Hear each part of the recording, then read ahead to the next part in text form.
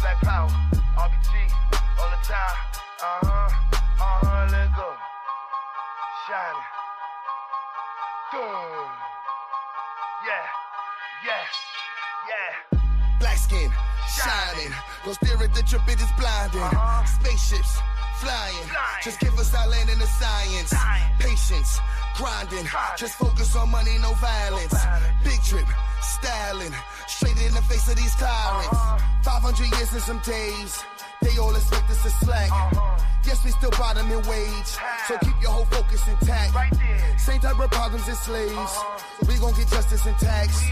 So I give fuck what they say. Keep your perspective on black. They are so mad that we waking up.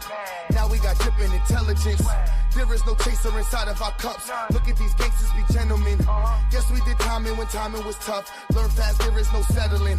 Took on their games and we called out their bluffs. Had to learn game from the veterans. Look at the time that we sat up and pudding. Rolled out the bunks with no comfort for cushions. Learned all they ways and it's amazing we took ones. Straight in their face of they lies they was pushing. Now you staring at refinement. Ain't no breaking this alignment. Gold plated with some diamonds. 24/8 is the timing. Black skin, shining. Don't stare at the drip, it is blinding. Spaceships, flying. Just give us our land and the science. Patience, grinding. Just focus on money, no violence. Big drip, styling. Straight in the face of these tyrants. They bite off our styles and our different gifts. Then they play games with our minds. Microaggressions and inferences. Try to throw shade on our shine. They watch to make fun of our differences. That plus they hate made us climb. Walk through the mouth, count them distances. No, you not taking from mines. They drove us and want us to stay asleep. They blatant as hell with they moves. Now we got crimson on different keys. Dripping with berries and juice. We doing it loud, no being discreet. Shining with all of our jewels. We pushing for people that's hearing deceased. Big stepping on they rules. Black skin, shining. Don't stare at the drip, it is blinding. Spaceships, flying. Just give us our land and the science. Patience, grinding. Just focus on money, no violence. Big drip, styling. Straight in the face of these tyrants.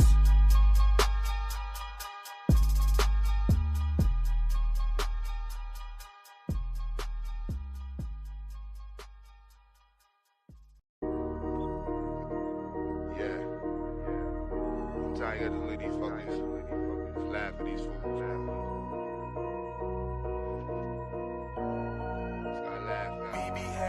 I had it told, no screaming they balls, so watch you I laugh more. I rap for the trenches, you cannot step in, you wanna last it all. Don't mess with the white, that is your vice, he's gonna pass the soul. The pressure and hate, these that be fake. Hey bro, is he coming over or what though?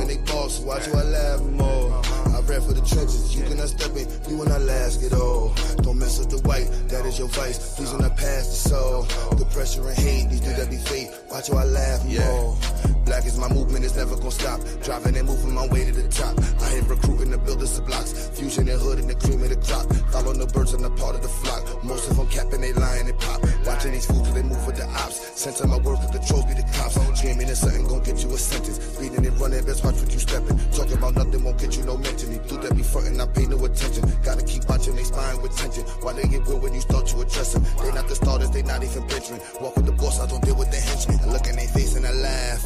Cause they be talking, I put in no work. Can't keep the pace with the dash. When that pressure come, watch them reverse. I'm in the streets and they mad. They on computers and dealing with hurt. I'm the king of my past. Cause what don't kill you, make you the worst. I had it told, no screaming they balls, so watch you I laugh more. I rap for the trenches, you cannot step in, you wanna last it all. Don't mess with the white, that is your vice, please do not pass the soul. The pressure and hate, these do that be fake, watch you I laugh more. I hear how they talk, no screaming they balls, so watch you I laugh more. I rap for the trenches, you cannot step in, you wanna last it all. Don't mess with the white, that is your vice, please do not pass the soul. The pressure and hate, these do that be fake, watch you I laugh more. They just be talking, not making no sounds. That's why I laugh when it comes to these clowns. Cause they not scratching that part of my crown. If you're not building, who keeping you round? How you not safe any part of your town? But you got cappers and keepers around. But they won't rescue you. If it go left for you, then you be stuck with your face in the ground. That's why I laugh and I never get triggered. Riddles be sad like cry me a river. Focus on black, my plans are just bigger. These are just facts, sign and deliver. They are just mad, they not in the picture. What are you building with nobody switching? Talk with a ball, but loud as a whisper. I speak for the streets and these are my scriptures. I look in their face and I laugh. Cause they be talking, I put in no work. Can't keep the pace with the dash. fast. When that pressure come, watch them reverse. I'm in the streets and they mad. They on computers and dealing with hurt. I'm the king of my past. Cause what don't kill you make you the worst. I had it told, no skimming they balls, so watch how I laugh more. I rap for the trenches, you cannot step in, you wanna last it all. Don't mess with the white, that is your vice. He's in the past, the soul. The pressure and hate leads to every fate. Watch how I laugh more. I hear how they talk, no screaming they boss, so watch how I laugh more. I rap for the trenches, you cannot step in, you wanna last it all. Don't mess with the white, that is your vice. He's in the past, the soul.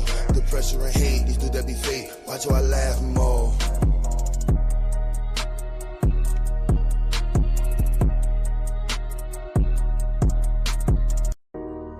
Yes, sir. Was Gotti. We back at it. That was a good. What'd you say? No, I was saying that was a good conversation. I think, letting Taz and the Somalian gentleman speak, a lot came out of that. Yeah, I think he about to join back. I see him streaming it now.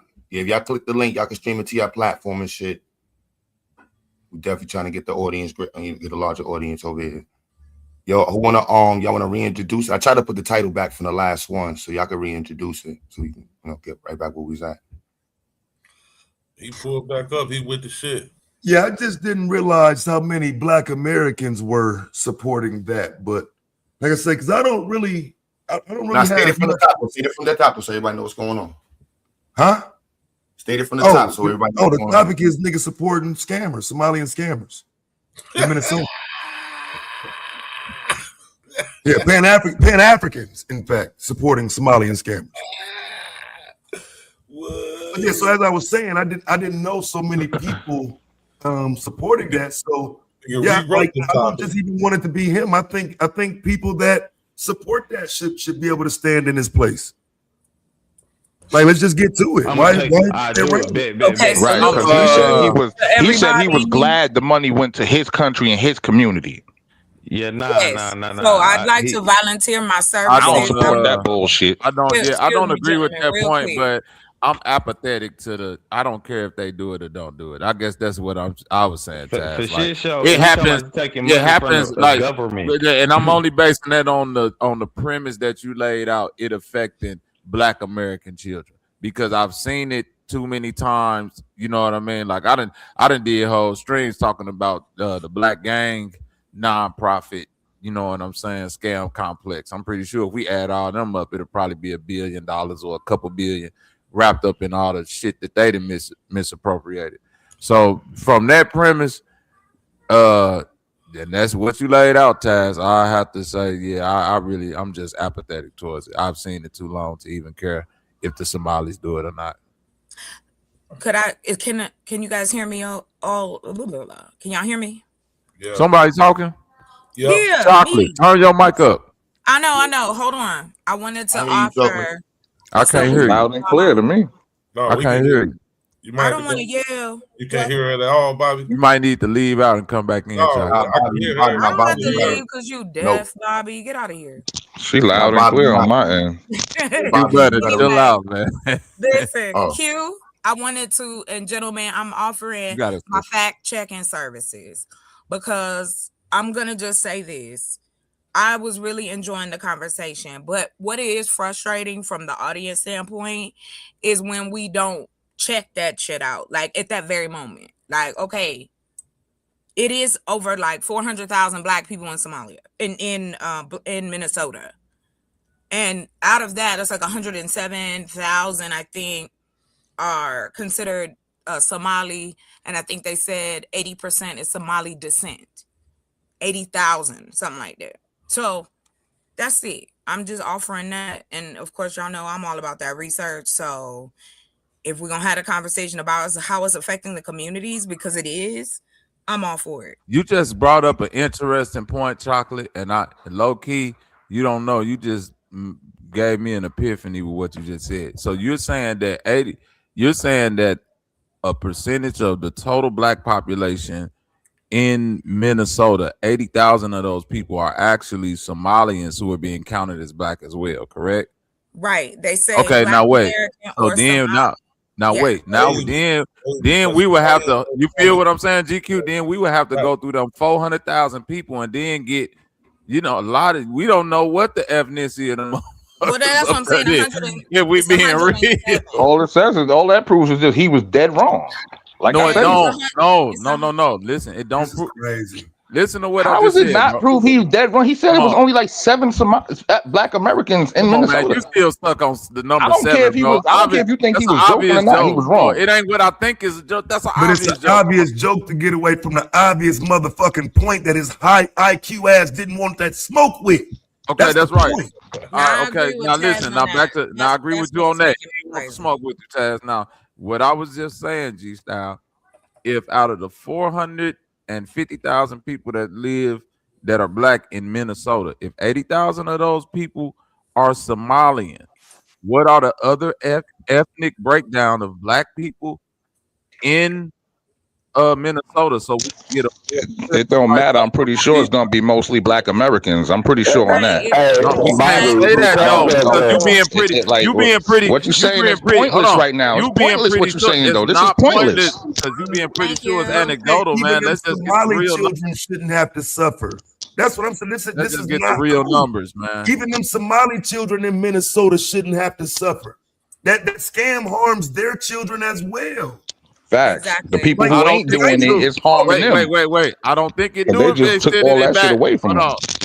If you say it's harming Somali American kids, you might got a point. If you just say Somali kids, if they sending the money back to Somalia, right? Like, of course, I'm talking about Somalia. I said the kids that live there. Right, but I'm saying if they're building their country up and those kids that live there have the opportunity to go back to their country, it's kind of like a catch-22. You're still siphoning the money for them by proxy in a way if you're building up their home country. So why couldn't we though come up with another way though? If they need help there, instead of it being where it's a take scenario, it becomes this, if we're not economically trading or finding out where this money is going. Yeah, I do think it's important to want to know what's happening to our people across the country. Not just, Minnesota is now on the map, but it was just Chicago 5 minutes ago. Chocolate, I wanted to just say this really quick. So because of the Habesha and Oromo Ethiopian population that's here in Minneapolis and St. Paul, as well as the Eritreans that are here and the Nigerians that are here, right? All of those groups might be lumped into the count of Black people. You see what I'm saying? Yeah, so, and then there's Black people that's what some people would call FBA, right? That's from St. Louis, that's from Chicago, that's from Ohio, that's from Los Angeles. That's from New York. So that's what the demographic of Black people looks like here. How many of them niggas? Then it really might only be 7 Black Americans there, Taz. Yeah. I mean, but regardless, though, Bobby, if it's more of us, Bobby. Just go by what's on the screen, man. Let's just go by what's on the screen.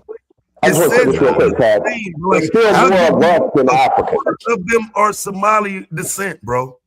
I don't. It doesn't fucking matter. They stole the money from the kids. Whatever kids they are. Shit from no kid. That's what I'm saying. That's wild to say, bro. It's wild to say like they really still. They definitely did steal money from kids because they got several daycares that are set up that are not even having children in there. There's not even children in those daycares they got over there. Come on, that's Nigerians stealing it. Without them stealing it, the government is literally. Can we look that up, please, and get some facts on that? Without them stealing the shit, the government don't be giving us the money like they should anyway, because again, in most places, it's more white people than Black people. So they giving most of the fucked up people funds. It's not the fucked up Black people funds. So go to all fucked up people. It's way more fucked up, quote unquote, white people in Minnesota, bro. That's not really helping actual Black. Whoever's typing this shit in, it's showing that it's a lot of African motherfuckers that no disrespect to the like, it's showing that it's a lot of them up there in Minnesota. So I mean, man, it's hard to say because I've lived in Detroit where up there in Michigan where it's a large Chaldean Middle Eastern population, and them folks definitely be up there scamming like a motherfucker. And whatever they be doing, I'm pretty sure it's taking money and food out of Black American people's mouth too. Like I say, I'm just apathetic towards it. I'm not saying it ain't a problem, Taz, and you know it's some they probably bogus for that shit, but I've just seen it so long to where it's like, yeah, now the Somalis doing it. Yeah, like what's new? Yeah, I just, like I say, well, to downplay it by saying it's only 7 people there, it doesn't matter. All right. Well, like I said, just keep that in mind. I mean, again, you're literally making it seem even like with those other African groups being here, Taz, it's still more Black Americans here than anything. Yeah, but I'm saying, like, for me, these conversations have always been about every single Black person. I don't say, well, nah, it ain't enough Black people there for me to care about it. It's one nigga there, man. That's why that nigga got lynched. You know what I'm saying? Like, niggas bitches. And I just know niggas ain't standing on shit. I'm not gonna change my positioning because, we talk about white supremacy. No, nigga, that money's supposed to go to the benefit of someone. That money was supposed to help someone. And when it goes somewhere else, that's a problem. And when you're bragging about taking it from children, that's even more of a problem. Like I said, I didn't know niggas was cool with scamming the children out of food. Like, that shit is insane, but I get it. Niggas ain't shit. I wanted to jump in. Like I said, when that lady in Chicago stole all that food that was supposed to go to them babies, I didn't see no Black YouTubers going live and condemning that. And she stole millions and millions of millions. One Black lady said that she was supposed to be feeding the children. This was it. This was a few years. This happened a few years ago. Was she by herself, or was she by herself, or was it like a whole community of her and her people doing this shit? It was probably her and a couple more people. I'm just saying, but whatever they was done, no, they was. This shit is a whole. This is whole communities of these niggas doing this shit. Nigga, 90 people is not a community, nigga. Hey, Aaron, we could debate it. Bro, I don't care. Communities of them doing this shit right here, bro. I don't care that it's the whole community doing. I'm saying I'm only addressing. That's the hustle for them. Okay, I get it. It's a lot of scamming going on. I'm addressing Taz's point of the scam of it taking food out of children's mouths. And I'm saying the bitch in Chicago that did that's a piece of shit too. So now what's the difference? Well, I'm saying I'm not going. Yes, okay, I don't go ahead. Change it to another scenario to make. I'm not changing it. Could I just add? I was trying to make a point with it, but go ahead, add to it, because I'm gonna keep getting cut off. Go ahead. Thank you, sir. I appreciate it. I promise I'll keep it. They know I'm gonna kill them. That's why they keep cutting me off. They like, this nigga good, so just don't let him get that point out. Just is that why you keep cutting me off? Yeah. Is that the same reason you keep cutting me off? Yeah, I'm lost. I was talking first. You cut me the fuck off. What you mean? Take a joke. It ain't funny. Nigga, you weren't playing. You ain't realize I was playing. Calm down. Don't do that. Anyway, listen, just the fact. I'm gonna come build a mud house with you. I got some extra tires in the back. What are you talking about? My bad. The earth hut. No, you can't. You not welcome, Bobby. You not welcome. Okay, because you be trying to throw dirt on the side, nigga. So anyway, I thought that's how you build a house. Throw dirt on the side. No, me alone, I don't need your help. Thank you. Anyway, what I wanted to add to about the case. Okay, so here's what the setup was. 2016, these people said we're gonna feed all these kids. This is when they started. We'll come to find out, over from 2016 to now, it has been over $18 billion, and that money was siphoned off to China, Kenya, and Somalia. That is why they're making a huge deal about it. So you brought us all the way back to the premise of the argument. We know what we arguing about, Chocolate. You know what, Bobby? You said that's the beginning of the shit. I can't stand you. Well, I'm sorry, I can't stand you. Answer this question, though. This one of these dumbass Pan-Africans said the real question should be: has debating been detrimental to the Black community? And considering that a lot of y'all bitches come from Sonetta and them form of debating, I would say yes. It has been. You bitches come from the conscious community. Fuck, nigga. That nigga now said now come up here and tell me about 1300 AD, BC ass nigga. That nigga said debating detrimental. Nigga, this shit, you ain't never went outside and seen two niggas just standing around talking about some, let's get in the debate, nigga. I put it like this only on the internet. You gotta live on the internet for massive amount. I grew up seeing niggas debate in the streets. Hey, Chaz, now, when's the last time ever went to the store? Died in Minnesota and so did Orlando. Next door neighbor was Mary Poppins. I didn't even think about them.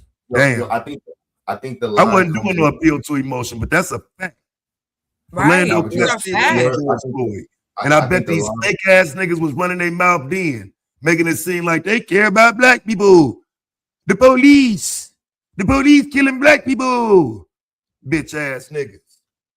Nah, I think the line comes in. I'm hearing the convo, like people that fuck with the skin part, but I think the kid part is the part that makes it fucked up. Where it's, I think from a hood side, because like if you scamming in the hood, but if you scamming kids in the hood or money for kids, right? Exactly. There's a difference between getting the government and getting kids. Like, it's like, hold on, come on, that was money for kids, B. The government get kids every day. That's what I'm saying. To me, it sounds like we kind of mad because we ain't doing the scamming enough. And then they bruh, why are we mad? The government fucking our kids over every day. I keep saying that. Y'all keep skipping that. They don't. When have we been cool with it? When have we been cool with it though? When have we been cool with it? No. So when have we been cool with it? Be mad somebody else just doing some shit. Why would we not be mad? Why would we not be mad? We was not. Hold on. If we wasn't cool with the government doing it to our kids, why would we be cool with these fuckers doing it? They not doing it to our kids. What do you mean they not doing it? Yes, they are. Doing it to our kids. Like, I mean, if you really think about it, though, it doesn't really affect Somalians' kids. It benefits their children because they have a very tight-knit, consanguineous bond as a people, and they're very homogenous in the way they get down. So when you just look at culturally the way Somalians are, it would be impossible for them all not to know about what was going on because they don't fuck with anybody outside of Somalia. Right. That money only spread it through their community. That money was only going through their communities. Hold on, Swarthy. So when I made the point that it's still gonna benefit their children, you was 100% correct. You was more than nigga. You was more than correct. You just didn't realize it. You was more than correct because nigga, their kids was driving Range Rovers and Beamers around this motherfucker. Like what the fuck? They benefit. They have a special relationship with white people. A lot of niggas don't want to hear what I'm saying right now, but I've seen this shit for the last 6 years, Bobby. And when you ask black people that like from St. Louis and New York, when you ask what they call the FDA, right? All Northern Africans have a special relationship with white people. Take that to the bank.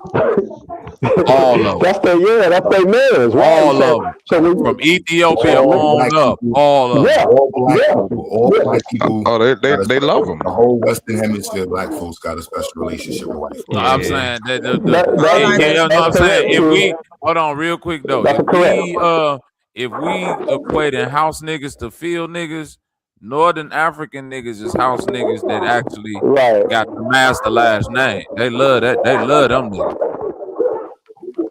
Cherish that 143 IQ. I don't know why. Somebody got background noise. Your emotions, talking about children, but for me, children is an emotional topic. So if I can't appeal to your emotions, you're probably a fucking pedophile. Now keep playing with me. Keep pushing my buttons, bitch. Because I don't give a fuck about hoe-ass niggas who sit around and make it seem like it's cool to harm children in any way, shape, or form. So I'm going to send it all the way up, bitch. I'm not going to just play around like you're harming children. No, bitch, you willing to harm children. You might harm children. You may have already harmed children. Watch who you talking to, fuck, nigga. Because my argument centers around protecting children, bitch. Who you talking about in the chat? Any motherfucking body that's talking shit to me. Any one of you punk motherfuckers. Come on, I don't defend white supremacy. Right, you defend pedophiles, bitch. Fuck, nigga. Now come debate that. I can label motherfuckers too, and my labeling is better. In fact, my labeling hurts more. You better check around, bitch. I had you running around here for the next 5 years crying about what I said to you. I'm being nice, nigga. You better quit playing with my motherfucking name. Hoe ass, any of you hoe ass niggas. I make niggas become content creators. Soft ass niggas. I make soft niggas become content creators. When I get done with your pussy ass, you gonna want to create a channel, bitch ass nigga. Better leave me the name on it, son. Who are you talking about? These hoe ass niggas in your chat pretending to care about children. Then when it comes up, they talking shit to me because I'm saying protect them. Nah, man, that shit just ain't hitting no Taz. Cause that shit ain't like that shit have, bro. The shit they ain't like. First of all, the money ain't going to real life kids. Like Social Security should go to the parents of the children, whatever. You know what I'm saying? Did they help the kids, right? But the point the nigga making, and it makes sense even when they talking about they don't, you defending white supremacy. I get it. Like, why you so adamant about us? Really? Because the government not helping us, nigga. It's ran by white people. They don't give a fuck. Why do you think they out here talking about great replacement theory and shit, nigga? Like the motherfuckers legitimately goddamn think we the enemy, and they fuck us over all the time. I don't know why all of a sudden it's like because the Africans said it, nigga. I think the other side of it is I think Black Lives Matter kind of set the tone for the scamming though, son. I can't call it out that because I couldn't imagine being in another country, seeing Black Lives Matter, and also seeing that they stole all the money and nothing happened to them. I'm coming to America. You really can't tell me nothing. I'm just telling y'all, if I was in another country and I saw Black Lives Matter, and I know that it was started for black boys, you know what I'm saying? It was doing all of it. None of that was that. Started for black boys. I mean, hell, you look at American fucking history. That's what niggas do. They finessing. They finessing scam because American of black men being shot by police, bro. But the organization. But all right, bro. All right. Well, I guess my question would be: hold on, are we saying Black Lives Matter didn't grift? You saying Black Lives Matter didn't grift and turn it into like a gay movement in black women and black mothers? No, that wasn't a grift. That's the origin. The origin is the gay movement. That's how it started. Black Lives The gay Matter women wanted to be in front of the movement. They wanted to be the face of. That's the foundation of the movement. Black Lives Matter? Yes. Yes, that's the foundation of the movement. The hashtag is the foundation of the movement. No, well, I won't say that. I won't say it wasn't. You saying that the day of the Zimmerman verdict, right? I'm going with what's the young brother that got killed and they grifted his mom? Trayvon. And the one you talking about Tamir Rice in the later years. No, you talking about Mike Brown. That's in the later years, though. That's and Mike Brown. All of those, like it was like 4 or 5 within that. To me, that's what I saw drove the hashtag. And then the organization started after the Zimmerman verdict. That's why I'm willing to say the foundation can be black. I can see that. You know, you said Zimmerman verdict. That's in the same time frame. That could be in this because that's it's not long after. It was hijacked. It was literally about the Zimmerman verdict. It was about that moment. I think Mike Brown was right around the same time as the Zimmerman verdict. It was a year later. Mike Brown is the next year. Mike Brown is 14. But Trayvon happened in 13, I think, and then the verdict, and then the Mike Brown, and now it's kind of up. With Tamir Rice. Tamir Rice is 15. And see, that's what I'm saying. The reason why that movement grew was because this shit was out on Front Street. We saw these shootings. All of this shit was happening. That's the one thing we can't take away from it was the shit was happening.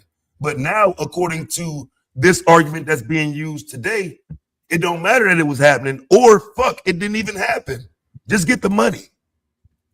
Niggas ain't celebrating Black Lives Matter for getting that money.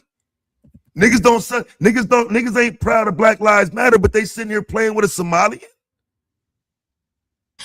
Yeah, because I It mean, says don't get online, me it says wrong. Zimmerman. Nah, shit, I how you changing the understand. argument when you Hold on, talking about being proud? I ain't Zimmerman, changing the like argument to shit, bitch. You finna stand So on with that Nobody Taz, shit. being with proud. I'm just saying, I don't even give. if you I think don't. You if you niggas finna stand where you stand at on though, that We shit. don't give hold a on, if you fuck stand where you about at though, Black Lives Taz, Matter look, doing it either. Like I'm saying with nobody out Taz, here really having outrage because Black Lives Matter did it, Taz. That's what I'm saying. Even with us like not Yes, liking they it, are. ain't nobody Niggas having real abandoned Black live Lives outrage. Matter. Like, and Niggas I ain't about abandoned to the sit whole there. movement. What do you No, mean? yeah, for because they shit, stole sure. all But the that, money and they turned it yeah, gay. Right, so why you yeah. ain't abandoning these fucking dirty ass Somalians that Nigga, I'm stole all never the with money? Why are they them. being I'm never defended with today? them. I just don't give a Oh fuck nah, that they took some money from the government. So that's my question. If Like y'all how don't mind, everybody I'm gonna do just jump in. No, I'm saying the moral compass is convoluted to the world. Yeah, that's what I Like wanted that's to what I'm ask saying. When you. Black Lives Matter convolutes somebody else's level. Like when we're saying in the hood you can't be scamming kids. Like this is the old, like bro, they literally took the money and scammed and went and bought houses. It was on tell. Everybody knows that. Nothing happened to him. Donald Trump even brought it up. This is insane. I mean, I don't even agree with that shit though. I mean, anytime Aaron keep yapping like bro, you're a debater. Let me know when you want to debate the Black Lives Matter thing. Like, bro, they didn't scam shit. Niggas is cap. That's why they ain't in jail, but these fucking Somalians is. Hold up, you These said Somalians Black are going Lives to jail. Matter didn't scam nobody? Literally pleading guilty to fraud. Literally pleading guilty. But you looking at niggas who ain't pleading guilty to shit. This is insane. Where's the logic? Oh, wait. Only Africans got logic. Nah, this nigga, you on some nasty work I right here. have a quick Hold on, question. real quick, Chocolate Earth. It's a scam. Like one is a scam and the other one is a grift. They both from the same family, in my opinion. The reason why Black Lives Matter, from my estimation, can't be considered a scam is because I don't think they necessarily were getting funds from the government. I think most of their shit was donation based. Yeah, they didn't scam anybody. Right, so they didn't necessarily scam nobody. If you gave your money to them willingly, then that's just. So they just solicited the name of those people that got killed. Right. They just they just used the names and acting like they was out there, acting like that they was the shit. face of the people. Right. You know that those GoFundMe's was gonna go to those families, but they just staying in house with Black Lives Matter. Yeah, that's all. So anybody who did streams and content, because like people that do streams and content about that make money too off of it. Do they owe the family? Anybody who started GoFundMe in the name of the person who died and have a GoFundMe, but it's the money going to them, yeah. Because I don't know if the legit BLM did that. Like it's like nah, I just looked it up. Black Lives Matter got 10 million from the government, straight from the government. You feel me? That's what I wanted to ask. That's okay. Right, and they not in jail for it. So I have a question. It is what it is. My bigger point is we should be madder at Black Lives Matter than some fucking Somalians who is taking it straight from the government. Because them Black Lives Matter did 90 million. They did that because I'm saying Black Lives Matter and 10 came from the government. So most of the money they got really did y'all come from the repeating black that Candace Owens talking point. I know again, all of y'all are truly MAGA niggas who like to project. So let's deal with the real. Who's going to debate it? Who's going to debate the fucking goal on it? I'm already up for that one. All right, let's go right now. Let's fight in the classroom right now. Can I ask my question now before y'all debate? So how do you guys feel about that? I heard, and I think that was you, Aaron, talking about them taking from the government. So then why couldn't we take from the government and actually do the right thing? And since we know what that is, that also happens. Black Lives Matter facing the case right now, Taz. I just looked at it. Oh shit! It's on the screen. It's on the oh, screen. that's crazy. This nigga Cuba crazy. OKC charged with wire for the money laundering. Yo, this nigga crazy. I swear to God, I just looked this shit up. Who said that about the government? This is the problem. This is what y'all don't understand, fam. This is Oklahoma City, fam. Who the fuck is this? No, this is the list. You even know who this is? Yes. I'm gonna break it down for you, Taz. Hold on, real quick. Hey, you have to break down the scam that they were doing for you. It's no different than Grandmaster Jay starting one.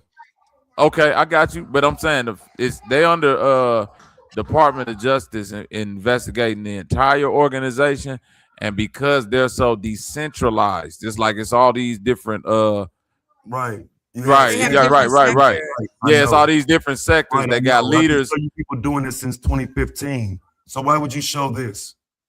What do you mean? Because they under investigation, bro. What you mean? This is all right, bro. Never mind. Dad, Q, somebody paid $20 on the last stream for the him and Bezos to debate the money. I know he ain't come back yet though. Okay. I was supposed to take y'all off the stage. I was trying to do a bunch of shit. I did that shit once. Scroll down some more. Let me read the bottom of that. Oh damn, you took it off. Oh my bad. Oh, I'm on the wrong screen. My bad. Hold on. It ran You cool with it, Taz? Yeah, of course. Oh, okay. Yeah, this ain't his first time on the panel though. He's been over here a couple times. Oh yeah, he ain't want no more smoke though. They ran him out. No, we ended the stream. He left before the stream ended. Scroll down the rest of that. Cause this is what I'm saying, fam. Like, despite the stated purpose of the money to raise in terms condition, at least through October 20, Dickerson embezzled from BLM OKC's accounts for her personal benefit. Like, this is a person. This is a scammer. Like, what is the point here? Look, a few of them did that. But like, you know, it was necessary. You know, Black Lives Matter definitely was necessary. I understand your grief, Taz, with hearing. But she's taking money that's being, because here's the issue that I'm trying to make sure we understand. She's taking money that's supposed to go to BLM and keeping it for herself. So she's stealing money that's supposed to go to the Black community from what people are saying is white supremacy, right? She's stealing the white supremacy money, right? 3.15 billion. My point. That's supposed to go to the community. Excuse me, I'm not done. Because I don't mind dealing with this bitch too. This bitch is a problem too. This is the problem. Right? So once we get done with these bitches who stole this money right here, that you keep projecting onto the whole movement of Black Lives Matter, can we please is it possible that we can get back to now talking about the Somalians who were doing this shit and now bragging about sending this money out the country? Bro, the Somalians not getting no money directly from the Black. That's the thing. We sitting here talking about how they got most of the money. They got $90 million in total. 10 million of it came from the government. So that means 80 million basically came from. Listen. So that means that money we directly gave them to hope the better our community got stolen. Now we ripped. That's what I'm saying. Now that you done seen her, you mad at her. How you talking about? Oh well, let's pick out the individuals. Let's get mad at just them and not everybody. Well, nigga, the Somalians did the same shit. Like, why am I gonna be mad at that? Like, that's what I'm saying. What? And they didn't even they didn't take it directly from us. They taking it from the government for real. That money really come from the government who barely helping us anyway. Why the fuck am I supposed to be in defense? Like, don't steal money from the government that already be stealing money from the Black community. Why you think it's so hard for us to get the help if we got motherfuckers like that scamming? When a Black person that's the big thing. They not the ones that's doing the scamming. That makes it more difficult to get it. Bro, we got kind of into this yesterday. I sat there and pointed out the most scams in America is being done by white people. They doing over like 100. It's like 100 trillion or billion, some shit like that. You're against white scammers, though, right? You're against white scammers, though, right? Nah, I ain't gonna lie. This is how America works. That's capitalism. Like, what the fuck? Like, that's what I'm saying. All right, I'm gonna go ahead and mute up and watch the game. You know what I'm saying? It's capitalism, nigga. Like, what is we doing? That's what capitalism is. All scams matter. I'm not with I didn't say I'm with scamming. We talking about how the shit is working in reality. White people even are at the advantage they are by scamming the fuck out of us, right? Like, that's how. Taz, I just figured it out, cuz. Why your energy like this, boy? You salty off them 49ers, ain't you? Cause I know, cuz. That nigga lost the double down. Man, I know that was hard. I'm tired of this topic, bro. Not. I'm sick of this topic too, Black man. People pretend to care about other Black people. Like I've been talking about this topic for years, bro. Like I was over that 49ers ass whooping at halftime, my nigga. You talking about as far as the topic, you talking about 501c3 nonprofit scams in the community type deal? Because that's what this is. I'm talking about ones that white people use and do it and benefit from it because they use black people. That's the whole reason I did this as content in the first place. It was only 14 defendants initially, and it was a white woman using Somalis to scam kids. That's where the shit started at with me, and then it blew up into this 4 years later. Quick question. So, and I think me and Camille are kind of on the same brain right now. Why can't we just teach or learn or see how the money that is being distributed and given can be used toward what is necessary in our different communities?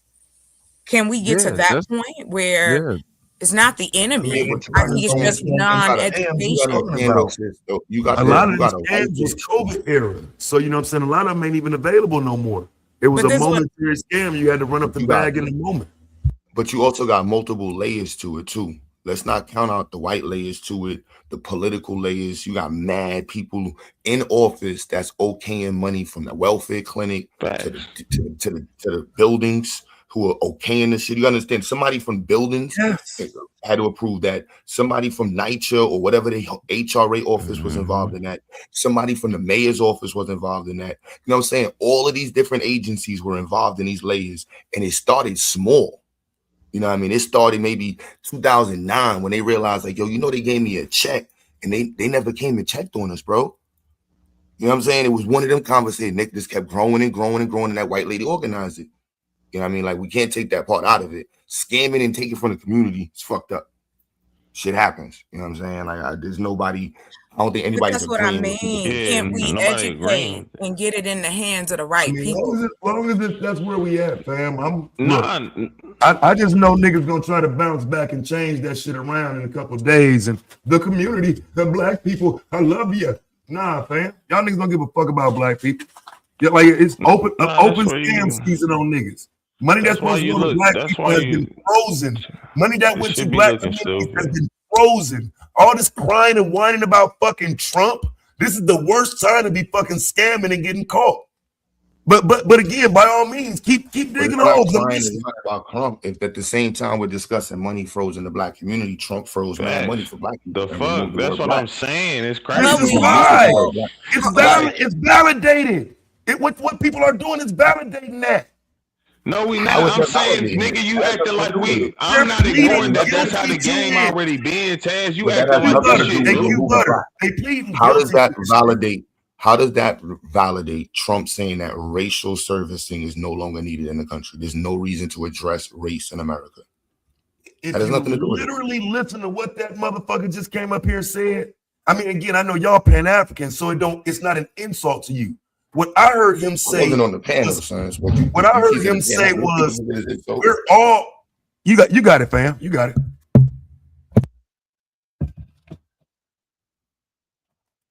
Don't cop out. And then we also. I ain't capping out of shit, bitch ass nigga. This ain't smoke you want, and you know it. Don't tap out. Don't tap out. Don't tap out.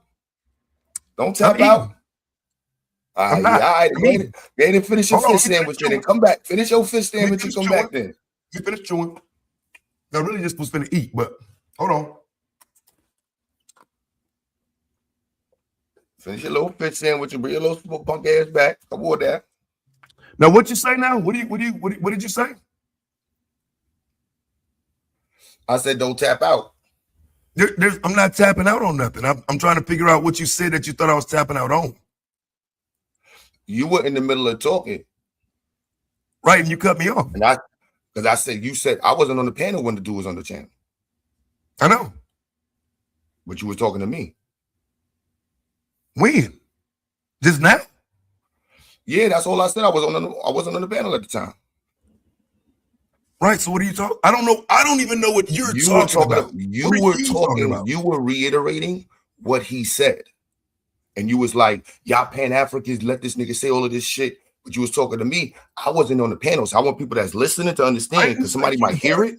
No, somebody might hear it, and they be like, "Oh, you like." So, no, I didn't say you, but I am here, so that implies you. No, I was talking about these niggas in the chat that keep trolling me. I want to troll them back. So no, I'm not talking about you personally. So I missed something somewhere where you was talking about yourself, because no, you wasn't up here. So I wasn't talking about you, but I am on this channel, so I understand why you saying that. So my bad. Yeah, but what he said though, that's all. What he said. Oh, he said. Oh, so you didn't even hear what he said. He said basically that the money that came from here went to build up their country and feed their children. So fuck us over here. It's more important for him to get the money there. That agenda comes out. That agenda. No, that's not what he said. No. So tell me what he said. That's basically what he said. He said, "Nigga, why would I be mad? My country's fucked up." No, that's what he said the second time. That's literally what he said the whole time. Like, my country fucked up. Why would I be mad? Like, they taking money from a white supremacist government and building our economy. Why would I be mad? You weren't here either, I don't think, because I didn't just lie on him. No, I was here. So if you were here, then why are you leaving out the part where he literally was talking shit, saying it's not my responsibility. If we can get the money from over there, we gonna get it. Fuck y'all. How did you miss that part? Yeah, that's not what he said though. That's what you keep saying. That's basically what you got out of it, which is cool. You know, right? What did you get out of it? Because he said two different things. I just said the first time it was. Hold on a second. Wait a minute. I'm just repeating what he said. Wait a second, Brooks. I want to hear if you're gonna lie. The first time he was responding to a super chat, he laughed and kikied about it and made it sound like it was cool, and he shitted on America with it.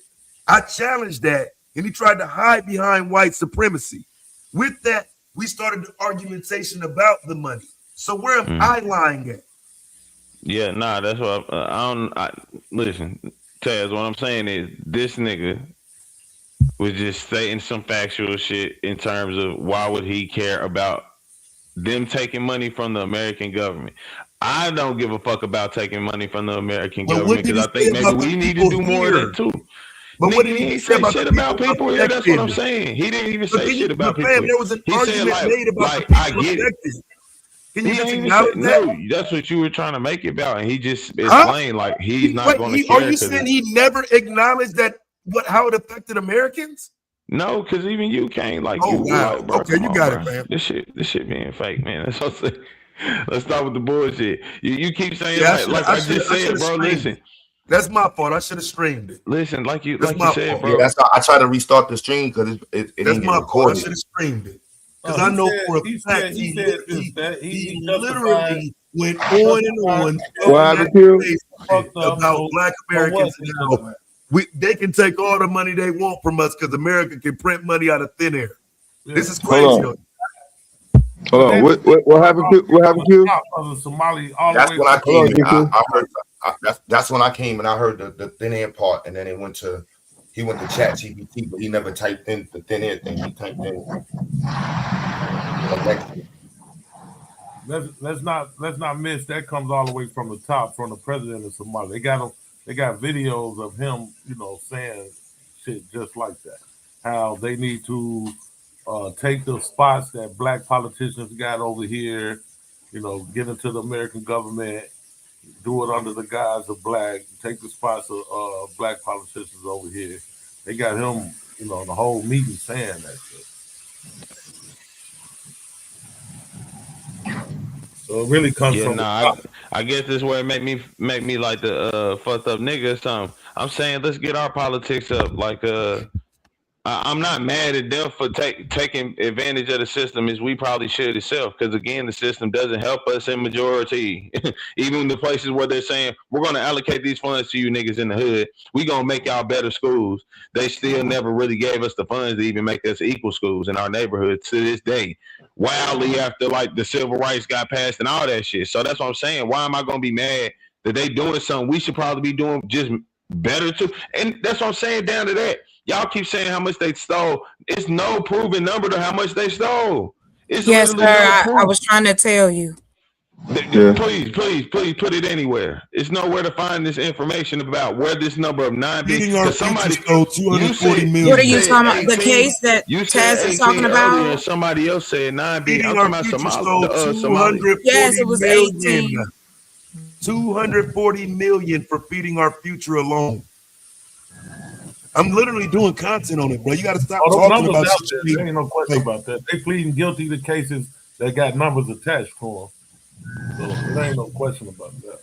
Yeah, I'm not saying that it's not happening. I'm saying that, but the number everybody keeps saying. Somebody said earlier 9 billion. Somebody, I think that was you, Earth, that said 18 or 19. Like nobody know the real number because ain't no proof on that. That's really just the government saying, "Hey, be mad at these motherfuckers because they've been stealing shit from everybody." Do you think they were saying that to make black people mad or white people? That's even the thing yourself. Now you see why I always focus on Feeding Our Future. Now you see why I always focus on Amy Block and just that one. I only focus on that one for this reason. So you can't keep saying stuff like that. It's okay. So can I? Million. Like, come on, bro. I got you. And here go the info on the case. Here's the fact. They sell the autism lick too. You know, the money that they gave for children with autism. They scammed that motherfucker. So check this out. Federal prosecutors with the numbers attached to it, how much money they took. So federal prosecutors have estimated the total loss from all fraud cases could exceed 1 billion, and earlier this month alleged that half or more of the roughly 18 billion in federal funds that supported 14 programs in Minnesota since 2018 may have been also stolen. So that's why you're getting different numbers. You see, may have been, could be, and did it. That's what I'm saying. Because it has to be that way. It's alleged. No, it isn't. They just got charged. That's the point. So why we keep saying these alleged numbers? Because it ain't no actual. They're not alleged numbers, sir. This is what the federal government just said that they alleging. Yeah, that they're investigating. You have to allege until you found guilty. The case ain't ended. Okay, so we're repeating a number that's not factual, right? Any number you say ain't factual. Factual to the case. No, it's not. That's what they're hoping it to be, maybe. You telling but the facts will be there after the evidence is gathered, and then what if they come back and say $450 million was stolen in that same period? I guess I don't understand why you got to do all the black flips and twists to what you said. You went from 1 billion at the beginning up to 18 million in one sentence. No. I said sir. I just read to you, and this information is available. It's public. You can go to the Department of what is it? The federal judges or I can't think of the website. Nah, this is a dagger right here for Taz though. Now this is a dagger on Taz's side right here. Yeah, this straight right here from AP. It says Minnesota has been under the spotlight for years for Medicaid fraud, including a massive 300 million pandemic fraud case involving the nonprofit Feeding Our Future. Prosecutors say it was the country's largest COVID-19 related fraud scam, and that defendants exploited a state-run, federally funded program intended to provide food for children. And what children? Underserved children, underserved communities, not for rich children, not for white children. That's middle. No, that's what I'm saying. It's more poor white people in Minnesota than poor black people, right? School is out, so it's more white people on food stamps than black people, right? KT, listen, school is out. The kids can't get the lunch, right? That they depend on. So we gonna fund lunches for these children that depend on these school lunches. Those not rich folks. You gotta pay for your lunch if you're over a certain wealth gap. You know what I'm saying? So that's for underserved children. What? Black children. In the state of Minnesota, most of them underserved people are white. That's what I'm saying. The population is more white people on fucking food stamps than black people, right? So money going out to help the underserved is mostly going to still help the white people. That's all I'm saying. What the fuck? To the point that GQ just made, right? It's not for the children in Edina and Egan. It's for the kids that's in Minneapolis and St. Paul because they don't have the money to live in Edina. and Minnetonka and Egan, right? And St. Louis Park, those different places over here, right? So to your point, GQ, that money is for them kids in Minneapolis and St. Paul who are fucking broke. And just notice there too, before I get off the screen, this started under the Biden administration. So I do understand, like all of the Trump guys and the MAGA fuck boys and all of y'all, you just got hip to it. Sorry. This is above what you actually know. Go sit your dumb ass down. This ain't about no president. This ain't about politics. This ain't no political part. These motherfuckers was scamming. Either you supporting scamming children or not. Bottom line. Like I said, I only know about this shit because I actually when it first started. Fucked up on so many levels because, like I said, when the nigga go to actually try to, just like the female, the lady who was actually helping feed black children, the black lady, you know what I'm saying? She got caught up in that shit. She got caught up in it too. You know, and she had been getting awards. She's been feeding kids for years, running pantries and shit. But even with that though, GQ, the problem, and that's what dude didn't seem to understand. The reason why her legitimate spot couldn't get funding no more because of what these Somalians was doing. So she went and had to go get in on the scam to even keep her spot open. That was my point. Yeah, it's like, you know what I'm saying? It's crazy. She had to do the scam. You talking about the woman in Chicago? No, in Minnesota. Minnesota. Who, the white lady? Black lady. Oh, a black woman. Black American lady. And what happened? I'm confused. I'm confused on that. I know, I thought y'all been talking about the woman in Chicago the whole time. What black woman? Now, you know we've been talking about the Somalians in Minnesota the whole time. A black woman in Minnesota who had her own clinic and doing the same, not a clinic, food pantry. Yeah. She had a food pantry, been doing it for years. Legend around the city type shit. Well, when this shit happened with the COVID thing, they froze the funds because they said the money was being stolen. This is when motherfuckers had to go and get the money unfrozen. But for her, she was needing the money in the moment, so she couldn't get it. And them Somalians and whatnot went to her, or she went to them. I can't say which one because I'm familiar with her full case. But I know she ended up working with them because she could not get the funding legitimately no more. All the years she had been getting it. Now you got the COVID shit happening. They stealing money. They freeze it so can't nobody get it. Now she can't get no money. And like I say, the story runs deeper because the Somalian dude, just right quick, bro, just one more sentence, bro. The Somalian dude that's locked in with the mayor is the one who went to the Minnesota Department of Education to get the shit unblocked so they started giving money again, but she had already got in on the fucking scam, nigga. All you got to do is read about it. It's a black woman who that shit affected. So the point is, these niggas is all scamming, right? This seems to be what white people, Somalians, shit, damn near everybody but us doing. And I ain't saying that it's right or wrong. I'm saying, like, that's what I pointed out earlier, bro. This is fucking capitalism. It's taking advantage of niggas. It's taking advantage of niggas. No, I'm saying for you to be successful in America, you taking advantage of people. It's void of emotion. You got to make business decisions that say, fuck. That's bullshit. No, with that, bro, to be profitable, anybody who's a multi-millionaire damn near, I'm gonna make that claim. If you are worth 10 million or more, you've made decisions that have affected people personally and you knew the shit and didn't give a fuck. Because guess what? Even if you sell a fucking spring water that you can get for free off a fucking mountainside, nigga, you could have put that shit in the cheapest bottle possible to make you the biggest profit. And you know that cheap bottle flicks off into the water and affect our children. So I mean, why are y'all bullshitting now? Now we want to have morals with how the fuck capitalism work. Like, come on, bro, we mad at the next group. Nigga, the enemy is the white people who've been doing this shit already. That's what I'm saying. Where's the smoke for the motherfuckers we live right next to for real? Being in the numbers, doing the shit that's more. Nigga, I'm not mad at that fucking Somali. Stealing money from kids is not capitalism. Nigga, okay, then the white people doing it every day, and now you saying when the Somali do it, it's not. That's not the same. The white people doing it to us every fucking day. They've been doing it the whole time we been here, right? And they've been saying it's because of capitalism, right? That's bullshit. So that's what I'm saying. Why now be mad at a group of niggas broke you in than us still, even hey, bro, the only reason Hey, bro, this is what I don't like about it. This is what I don't like about it, because y'all just talk. The only reason I even fell into this as content is because it was a white woman.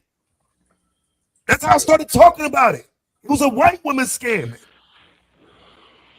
Yeah, the whole thing is this though. If you go pay $2 for a bottle of water that somebody got for free, you chose to make that. The kids not choosing to be scammed and not get the lunches that these people have been giving them. You understand? It's an actual victim in the situation. You can choose not to spend $2 I never for a bottle of said. water. So your whole example is bogus. It's fucked How? I said it's always going to be a keep your victim. $2 in That's your what pocket, nigga. I literally said. It's always going to be a victim. You That's don't want my to point. appeal to capitalism. You don't want to just keep your $2 in your pocket. You ain't got to worry about it. But them kids ain't had no choice in that. They're supposed to be getting them lunches. One thing is stealing. One is a business steal, and the other one is straight stealing. So you trying to compare this? You trying to make them both lump them in together, but it don't work like that. Nah, it is. That's what I'm saying. We want to talk we want to talk ourselves and make it seem like it's a moral difference, and then all of a sudden, like, nah, because we following in this system. Like, that's what the nigga been pointing out. That's why I've been saying this nigga really been cooking all day, because he been pointing out the fallacies we have. We can't be pro-black and something. Even Taz admitted from the beginning. Well, I would defend the white supremacists. Like, we know this is what this is. And we defending the. No, don't lie on me. I said the supremacy, because I knew that's what he was gonna hide behind. Every sentence, and white supremacy, and white supremacy, and white. You don't even live here. You're not even in America. Yeah, no, I ain't arguing you on that one. I ain't. Yeah, that was just a talking point to try to deflect with the conversation, and some niggas fell for it. I won't. You're not going to talk to me about white talking point to deflate. It's real life that we know the government is a white supremacist, however you want to put it. We know this shit's some white superiority led, especially over black motherfuckers society. And we'll really get up here and say, nah, if it hurt that, it's really hurting us too. But that they hurt us without the middleman. That's what I'm saying. I'm not mad at this. Bro, I'm not hating on no other nigga who can scam better than me. Fuck scam, because that's what I'm saying. I'm not even gonna make it seem like it's a scam. Because when a white person do it illegally, it's called a loophole. Like, this what this nigga been talking about all day. When a white person gives the word logic to it, then it makes sense to motherfuckers. But we can't apply that without that. Like, bro, I don't need you to tell me I need to be mad at them for stealing $9 billion and what its name is, when literally every year over 100 billion is stolen in fraud. Mostly given to white people. Nigga, this is 9 to 18 to 9 billion over 7 years. I'm mad about that. Get the fuck out of here, bro. We mad at the wrong thing, bro. We mad at the wrong thing, bro. We arguing with the wrong enemies, nigga. Like, we need to be turning that anger towards the fucking white people who still do this shit. Like, I'm just saying, bro. So the white people that do it is wrong, but when the Somalians do it, it's not wrong. Nah, nigga, it's all wrong. That's my point. It's all wrong. But I'm not gonna get mad at these niggas. I'm not gonna get mad at these niggas doing less or wrong when somebody doing a much larger one. If it's all wrong, then what's wrong with what I'm saying? If it's all wrong, because I'm saying these people are doing it at a far larger scale. The American government has been harming our black communities at a far fucking larger scale than 19 billion maximum over a 7-year period in this country. I am not going to all of a sudden be mad at them, especially in the defense of that system that's done far more worse to us. It's not sensible, in my opinion. I don't understand what the fuck. Nah. So wait, I'm trying to understand, because I know how to deal with things on multiple layers, right? So white people that are scamming are no different than these Somalians that are scamming. You know what I'm saying? Why is there a separation? Because I think it's more white people scamming us than Somalis. Even if you want to add up every Somali in this country, all of them are scamming us. I don't disagree. We can factually prove in numbers it's probably 20 times more. And I'm talking about in this country, white people every year scamming us more. But where are you going with this? Where are you going? I don't disagree. So why are we calling them all out? So let's call them all out. Start your channel up and let's call them all out. I'm not starting up no channel. Bro, I'm not here for no content. I don't give a fuck about being online. Me calling them out? Why do you have a problem with me calling them out? Because we need to call out the correct thing, the person. And again, that's what I'm saying. We being in reality. If we being in reality, somebody gonna fucking lose.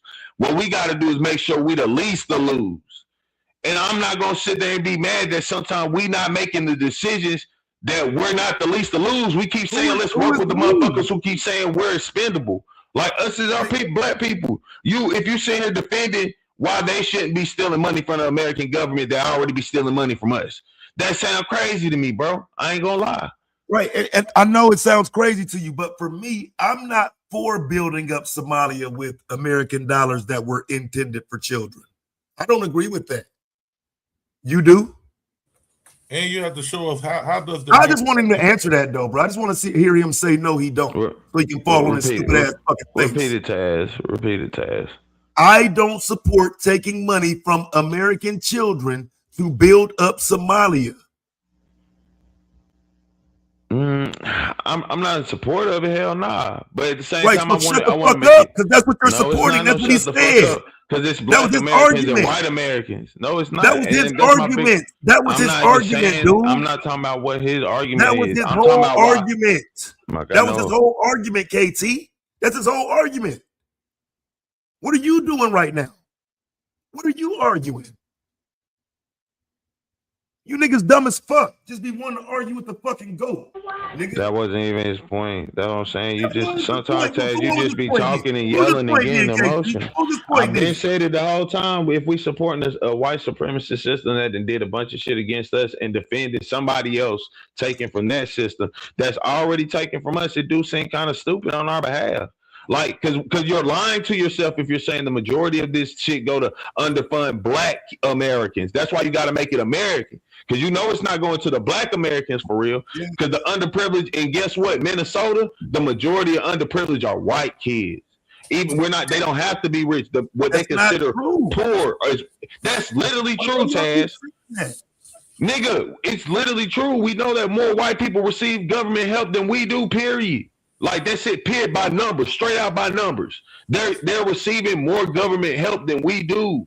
So when they say it's going to the America underprivileged, it's going mostly to your trailer parks than your projects. Let me explain something to you, brother. This is the problem with y'all. Y'all haven't read nothing. Y'all just keep using talking points. In order for them to keep getting that money, they had to write down the names of the children they were allegedly feeding. They were not writing down Molly Smith. All of this is documented, fam. That's what I'm saying. It does not help when you just want to either defend them or go against me. You don't have the info.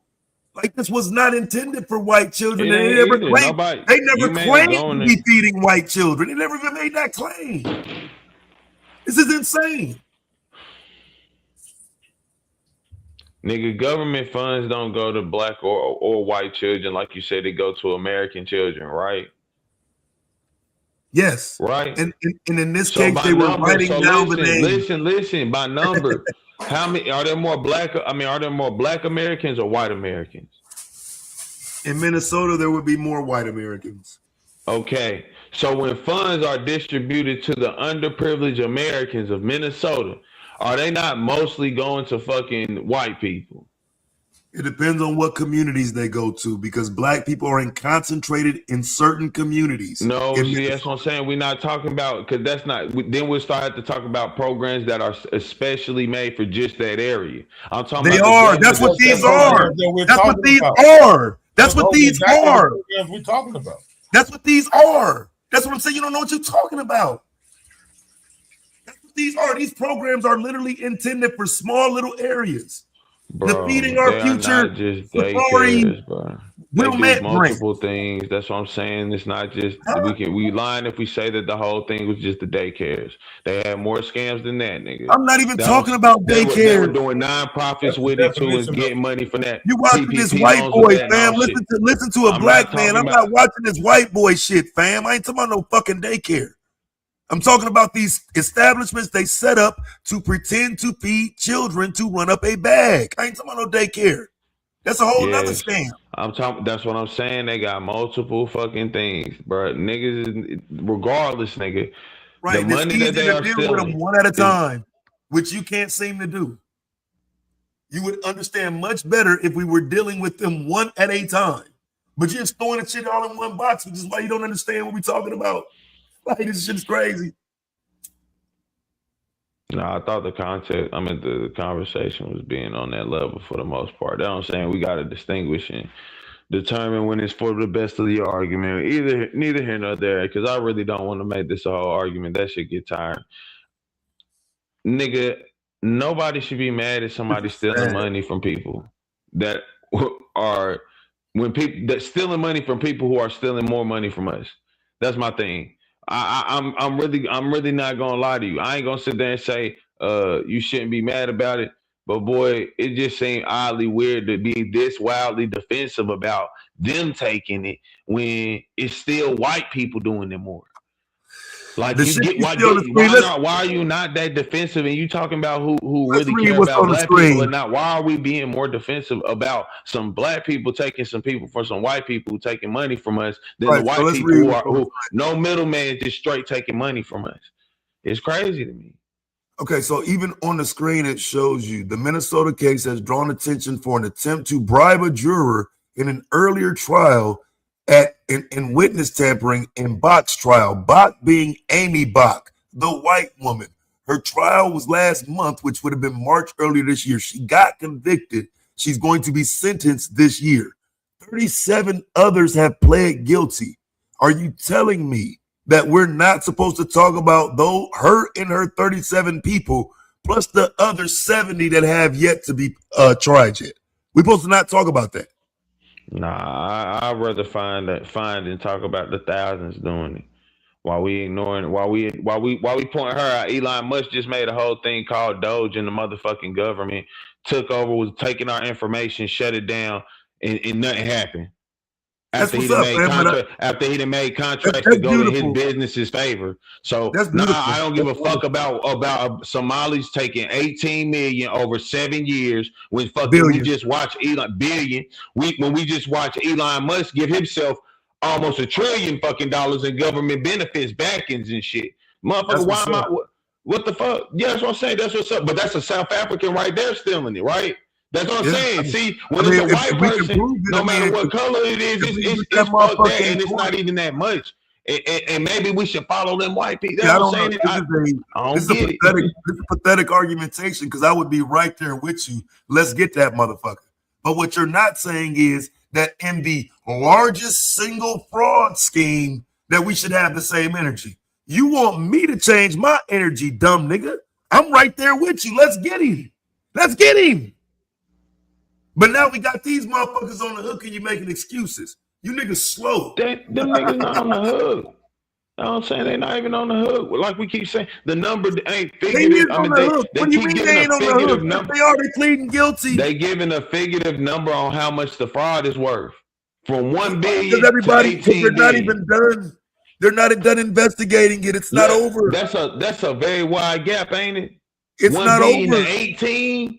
Yes, it's not over. For a 7-year period, though, that's what I'm saying. So you think that's weird? That's what I'm saying. So at the end, they can't come around and be like, shit, we actually only found 650 million. And you think I'm going to be mad at them because they said that, because that shit ain't proven? That's what I'm pointing out to you. Care if you're mad. I don't care. Because I can prove the shit I'm talking about with Elon right now. I can prove the number one customer of fucking Cybertrucks this year was SpaceX. I mean, last year in 2025 was SpaceX, nigga. After he used that money that he got from the government. You get me? What's your charge? What you charging him with? It don't matter what the fuck I'm charging him with. Nigga, I ain't the goddamn president. I don't run this country. I mean, I'm just saying, why am I gonna be mad? Why am I gonna be mad at some niggas who stole? Do you have an argument for fraud? Do I have an argument for fraud against who? Elon Musk? Or is this what you? Yes, because we're talking about fraud. You bringing up the nigga literally got those that was overseeing government controls. He was literally overseeing government control. He awarded himself 2 government contracts. One was for like 500 billion, bro. through SpaceX. SpaceX last year was the #1 consumer of Cybertrucks bought from Tesla. That's how he kept his stock up when everybody said, fuck it, we ain't fucking with Elon Musk no more. He lame and shit. People start buying the Teslas and shit. He bought his own product back. That whole shit public fraud. And niggas ain't saying, I'm not.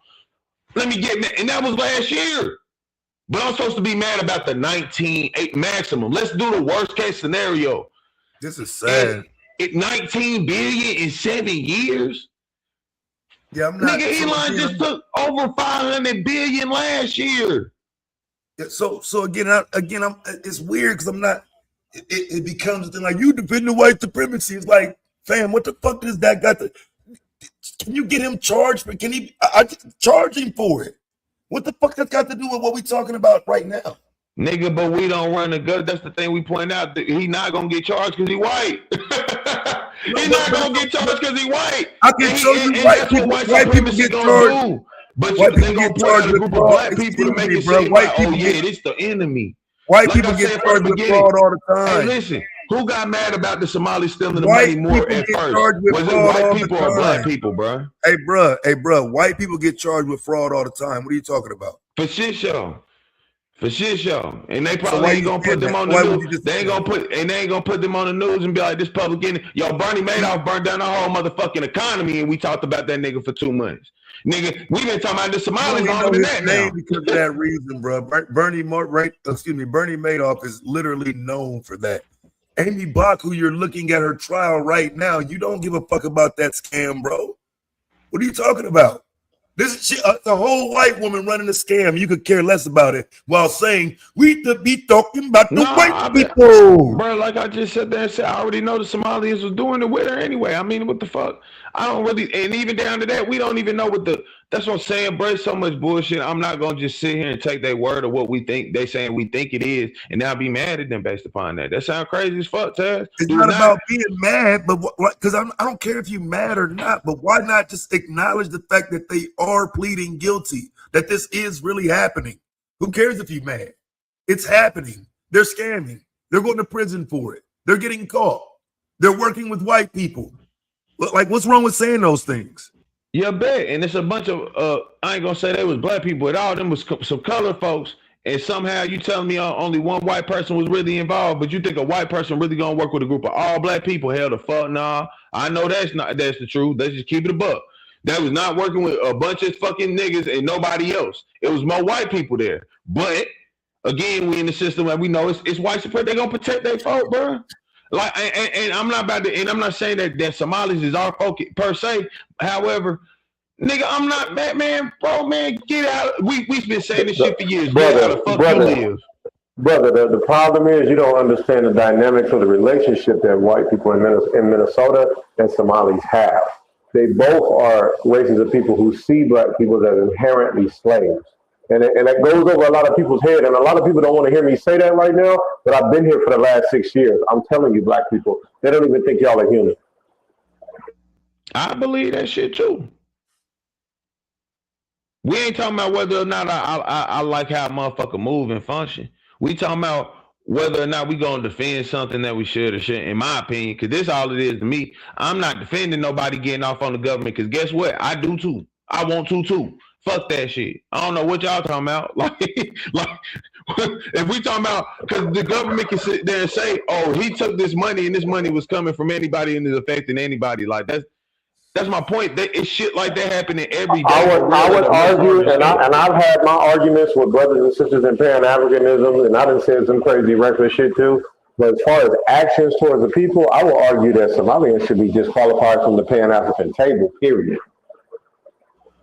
Oh no, I'm FBA. I ain't got nothing to do with the Pan-African. I ain't saying it no disrespect, you know what I'm saying? But that's on y'all how y'all want to treat it. And me as an FBA, that A means American.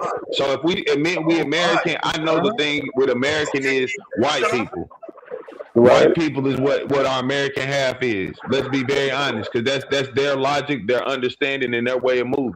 So if we I want you to understand something. Even historically, brother, Somalians and white people have a history of rounding up black people that share the same genetic markers as us They even had a role in how we got here as slaves. Like, we got to stop ignoring stuff like that, black people. And they never took the time. And they never took the time to sincerely say it was wrong. We shouldn't have did it. In fact, they doubled down. It was a Somalian woman on YouTube. They had to take her video down. This old bitch had the nerve to say, "Don't call me a nigga. I own niggas. I don't fuck with the motherfuckers on Chief. And when I see them, they can squabble up, nigga. I don't care how nobody feel about that. Fuck them, man. They people. Hold on. What did Ethiopians have to do with slavery? Say it one more time.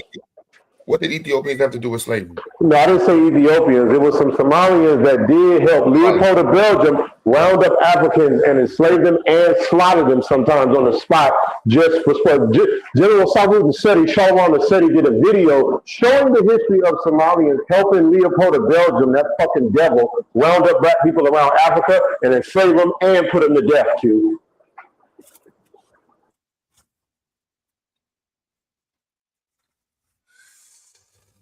Yeah, this is insane, man. Ain't no motherfucking way. I would have never thought black people would be this defensive of people that are just stealing money and taking away from kids, bro. I ain't no niggas was down this bad out here.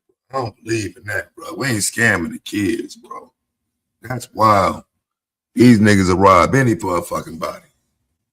I mean, and it's a lot of kids in St. Paul and Minneapolis who needed those lunches. I don't ever get removed a white lady though. I don't even know why someone was bragging about it like they made up with it. This is the white lady scam. Yeah, it's her scam, and they was paying her to get in on it. It's her shit. That's why I don't like this. Keep on like making it white supremacy and it. Like, no, fam, it's her scam. I'll show you people paying her 50 racks to get in on it, but they're paying 50 racks to make an M. It's her scam. It's her sponsorship. She got to sponsor your site for you to even get in on the shit. So for the federal government to count your kids, you have to have a sponsorship. She's the sponsor. She got to sign you up. So thank you. This further in my point, bro. We admit this a whole white lady scheme. She for somehow reason it's a white lady scheme that she working. No, listen, and that's what I'm saying. That's what we've been put. That's what I'm saying. And people are pointing out, okay, this is a white woman scheme, but we're supposed to be mad at the Somalians who was taking place. Yeah, motherfucker. But she used a group of black people that have been anti-black American for even before America was an America. She used a group of black people who inherently got smoked with black America. They're the minions of them devils up here, bro. You know what I'm saying? You got to understand who you're dealing with. Y'all taking that 1,000%. Y'all missing the point though. That's what I'm saying. I'm gonna be mad at the white people. I mean the black people that we know be sucking the white people dick instead of the white people who's orchestrating the shit to take. Stop saying that shit. Go ahead, bro. Like that dick shit, bro. After end on Daniels, I mean we've been the Frank talk is crazy, but after end on Daniels, I think we can all agree, y'all. Come on. Yeah, man, I think like this nigga, there was a national Memorial Day or something. Get the fuck out of here. Anyway, now listen. I'm not gonna say it, but goddamn, that was crazy. Now listen.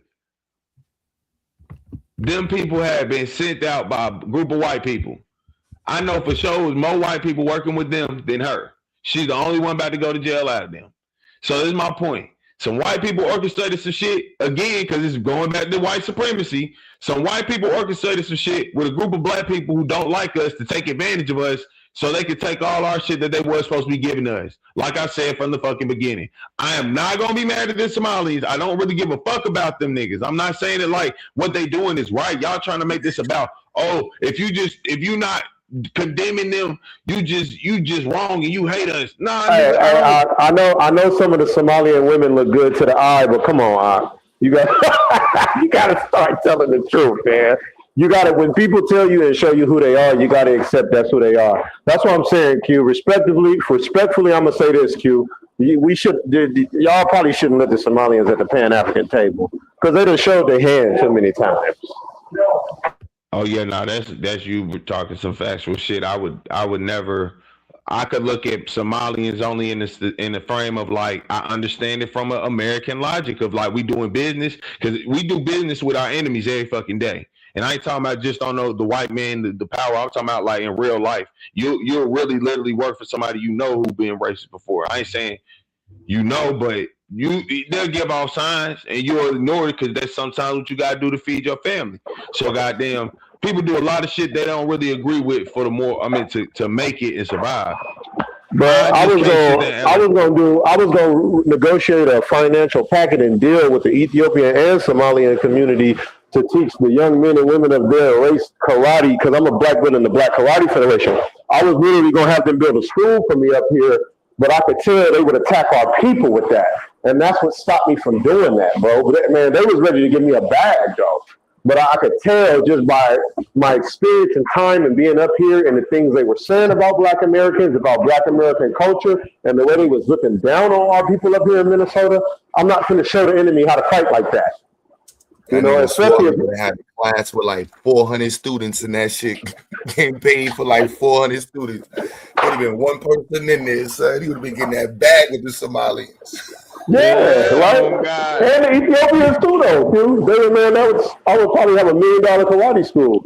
But pride got the best of me, and I didn't do it because I just noticed their vibration towards Black Americans. I'm like, oh, I'm not doing that.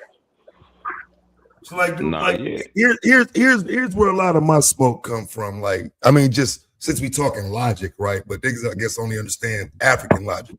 Here's where my fucking logic comes from. You want niggas in America to respect our history. People like the Black Panthers and what they did. Well, understand that the Black Panthers did not take a fucking federal nutrition program and fucking scam it, right? We talking people who literally used a federal child nutrition program to fucking scam it, and you don't hear enough about it. What you do hear is about Black people being thieves, Black people being a problem, the Black Panthers being terrorists and this type of shit. No, fam. If this money was used in Black communities or was even accessible to Black communities that way, then you would have a point. But this shit wasn't accessible to Black people like that, fam. This was in Minnesota, and they took advantage of it and literally used Black faces to do it.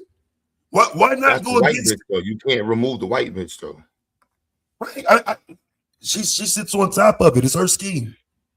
Yeah, that's the only part that, like, because I don't think without her, they would have been able to do it to that level or even at all.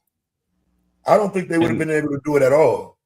And that's what I'm pointing out. So why I'm gonna be mad at the niggas who let's be real, I ain't defending these niggas in no shape, fashion, or form. I'm just saying these niggas not even really getting the bag. Let's keep it real. They talking about if 18 no, they got the bag. They got the bag. The Somalis probably sent back goddamn $1 billion home if they got 18 billion. Like I ain't saying they get the bag. $18 billion number coming from though? That's nobody knows. That's my point. They I just said that from the ain't day saying that happened. number. I'm talking about people who didn't already plead guilty and said, okay, I owe $5 million. That's what I'm saying. Yeah, so let's. But that's what I'm saying. That's small numbers, and they saying these big ass numbers just to rile people up. Like, and let's be very frank here. It's not to rile up Black people. It's to rile up. Small number though. Damn, we talking about people who took this money and built mansions and bought cars. No, it's a small number in comparison to 18 billion, my nigga. That's a really that's small what number. Yeah, that's what I'm saying. Yeah, and I'm saying that they saying these big ass numbers to rile up white people, to make white people like, yeah, look at these goddamn Black people. Like, not saying Black people because they not Black people. We know they not. But white people see Black people. That's why I'm saying this white woman at the top, it's really important. The fact that she the only white person going down alone shows like, bro, this the pitch, man. I ain't really worried about making them. Let me ask you this. This is insane. Would you consider Jay Morrison a scammer then, Taj? Just random. Jay Morrison, I don't know a lot about dude, but from what people told me, he was running some type of housing scam. So I didn't investigate. I just take niggas' word for it. I ain't investigating. Never got charged. That's the part about it. That never got charged. And I ain't trying to move the goalposts in the convo because I mean it is what it is. Like they took the shit. They son was up there. Tell me what he did. Tell me what he did because I don't know why he didn't get shit. Umar asked me to be fucking charged too. You know what I'm saying? But niggas scamming and that shit is not okay. But what he's saying is scamming is okay. I'm saying it's not okay no matter who's doing it. No, I'm not saying it's okay at all. I done said that a bunch of times, Taz. I'm saying it's double talk. And I hate to, it's not double talk, it's factual. Like in reality, it's a bunch of people doing a lot of scamming every day. I can't say exactly who, because it ain't always the same people, right? Black people scamming black people, Mexicans scamming black. It's a bunch of people scamming us. What I'm saying is, in majority, it's really a bunch of white people scamming us, and they even doing some shit like this up here. We literally know a white woman orchestrated this shit, so we know that white people are literally using like what they see as a passable blackface in order to get things done to steal from us again. This is why I'm pointing out, bro. I'm not defending nobody stealing shit from the government. Like, at the end of the day, I don't give a fuck about the government, because the government really do not give a fuck about us. They've shown us that time and time again.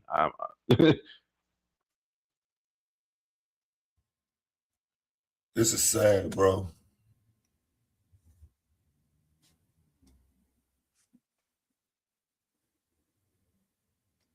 Yeah, I don't know. Yeah, it's fuck the government. But when it comes to the kids, I understand what Tad's side is on. I don't really, that's why I don't be jumping these convos, because it's a little tricky. I don't want too much. Yeah, I mean, like I say, like it's like my hood side to be exposed.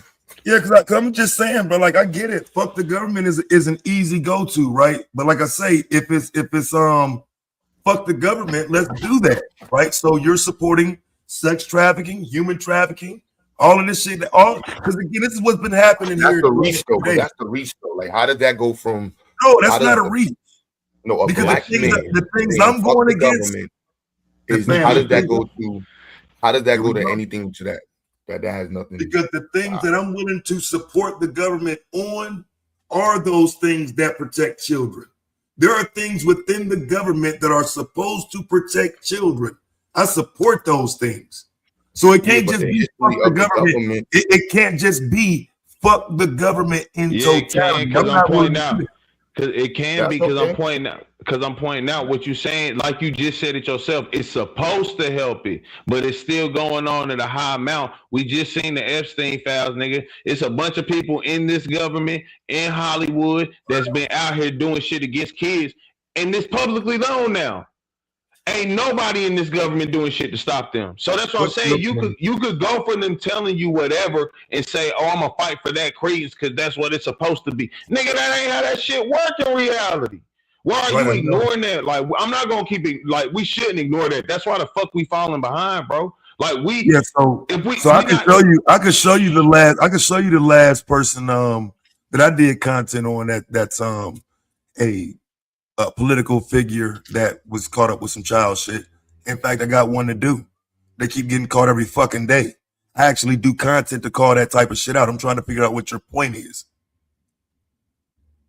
Do you have one? Nah, nobody asking you to be the epicenter. Nobody but I'm telling you, I am anything, though. So that don't matter. For this conversation, for the way I'm having it, I am the epicenter. Get on. I know the way you having it, like you seem like you building a narrative with it, because that you want to build a narrative instead of how reality work, right? When you run like just because you get on the internet and make content don't mean that the shit gonna get out here and like touch beans. It's politicians doing it. What about Epstein? What about this? What about that? Yeah, we talking about that. I'm talking about this was factually there, right? The Epstein files are already out, right? Yeah, that's factually there. So ain't no what about. I'm saying, like, you talking about how this is supposed to be protecting us, and that's why you're going to support it.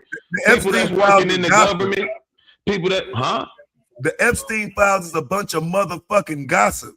What do you think they are? Little nigga. I don't know who you niggas think you be talking to. I ain't gonna lie, bro. Cussing is like real wildly childish. Get to the what are you talking about? What are you talking about? All these, I've been trying to get one of you niggas. That shit is gossip. Is okay. Step your argumentation up. So Taz, you saying it's not fuck the government? In what terms? I'm just as a general statement. I got a T-shirt. I'm selling. General statement, sure. I can accept it as a general statement. No problem. I'll say it as a general statement. But I feel like when we if I start pressing you on it, or if you start pressing me on it, there's some things we're gonna have to concede. For them doing their job. Wait, in what term? What you talking about? Who doing what? No, we will concede on what the government has to do their job. So I would agree with that. They got to enforce. Some jobs need to be done. Yeah, I don't disagree with that. That's hands down. That's regardless of whatever government. That's just the reality of governing people. I agree with that. Yeah. I don't know what type of weird. See, this is what I'm saying. This is the type of weird logic. Because I got my channel streaming too, of course. Now you got somebody here saying, yeah, Taz never brings up the white woman. Me? The nigga who called half the internet Becky boys? Me, the nigga who said shoot the white bitch in the face while y'all defended that hoe? Wrong person, puss. Stay in the chat. That's what I'm saying, fam. If anybody got to build narratives, fam, it's y'all pretend Pan-Africans. I'm not even going to put Pan-Africanism on y'all. I'm going to start calling y'all pretenders. You know what I'm saying? You just sat here and defended a white bitch for 2 weeks. Now you're saying Taz don't defend white women. Excuse me, Taz defends white women. No, you're in a chat room full of people who defended a white bitch, nigga. The fuck you mean? And yes, them cap-ass Epstein files are gossip. Somebody get the smoke. Stop crying in the chat about what Taz say. Some of us been talking about them Epstein files for years. Too bad y'all got on them when they became gossip. You were late. Sorry. So the Epstein files is fake? I didn't say nothing about fake. I said gossip. Oh. So what's gossip? Yeah, that shouldn't be the background or basis of why you saying fuck the government or why the government's fucked up. That would be that's not the first thing. But I guess if it's relationship to pedophilia, I thought that's what is that why it came up? Yeah, I mean, I'm talking about because he's saying like, we need to defend the government because it's supposed to have these programs that stop stuff like that from happening. I'm pointing out it's a whole list of people. That's where they wanted to not to even its best efficiency though. We watching it go against what the best will, because the best thing would be get the fuck rid of all these people that's on the list that we can confirm is on there. Donald Trump, our president, we can confirm that nigga there. That's one thing. Get that nigga the fuck up out of there. I'm gonna keep it real. That's if we're going on like what you're saying. These whole lists, bro, they don't care. You know they don't care. They gonna protect the chain because they do the shit them damn selves. And by defending some shit like this, whether we want to admit it or not, we is kind of defending it because this is what they doing. We know it's what they doing at this point. I think it's just kind of stupid to keep acting like, because it got some good tenets with it. I'm not defending some shit in total. I can admit America got some good premises. It got some things that had good intent, but the shit don't work how it's supposed to. So it's just like the Bible for me, bro. Let me ask you this, fam. Is Chris Tucker a pedophile? Chris Tucker ain't on no list, bro. They got pictures with him with Jeffrey Epstein. They got pictures of Michael Jackson with Jeffrey Epstein. But they on no list. It's a yes or no, fam. Even down to that. It's just a yes or no, fam. I ain't looking for your gossip that came from the goddamn. It's not no gossip. It's not no gossip. Is Chris Tucker, who is pictured on an airport tarmac hugging Ghislaine Maxwell, right? Are you placing anything on him now that the files have came out? He's not in the files. But he is though. I just told you he's literally. I'm not even gonna say he ain't doing no shit for real. He's literally on the files though. I'll say it again. He's literally on the airport tarmac with a woman. Like I said, you talking about a picture. I can't agree with that. Excuse me, bro. Excuse me, because I told you they were gossip. You act like you want this Epstein smoke with TLC. Right, I know, nigga. I know. Like you go to a Met Gala event, you'll probably see Jeffrey Epstein. So that's what I'm saying. When you talking about gossip, the real gossip will be saying, because the pictures are there. Nigga, that's the fact. I'm talking about the list this nigga had reporting people who paying him for the shit. So which one do you want to ignore or make more relevant? Because I think I make the records he's making more relevant. That's all I'm pointing out. I understand this picture, and I'm not defending these people and saying they ain't have something to do with nothing. What I'm saying is, it's things we can prove about this man that he himself stated. And we can take a lot of those people down right now, but it affect our government so terribly. Fucking the goddamn Secretary of fucking Defense might be our president if that. Give me an example. Nigga, I just said this is the president of the United States right up there alone. Boom. Boom. That's it. That's all we right there. That will affect our. I got you. So what are we saying he did? Nigga, he's on the list for fucking with kids. I mean, I don't know what else we doing here. Who else on the list for fucking with kids? What's that other dude name? Bill Clinton. It's a couple of seconds. Like I don't remember their names because they not. Just pull up the list and show me. Pull up the list and show me the list. All right, give me one. I can't pull up my screen like y'all because I ain't gonna lie, be on my phone. But I come back and post it in the back chat for you. Yeah, I'll put it on the screen for you. I need to see the list first, fam. I need to see the list you talking about. This is insane, fam. That motherfucker said Taz is distracting. You think I need to go into some shit that motherfuckers ain't never read? That's what's wrong. I mean, y'all are dumb as fuck, fam. I don't need to talk. I don't need to move the goalpost to Trump. The fuck are you talking about? He do. That's him who defended Somalian scam. And I don't need to move the goalpost no motherfucking where. He finna move this motherfucker right out of here too. Watch. Hey, they gonna take my If he finds an alleged list, he gonna put that motherfucker back up immediately, fam. I told you they gossip. Epstein files are gossip. The Epstein case wasn't. So that's the nuance that we're gonna have to deal with, Aaron. The Epstein case is real. That shit y'all asking for with the Epstein files, they're gossip. Pop out, let's talk about it.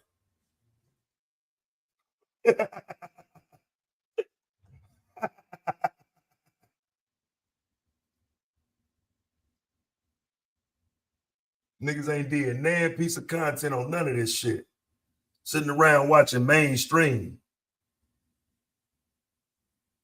Have absolutely no shot. Ain't read a motherfucking thing.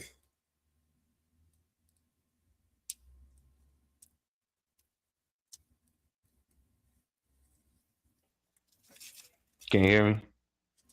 Yeah, I hear you. All right. I don't see nothing in the back though. Where's that? Okay. Oh, all right. Wait a second. You got somebody in the chat saying they won't release it. So is it released? No, they ain't. The only ones they got the quote unquote redacted ones, because they put out certain ones that they didn't cover it up with the black enough. And I'm just pointing out that it's list there. I can agree with what you're saying in terms of. Right, so I'm asking what's gonna happen with it though. But is somebody going to jail behind it? No, that's my point. Nobody's going to jail behind it. That's my point, Taz. When you talking about no, that can't be your point. Wait, slow down. It is. Whoa, slow down, fam. That's my point. That's what I need Aaron to understand. And you know what I'm saying? I wish he would, hit the link. That's my point. Nobody's going to jail, fam. Nobody's getting charged. You niggas just gonna talk about it. That makes it gossip. Do you understand that point? I'll say it again if you didn't get it. No, I want you to correctly deal with what I just said. Is there anybody going to be charged? Is there anything going to happen from this other than you stupid motherfuckers talking about it? Nah, that's kind of crazy, Taz, because you didn't kind of yes or no? Nah, you done flipped it around. You ain't already locked up. Like you literally now saying Epstein dead. Who else going to jail, man? Who going to jail? Me on is what you. Who going to jail? Who going to jail? What's happening with the files? What's happening with them? Who going to jail? I don't know, but you said that's why we're supposed to be. Nigga, like I said that's why we're supposed to be standing with the American government, dog. Then you say that's why we're supposed to be standing, like you're supposed to stand up for it because it's things that's supposed to help. This is why I brought this up. And I'm saying it's crazy how you now saying, nah, that's what I was saying. Nigga, no, it wasn't. What do you think? Go ahead. We listen. Bro, so you ain't. I ain't listening to back me up and saying the same shit for years. So I'm listening. Go ahead. What I'm talking about right here now in this moment, though. You have not been saying that. I'm listening. Never mind, boy. No, what wasn't I saying? What are you saying I wasn't saying? I'm listening. From the beginning, I was pointing out the Epstein file got people's names on it. We know for sure it's on it. They're not getting arrested. Right. That's the American government. The American government is allowing them to gossip. And that's why I'm calling it gossip, because ain't nobody getting arrested. You understand that? Yeah, you understand that don't make sense. It's not gossip because people not getting arrested. We just watching the American government not arrest them. Right. So what is it then? we're watching the American government not arrest them. Like, because they don't say the thing you're defending, they're not actually doing. Let's look at the definition of gossip. Gossip is casual or unconstrained conversation or reports about other people, typically involving details that are not confirmed as being true. Now, can you confirm that something did or didn't happen in the Epstein files? We can confirm. No, because the Epstein files don't even confirm that. You're fucking dumb. Holla at me when the season start, Aaron. Whatever you think. Bro, for real, this is insane. How did we get down this Epstein road, man? That's where he ran to, trying to get away from the motherfucking Somali scam, nigga. That's what I do to niggas. I send them running. Nah, you be sure. I send them running down the street. Mogadishu. It'd be hard to have a for real unemotional talk with y'all sometimes. It ain't no running, bro. How the fuck we get to Epstein? Because nigga, you the one that's sitting here talking about how this is what you're trying to protect. We should support and stop the Somali shit because that's what the money's supposed to be doing. Shit like that, Remember, because you was calling people you saying people support those actions. Remember?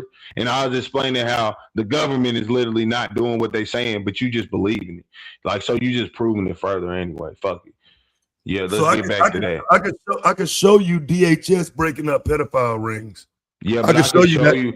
I can show you that that's what they do. Facts, they're ignoring the big ass case in front of our face. No doubt, but I can show you what they're doing. I'm saying, are you saying that they don't? It's a much larger case right here in front of our face. I know. You want them to do it can have way bigger help because it's taking down a lot of people with money. Right, I understand. You want them to do one specific case, which I would love for them to do that too. And until they do it, though, can we deal with the other cases they're doing? Do you have a problem with them bringing down other pedophile rings? No, nigga, keep doing that, whatever. But why are you ignoring the biggest one right there? Who's ignoring it? Damn, obviously, nigga. What the fuck? That's what I'm saying. What are you gonna play dumb for? Ain't they releasing the files? Nigga, why are you not arresting people? They have the files. They're releasing the covered versions of the files. So why don't they? No, I'm saying they have the files. Fuck what we thinking. What they even put out so far, and what we don't know. They do know who doing this shit. They know who participating in this shit, right? How many people are arrested? How many people are arrested, Taz? Just like you don't say. In the Epstein gossip case, none. I did a whole stream about people who were tied to the 2009 case that are still free right now. Literally tied to the 2009 Florida case. They're free right now. You reaching for the big fish. I'm telling you, it's motherfuckers that was tied right next to him, setting up young girls that ain't charged with this shit federally. What are you talking about? Some conspiracy shit that work with dumb niggas? Like I motherfucking said, dumb niggas. Fuck you mean, nigga? It's motherfuckers directly tied to his case that ain't being charged with shit federally. And you niggas looking on miracle jets and shit. Fuck that, brother. Deal with what I just told your dumb ass, nigga. Motherfuckers setting up young girls in Florida right now, working for large investment firms and shit. You talking to the wrong person, nigga. Yeah, anyway, we know it's more people than people that was working with him also, right? Like them people in Florida. We know, right. And now we know that there's a big list of collaborators. They seem to have a lot of money, a substantial amount of finances. Don't you think it would help the problem overall if we could maybe get rid of the rich people who've been paying for all this shit behind the scenes? I think so. I don't know why you want us to clap it up and that like, we making it. And I'm not saying don't grab these motherfuckers up. I'm saying, why am I supposed to be clapping it up for you catching this one or two dudes when the bigger thing, the main fish, the big fish, and the people who fucking with them is right there, and y'all ignoring all of them? Come on, bro. Not all of them. They got you, Lane. The big fish in the Epstein files would have to be Epstein. I don't disagree. I mean, they got G-Lane. You know what I'm saying? So, like, but again, I guess that don't matter. You know what I'm saying? You're ignoring that the second in charge in his operation is locked up. Now, again, these other people who testified against him and whatnot and got immunity, you're not talking about them. Yeah, but you don't I'm know nothing talking about about. them. Yeah, bro, the Florida case ain't. I like how. Come on, man. You saying that shit like niggas don't know. If anybody's been looking about the Epstein, you know, you find out about it. Anyway, fuck it. Neither here nor there. Bro, I'm pointing out that it's a bigger thing than that. It's more conspirators they can prove right now. Yes, it is. That's yes, it. it is. Because listen what I'm telling you, fam. If you're not willing to say motherfuckers who was hugged up in these pictures and all of that shit are doing the Epstein shit, what are you saying? I'm not saying, bro, I'm not saying that at all. I said that now that's more gossip than what you saying, than what I'm saying. Because you saying because it's a picture there. I'm saying it's a list there that this shit is all coming from him. You don't gotta say how it is, whatever they want to put it. I'm saying that the list of names that is coming from this is from his conversations. Him only talking to other people. He bringing these people up. He bringing up the cold words. He doing things with these people and children. All right? Yes. Okay. So we literally take the people off that list because that would be a thing that would dramatically help a lot of this shit in. But the government don't actually care about doing that because it's a business out of that. That's what if y'all really want to talk about ignoring some shit, this is what I'm saying. It's crazy for us to defend the government because we know the government don't even do what they tell us to do. Because they doing a whole bunch of shit because it's a business out of it, bro. Don't act like our black people organs don't get stolen shit because all this shit is some shit that they set up and orchestrate and do in the background, bro. This is another one of them things. I'm not going to fuck it. Go ahead, bro. Yeah, see, I just don't think you understand what I'm telling you. Like, I get it. Like, y'all have become so entrenched in the Epstein case that you feel like you're fighting the power by mentioning that one. And I understand completely. But all I'm trying to make sure you understand is that this is what they do, though. This is what the Department of Justice is tasked with at times, is stopping these smuggling operations, the trafficking, sex trafficking, human trafficking, all of it. So when they do, I'm saying there's nothing wrong with that. I'm saying continue to stop those.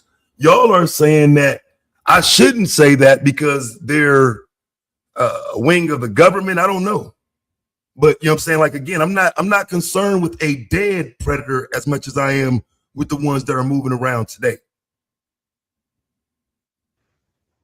Yeah, that's what I'm pointing out. It seems though like you want to say let's get mad about these three when it's the list of 300 possibly. You feel like let's say it's 300 names and all. To my understanding, there is no official list that they're no, that's what I'm talking about. I'm not saying it's an official list, Taz. I'm saying that these are documents of his conversations, and in that if they made a list out of the names, there are hundreds of names here of big name, rich people, famous people, government people.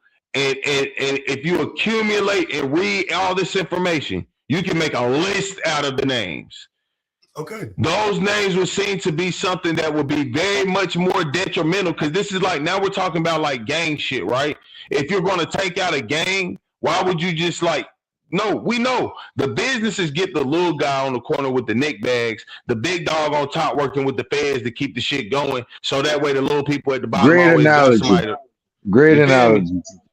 Yeah, that's a wonderful analogy if we're not talking about children, though. So any children harmed is a problem. So I'm trying to make sure you understand that I'm telling you whatever conspiracy theory you have to talk about does not reflect the need to protect children today. Like, again, I don't know why it's like everybody cares about what happened on an Epstein jet or talking about some fucking business mogul or some shit. It's everyday people that do this shit. It's everyday cases that the feds deal with. Don't forget about those. I get it. Everything can't be gossip for you niggas. But there are just regular people who, get some protection from the federal government when we talking human trafficking. Those are regular people who get trafficked. Yeah, not for sure. I ain't arguing against that. Like I say, fam, I'll be glad when the Epstein drama is over. Release all the files so there's nothing else to say. But what I know for a fact is even if every single file was released, motherfuckers gonna say, that ain't all. Release some more. I don't care what's in them. Go get all them motherfuckers. Look, my issue is get them all. Yeah, people picking and choosing who they saying we should go get. I didn't say Chris Tucker for nothing. I know you niggas gonna be protected. Ain't nobody saying let's go get Naomi Campbell. Oh, Michael Jackson, who sat there and literally made some weird comments. Ain't nobody talking about him and his pictures with Epstein. Oh, he said some weird shit. Michael Jackson, weird. Yeah, he's already dead. And then he went Epstein. And then he went Epstein. Cause we see how like that's the point we talking about. Talking to the goat, nigga. Taz, that's what we talking about with eating some white supremacy shit. Michael Jackson been dead over fucking Michael Jackson been dead. Chris Tucker ain't been relevant since Jesus know when. But you want to post it as if the most relevant people in this, one of the big name people would be these people that ain't been relevant in years. When there's plenty of names we know, I'm gonna say it again, our current president, like we know his name there for shit show. For shit show, ain't no doubt. Yeah. But this the people y'all choose to highlight and document some black people who not even relevant. And like I said, his communications about people, he not talking about them. You're gonna be. We talking about pictures. We talking about pictures for a man. Be hypocritical. You're a hypocrite. That's all.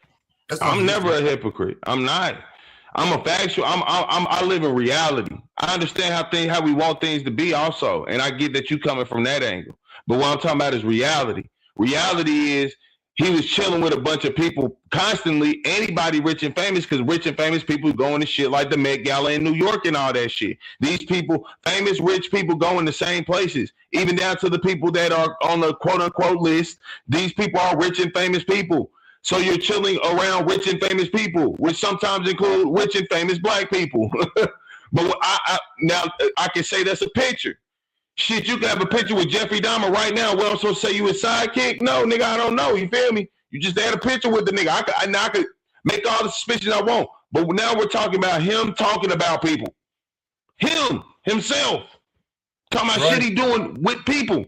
So if we making, and I'm not saying that don't ever try to make it seem like somebody saying, oh, forget getting all the people, because that's not what I'm saying. That's not how this shit work. They're not getting all the people. Matter of fact, they're literally skipping the very important top half of people who will most likely affect the boy, you know, if they took out most of these rich and famous people, political position people, how much that would actually reduce missing children in our country and all this stuff.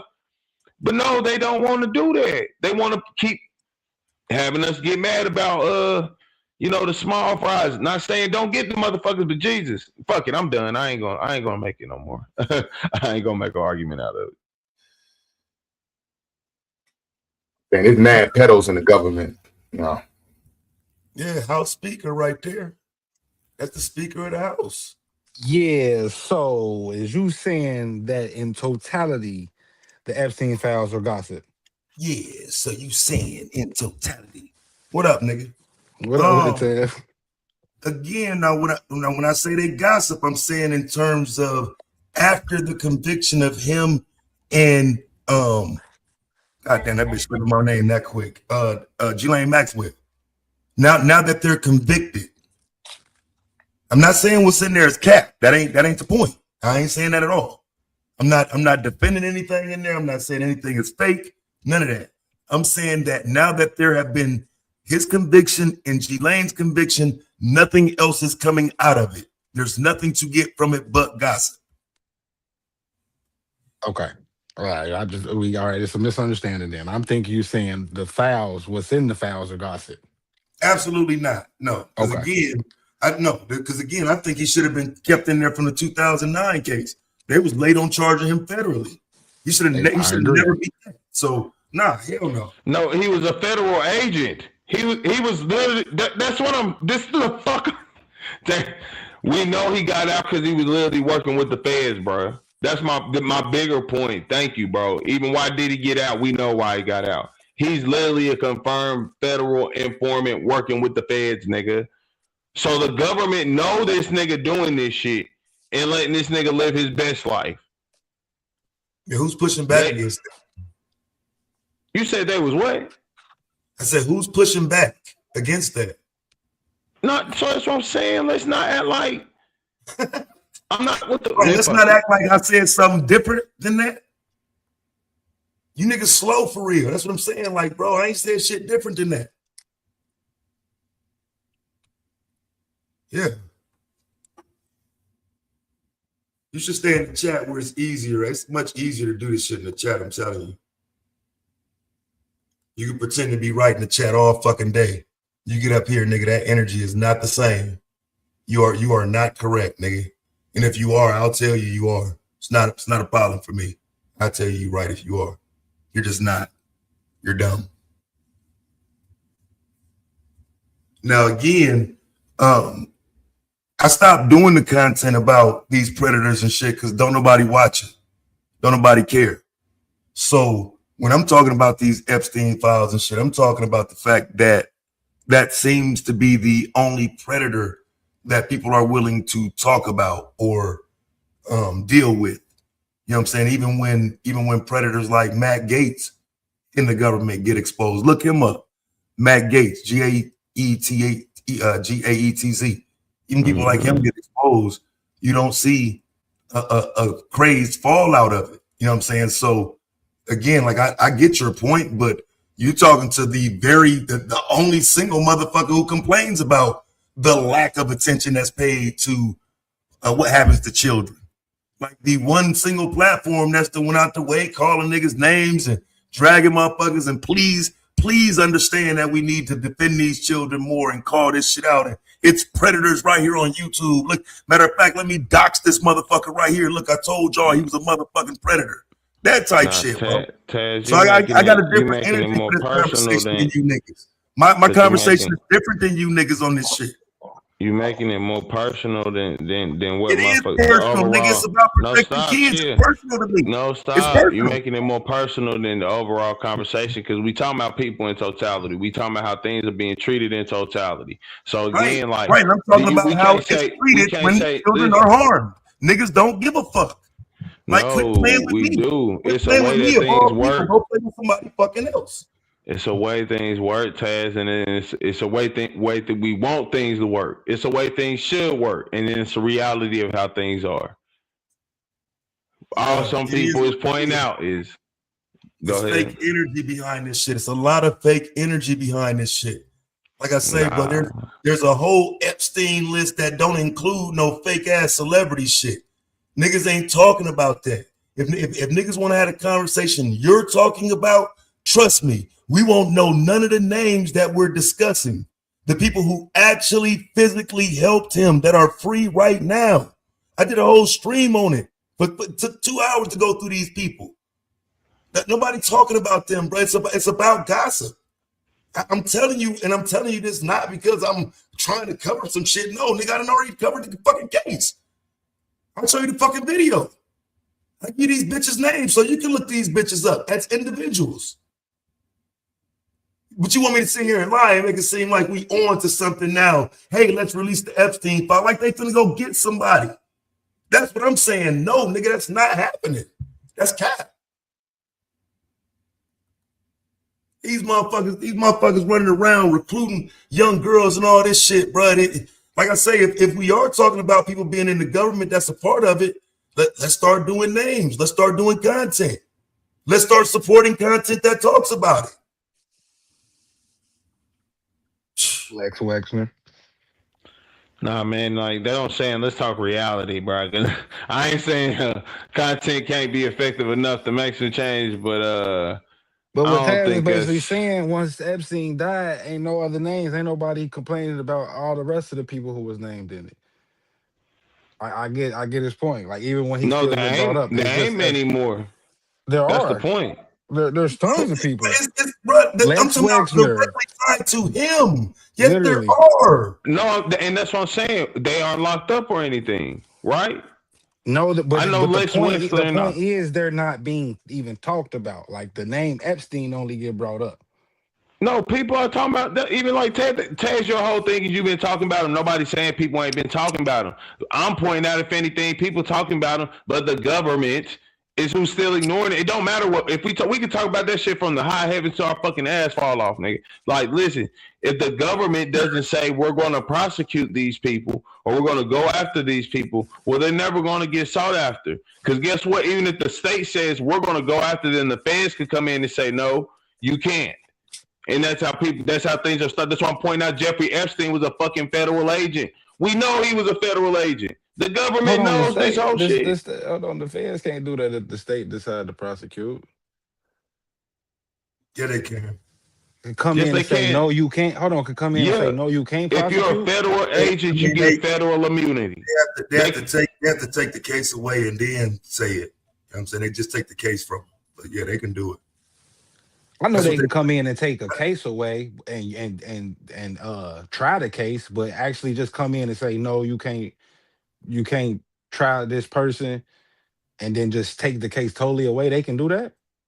Yes. Hell yeah. You taught me something new then. Well, that's what I think they're gonna do with this police officer. But like I say, it should only last for an administration. You know what I'm saying? Once that administration over, but you got to come back and deal with all that. Yeah. But that's if the next administration ain't. All right, let me ask you it this way, Taz. Let me ask you it this way. Would they have to take the case and presume to try it, then dismiss it? Or can they just literally say, no, you can't prosecute that motherfucker? Yeah, they can take it and say there's nothing there and dismiss it. Okay, so it's basically they gotta basically make it look a certain. I don't know, and I don't even know if they have to do that. No, I just know they don't gotta make it look. They just gotta say like it's, yeah. But I don't know if they have to do that. Yeah. Y'all can't use this evidence. They even did shit like y'all can't use this evidence because we was doing the investigation on them. Y'all can't even make y'all charges because it's gonna take down what we trying to do. And then even that's the only time. But like you said too, even overall, you can just go and be like, nah, you can't do that. Especially like I said, if you're a federal agent, you got federal immunity. That's the whole thing. So look, I'm looking through my videos now. This is the case I want you to pull up right quick. Put in the name Denise George, Virgin Islands. I want you to take a look at the shit I was talking about with this shit. Because I just don't think that this shit now is ever gonna get the coverage that it deserves. Who got the screen?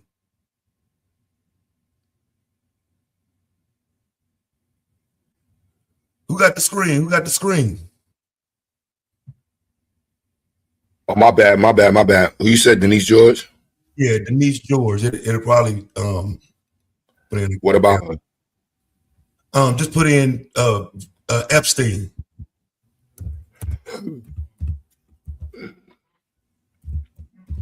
I want you to see this shit, bro. Just, you know what I'm saying, again, like going after Epstein and getting fired, and you know what I'm saying, motherfuckers don't even talk about her and how it affected her. You know what I'm saying? And so when you start extending this conversation out to people, you know what I'm saying, she tied JP Morgan to this shit. You know what I'm saying? And I'm talking about made a real case in the whole nine and got fired for the shit. You know what I'm saying? So I'm not looking for these conspiracies you talking about. My involvement and understanding with this shit comes from a little bit different place. I ain't saying what you saying ain't true. I ain't saying what you saying ain't real. I'm saying what I'm talking about is documented as boom, here it is. She got fucked over for going after Jeffrey Epstein. What's up with her? I don't give a fuck about that talk about lists and whatnot that we can't prove. What about her? What about people that are actually tied to him and have been fucked over for either going after him or have been protected for helping them go after him? And like I said, that's the part of the conversation that's never held. Wouldn't that still be all the government though? Absolutely. Hell yes, the government. That's what I'm saying. That part of it ain't wrong. But I'm only saying that to let him know I ain't never let the government off the hook in the conversation. I just ain't chasing the theories in the government conversation. It's a whole it's a whole better conversation than the theories. Listen, I'm not arguing none of that on that basis. All I'm saying is this shit is because this. I'm going back to the basis of what we was talking about from the beginning, bro. It sounds stupid for us to be mad at some people that's fucking over the government that's fucking over us. Because this is what the government do. They protect shit like this. They protect people like you talking about. We already know the names of. They protect people that they see the names. They ain't showing it to us, but we know that it's there. It's other people that have been named. They know the names. Even without showing us it. They still saying, fuck that. We're not going to do that. So it is kind of crazy of us to get mad at any group that's taken from that same system. We need to do it more, if anything, I guess. And I ain't saying that like we need to be thieves and criminals or whatever. I don't know. You know what I'm saying? Right, that's double talk, man. Stop right there. Stop right there. Because that listen to that right there, Taz. All right. So basically, what you're saying is. You just saved him, man. You know it, man. I know, but I'm sorry for his saving him, bro. But I got to make my point off of what he just said. Basically, collateral damage is gonna happen. The government is gonna go after some sex traffickers, and other ones they not, right? So the ones they don't go after. I mean, the ones they go after is collateral damage, right? Collateral damage? I don't know what you mean by collateral damage. Basically, the ones they go after are the ones they go after. They need to get them. The ones they're not going after, they should be. I agree, but in that I would call that collateral damage. They know people are sex trafficking. Yet they only go after certain ones. They don't go after them all. So the ones that get caught up, I call them collateral damage. And I'm gonna go back to the point of the Somalian. Right, and how your contention is against the black people and the black Americans and whatever Americans getting hurt by that. If he feels like the majority of his country is worth stealing that money for, and the rest that gets hurt by it is collateral damage, that's the same way you seeing the government attacking sex traffickers and then realizing that other ones they don't attack. It's both collateral damage. So for me, collateral damage implies that someone was hurt to not physically the benefit. Okay. Yeah. No, I'm not saying physically, but someone was hurt to the benefit of someone else, and that's okay because it was necessary. That's what we saying with the PDF shit. I'm saying it wasn't necessary to steal the money in Minnesota, though. I agree. You're saying that, but his point, from his viewpoint, it would be being that he's a Kenyan closely associated with Somalians. So his viewpoint would be the collateral damage of the Black Americans or the Somali Americans in America is worthwhile if it's going to benefit this whole country of Somalia. Right. And so that's okay. And so again, I disagree with it. And then if you go on to say, I don't support thieves, that's where the double talk come in, which is what he was saying. He's saying, I understand that point. I understand that double talk right there. Right, because that's what I'm saying. If you just gonna say it and then stand on it, then go ahead and stand on it. Don't say I don't support thieves. No.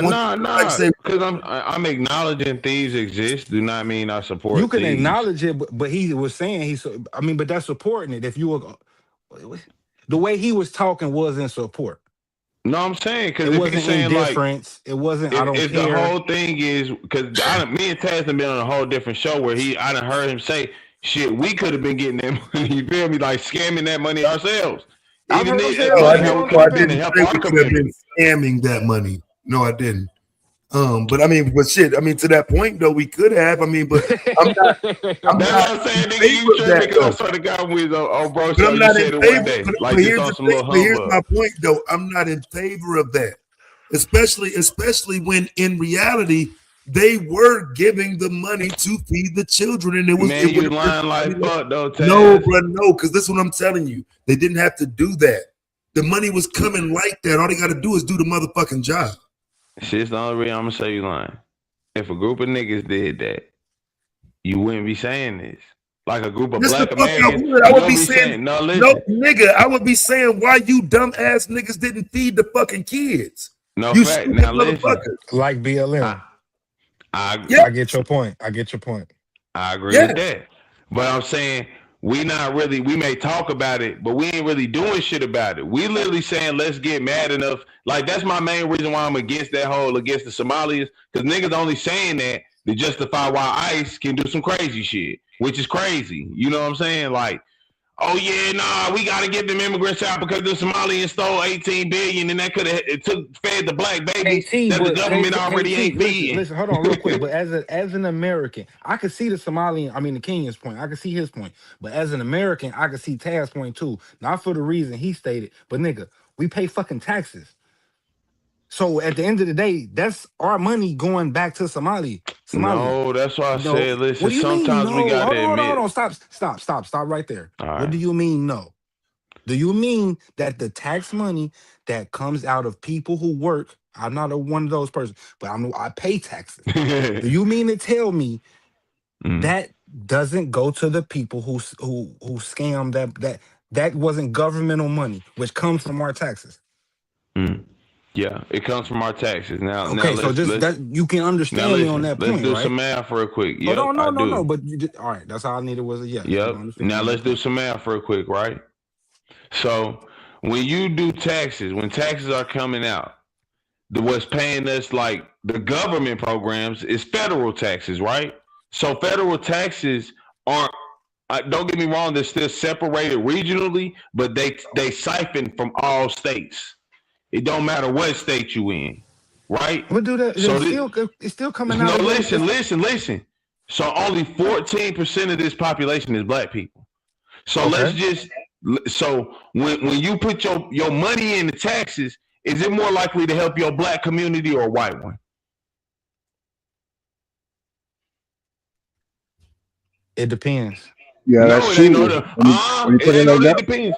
Because this is subjective money. Don't get me wrong, it's gonna be money. Because even when they say this is for a black area, right? If the money came from a government program, when you say federally, yes, I can't not agree with that. Yes, we talking about federally, yes. And all this shit is federal. We're talking about federally funded programs. Yes, so this is my point. That shit don't. That's what I'm saying. We're falling into a stupid ass like American fallacy by saying shit like that sometimes. Because I get the belief it's not of a fallacy. It may not be as big. No, but when we say this taken from our black communities, nigga, the money we put in already took from our black communities.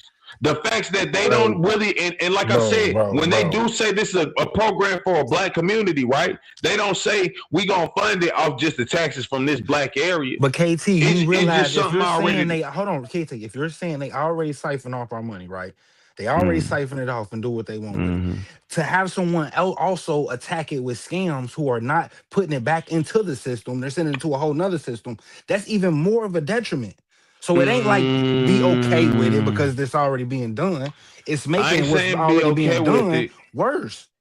I ain't saying be okay with it. What I'm saying is, you kind of saying I'm literally not. No, I'm literally not. What I'm saying is, it's bigger fish to fry. I hear what you're saying on that, but that was the conversation, though. You can't say it's bigger fish to fry when that was the conversation. No, the conversation is that. It's literally people like he was talking about a white supremacist. It's a white supremacist. Yeah, it's a white supremacist. If that affects the black community, so that's it ain't. We can't bring up another topic saying it's bigger than that because that was the topic at hand.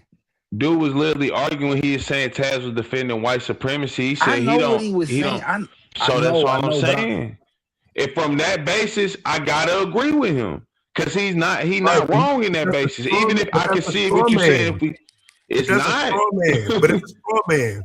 Because unless you're telling me black people don't have an existence outside of white supremacy, it's a fucking straw man. No, I just explained that. I just explained how federal taxes work, right, Taz?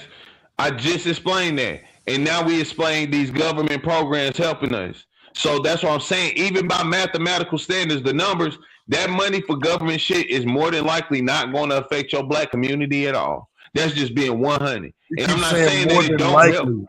Yeah, because we got to go by the effects because that's the effects of reality, right? The effects of reality is that we don't get enough funders in our neighborhoods are still fucked up. And this is why I'm against voting this shit, because it's a numbers game. No matter what we want to influence means a lot, yes, but it's a numbers game overall. So when we talk about how we get black rights through voting, nutrition fund, fam. We specifically talking about the child nutrition fund. No, okay, again, I'm saying all of this is a federally funded program.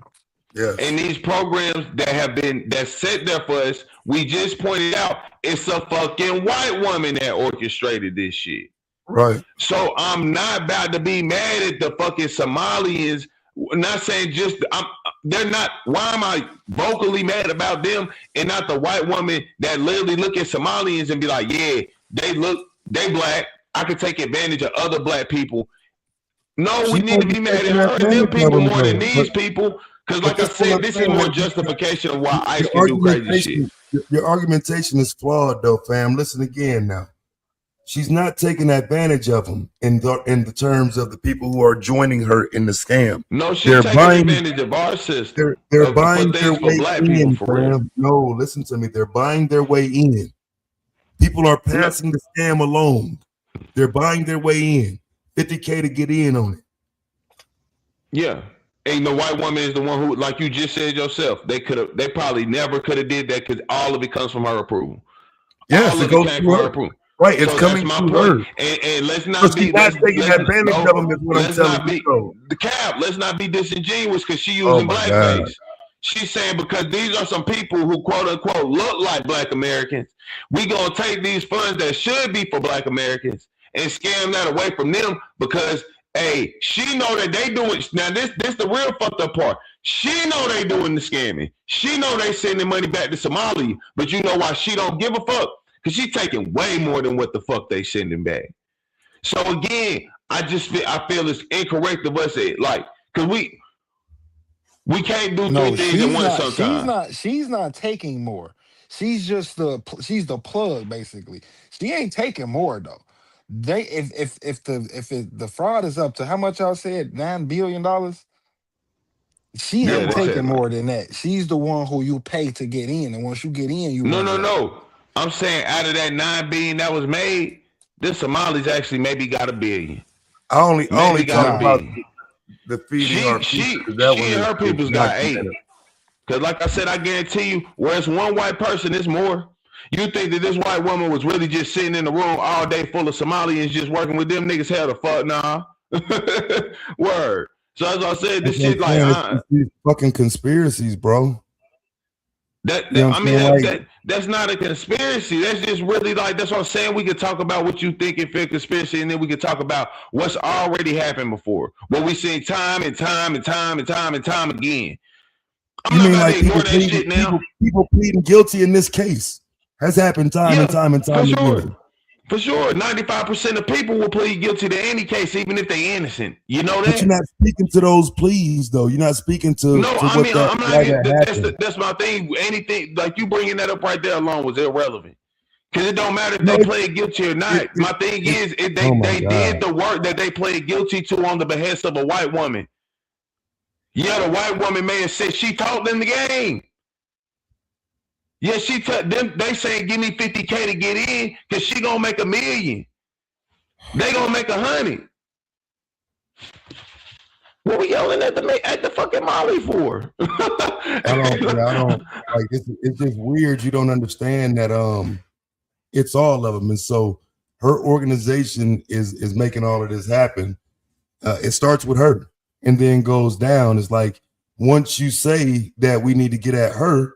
Then okay, we at her, and then everybody up underneath her are Somalians.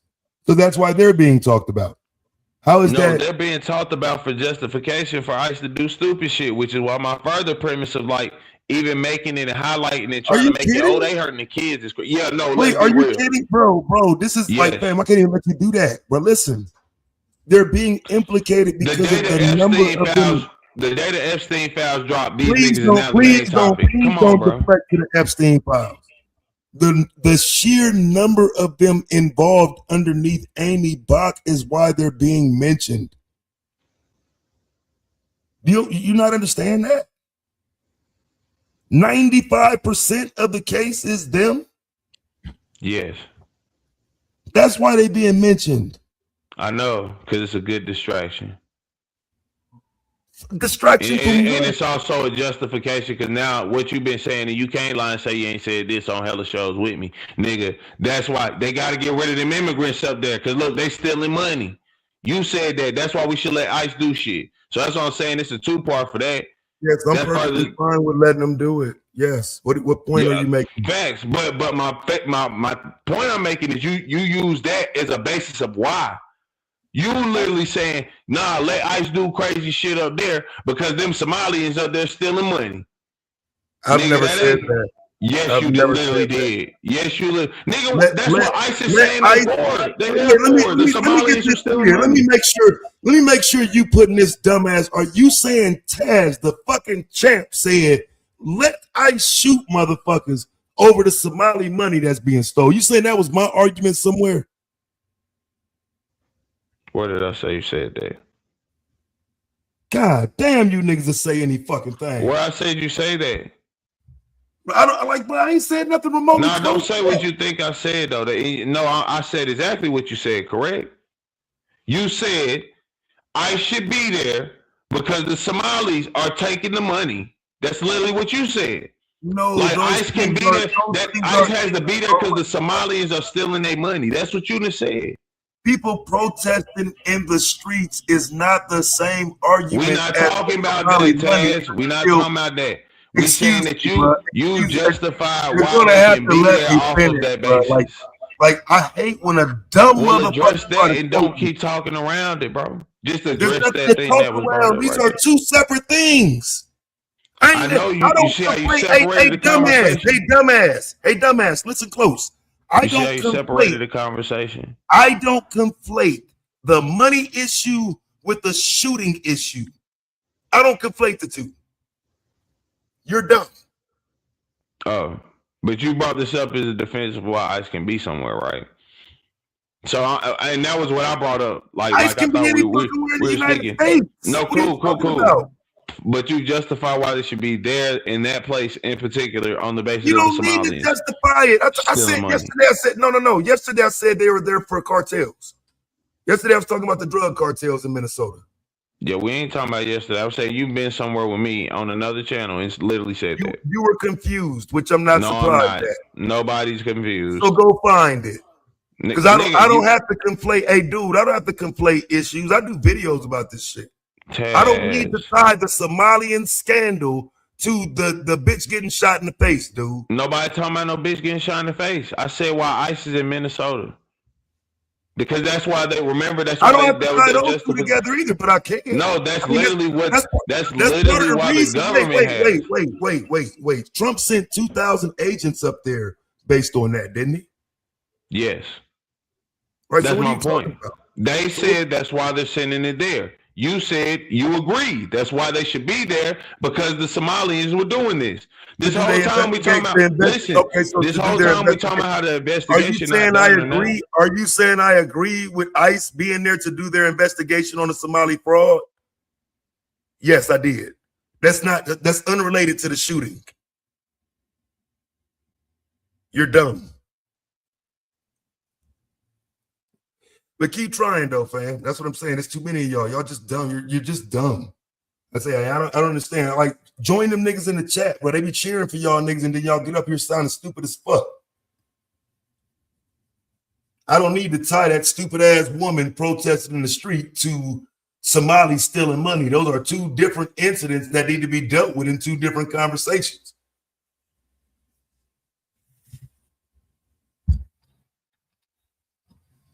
But I get it. Y'all niggas just Trump, and MAGA ICE, MAGA, ICE.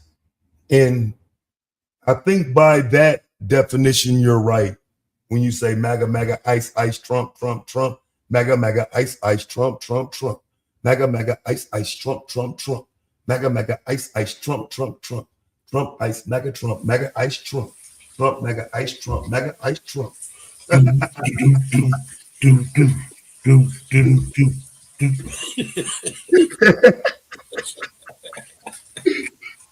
I need more than that, bro. Like for real, that's crazy, fam. Like I say, I get why niggas have the thought that okay, we gonna defend some of this scam shit because who gives a fuck about the money? But like I say, now that shit done led to other states getting their money frozen. I don't know if we're supposed to be playing with that, fam. Like we shouldn't be cool with anything that causes a trickle down effect like that. And I'm not even just it's the Somalis, but dog, like at least look what happened from it. At least look at the trickle down effect. That shit is not benefiting us for them motherfuckers that have done that dumbass shit. So now this motherfucker get to freeze money and point across to America and make it seem like everybody was scamming. That's some bullshit, fam. We shouldn't be holding that part back. It shouldn't just be and Trump. Well, some of this shit is happening for a reason. It's happening as a trickle down effect, and it would be better if we stop the beginning part of it, the stealing money from the government, so you can come back and say, look, they stole money. Like, come on, fam. Like, y'all niggas want me to ignore this shit like this with some niggas that did some shit in our community. After hearing a Somali brag about it, yeah, fam, I ain't even never heard no Somali talk like that, bro. Niggas like be saying that shit. I heard many people talk about Somalis not rocking with us. That was my first time hearing one of them talk like, you know what I'm saying, fuck y'all, we'll take whatever from y'all. Y'all ain't my motherfucking brother.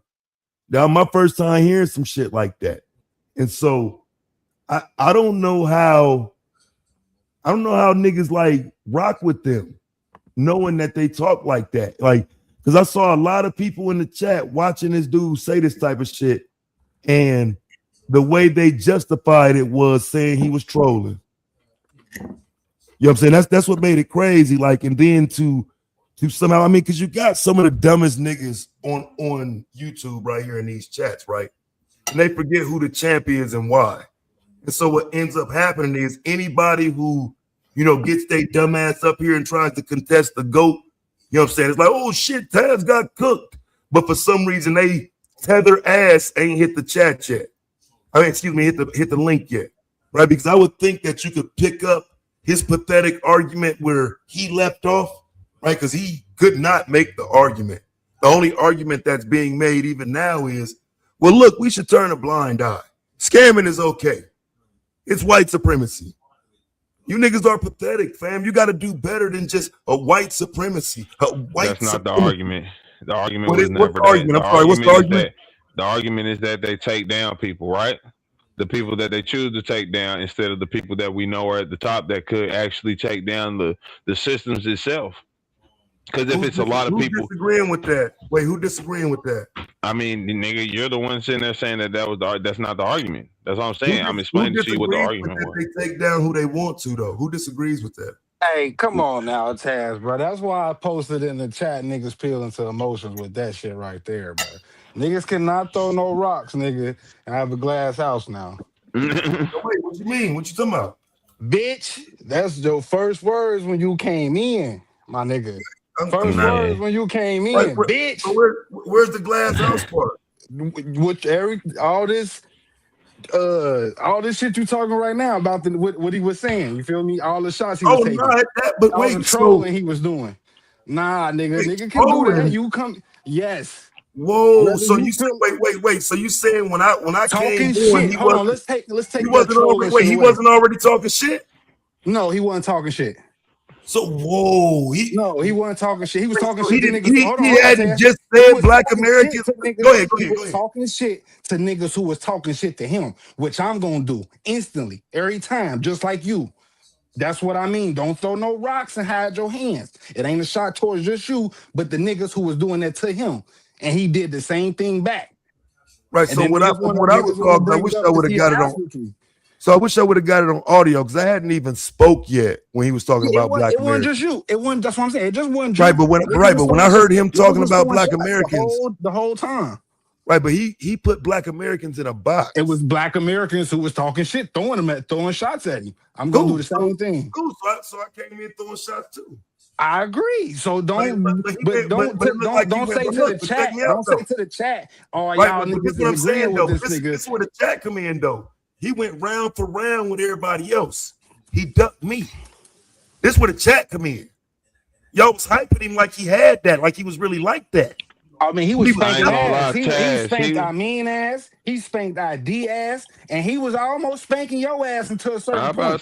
He got you to say, nigga, hold on, I'm about to tell you where, my nigga.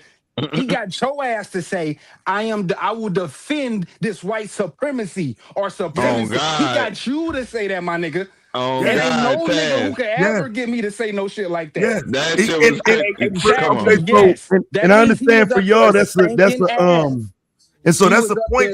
That's the point. That's the point for you. That's the point for you. But let me tell you why it's not. Go ahead. I live here. He don't.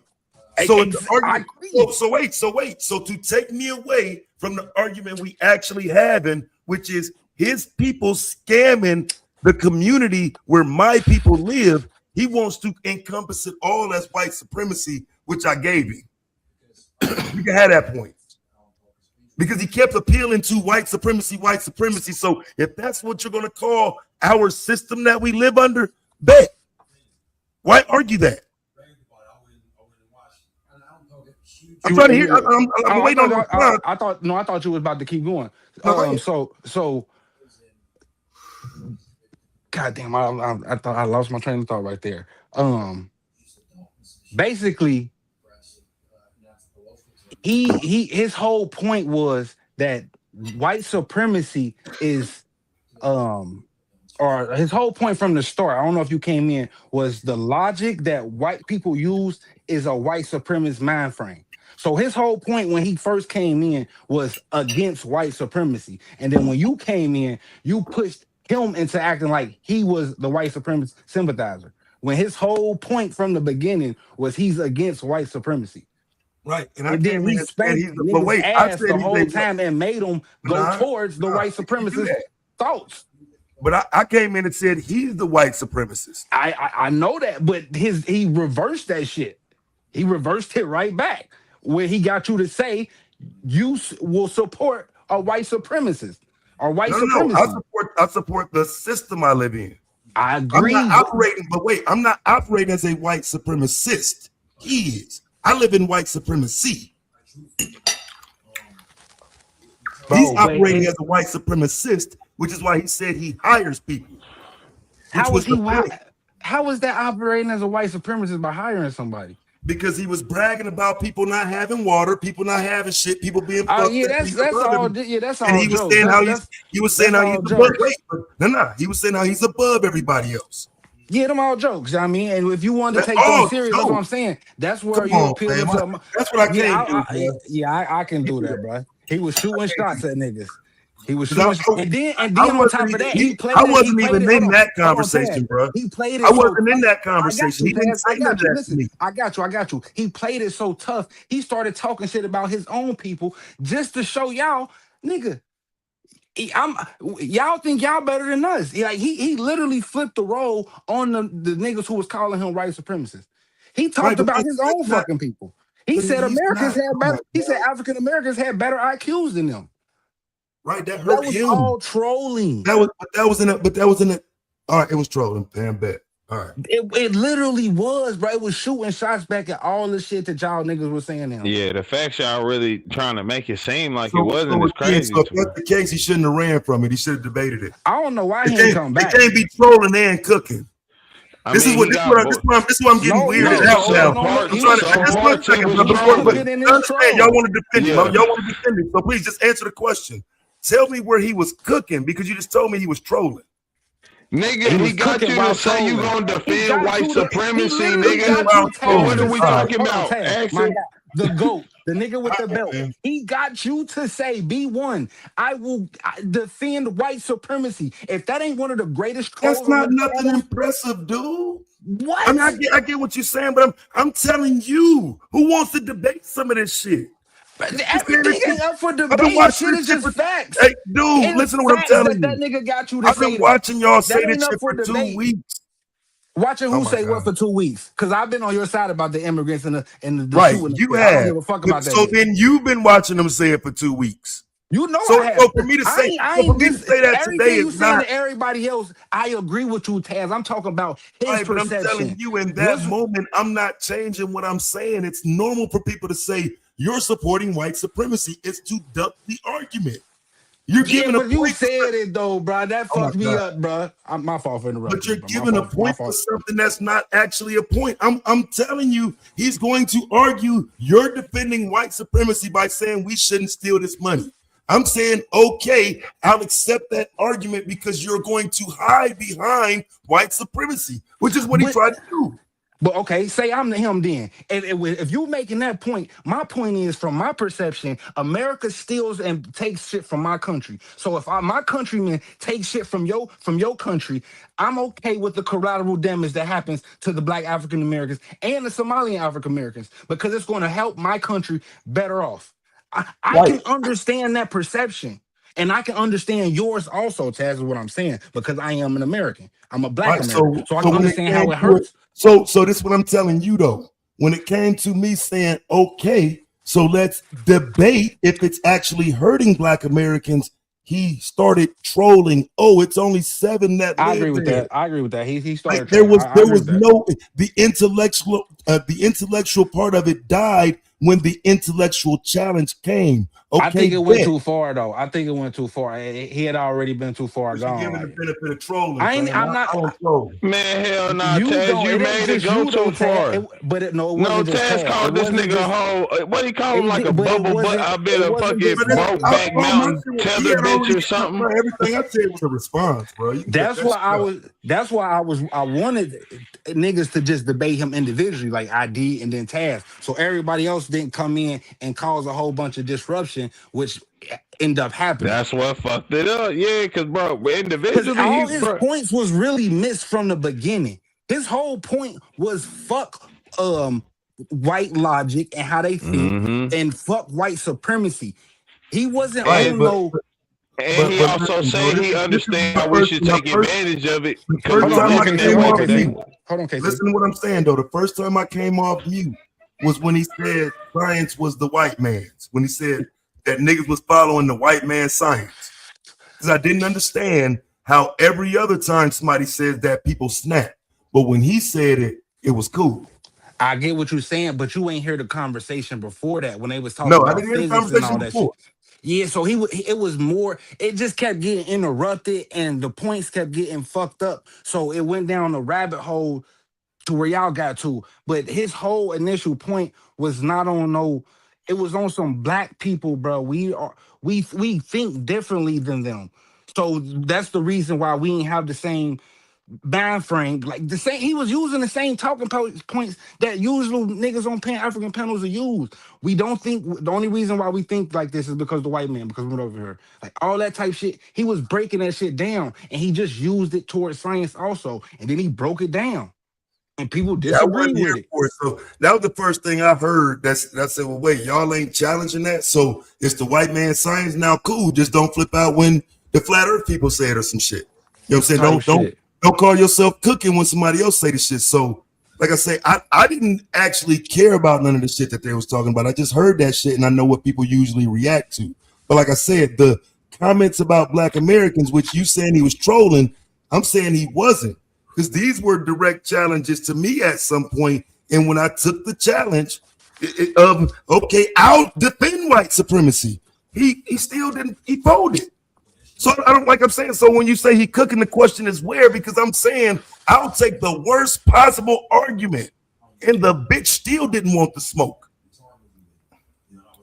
All right. Hey, so I'm going to ask a question real quick.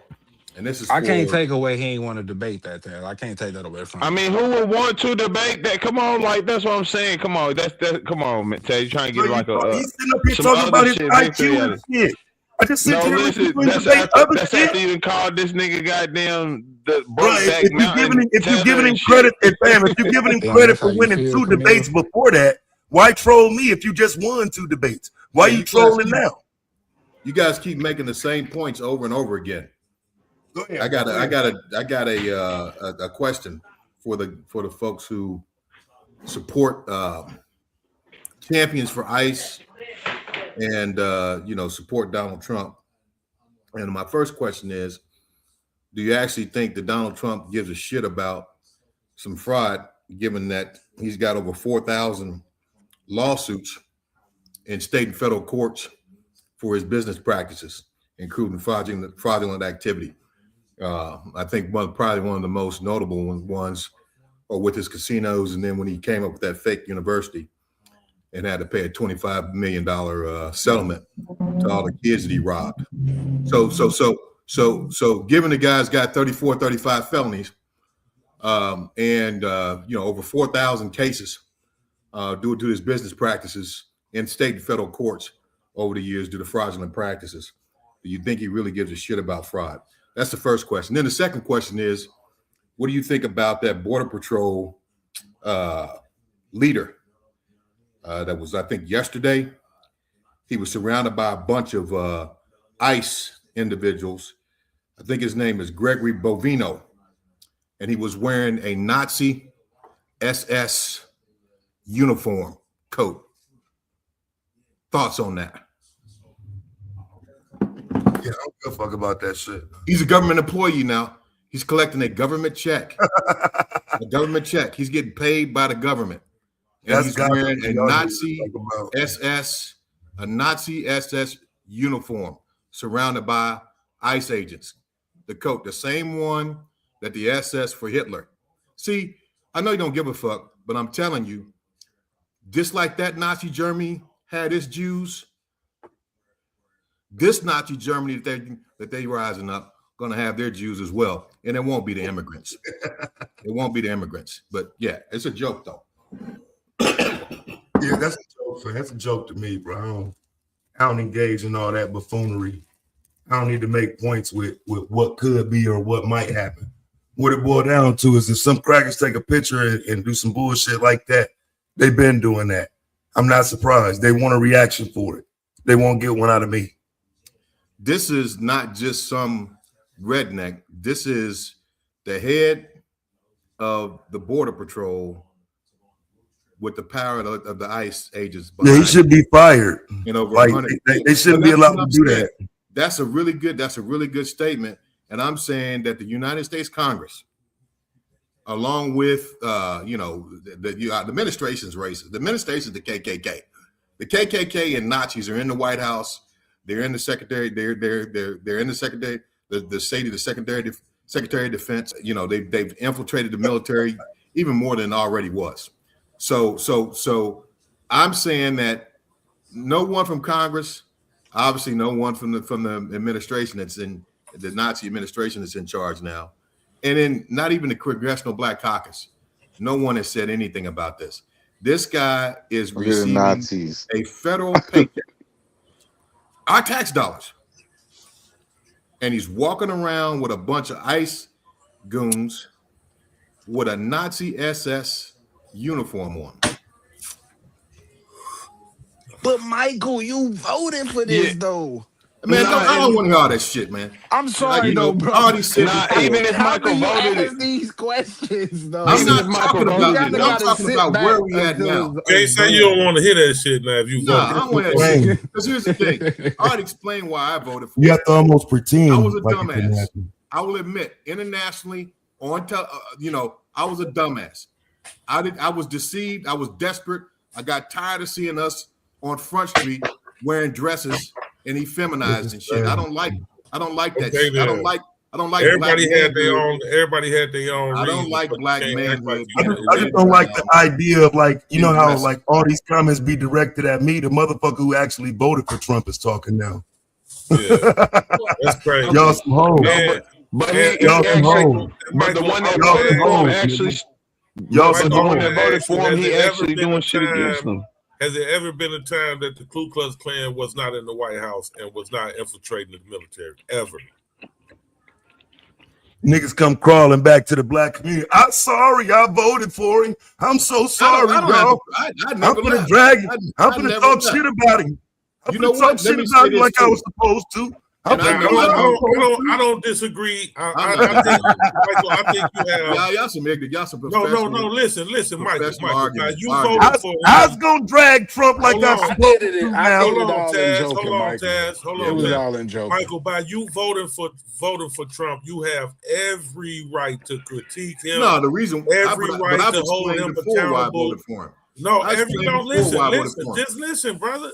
You have every right to hold him accountable because you actually voted for him. So that's what gives you the right to critique him and hold him accountable and talk shit about him because you actually voted for him. Good point, GA. I mean GQ. So I'm not tripping on you on that. But what I'm asking you is, has there ever been a time the Ku Klux Klan had infiltrated every facet of government and police and military and judicial system at any time? Now you saying now we have the Ku Klux Klan in the White House and infiltrating military. I just want to know when they hadn't. I think there was a time when obviously it was.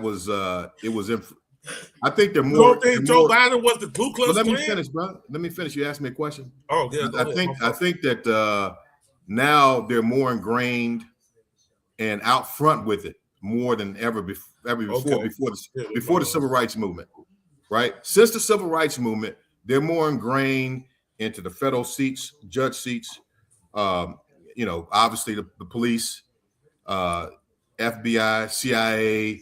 They're ingrained in every facet of power that exists in American society a lot more than they were since the Civil Rights Movement. And so, and the benefits from that. I think now the nation's headed back severely. I would tell you, I'll say this again. This is the last time I'm gonna say this. More out front with it, but more. I don't agree with the more ingrained, but I do agree with the more out front with it. These niggas be so pussy, boy. I tell you, these niggas are called Taz MAGA. They'll say Taz a Trump supporter. They'll call me conservative, Republican. Nigga, I ain't ever voted for none of that shit, nigga. Did you say something about being a pussy? Yeah, hell yeah. These niggas pussy. They won't call you out.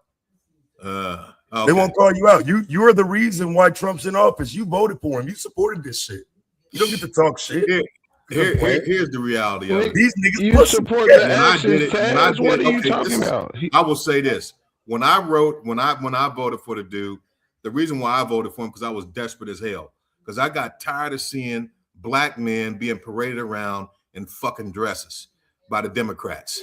I got tired of that shit. I got tired of them with this LGBTQ shit. With this LGBTQ shit. I got tired of them. No excuses, bro. Ain't no excuses. Man, shut the fuck up, man. Nah, fuck you pussy ass bitch. Yeah, fuck these motherfuckers won't even let me debate the topic. Hey, man, why you shut your fucking ass up? You been voted for hours. Shut the fuck up and let somebody else talk. You voted for him. Let somebody else I gotta argue with motherfuckers over debating the topic and you voted for him. You literally cast your vote. You literally supported him. Could you shut your fucking mouth? Go ahead, bro. Go ahead, Trumper. Go ahead, Trumper. So anyway, here's the reality of it. I got tired of seeing black men being effeminized.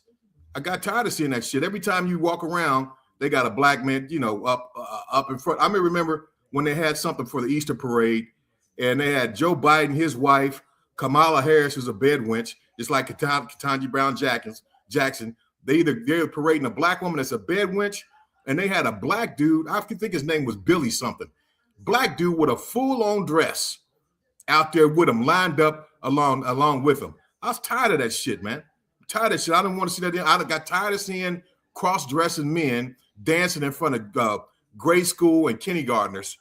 I got tired of all that. And then the things that they did on Easter, where they told the kids they couldn't put anything about. That's crazy. I can't even. And then they made Easter. They made Easter a transgender acknowledgement day, a transgender day, the exact same day. I got tired of that shit. Now see, the bottom line is, it's two sides of the same damn coin. You're gonna get that type of wicked shit either way. But what we facing right now, I gotta ask the question. I mean, you got the head of the border patrol that has an SS uniform on, with all those ICE agents They're getting paid our tax dollars around him. And he's getting a federal check. And I think that's unacceptable. And no one said anything about it. Not a congressional black caucus. I'm with the ICE. He should be fired though. Yeah, but he should be fired. But I'm with ICE though right now, just for right now. Nah, nigga, that's wild. Right now. Nah, hell nah. That's it. Listen, this is the point, bro. Getting there, we really be defending white supremacist shit. It's crazy. It ain't no for now, bro. You know, most of them January 6 people, that's where they at right now. Like most of them but like they already, bro. Listen, bro. KT, So why the fuck would we wait for some shit to hit us? No one is I gonna hit. believe in collateral damage, bro. I know, bro. Some people gonna get fucked over, but I know some illegal immigrants gonna get fucked over, bro. But I feel like it's a benefit of my people, bro. No, that's you the same that thing, Taz, with the nigga who was up here. You know what I mean? We feel like ICE get these niggas up out of here. It's for the benefit of our people. That nigga felt like them niggas scam all that cheese, send it back to Somalia. It's for the benefit of his people. The shit, show. Yeah, I can understand. No, I get all that too, but I'm gonna be real. I'm a black American, but I think America just fucked up how it is. That's why I say right. But nigga, it don't make sense to sit there and say I'm gonna support something that's not in our interest. That's what I'm saying. Regardless if you want to say that's both ways. Hold on. No, listen we are the collateral damage, bro. KT, listen to what you just said. It's not good to go for something that's not in our interest, right? Me personally, I do not feel like it's in our interest as a black community to have illegal immigrants come into our communities. I do not think that's in our best interest. Why? So you said why? Yeah. The job market is maybe the most crucial one. It comes in and it creates competition for us. Now that they're working for what do you mean it's not true? We see it. We've seen it happen for years. When they first started letting them come in, when we go to the white immigrants, we've seen it for years. Immigration hurts us, especially illegal immigration, the black community specifically. You got it. Immigration affects white people because then it takes away. It affects us very minutely. Because the plain and simple fact is, even to this day with Mexicans, them would be our best examples because they're the most frequent new immigration people coming. Right? They still take mostly positions of hard labor. Yeah. No, I'm saying like our large, like the large like new immigration stream. Is Hispanics by far. Hispanics, like but not Mexican. Yeah, like Mexican, Hispanic, whatever. Migantes. Hispanic, I just Latino. Yeah.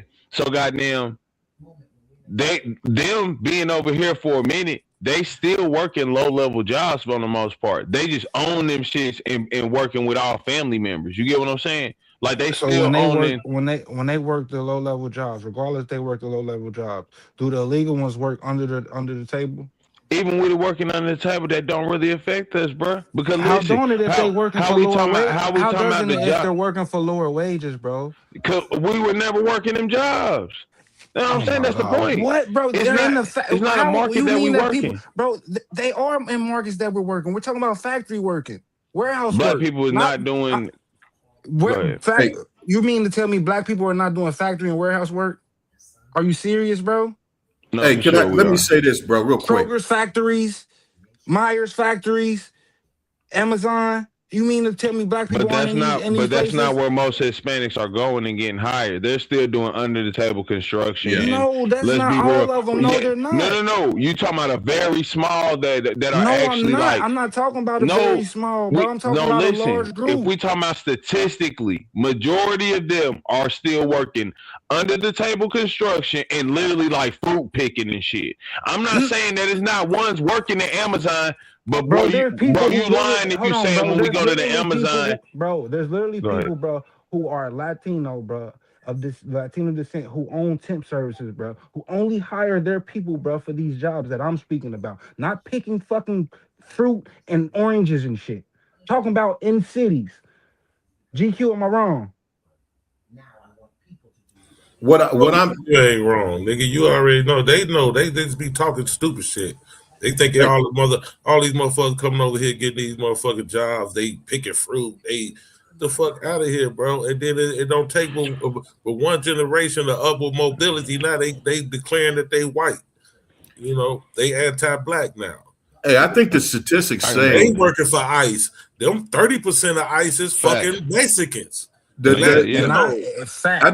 think the statistics say if you look at the statistics, motherfuckers don't want to recognize that they only job was picking fruit. No, it ain't. I'm pointing out that the fields that they're working in the majority is by far not fields that we are working in. That's fields that everybody work in. Warehouses are full of black people, white people, and Mexicans. Like I ain't saying it ain't something that ain't full of Mexicans. Predominantly Mexican, man. They got the fucking temp agency sold up. You go to a temp agency and see who run that motherfucker. What city you in? Black people on them in Winston. I'm just keeping it real with you. Winston what? Winston-Salem, North Carolina. I believe that.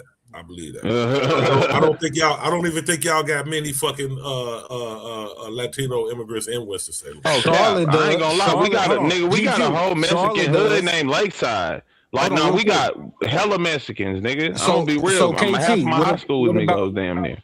KT, what about Charlotte? You go to any major city. Anywhere in North Carolina. You go to any major city in America. Charlotte is flooding with Mexicans. Listen, North Carolina, period, is flooded with Mexicans. This is why I'm telling y'all, they got a whole city called Solid City, my nigga. Pure Mexicans. You ain't gonna see no Migos, no niggas or white people. You go to any major city in America, Latinos are running the temp agencies. No facts, but they not. I'm just pointing out. No habla español? New York to LA. I'm just pointing out. You better habla español. Now you go below the Bible Belt. I couldn't tell you. I know Florida. The Mexicans, the Latinos run the temp agencies in Florida. They run them. Hey, can I make one more? Can I make one more comment? One more comment, and I'm done. Okay, so what I'm trying to say is that I think if you look at the statistics, Obama and Biden, they actually deported more people have been deported under this administration so far. So what I'm trying to say is what we're looking at here, the optics of what we're looking at here, looking at your screen here. This is about more than just immigration, man. Yeah, they showboating with it. This is about more than no, they're not showboating, man. Yeah, they're trying to tell you what they want to normalize. This is more than just about immigration. It goes a whole lot deeper than that. Yeah, and that's all I got to say. It's easy to say that, but we see what they're doing. We're saying one thing, but we're saying another. You know, this is different. I mean, what are you seeing? You seeing what? We're seeing immigrants being deported. We don't see black Americans being deported. They didn't kill a couple of black folks. How are you gonna deport black Americans? That don't make exactly. Come on, man. You know what it is though? It's the sudden need for the alarm. Like the white bitch getting shot and shit is like making people feel a need to have an alarm for like over policing when it's like black folks been getting over policed and violated by these same. Yeah, that's true. It's like, oh shit, white bitch got shot. It's triggering. Now we need to pay attention and shit. It's like, nah, that's the law. Like after many black folks done got shot and carried out, these white folks should know, like, look, don't be trying to do what black folks got killed for and then all of a sudden get away with it, which, you know. So white privilege don't exist then. So let's not just spend on Latino immigrants. I was trying to make a parallel to interest, black people interest when it comes to ICE. That's all I was doing. Let's not sum it up to just Latinos, immigrants being the cause of our job situation. All right, let me just get that understood. Other than that, would have been the Italians and the Irish, well, whoever. But yeah, man. So we had an Irish dude come on the panel randomly yesterday and said Irish people ain't white. They weren't right before. They turned white. They white. I don't know what the fuck he was smoking. They are white, but the motherfuckers white and anti-black. The Anglo-Saxons weren't considering them white at the time. Man. When they came over here because they were starving in their country and black folks helped them get on their motherfucking feet. And so as soon as they got on their motherfucking feet, potato famine, yeah. Black. Oh, where Mike? I was gonna ask him, is this the white dude he was talking about on the screen? This the white dude he was talking about? Yeah, yeah. You see, he got the Nazi coat on. Wait, no. What's on? Where's the Nazi coat at? What's on it? I ain't gonna lie. That's a slight reach. I ain't gonna lie. That's not a Nazi coat. The little church coat. That's not SS. That's not SS. Come on, that's SS right there. Give me the comparison. Where's the comparison? What's the comparison? Okay. Man, that's a damn trench coat. It's a pea coat, son. I got 3 pea coats, son. I wouldn't do a green, but I can see a dark green. Now that I think about it, like that. You see the medallion that he has on? What was that? The police shit? With a light brown shoes, looking nice at that. I ain't gonna lie. Look at the haircut he got. His shit don't look right with it. His coat don't go with his haircut. That's that SS haircut. All the military motherfuckers wear their hair, bro. SS. All that's SS.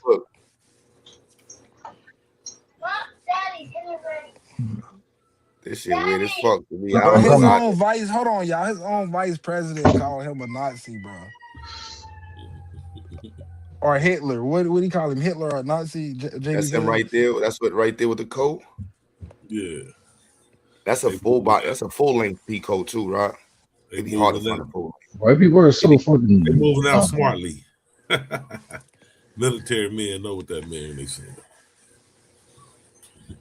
Nah, this don't say. I ain't gonna lie. This ain't Nazi to me. I don't. That ain't Nazi. Cute. Yo, bro, we went through stop and frisk, bro. Like some of these terms and shit, like yeah. But it's like, come on. White boys that pulled me over last night look like Nazis. If you'd have asked, they motherfucking white cracking Nazis. Straight white neck, straight neck, bob haircuts. You know what I'm saying? Yeah. But that just throwing that term around, like out for me, a Black American, that shit don't mean Franks to me. The Nazi shit, like optics, we went the optics, frisk, bro.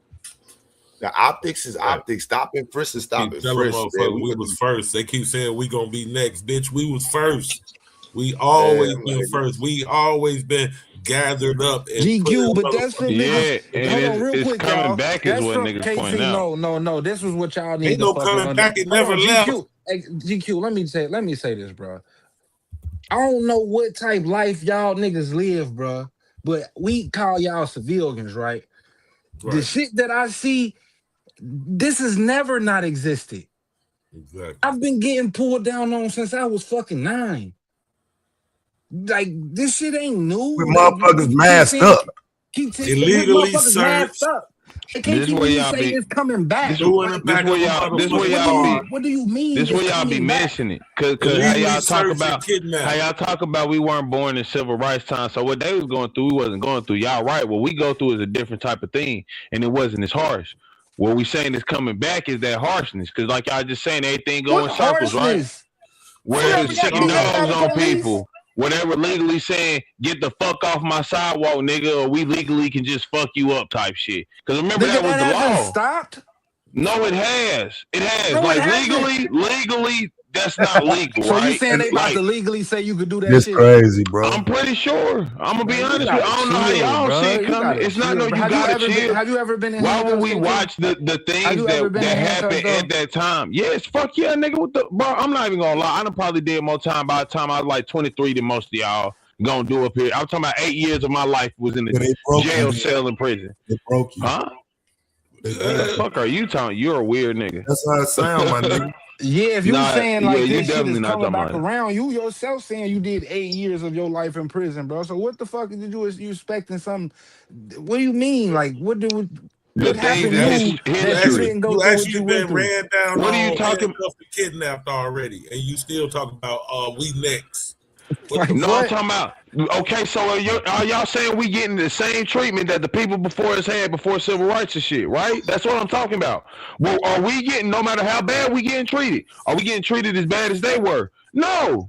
They're literally sitting. Niggas ain't being lynched at the rate they were before. Okay, so all right, no, fuck just being lynched because of this in the South, particularly, it was illegal for.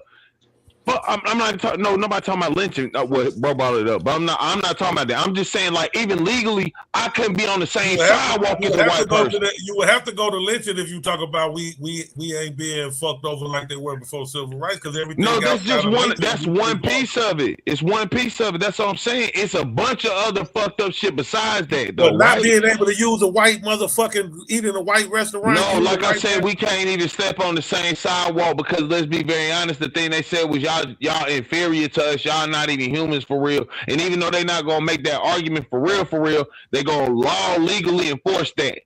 That hasn't been happening. They're showing a clear evidence of wanting to do that. You gotta go sit down, bro. Nigga, so are you saying we're getting the same treatment as the people in the past? This why y'all niggas don't be answering the question. Sometimes y'all just make insults. So please just answer me, yes or no. Are we getting treated as bad as people were back in the day? I answered the question. Bro. I said no. We not being lynched at the rate we were being before the civil rights. Okay, so what I'm saying is they're trying to bring that back. Accept that. And no, I said yes. That's why I've been trying to point out from the beginning. No, it's not about lynching. No, because y'all said bringing it back. Y'all literally said, what are you talking about bringing back? That level of shit. That's what I'm talking. That's what everybody pointing out. They're bringing back a more severe level. Y'all acting like, I just heard one of y'all say, oh, so what? No more white privilege? No, nigga, it's not no more white privilege. It's your black privilege gets worse. What propaganda am I feeding into, bro? That shit is going to go back to the fucking 1910s. No, they're literally showing that's their attempt. They're literally showing that. The Department of Homeland Services, listen, the Department of Homeland Services just changed their slogan to One Nation, One People. That's literally from the fucking KKK. That is no exaggeration. This is literally from a KKK book, nigga. Yo, parallel is crazy, gang, with that. What's how can you not parallel verbatim words? How can you not? That's what I'm saying. Are you ignorant enough to sit there and say, "Oh, nah, that shit ain't got no comparison"? This nigga gave us a One Nation, One People is a good slogan. The early 1900s, bro, from a slogan. That shit in the fucking Constitution. This nigga talking stupid to the One Nation. The Constitution gets amended because it's not correct. It's not always correct. That's again why I get amendments though. But yeah, because the Constitution once said you wasn't really human. So I mean, that's what I'm saying. That's what people do. No, I mean they've amended it to make changes around. This was a New York suit. This is just New York City. 500,000 stop and frisk. 85% black. Thousands to join the suit, targeting the policy itself and not the action of an individual officer. What does it mean? I mean, to get this kind of, for a judge to say, hey, this has probably happened to many people who will never sue. I think it says that we can have faith in the law, that, you know, it is possible to seek change in a system. New York City's Mayor Bloomberg defends the policy, saying it has taken 6,000 guns off the streets in the last 8 years, making New York the safest big city in the country. The polls show overwhelming support by the public for the tactics that we've been using to bring down crime. The suit does not. Mayor Bloomberg. They had 270,000 deportations last year. 271,000 deportations last year from ICE. What was our number of being stop and frisk? 500-something thousand? In New York City alone. Come on now. We didn't even count Chicago. So ICE ain't doing shit. I thought ICE was doing more than that. Shit. I gotta crank up the ICE. And you gotta think about it. It's in relation to 10 million people in the country. Do you remember? Like I think the immigration conversation gets like thrown out of context without bringing in, Biden let 10 million people in the country. What's that? 0.2%? Exactly, bro. It's a percentage. Actually. It's like 0.2. Ain't even a whole percentage. A lot of people said like a lot of illegal people came in the country on the Biden. So it's not even that ain't even 2%. 2 million to be 2%. That's like 0. Nah, from 10 million it would be 200,000. From 10 million. Well, yeah. Be 0. It wouldn't be 2%. Yeah. Well. Now, this arguments, I personally have a other-sided argument, and I know people don't like it, but to me, like, immigration makes money for the government. 100%. So it's like, you know, them adding replacement theory, you know, that brought in a bunch of adults that help out that work base that got aborted. A lot of aborted babies got vacuumed. A lot of babies. So, you know, I don't know. You know, then they like, yo, the amount of money that they put into the immigrants, but then you got the amount of money that immigrants put into the economy, help drive the economy. It's a lot of pieces to the puzzle. But 10 million is crazy. That exaggerated the puzzle to me. That's what makes it like, God damn. So with 10 million in one shot. Q, my question is, all right, look, say we let them in. Say we let them in. They come in for sanctuary right now until they shit get together, right? Why try to give them voting rights? What sense does that make? It's exaggerated, bro. I think it's a whole. I mean, wouldn't it make sense to do that so you could be part of my base now? Wouldn't that make sense? Under normal conditions, yeah, they develop the right to vote over time. Yeah. But when you illegal? Oh no. I'm talking about illegal. Illegals is different, bro. That's a whole illegals can't vote. Illegals can vote? No, but were they not trying to give illegals the right to vote? It depends on the situation, because you can have influence, like Nicki Minaj. I think Nicki Minaj could vote. Under Biden, Nicki Minaj was illegal.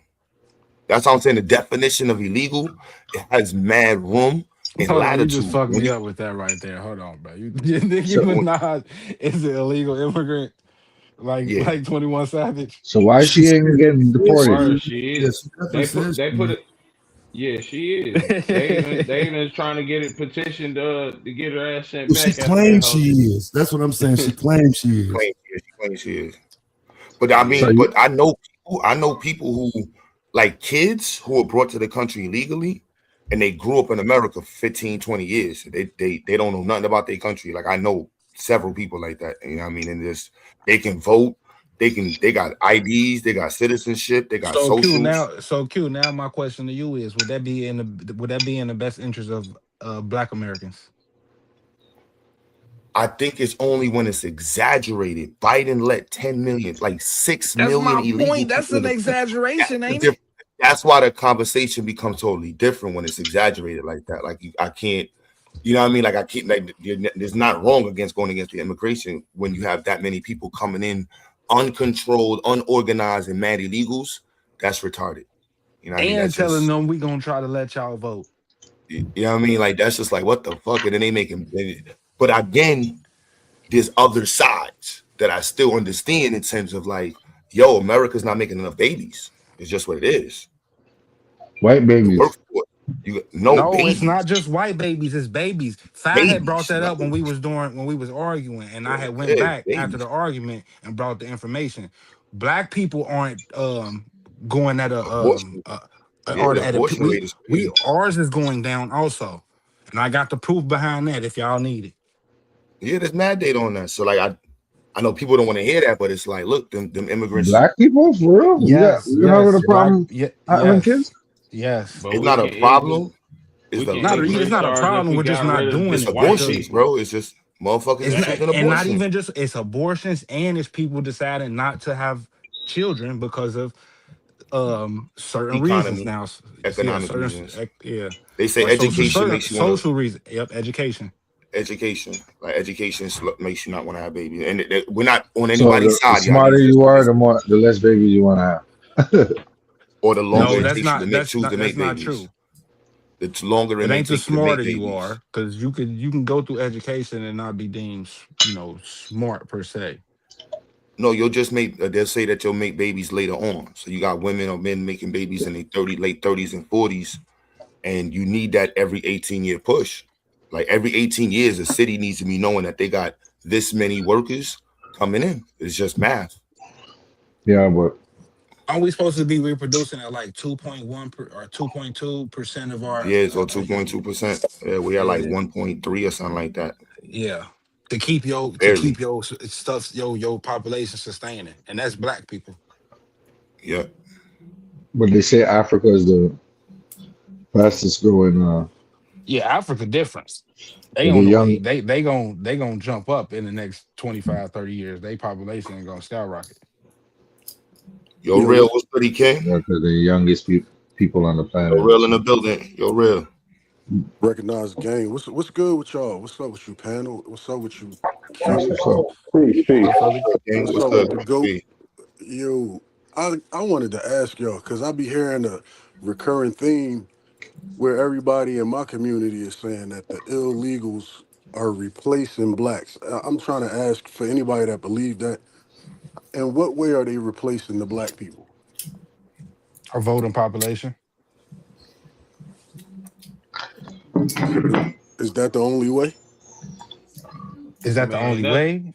No, I don't think that's the only way, but that's one of What's the of the what's the one of other the way? reasons. What's another way? Like I don't really see it that way because if you illegal, you can't vote.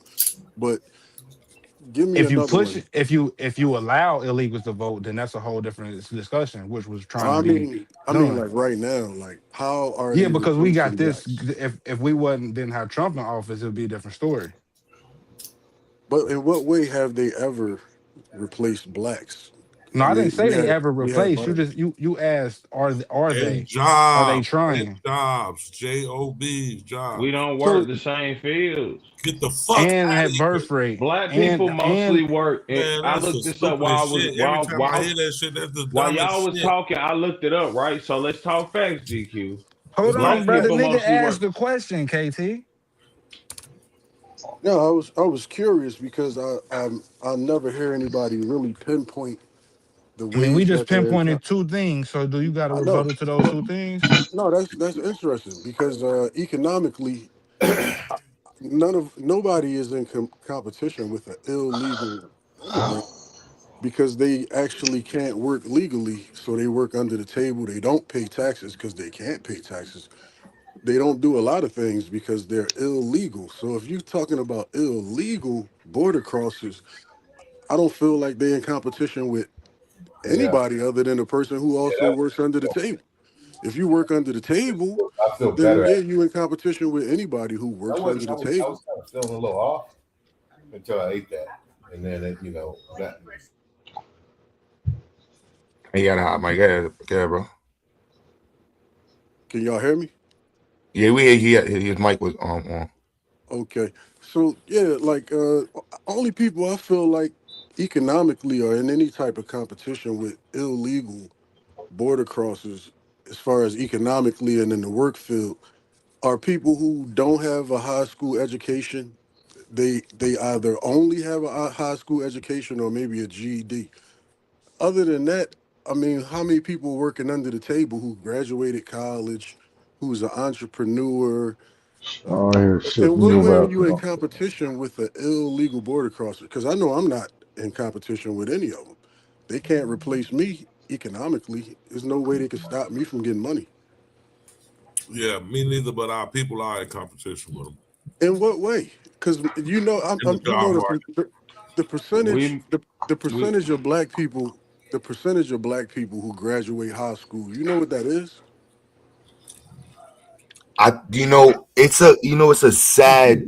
It's a sad space, bro. I'm not gonna lie. The No, I don't think. reality is that but you're not wrong, but the reality for black people, and I can't put this on anybody else, is that our graduation rates are abysmal, and our No, skills actually, rate. it's not. It's not. Well, We here the next point. 80, Here the next point. 80 to The next point will be 90% of black people, eighty over to the 90% of black people have a high school diploma. here the next point. Or we are the least skilled. And that's why there's a huge push in changing, CTE curriculums, skilled trades curriculums in schools, because they are leaving high school, some schools, and just getting pushed through. No Child Left Behind. There's a lot of kids that just got pushed through, and they don't have the skills to compete, and they ended up without a state job.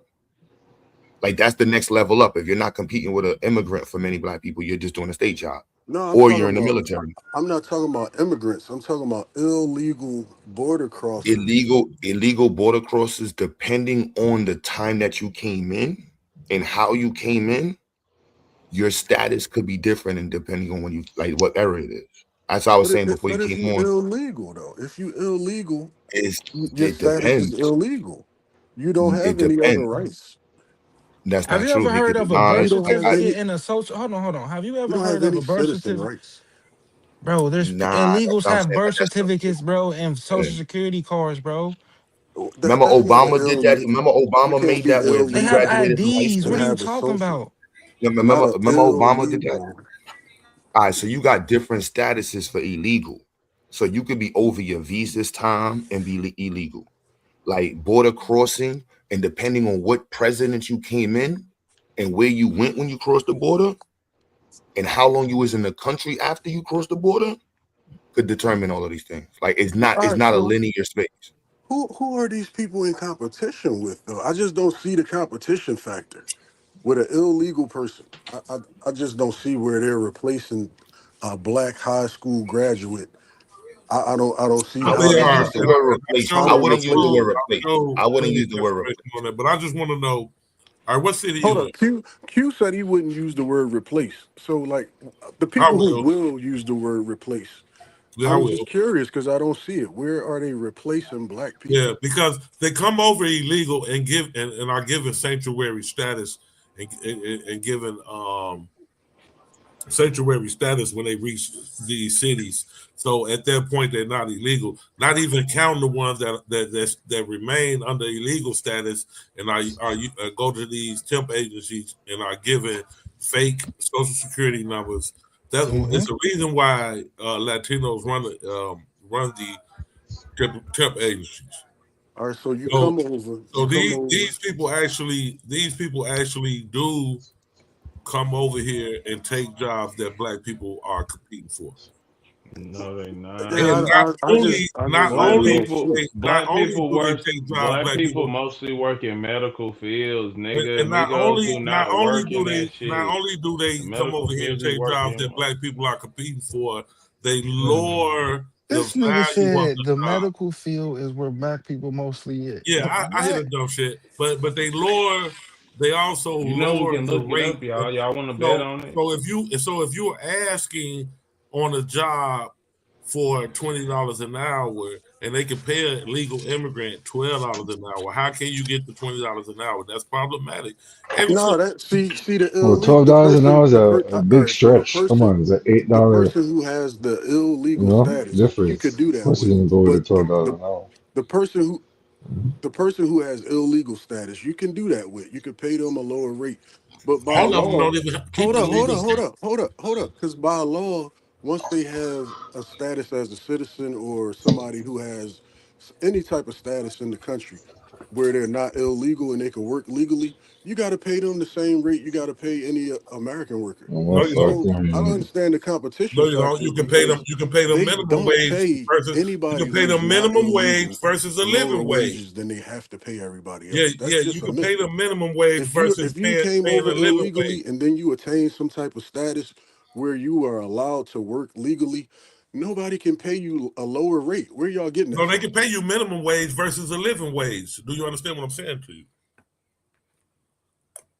Can y'all hear me? Yeah. Can you hear me? I don't know what happened. I can't hear y'all. Okay. I can hear you. Yo. I can hear you. Maybe you can't hear me. What's that all about? You may have to go out and come back in.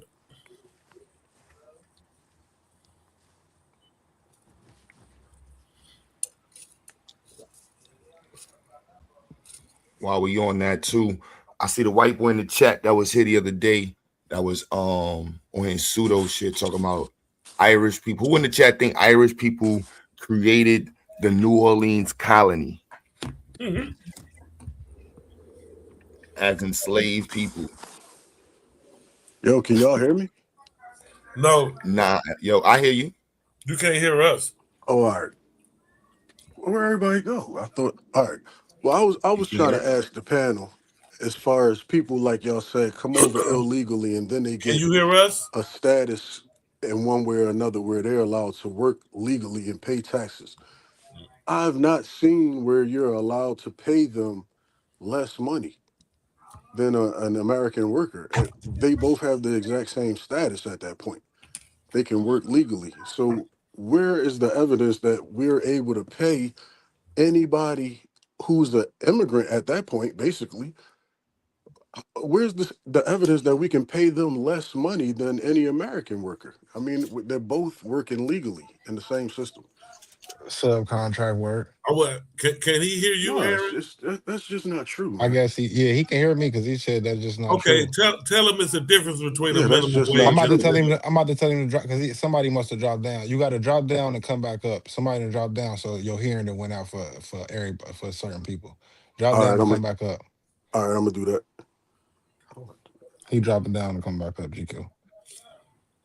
And I just pointed out for y'all in the back chat, bro, like literally, we don't work the same markets. Y'all gotta quit saying they taking our position. We don't work in the same fields, bro. They do like housekeeping, groundwork. This is in mass. This is what Latinos do in mass. Those are the markets that we're more likely to work like healthcare support, like nurses and like housing aid people and shit. That's what black people do. Travel job. I mean, like driving buses, shit like that. What world y'all living in, bro?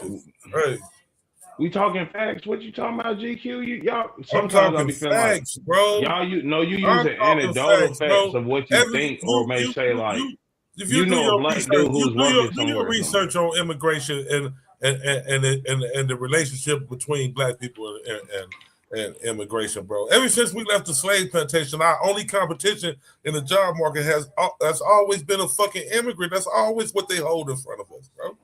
Ever since it was an Irish, like the Irish motherfucker Q Butter talking about, first it was them, the Irish, the Polish, the motherfucking Italians, and the Jews.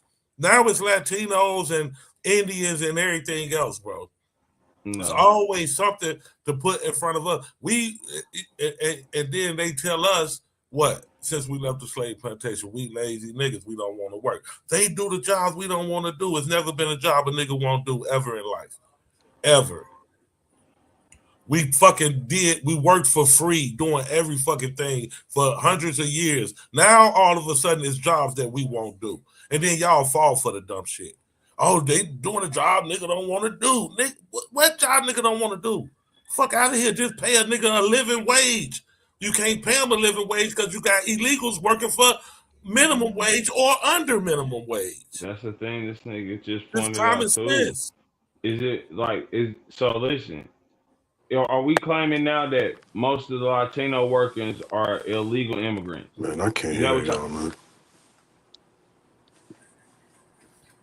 Shit, you can't hear. You can't, yo. This shit keeps glitching. I don't know, man. Yeah. But listen, all I'm saying is now you got to make the argument that literally goddamn y'all trying to say most of the people that's Latino are working, or even a big ass group of these Latinos working, are illegal immigrants, because then the only people that can get paid under the table like that and it not be any repercussion.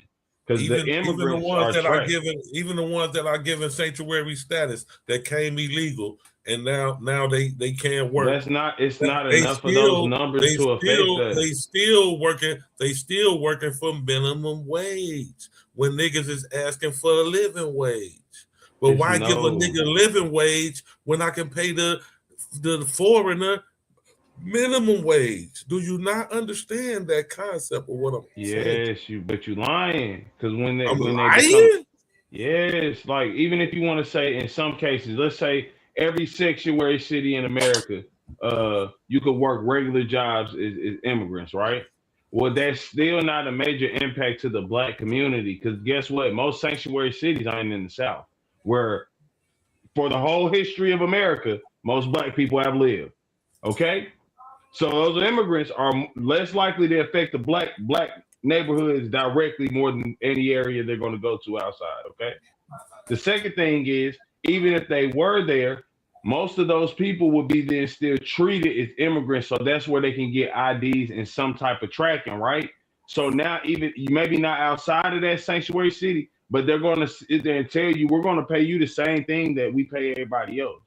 Like, or even if, because you got to think about it, them Mexicans not going to say, nah, them Mexicans really not going to be like, give me $4.50. because minimum wage is $7.50. So we forget that nobody now is asking for minimum wage is $7.50. Where? Yeah, that's minimum wage. What am I incorrect? That's why they don't give a fuck. No, nationwide, America. Not in Chicago. Yes, no, literally, it's a nationwide set. Like, am I tripping, y'all? Yeah, minimum wage is not $7.50 in Chicago. Period. It's a federal minimum wage. That's what sets the minimum wage. Hear what I just said. No, so you're talking about what Chicago is choosing to do. You are I'm talking lying. about what the federal. I'm not. I'm talking about what the federal minimum wage is, nigga. Yeah. You talking about the minimum wage? So you talking about what shit? You know how you gonna get paid probably $17.50 working at McDonald's in fucking New York. Is that the average? No, nigga. But it's a federal minimum wage. That's minimum wage in New York. No, but we're talking about a federal minimum wage. Have the same minimum wage. Oh my God, we talking about a federal minimum wage. There is you talking about federal minimum minimum wage, and I'm talking federal minimum wage. So we talking about what they can pay them at the least. They gonna get paid the state. They gonna get paid the state minimum wage, not the federal. Exactly.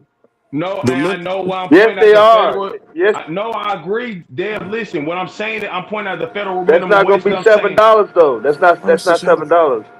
I'm saying this is the lowest they can go. This is why I'm pointing out the federal minimum wage. No, the minimum as of January 1st, 2026. That $7 is out, man. We went over the numbers already. California is like $16, $17. No, that's what I'm saying. Listen, it's a state federal, like what they choose to give you, but there's a no, they're not going to choose. They have to go. They have to pay the state. Whatever the state they're in, they have to pay it. They can't pay them $7 no more. That's what I'm telling you. All right, even the reason why the federal minimum wage is so low is because of what you're talking about, the fucking illegal immigrants. That's what I'm saying. That's why the states raised their shit up. If you didn't have illegal immigrants that would accept the federal minimum wage, then they that's what I'm saying. Yeah, you have to raise the minimum wage in North Carolina. First, yeah. Before that's not the minimum wage in North Carolina. That's the federal minimum wage. I was just saying what the federal minimum wage was. Yeah, we acknowledge that, but they still gonna pay the state minimum though. Dev, listen to me. This is why I'm pointing this out, because he's talking about how the immigrants are undercutting us, right? Yes. So what I'm explaining the federal minimum wage for is because I'm saying even an immigrant at this point, he's going to at least ask for the federal minimum wage, right? So no, I'm trying to correct you. The lowest he gonna ever get paid, even if he don't open his mouth, is gonna be the state. It's not gonna be the 7. Okay, fuck it. With that furthering my point, if that's your argument now, so you're agreeing that they're getting paid the same thing we're getting paid, right? So how are they undercutting us? If they're going on the minimum, if they're going on the minimum wage. So how are they undercutting us? That's GQ argument. That's GQ. I keep on trying to tell them the minimum wage and living wage is a different thing. We asking for a living wage. We're not asking for a minimum wage. They don't have to give you a living wage if they have people accepting minimum wage. It happens all the time, bro. Happens on all these jobs. Fuck, I'm gonna give you a living wage for, and I can give these immigrants a minimum wage. What you're not understanding what I'm saying. I don't understand why you can't. Because you're saying more, I get what you're saying, but I'm just asking you, where's the substantiation of that? Even because you said I was lying. You're not substantiating. You are. Yeah, GQ, he asking you to tie them jobs to black people, I guess. And because he was saying they undercutting us, and y'all now arguing with they going and like. You're saying that. No, I already had the argument with him. Yeah, I've been through this for last year. So go ahead. Yeah, so you're saying that they're not undercutting us? No. Okay. So you're lying. Nigga, they aren't. That's what I'm saying, substantiate, because I just substantiated how they aren't. You, I really just did that, GQ. Send the link up, man, if you're by your computer, man.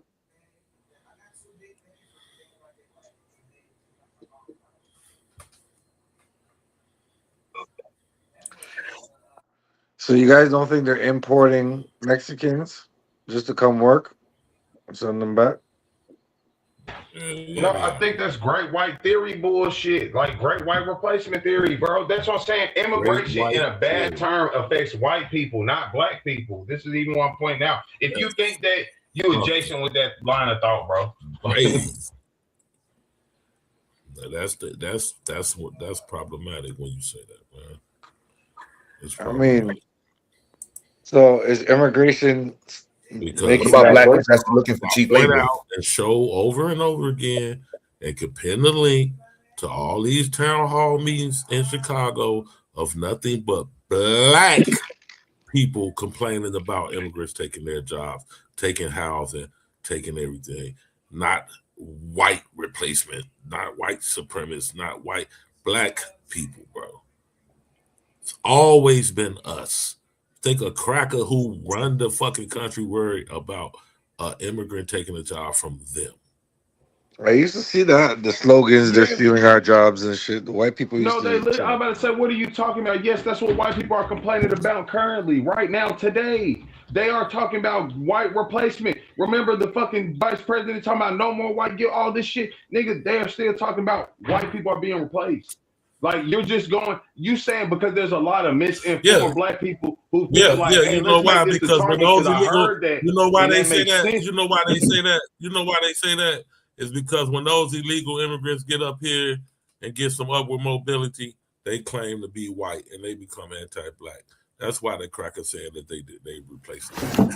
Not Hey, so KT, real quick, are we the biggest minority in America? Hell no. Excuse my language. So the Mexicans can be white. Mexicans can be white.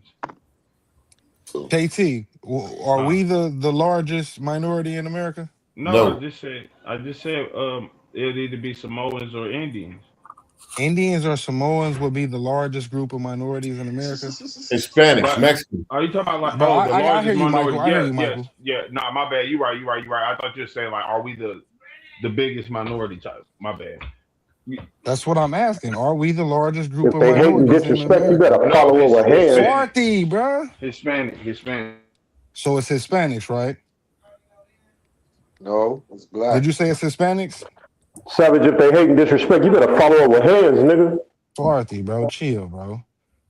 Is it Hispanics for KT? Yeah. All right. So were we the largest group of minorities at a point in time? You said what? Were we the largest group of minorities at one point in time? Yeah. All right. So did they not replace us? Not the legal. I'm not gonna stand on that legal point. Did we not get replaced with Latino immigrants? Yeah, our major minority position. Yeah. Okay. No. What do you mean? No. What did that? What do you mean? No, Mac mean? Mizzle. There's more black people than Hispanics. No, there's not. No, it's not. No, it is not at all. But that doesn't have nothing to do with talking about some replacement theory, because we're talking about. No, I ain't talking about replacement. I ain't talking about replacement theory. No white shit, none of that. I'm talking about literally being replaced in numbers. We have been surpassed in numbers. So we've been replaced in the minority. But that's not even. I mean, we were never in the lead, so that's what I'm saying. Hold on, so we weren't the largest. Hold on, KT. We weren't the largest group of minority in America. Yeah, the largest minority. Like, don't leave out the safe part of the minority because we were never. I'm not leaving out nothing. So like, we're arguing about how we racing for second place, which is cool, I guess. You know what I'm saying? But I think we're supposed to be trying to win the race instead of just being like. So do you know the population that's do you know the growth that's going to be for the Hispanic population by the year 2060? Oh yeah, they basically the reason white people won't be the majority. Hold on, bro. So what the fuck is you saying? We in a race for second place. That's my fucking point. If the other group is about to surpass, hold on, be quiet, bro. If the other group is about to surpass another group, why the fuck will we be worried? Like, why aren't we worried about our own group? Why do we feel like them having more people come over here is not a problem, especially illegally? Because we love everybody. We're replacing our own selves, our own voting bloc. We don't. have a voting. That's what I'm saying. Like this is Oh my weird to me God, because bro. This we shit is never. just math, That's bro. why It I'm ain't saying no no. Yeah, philosophy, I know. bro. It ain't no deep thought, bro. It's literally fucking math, bro. It's 1 + I 1 know equal it's 2, really bro. mad. So that's what I'm saying. How can 14% ever be the lead? Like you talk. Okay, so Listen, hold on. Let me they've tell you. done Hold on. something. KT, They've stay done. right No, there. listen, KT, stay listen. right there. You just asked the question. How could 14% ever be the lead? So we gonna break it back down. Was we ever the biggest minority group in this country? The biggest Yes or no? minority is the Yes. Well, biggest African minority is the Americans, biggest the biggest minority. minority in America ever. Mm-hmm. We were? Yes. Okay, so now another group of minorities has surpassed us, right or wrong? Yes. And based off statistics, he's saying that minority group is going to pass the majority group in the next 60 to 100 years, right or wrong? Mm-hmm. So you're telling me that a group who was lower than 14% became the majority? And you saying that never could happen, even though we're seeing it about to happen? Is that what you're saying? I said with us, with black people. Oh my God. Okay. So you're basically saying that black people are, hold on, wait. So you're basically saying that I can't say hold on, nothing. no. You can say something, but I gotta stop you because you're running stop signs when you say stuff. You said basically we could never do that. That's what you're saying now. I just want to follow. Haven't. Of course we haven't. You said We we haven't. It's can't. that simple. No, I didn't. but I you said said we I didn't can't. say we can't. I said No. we haven't. Your previous statement was No, we it can't. wasn't. It never once was. That's Okay, what so I'm now you're saying. saying we can't. Now you're I'm saying we saying. haven't. So now you're standing on we haven't done it yet, right? No, that's the whole thing I've been saying. All right, so hold on. Arguing Just stay about right how there. we Just stay were. right there. Just stay right there. You're Jesus, saying bro, I we can't haven't say done it this. yet. Goddamn. Nah, bro, because we gonna have good dialogue. You saying we haven't done it yet. So my question now to you is, can we do it? Not in this current situation, no. All right, what type of situation is gonna take for us to do it? Do what? Just like become the majority population. Because he just said a group at 14% can't do it, and then I just proved to him it's didn't happening. Say we can't do it. I never said we can't No. do it. I was talking to the guy who just said something about the beginning of the conversation. Why is so continue, KT? Volume going off. Why do I keep getting this? I'm saying that the 14% currently, we've been held to that around that same number percentage rate because of white people, the government in specific. I ain't gonna say all white people. I'm gonna just say the government. You got it. Government did shit to keep us near a certain population. We should probably get rid of at least that opposition, and then our numbers could increase because Planned Parenthood still exists. This is a government-led program. It ain't no. You talking about you can prove you? I don't know what point you proved, but again, government is a big proportion of why. Even how we were just talking, black birth rates are down. Well, if we literally just got rid of abortion in the black neighborhood, our numbers would literally be in the positive right now. That's it. That's all we gotta do. Get rid of Planned Parenthood. Not saying that abortion still won't happen. I agree with you, brother, on that point. I'm not disagreeing with you. No, so I'm just pointing out the government is the biggest thing that's stopping our population from growing. It's not the Hispanics. But how is the Hispanics aren't government stopping our population from growing. But how? Check I'm this not out, saying man. that they I'm are. about to go watch the rest of this Bears game, man. But I just want you to see this right here, KT. I'm about, and this is just one source. I got like 100 on because I mean, you know, I've been doing this shit for like 3 years with this immigration shit, right? But I just want to show you this right here, and I just want you to respond to this, right?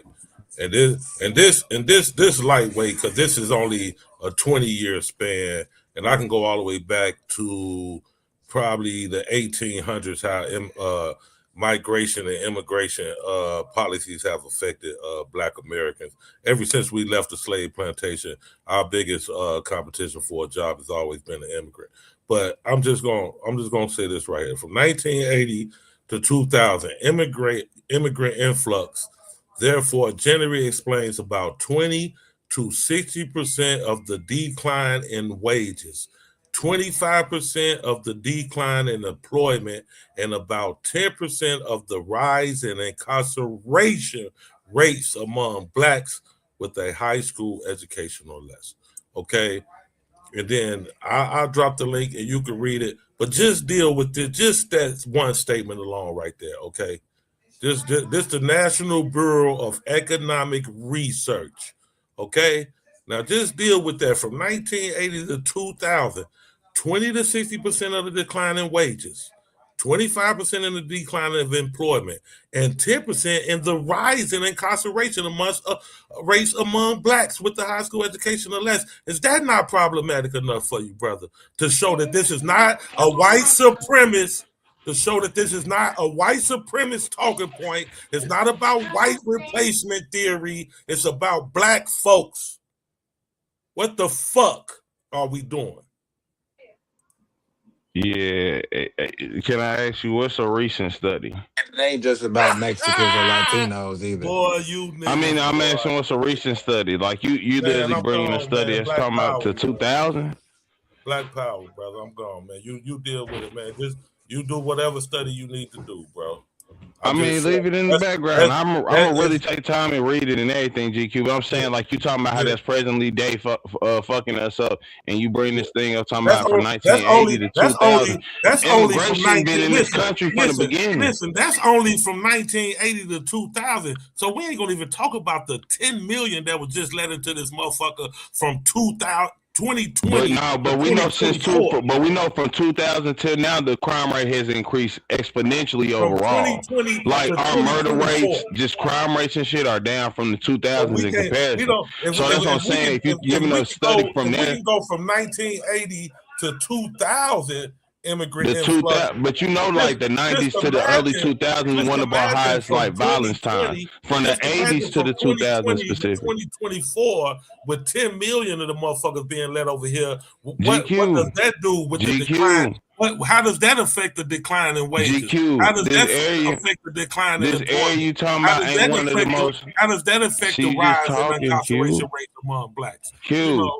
So the war on drugs ain't started in that 80s period. The war on drugs didn't start in that 80s period. How the fuck do you deny this? The 90s didn't happen where we having the rise for Rodney King and shit in the 90s. Like these are, you know, crime wise from 80 to 2000, one of the highest points. So you really trying to argue that immigration is what made shit bump? We talking about the 80s and the crack era. Come on, bro. That's what I'm saying. Y'all trying to act like I'm tripping up here. This is the National Bureau of Economic Research. I get that. This shit has been going on. It's been going on before 1980, before the crack epidemic, bro. It's been going on. I agree. But see, that's why I'm pointing out. You see how they gonna use this time frame that is literally high crime wise. It's many things that and nobody's ever made the argument that from the 80s to 2000 that basically a lot of the shit in the black community was really because of immigration. Because then we have to ignore like, no, nigga, this is we war on drugs. We were covering. It's a whole bunch of shit happening from the late 90s until the 80s till late 90s, you feel me, into the 2000s, early 2000s. Like immigration ain't right. Why a bunch of that shit happened. Now, is there things they probably could correlate and say, look, this is our proof and show you why we think this is that? I'm pretty positive of that. And I'm pretty sure this is what that is with the Bureau stuff more than anything. Not saying it. I guess this go back to what dude was arguing earlier, right? The white man's logic sometimes. Like, this is the shit that, white man logic can explain like a motherfucker. Word. Like, we could link this together and we say this is why we think this is that. But, nigga, we can show it's way more things that had to be affecting us in that period. You don't have to use white man logic to see what's right in your face, bro. You know, immigration ain't never been nothing my people was talking about in the 90s, bro.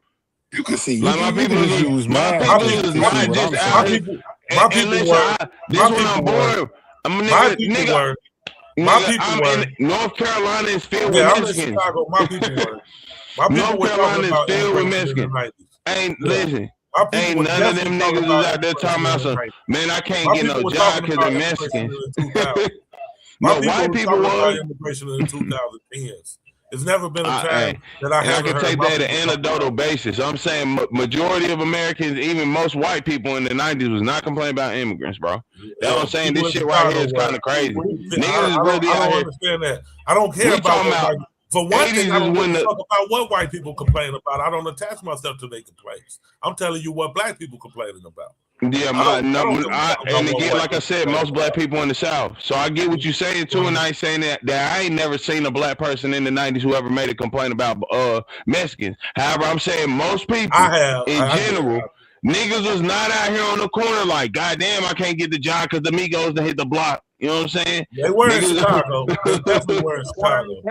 They definitely were in Chicago. They were in Cali. That's not that goes without question. I know. They definitely were in Cali because I don't know where this brother be. He in North Carolina, but I don't know. It's shit different down there. I don't know, but maybe y'all just got a. I tell you, in present time right now, GQ. But they Listen, did GQ, say North Carolina is the new black Mecca, and maybe y'all just got so many jobs down there that it don't affect y'all. Motherfuckers need to go look into North Carolina. Maybe y'all just have that many jobs where y'all don't give a fuck about them. But it's definitely a fight for the jobs in Illinois with these motherfucking immigrants. I can't. GQ, my kids go to school in Charlotte, nigga. I tell you, half the kids in there is either Indian or Latino. They migrantes, I'm telling you.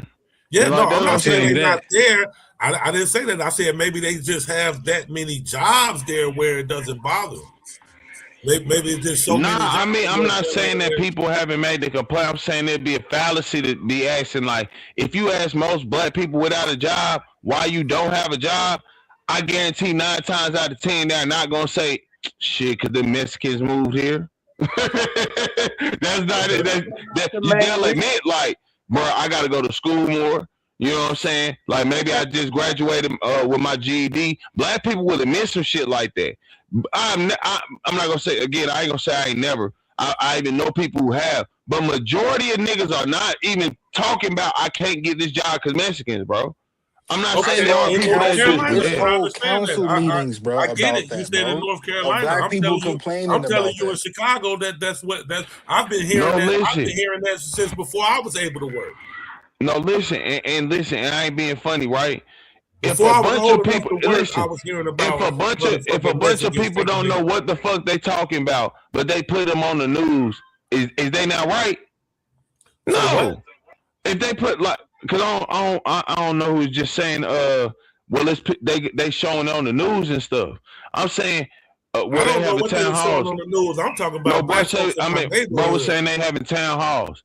My bad, but I'm just saying, if people having town halls and shit, okay, because a bunch of misinformed people think this is why that's happening.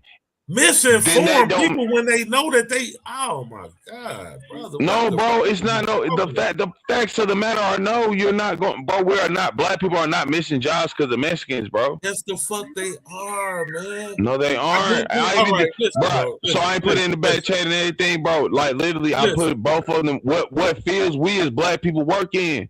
We work in transportation and healthcare. We are like nursing and things of that nature. Hispanics work in construction, home care. This is them even when they got even when they getting stuff, bro. So that's what I'm saying. Just on a typical basis, we ain't even really intersecting like that job market wise, bro. They not kicking us out of no job market, bro. Crazy, bro. That's crazy. So now all the rappers just Latinos now and shit. You know what I'm saying? What the fuck, nigga? Let me jump back in here and read. Shit black people be doing is not what Migos doing. Bro. Let me get a screenshot. Let me read something right quick to y'all. This video I'm working on. That's you speaking, man. And this next Somali scammer I got up on deck. So here's the problem, like I say, fam, and I think it hits home. You'll kind of understand at some point. FBI search warrants accuse Abdulaziz Farah, the founder of Gateway STEM Academy, of using the child nutrition funds to purchase a Porsche and a $500,000 house. Gateway STEM Academy has not been accused of any wrongdoing. So we're going to skip down here. Gateway STEM Academy opened in the fall of 2018 to provide an education based in science and technology to underserved elementary school in the Burnsville area. Last year enrolled 221 students, all of whom are Black. Most of these students come from East African immigrant families. More than 3 in 4 Gateway students speak Somali at home. Community members describe the school as safe, welcoming, and affirming for Somali community in Burnsville. So again, I'm just saying we acting like all of this stuff don't start to intersect at some point. You cannot start ignoring where these things do intersect. I'm saying we're on a STEM school channel right now, acting like these funds don't affect everything when they start this trickle down shit. So now they freezing funds in Minnesota, then it goes to Illinois. We just can't ignore that some of this fucking fraud that y'all accepting from these Somalis are directly tied to issues that we would normally say, nah, we can't afford for that to happen. So again, this is why I'm saying what I'm saying.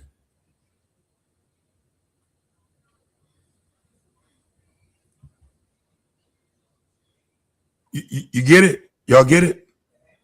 It ain't really just about shitting on immigrants for me. Like, it really is a story behind some of this shit that needs to be talked about. It's just about jobs with me, bro. That's all I can say, man.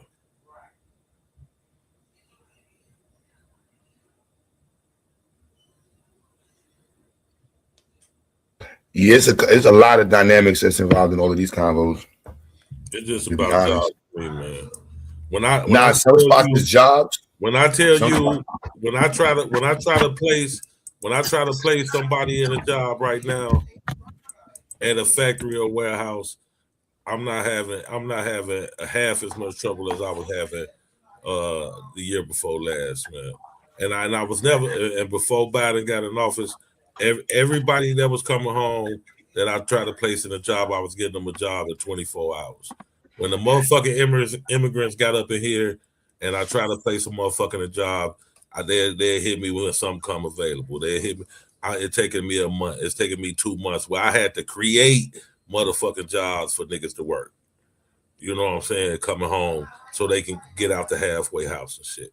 It's not even a question to me whether or not they in the way of niggas getting jobs. It's not even. I don't even have to think about it because I'm seeing it. I'm dealing with it.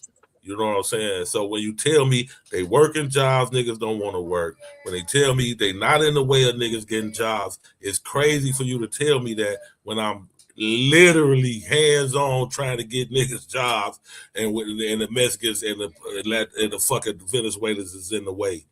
And when they not in the way, I can get them right into these motherfucking warehouses and these factories. It's not even a question, bro.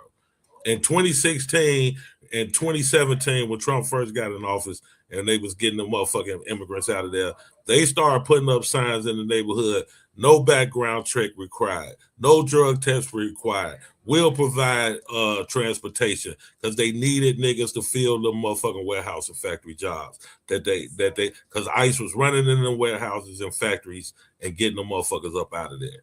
And that was in the first term. You know what I'm saying? So it's not, I don't have to think about it. I know what the black people in these motherfucking, in these town hall meetings is talking about because I see it. I'm seeing the shit every day. It's not no fucking rocket science, bro. Shit is real. They in the fucking way. Even my nephews doing the DoorDash when the motherfucking Venezuelans goddamn it flooded this motherfucker. They when they used to go in and put in a slot, okay, I'm gonna work from 2 to 6.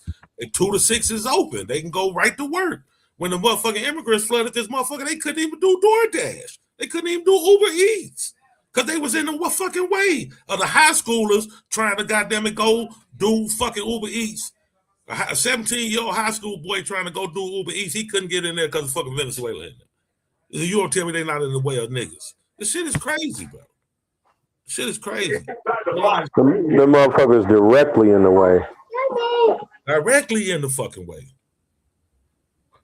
There's so many layers to it, though. Y'all hear me? Yeah, we can hear you. Yeah, I was gonna say there's mad layers to it, man. I ain't gonna lie, like it's everything from a gig job to a fucking factory job to a warehouse job, man. They in the fucking way. Niggas work these jobs. They tell me the majority of niggas is in the hospital, is nurses and motherfucking engineers. Unless you're saying majority of niggas and Mexicans work in the same fields, which you don't. I'm not saying it don't intersect sometimes, y'all. Jesus, it's really simple. I'm just talking about for the most part, we ain't losing no goddamn jobs because fucking nigga want to put we're losing jobs because of white people. This is why I keep saying, Taz, like I respect you for bringing out the Somali dude, whatever. Why are we not having the same animosity for the white people? We are in agreement. There's a lot of white people that do these things. They are saying they don't want to hire us just simply because we're black and they don't like the way we act or the way our hair is or how we dress and da-da-da-da-da-da. This is historically what they've been doing all the time. Still do. Niggas is still passing Crown Hair Acts type shit, right? Like, bro, and we sitting here talking about the fucking immigrants. Like, that's what I'm saying. It's a reason It's why. really It's lost a to reason me. why a black-owned roofing company is a reason why a black-owned roofing company that hire all black people to do roofing is underbidded by a Mexican-owned roofing company because he has 20 motherfucking illegal immigrants that he paid $5 an hour to do the fucking roofing. It's a reason for that. But it's a more important. It's a more important thing, like an all-black research group. Listen, it's more important thing, like independent. But you know what? But GQ, some of that is the nepotism. The cement job. They're trying to get the cement job is underbidded by a Latino company because he got 30 fucking illegals working for $5 an hour, and why they can underbid that. But GQ, there's two sides to that though, GQ. One, the layer is like Identity said, that's the company, and then you got nepotism, bro. Like the Latino nepotism, like we gotta really look at that. They have a cultural communication and network. We may see Mexicans and them not working together, but Latinos work together, and they've already infiltrated mad levels of society where they're gonna reach back. Their reach back for other Latinos is very serious. Y'all see that in the supermarkets. They're gonna fill up a supermarket with nothing but Latinos in there, knowing that, like, yeah, we're gonna find another one. So there's like layers do the same thing. But I all think of them do that. And when black folks try to do that, now when I try to go hire black Americans to work for me, what they need, Q Butter, they need at least they need a living wage. They can't work for pennies like that motherfucker. Here's when I start sounding crazy, when I start saying like we need to work either with black immigrants. But what happens with black immigrants, the motherfuckers be turning into rappers and motherfucking rich. Like they be turning into Idris Elba overnight and shit. They were scared yesterday. It's like, nah, it's like, hold on, what happened? Like, you just got here. What the fuck happened? Like, nah, that's a yeah. And I be hearing that from Caribbean people, so that's not even from Black Americans. That be Caribbean people saying that, like, yo, bro, they just brought their cousin up here, and some want to get paid $17 an hour plus better. What the fuck is, nigga? You was just on the island on a boat. I just paid for you to come up here. Latinos got a different thing. They still cutting their throats and family members up in their other countries, man. You gonna do what they say. The Chinese is still vacuum cleaning and you know they got their little human trafficking. Nah, you know Chinese parents don't accept no failure, nigga. You hear me? And it's just like before you go to kiss some Chinese folks. All right, so just like Serious B said, right? It ain't just that you have white or black business owners with full crews of illegals doing the same, and that's a fact. That's a fact, Brandon, because that's what they have to do in order to compete, to even try to bid with these fucking Latinos. I mean, to be honest with you, we don't. All black people working for them, they can't compete. You understand? They gotta get they can't have black people. They get underbidded by these. They gotta raise all the black people up to managers, and then put all the Mexicans underneath them. Yeah. Which take man, this is gotta go back to that white society led shit. Like, bro, I'm not interested in playing the game they want, which is to argue with the people that you poor with. Like, I ain't saying we should trust them niggas or nothing. I'm just saying, like, you're not the main enemy, my nigga. You the lightweight enemy. I'm gonna keep it real with you. I think, like, us as Black Americans don't understand the thing that we really have the advantage over everybody else in the world is, like, we could actually be conscious white people because our proximity to them makes us, like, kind of accept. Yeah, y'all let these niggas say any fucking thing, bro. No, yeah, you heard what I say, because y'all want to, whether y'all want to accept it or not. Once we embrace a capitalistic mindset, that is a white mindset, bro. That is where you're rationalizing why it's okay to do fucked up shit because some money is made within it. Like, this is legitimately what capitalism is, bro. Like, regardless of y'all wanting to beat around the bush and give it the beautiful touches, bro, this shit is about taking advantage of shit and you can get a buck off of it at the end. So when we going with that is how white people think and what they taught us. That's why we out here saying, get your bag, nigga. You know what I'm saying? If Do you got fuck land, everybody else? If you take your land and put 1,000 immigrants on your land and shit, you up, son. No, I wouldn't do that. I keep it a bean Why with wouldn't you? I'd rather get the same number of homeless black people and pay them the same thing I pay the immigrants. I keep it a bean with you. I ain't say work. I said live. Oh no, yeah, live, yeah. I mean, nah.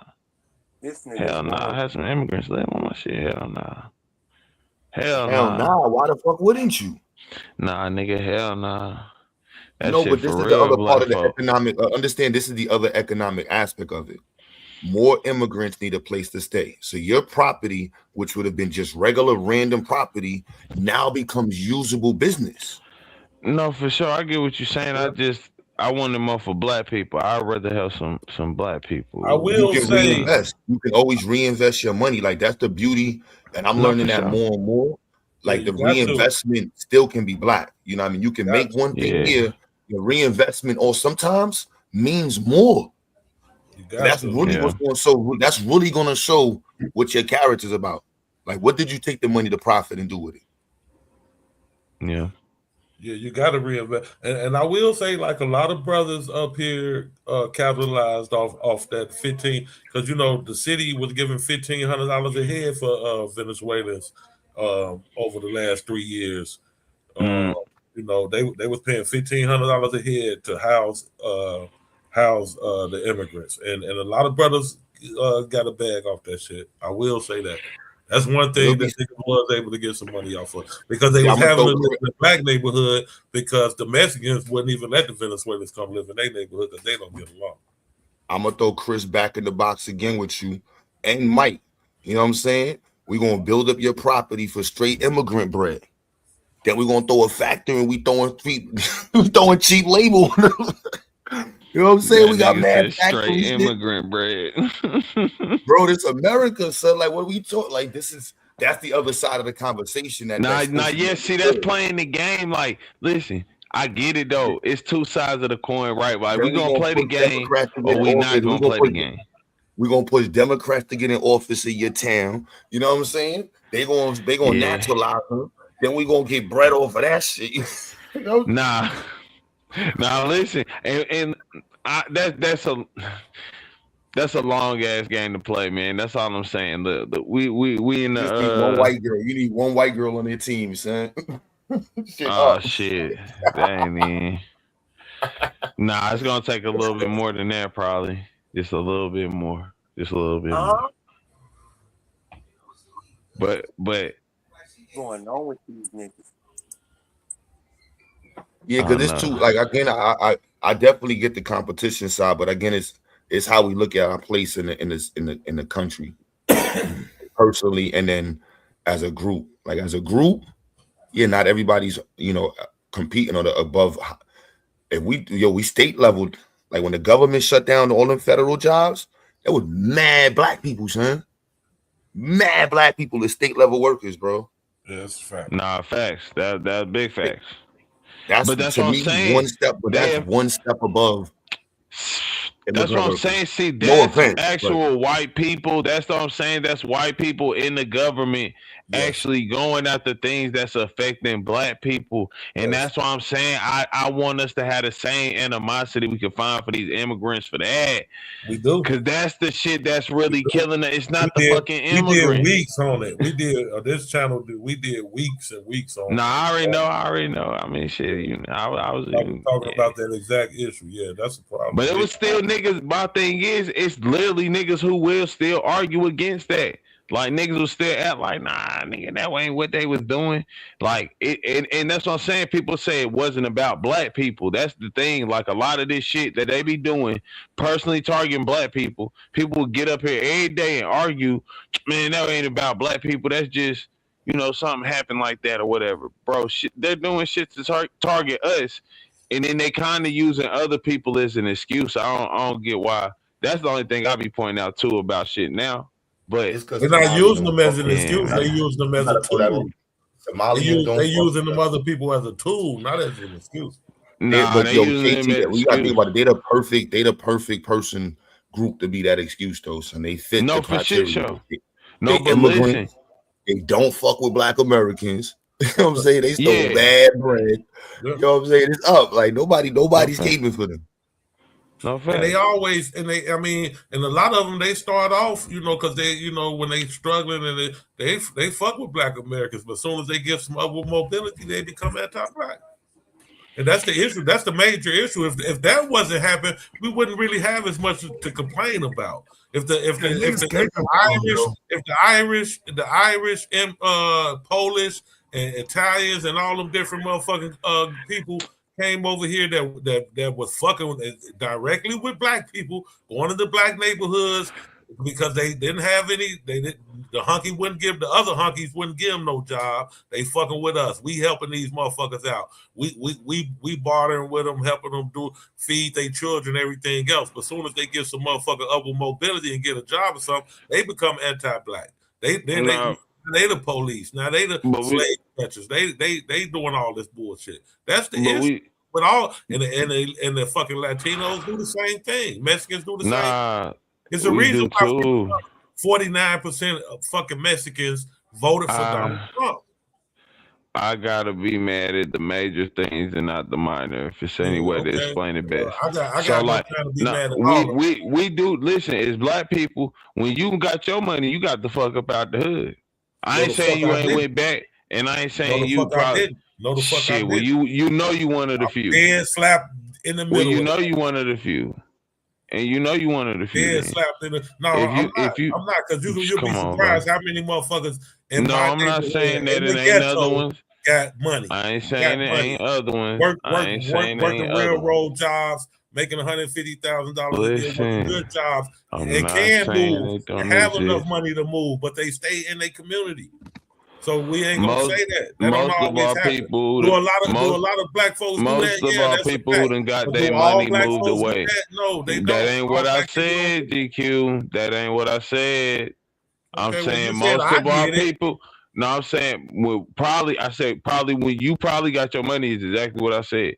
And like I said, okay, if you ain't, I ain't my bad. I apologize. But we know most of our people get our money and we move the fuck away from the hood. And we don't try to reinvest in the hood or do anything for it afterwards. That's the other part about it. Because I'm not even going to be mad about you moving away as much as saying you don't even go back to that motherfucker no more. That's what a lot of our people have done. Like I said. Now, like I said, I wouldn't have it no other way. I could move if I wanted to leave this motherfucker tomorrow and move, I could. But I don't even feel like I think I'm still under the guise that the world is a ghetto. So I don't think moving out to the fucking suburbs and moving to a white neighborhood or where they got even bigger fucking fucked up ass issues. I'd rather deal with that shit right here. It's easier for me. You know what I'm saying? But I mean, I'm not mad at nobody who do. But in the suburb, they got drugs like Roxycontin and shit. You know what I'm saying? That they fucking these kids up with. They have peel parties and shit where get all the peels and put them in a bowl and all the. I don't want my kids and grandkids exposed to none of that shit. I just let them stay here and be exposed to the shit we used to. No facts. And listen, all I'm pointing out overall, all right, man.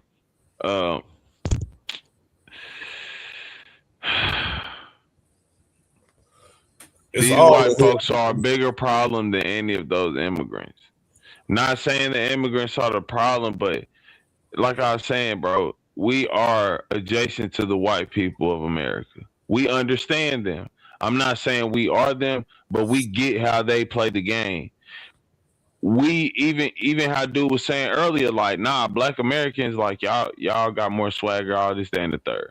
The things he was pointing out was because, like, let's be honest, we get how to play the game with the white people better than even they do. We just don't try to manipulate it as bad as they do. Like, we want to play the game correctly. If that's being honest. I know that's weird to say, but Black people is okay with playing the game fairly. Like, we'll say, like, do the crime, do the time. You know what I'm saying? Like, shit, it is what it is.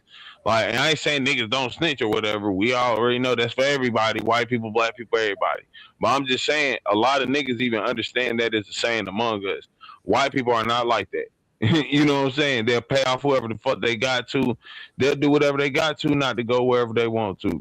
That's why all the white people are the feds. Like if we gonna target people, like even down to like what's that nigga they took from Venezuela, Maduro, I'm not fucking worried about Maduro. The fucking US government made the whole cartels and still allowed them to do everything they do today. And we had like, oh no, it's really a war with the cartels. The cartels really affecting America. Nigga, no, it's not. The government made them. See, this is so just sitting back listening. This is what I'm saying. So this is probably why you think that fucking African was cooking, right? Because this is where he gets his talking points from. This is where people who have never been to America, don't know shit about us, they can sit back and listen to you and then repeat that shit. Now, I'm saying, for me, that's ultimately that's where the problem come in at, because you're not a representation of us. You said we need to be better white people. And although they may let you get away with that shit, I'll never forget you saying no dumbass shit like that. What did you We talking should not about? be- Where did I we should- ever say some shit You like said that? we should be better white people. Did you not? No, I didn't. The fuck? What did you say? Y'all gotta. I'm sorry, a clear it hearing up for me, problem. fam. 'Cause I heard something I weird don't in know, there. because it wasn't that. I don't know. I don't even know how you got that. That's what I'm saying. I'm confused. Well, you said we should be conscious white people. That's what you said. Where can you repeat the sentence that made you think that I said that or implied that? What Please you go. just said, more conscious white people? Was that it? Yeah. Maybe I interpreted it wrong I when you said said we that. are more conscious than white people, but we know how to play the game. No. I thought you said something closer to. No, I said we're more conscious. Y'all just white. No, it ain't no. We can be. No. What the fuck? What am I talking about? We can be. Listen, bro, I wasn't the only one that misheard that shit. If that's what you said, I'm not gonna tell you said something you're saying you didn't say, but I know what the fuck I heard. No, GQ even was saying he thought I said conscious white people, and I'm not saying that. I said we are more conscious than white people. Like, cause conscious white people is in what the same, so I can't sit there and say, nah, I ain't say that. But I'm saying, I was saying like we are more conscious than white people. Like we want to play the game correctly. That's even like think about it. That's why I will follow what I said. That would be the like. Anyways, I'm saying white people are fucked up and they keep fucking us over. I'm not going to sit there and talk about the immigrants, bro. The white people are the people who doing the main fucking over. Like we keep trying to point the finger at some small fry motherfuckers. Like I don't think it's about pointing the finger. I mean, I think the people who doing it are the people who doing it. It's not really about finger pointing for me. It's just highlighting who doing it. Whoever's doing it is doing it. Man, I ain't trying to highlight who doing shit no more, I guess. That's my thing. I prefer to actually do something about who, which I ain't gonna sit there and lie and say, I'm doing all I can, but damn, you know what I'm saying? Shit, listen to me, bro. They kicking we letting them do shit that's, and we know it. Like that's, I just don't get what more I can say. We all in agreement. But that should be part of our strategy. But that should be sort of our strategy, understanding the shit they're gonna do. Yeah, I mean we know it, but that's what I'm saying. We up here watching motherfuckers deny it. Y'all. If y'all like, bro, I'm telling you now, if we're really gonna regret this if we acting like we're watching a team called ICE with federal immunity that the president is backing pop out of thin air. Most of them is filled up with some people called Proud Boys. Y'all can say Proud Boys hate immigrants, but what do they hate more than immigrants? Niggas. These groups ain't built on. These groups ain't built on hating immigrants. They hate the Klan. You know, the biggest domestic terrorist group in all of existence of America that still just roams freely with flags, and it's still sundown towns in this state. I mean, this country, bro. Like, and we're really out here acting like America is a sundown town. But let me ask you this: Do you think that there's no black people that work for ICE? First, let me ask you that first. Yeah, no, for sure. Okay, do you think there's no Democrats that work for ICE? Let me ask you that. I don't think political beliefs got much to do with anything morally. I'll just ask a question. Do you think that the Democrats work for ICE? I don't know. All right, cool. All right. Of course, Democrats work. Of course, Democrats, Republic. That's all I'm saying. Like, yeah, everybody. Yeah, they all the same. Democrats. I ain't pressed the issue on that when you said they all the same. I understand. I say they all the same motherfuckers anyway. And all I'm pointing out is these motherfuckers are aligning people who hate black people. Like, if we think the end game is, even if they listen, let's say they accomplish the goal, they stop immigrants from coming in here. Well, I pointed this out and niggas thought I was tripping. Remember, y'all? I said this and most of y'all was here. Y'all said I was tripping, and I said, what if they like revoke birthright citizenship and then try to revert, like, kick black Americans out because they make birthright citizenship basically around us. Like, that's what gave us our rights in a certain sense. So people like, hell nah, that shit stupid. They ain't gonna do that. The next week is when they started talking about that shit. Like, if we can't look and see the bigger plays being set up right now, I don't know what's going on. Because that's what's going to be the basis. If they talking about we can get rid of immigrants, birthright citizenship, their new claim in the future will become, well, black people were birthright citizens. It's a real easy setup. And even if y'all want to say that's not possible, that's not going to happen, the fact that we know that could happen from that shit. White people be birthright citizens? No, because they're the ones controlling the system. That's why I said the numbers is always on top for them. Like, we can't. I find it very foolish of us. Like, I love my black people, bro. We smart as hell, but sometimes we just be. We ain't smart to a game sometimes. You know what I'm saying? We don't, the games that white people play with, like politics and all this shit, bro. Listen, they teach you the principles of voting is for democracy, which leads to freedom, and you get a choice. It works as a numbers game. So black areas get better things for black people most of the time when it's like majority black citizens, because most of the voters are black. But if we talk about most places in America, majority of the voters are white. You get what I'm saying? So the numbers are always going to lead in their favor. Boom. It's always going to side with them for when those federal things to come down, to always lean in their favor, most likely anyways. Like, the black people there, like, fuck you, man. we gotta see the play, though. That's all I'm gonna say. Bro. We gotta see the deeper play here, man. We can't win voting with numbers. We are 14% of the fucking the population, bro. So even if we got every last one of our people to go vote, all they had to do was send out 16% of theirs. You get what I'm saying? Like, that's really how. Not gonna say easy. What they say is 42 million black people or something. That's all together, including the immigrants. All right, GA said, what's the solution to your hypothetical, KT? What hypothetical? The shit that you're saying right now, the hypothetical shit you're saying right now. This is not hypothetical. This is factual. Factually, 99 million people voted for Trump, right? Factually. From what they say, factually, right? The evidence we have so far. I think he's speaking to the the what they said, what they lining up for, in your opinion, what you said. In my opinion, they lining up for a bigger play. So what's the solution to the lineup for the bigger play? If you want to elaborate on what the bigger play is first, you can do that. Then, with the birthright citizenship, and they're gonna say niggas is not, we birthright citizens, so we the ones gotta go next, or whatever you're trying to say. You can say what you're trying to say better than I can, and then the question is, what's the solution to it? Well, like, what is the bigger play on why they're trying to do that? I guess that's what he's saying. Is that what what's the solution for the hypothetical?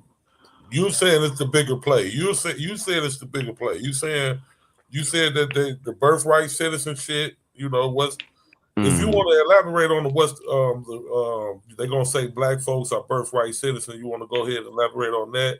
then the question that he's asking is, what's the solution for that? Because that's hypothetical. That's the hypothetical that they're going to say black folks is birthright citizens. And I said that would make white people birthright citizens. He said no, for sure. because they're in power. So only we will be the birthright citizens. And his question is, no, they choose who the birthright citizens. Like that's and that's what I'm saying. Even like we got to look through things through a court eyes, right?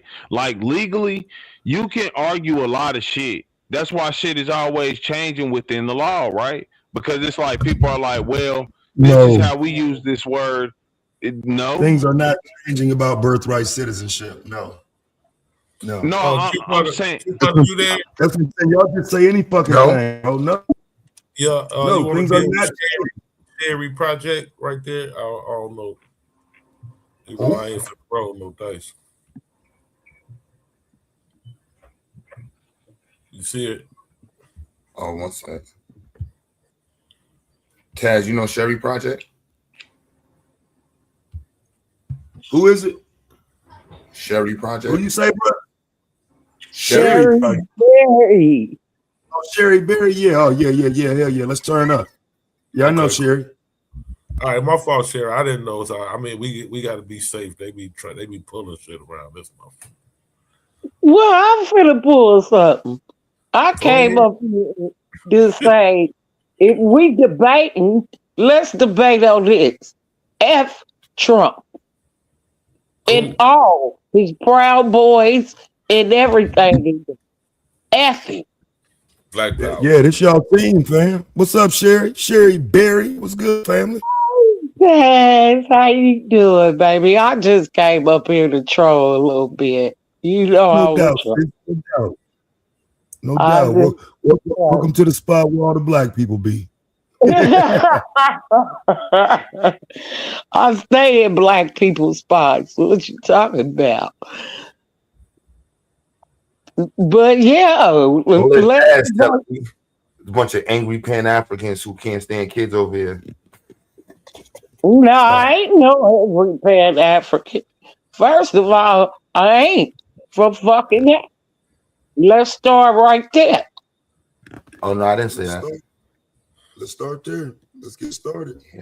Yeah, when did they have capacity of ships to bring just millions and millions of people over here? Back then. Millions. Don't make fun of me, Taz. You know I talk a little funny. I'm just to be a little ignorant. I'm just a little ignorant. Now they were talking about immigration though. They're talking about immigration though. I don't give a damn. What? What was wrong? Hell, they immigrated us. If we wasn't, well, y'all wasn't willing. I'll say we would. I don't give a damn about no goddamn immigration. At first, people was forced. Now you mad because they willing? We mad because they what? Well, they willing. Because if we go listen, if we don't talk about immigration, our first lady is an immigrant. Well, that was fire. First lady is a mail order bride. Send that bitch back and dig up Christopher Columbus and put him on the He wanted that bitch out of the magazine. Well, let's go. Acting like they upgraded somebody. You listen. Y'all was the first color. Take your time. They were the first colors. The first. Yeah, it was the first color. They turned blue when they was cold. They turned red when they was angry. They was the first color. Mm-hmm. The first ones. Oh yeah, she a Mexican. I ain't no goddamn Mexican. No, I'm the only Mexican on the panel. I'm just saying. Like Mexican. You're like like you're like a tethered to Mexico. Yes. Might be. Absolutely. Might Big be. Mexican.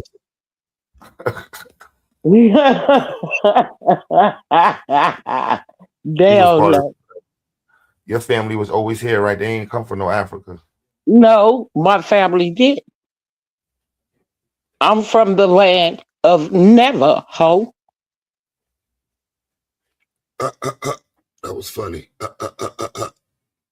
Well, I Navajo tried. Nation. I tried though. But Navajo Nation.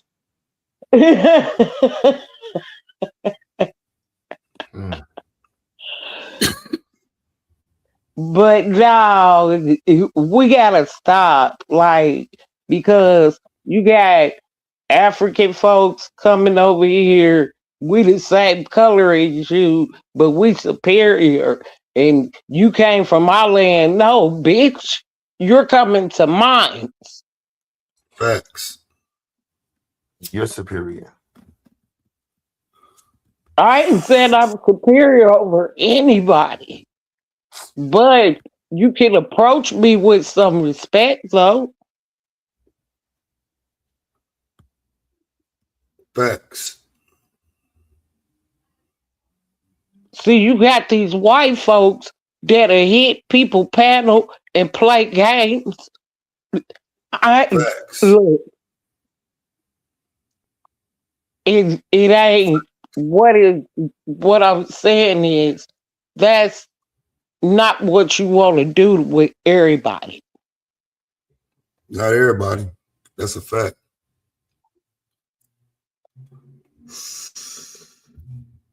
All right, I will leave it alone because I done tried as hard as I can to say it.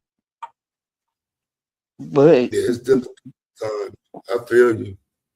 No, it's hard to say because I'm old and I'm stuck in my ways, Taz, and I'm trying to stay professional as much as because I really want to say, who in the fuck do you think you are? Chaotic Truth. You raggedy little motherfucking barefoot African. Oh, right. I think he wears shoes during the show. Nah, them motherfuckers is barefooted. He came from the land of barefooted niggas. Barefooted niggas.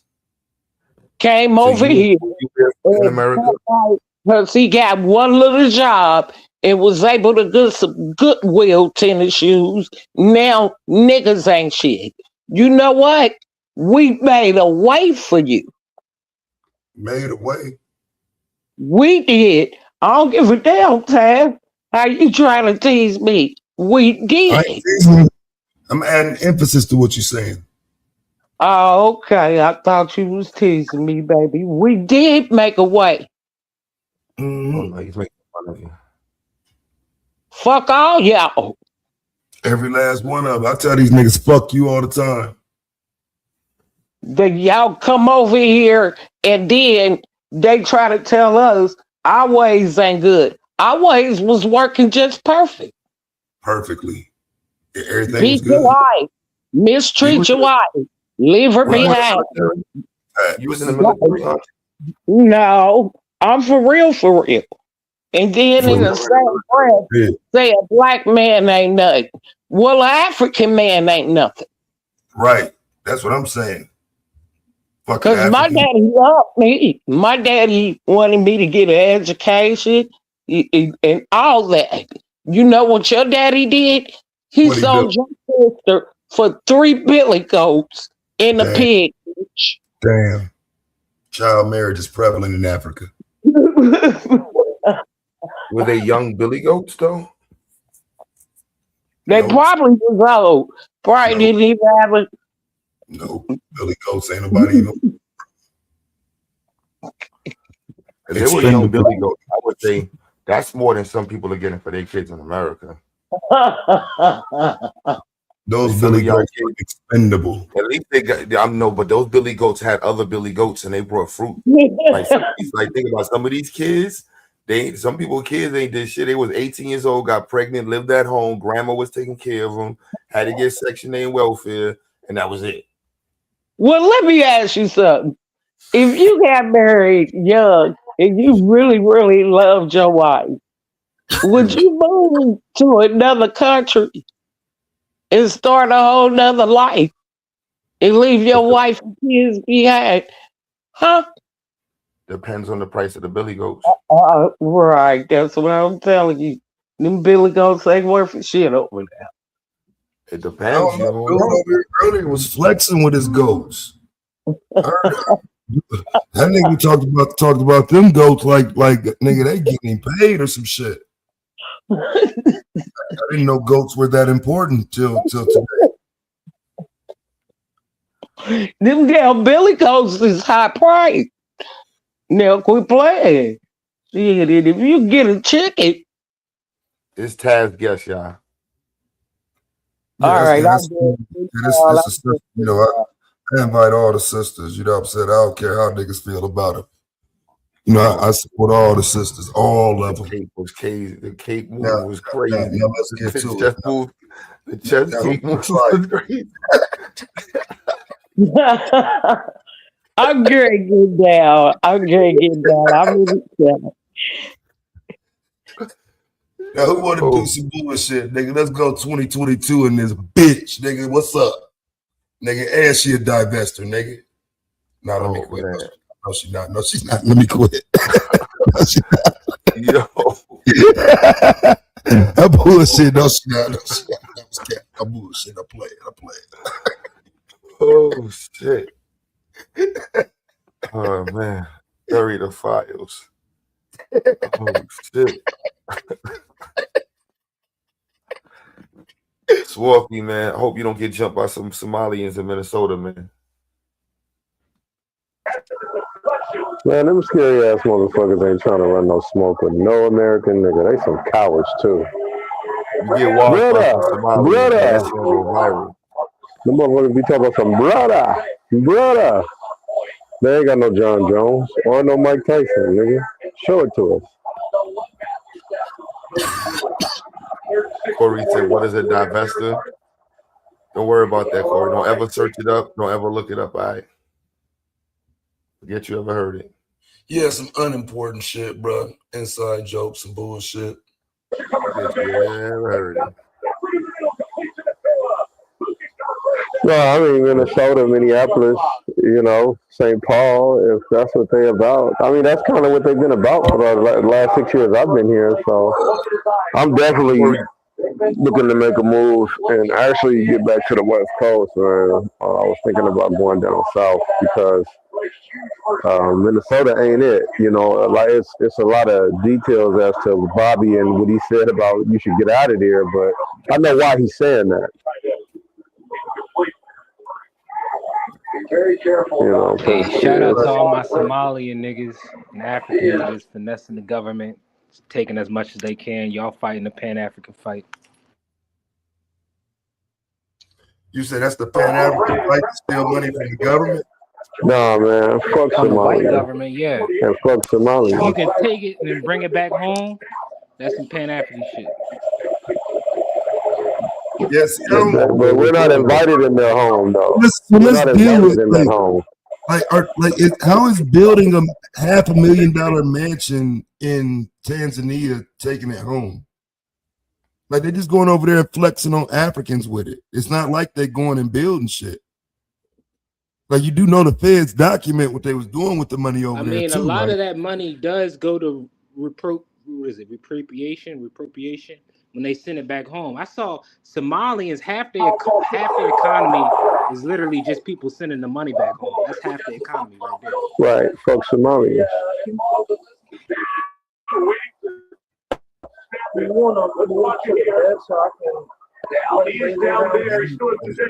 should have to go over there with them motherfuckers for real. Like y'all shouldn't be able to defend Somalia and scam it and taking money away from this government. That shit is insane. Yeah, they nasty as fuck to black people up here. Real shit. And to keep it 100 with the panel, like what we would call foundational black Americans, They be having little race riots in the high schools with Somalians. They know they not. Them ain't all motherfucking people, nigga. Fuck Somalia. I think Fuck if we can like Somalians. opt out of paying taxes, like I would say okay, but the fact that we kind of forced to pay taxes and forced to participate in the system, yeah, I just don't think it's okay to take from that. You know what I'm saying? Like, and if you're gonna take from it, okay, at least understand why some of us wouldn't be okay with it. Like, we pay into that shit. That ain't just like a free for all for you to take what you want to take from it. Well, that's where we have a difference of opinion, because I see it where if majority of the country and the resources is going to be allocated to one group, I say yes, we take as much as we can get out of it. Okay, and so when people start going to prison for it, then you're fine with that as well? I mean, that's a consequence, yeah.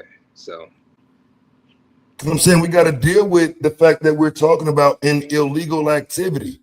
And so if we're saying it's cool, then I mean it's got to be cool, you know, forever. Like, and that's why I don't want to set crazy precedents like that where we saying, hey, go out and scam the government. I mean, it's literally legal ways to do this shit where you don't have to crash out and claim you paid $1 million. I don't gotta say it like that, but yes, go out and get as much of the money like the Somalians are currently doing. I think we should have a model like that where we are basically dominating systems of where this money is. Because I mean, it's already happening, right? Systems. Yeah, bro.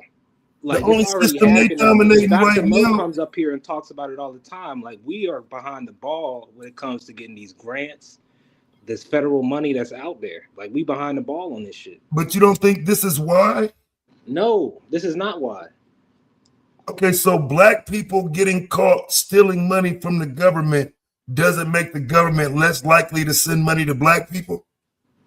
That isn't the reason why we don't get the grants right now. A lot of the reason is just, paperwork. We don't have the proper, paperwork to get it rolling, right? So if we can get our ducks in a row on that, we can get the money. That's the biggest issue. A lot of niggas don't got the company set up. They don't got the taxes set up. Hey, I'll admit, I'm one of them niggas. Yeah, why would we be setting up shell companies? You said what? Shell company? Do all that. Hell yeah. No. I'm saying, why would we do that? So we can end up in a federal investigation? I don't want to see niggas going to the feds, bro.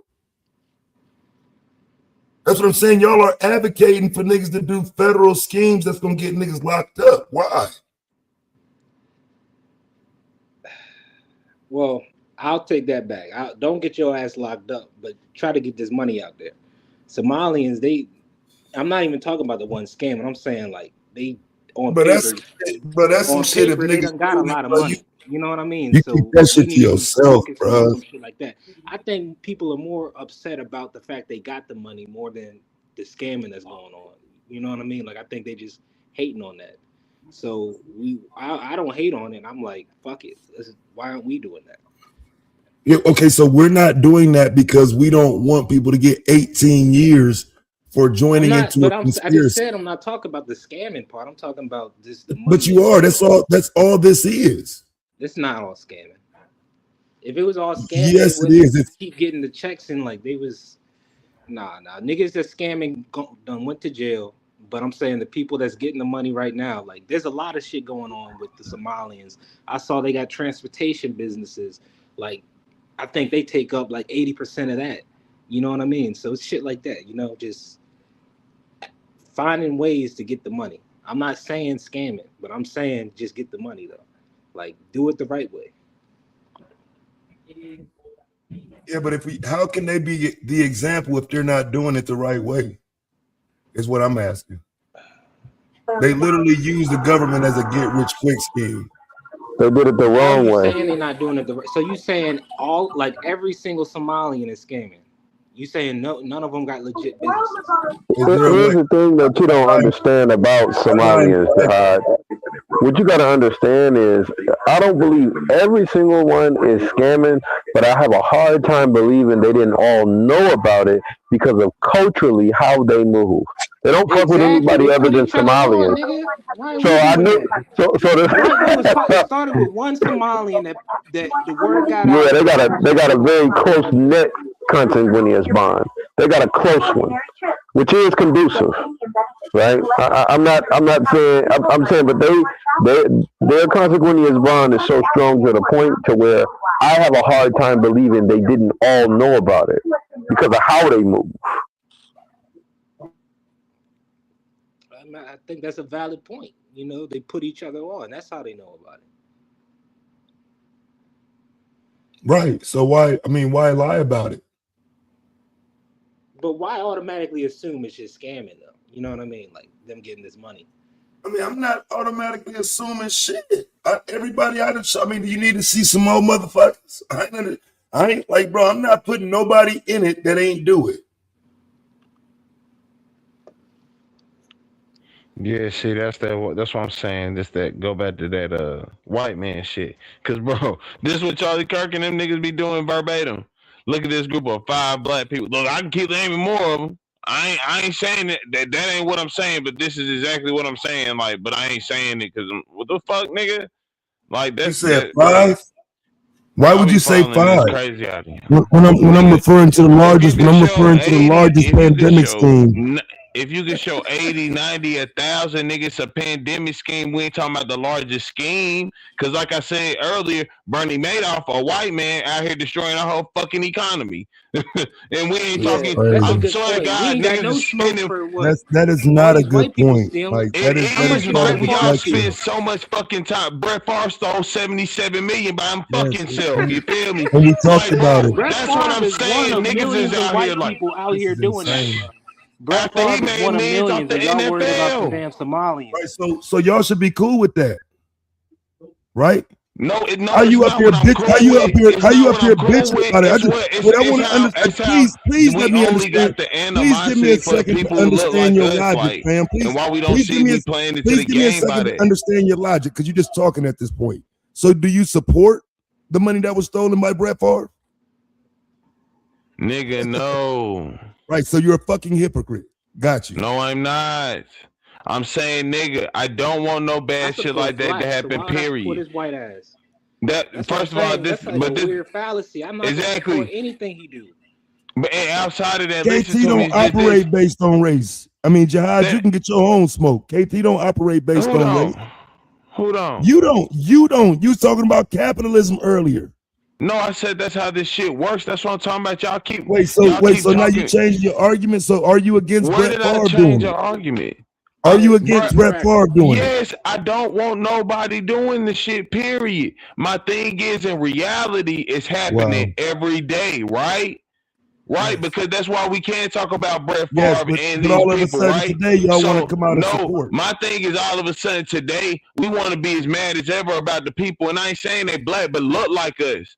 When the white people around us doing it every day, and they getting away with it, and we still just like, man. But no, these immigrant Somali motherfucker, man, this is where I draw the line. God, man, come on, bro, what the fuck, nigga? Like, nah, man, that shit just seemed wild to me, cause like, bro, I'm not gonna be mad at some people who look like me finessing the system that been finessing us. Like I've been saying from the beginning, I'm not changing no position. I've been saying that from the beginning, right? The system finessing us. I'm not saying we should steal from the system. I'm saying, like, why are we supposed to be in objection to somebody else doing it? Like, what the fuck? Yeah, again, like I said, I mean, who's defending Brett Favre? I mean, you could throw anybody in it you want to. Once we're done talking about them, no, can Chad, we get you got to more the Somali? controversy with the Somalians than the white people like Brett Favre. Black people are more upset with the Somalians than niggas like Brett Favre. Brett Favre is one example of millions of white people out here doing this shit. So I think that's where the weirdness comes in. Brett Favre got called out to the point where he went viral. Like he went viral, like motherfucker like Pat McAfee and everybody was calling him out, like even white people. So I'm trying to figure out where y'all getting this Brett Favre. It won't enough to And vote that for that nigga nigga. ain't It never was went only to black jail. Brett spaces Favre that was actually thoroughly called out. vocalized on it. However, what he wasn't was And charged. sports is so Exactly. And I evolved. certainly Black think he should be politics, it charged. kind of I had to be certainly think he should be But it was only Yeah, charged. the no, but you sports. talking It about was what only you the think he sports should. community and black community that spoke out Yes, on he it. should The be. fucking white media didn't blow this shit up into the main story and shit. No, fuck that. It's the main thing. Like you said, he What? ain't been charged for shit, and ain't nobody really ever pushed for him to get Boy, I charged tell for you. shit. People may have said what he did was fucked up, even the black community, but nobody really pushed for him to get charged. Now you sitting here trying to push for like, yeah, let's use ICE to deport the Somalians, because they and charge all them Somalians and all the Somalians is scammers. Bro, this shit is crazy, bro. I ain't It never don't make said no sense. all the Somalians are scammers, bro. Like you don't have to add lies. You don't have to lie. Like just keep it simple, bro. I ain't never said they all scammers, but all the ones I'm going to show you are scammers. I will never say they all scammers, but the ones that are, they need to be called out the same way Brett Favre was. And you saying no, they don't. No, I'm saying niggas is really talking about. I ain't calling them out for stealing money in Minnesota of all states. Hell no. Right. So what states? Nah, we What don't states want to would go you back. call them out? Wait. Well, so what states would you call them out if they stole money from them? State North where it was a big Carolina, impact. come Well, on I and just want to raise know. it. 'Cause, I mean, Like a for real, I state don't. where a Like I lot of said, black and like I know when I ask that I'm talking to a dumb nigga who don't have a ready answer. So I know what I'm doing. Dumb nigga. What state would be Why okay? would I have a ready answer for a question I never Because Texas is 40% black, Mississippi is 37% black. Okay, that's why I was going to lead to the South. You know, But how long that's was a it going to different take you to story. get there, though? You talking about Minnesota, my nigga? Like, Right. Okay. So for me, the question doesn't end if it's just a few black people there. It's still we should be even more protective in the states where it's only a handful of black people are. That let me know if some shit happen out here. Niggas gonna say shit. He in Nevada, man. Don't nobody give a fuck about Nevada. He way out there. He should have came to the South. I mean, you are gonna get that Fake argument ass from pro niggas. black. Like, I mean, that's yeah, the to real a certain argument. extent, You yeah. Fake ass pro black. Why when niggas you aren't want to like, be and you gonna get around the mad when niggas shit who happen? not your people? The first thing Fake ass pro black. niggas is gonna say is I'm why gonna be the fuck wherever he in the fuck I Nevada? want to be, nigga. In this Bro, bitch. that's kind of like niggas getting. That's like when white bitches kill a nigga be fucking a white girl and then she kill him. That's like niggas supposed to be getting mad at the white bitch or something. Like, bro, why was you over there fucking with that white woman? Exactly. Yeah, that's what I'm saying. What are you doing being over there, nigga? Like that's the first thing niggas are gonna think when That's you why I are say, in an man, environment listen to that's how not y'all around sound. niggas. Like I don't No, like, I like mean- so did that apply to Ahmaud Arbery? Should people have just said, hey, why was he over there jogging through that neighborhood? What business did you have around them white folks' neighborhood? I'm just trying to see how consistent y'all gonna stay. Nah, it shouldn't be. Neither one of y'all ain't swift enough. Nah, it shouldn't be. But the Well, it argument shouldn't still be what? can be made that he shouldn't have been around them white folk. He Cause we shouldn't know have been- how he white shouldn't people have- act. He shouldn't have been over I there. ain't saying that don't make that his full I wouldn't argument, say that. I but would that just can say make you that gotta a be part of his smart when argument. you around in an environment like that. Yeah, just gotta you be know what to intelligent. do or should know what to do around people who are not your people. There are differences in just how black people and white people perceive things. So with Seriously. the same logic, then Philando Castile was in the wrong state. It's his fault. That he got shot. I He was didn't in the say wrong no. state. That's what you're trying to Apparently, make out he of was in, it. he was Because in nobody's Minnesota. saying He was in all right, Minnesota. man. The states are Ain't down. nobody, nigga. This is not what we, bro. Again, we not saying that it's no black people in Saying existence. something. I'm trying to get down to the bottom of it. Jesus. I'm trying to get down to the bottom of what you're saying. So was Philando Castile supposed to leave? What about Dante Wright? Was he in the wrong place? Nah, living in Brooklyn Center? I'm saying for any black people, listen, I ain't gonna say that. For anybody, period, it's more. It would probably be smarter of you to be around people that you know of. It's Better than always another smartest group to of live people. around your people. I mean, what Yeah, are we it's saying? just that I ain't trying Like, to say you that can't in no deny wild that way. reality, my nigga. And I'm not condoning none of that weird shit, but because I'm always And- gonna ride for them cases. But that All fact those still people remains. would have You had are better safest eyes if around your they people. stayed around their peoples. Like Now, that. now The what's the worst thing we now wait. So let's deal with that. So what's the argumentation for that? Because I would argue that's cap. They found over 700 bodies buried behind the Mississippi jail. They don't even have to acknowledge your existence. What do you mean? Mississippi still got the Confederate flag on there. Yeah, I'm about to say I don't even know. No, but they don't though. But they don't though. They took that down in 2022. You're dumb. Shut up. My bad. That's what I'm saying. Thank you for the update, It Taz. gets But beyond this is what I'm talking about. You got a state that had that up until 2022, bro. That state is like that. Yeah, it's really like that down there. Shit, fam. Again, I'm trying to figure out, when do you deal with the bodies that are buried behind these jails, these executions that are happening in Mississippi's jails? Bro, we always gonna ride for that. We're never gonna make it. You're not riding. You're not riding for that. I've heard y'all talk more about that white bitch than I ever heard y'all talk about Parchman. I know about that story. I never heard you niggas talk about Parchman. What you talking about? I'm saying, as a people, I'm a support, like, always getting justice wherever it's at, even if shit we talking about. Right, but somebody got to come and tell you about it. When are you seeking this information? Nigga, that's crazy though. Just nigga, what? What do you mean? Everybody can't know all information, Dad. Like I'm just saying, bro. Like for real, y'all got atrocities. interested in this with that white woman, fam. I'm telling you, some of this stuff that y'all just stood up for finally has been going on. We should have been talking about it. We should have been on top of it. So your argumentation is poor because some of us already know these things are happening. Why can't you talk about us? What's wrong with us talking about us? Jail with the unmarked graves and shit. Right. Right. So don't ever forget that when we talking about these things to do with other groups who don't have to deal with that. They ain't dealing with the type of shit we deal with in this country, and you'll sit back and let some fucking Somalian equate itself to you because the funds went to a different state. Are you kidding? That shit is crazy, bro. Like I say, and for real, in them terms, that money should have been reallocated to another state. If they don't need it, why shouldn't that shit go to somewhere where some black kids are at? I don't understand how y'all like literally just ignore how these dollars could benefit black communities. It's weird. And let's take that a step further. Now that there's a light being shined on this kind of situation, now that this light's being shined and everybody can see this is happening, we can stop it.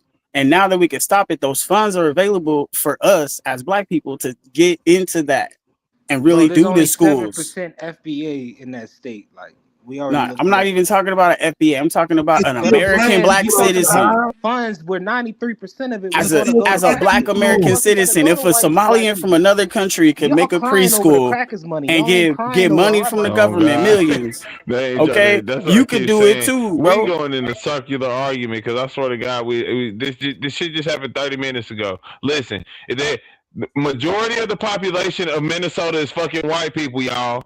The government assistance does not say it's going to lower income black communities. It's going to lower income American communities, y'all. Okay? It's majority going to Why are you separating black people from American? We are American. That's how it works out in the breakdown. That it's in the truth or not. Like, because all Americans are not the same. There are black Americans and there are white Americans. Am I right or am I wrong? Okay, so you're telling me that a Somalian that's not an American can come here and make a preschool, but a black American can't? Nigga, no, everybody should be able to do that. What is preventing you from That's what I'm doing saying. it that a Somalian can? And that's the thing. It's nothing. Y'all missing the fact that nobody, listen, bro. Niggas be seeming to be mad that we didn't get the finesse. This is what I be getting out of this, I guess, bro. Like, yeah, I'm not if that's the case. It's not coming from me. Nigga, what you saying? What? Yeah, that money could have went to us. It really couldn't because they had to scam them to get it. They didn't. No, they didn't have to scam to get it. They could have had those schools doing school stuff, bro. No, those schools could have been operating, bro.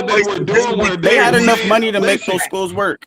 No, listen. I bet you can't lay out the scam for me. They were literally. I can't. You have no idea what they were doing. No, I can't lay out the whole scam, Taz. If you shut up, right? I So swear why to would God, you I make can it explain feel a like good piece of this for you. No, I can explain the part that gives my what I'm saying reason. Do you understand? All right, listen to me. So the scam that they were doing involved the piece where they were having maybe 13 kids in a daycare, right? Correct me if I'm wrong on any part of this. No, stop. Listen. No, listen. Stop. Damn, I ain't even finished. That's what I'm saying. Stop, please.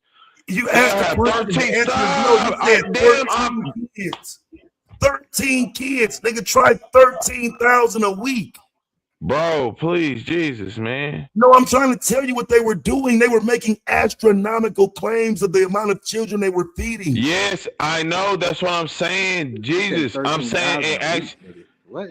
Yeah, 5,000 a kids day. a week is not 5,000 what a they day. were saying. Some of these people were claiming 5,000 a day, Jihad. 5,000 a day, 365, and getting reimbursed for it. It wasn't feeding shit. Hey, but the hood nigga in me can't be mad at that. That's Hold on. Are we talking about the daycare or the food? Are we talking about the daycare or the food? Right, I the thought we hood, were just talking about the hood nigga in me wants to protect my son from this mentality you referring to. Nah, Where but it's so- Amen. Go. I'm not Amen mad at on that. Like they got caught up, like you you know. sound They gonna crazy, do but their like time. They do. They shit, but damn, they finesse my nigga. God damn. And that's what I'm saying. Now that this is all in the light, here's our chance to go ahead and start making legit schools. Yeah, that's what I say. That's a whole separate argument after the fact. The fact is they did it and niggas supporting it. I just don't understand why. This is just gonna make it that much more difficult for black people to get them funds and whatnot.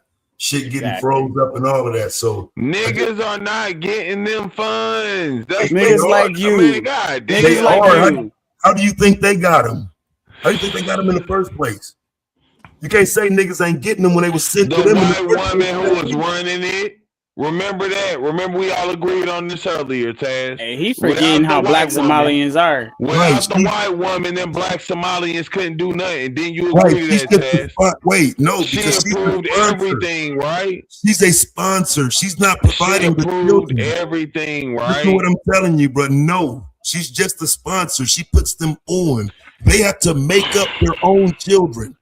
They have to invent their own children. Listen, exactly. So thank you very much. What I was trying to say before you interrupted me was they'll have actually 13 kids in the building, and on their paperwork be putting we got 56 kids here. That's how they was doing. Why are you using these low ass numbers, dude? 13? Niggas, That's the examples I saw. I ain't seen no 5,000. Yeah, I'm saying you tripping. I don't know where you fuck. Yeah. Okay, I'm so talking about one bill, and I'm using, like I said, this is one bill, just one place, bro. Y'all get your information from white people. Okay, hold on. I'm gonna show you how easy this is to show you that motherfucker claiming to feed 5,000 children a fucking week. This shit is insane, man. And like I say, it's crazy that you would even make a fucking assessment of some shit you ain't even never paid no fucking attention to. Motherfuckers pleading guilty to this fucking sad ass shit. And you niggas making excuses. All right, let me see, man. Where's this motherfucking shit at? These dumbass niggas. The fucking nerve. Ain't read a motherfucking thing. Won't even look at the shit. Just defending these motherfuckers just blindly. The defendants falsely claim to have served 91 million meals total, for which they fraudulently received $250 million in federal funds. You know the how money many not go to feed kids. Excuse me, say what? God damn, that's a leak. Continue, it was used to feed lavish lifestyles. Stealing money from the federal government is stealing from the American people, blah, blah, blah, blah, blah. That's what they say. So, okay. Yeah, I'm just saying, You said 250 million?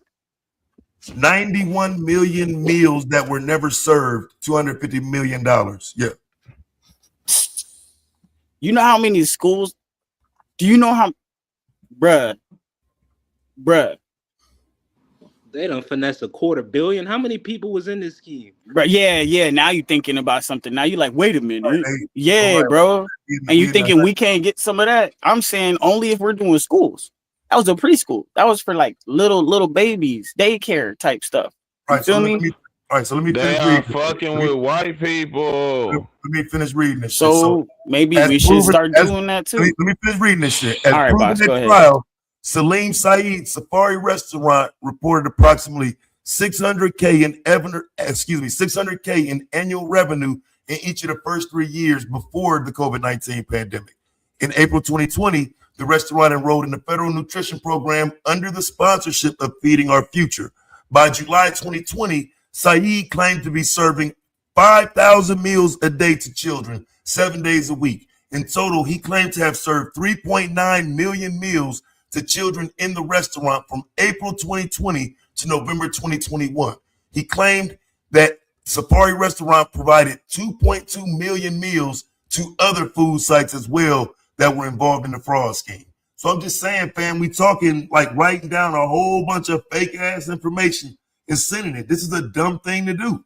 You're going to go to prison. This is not smart.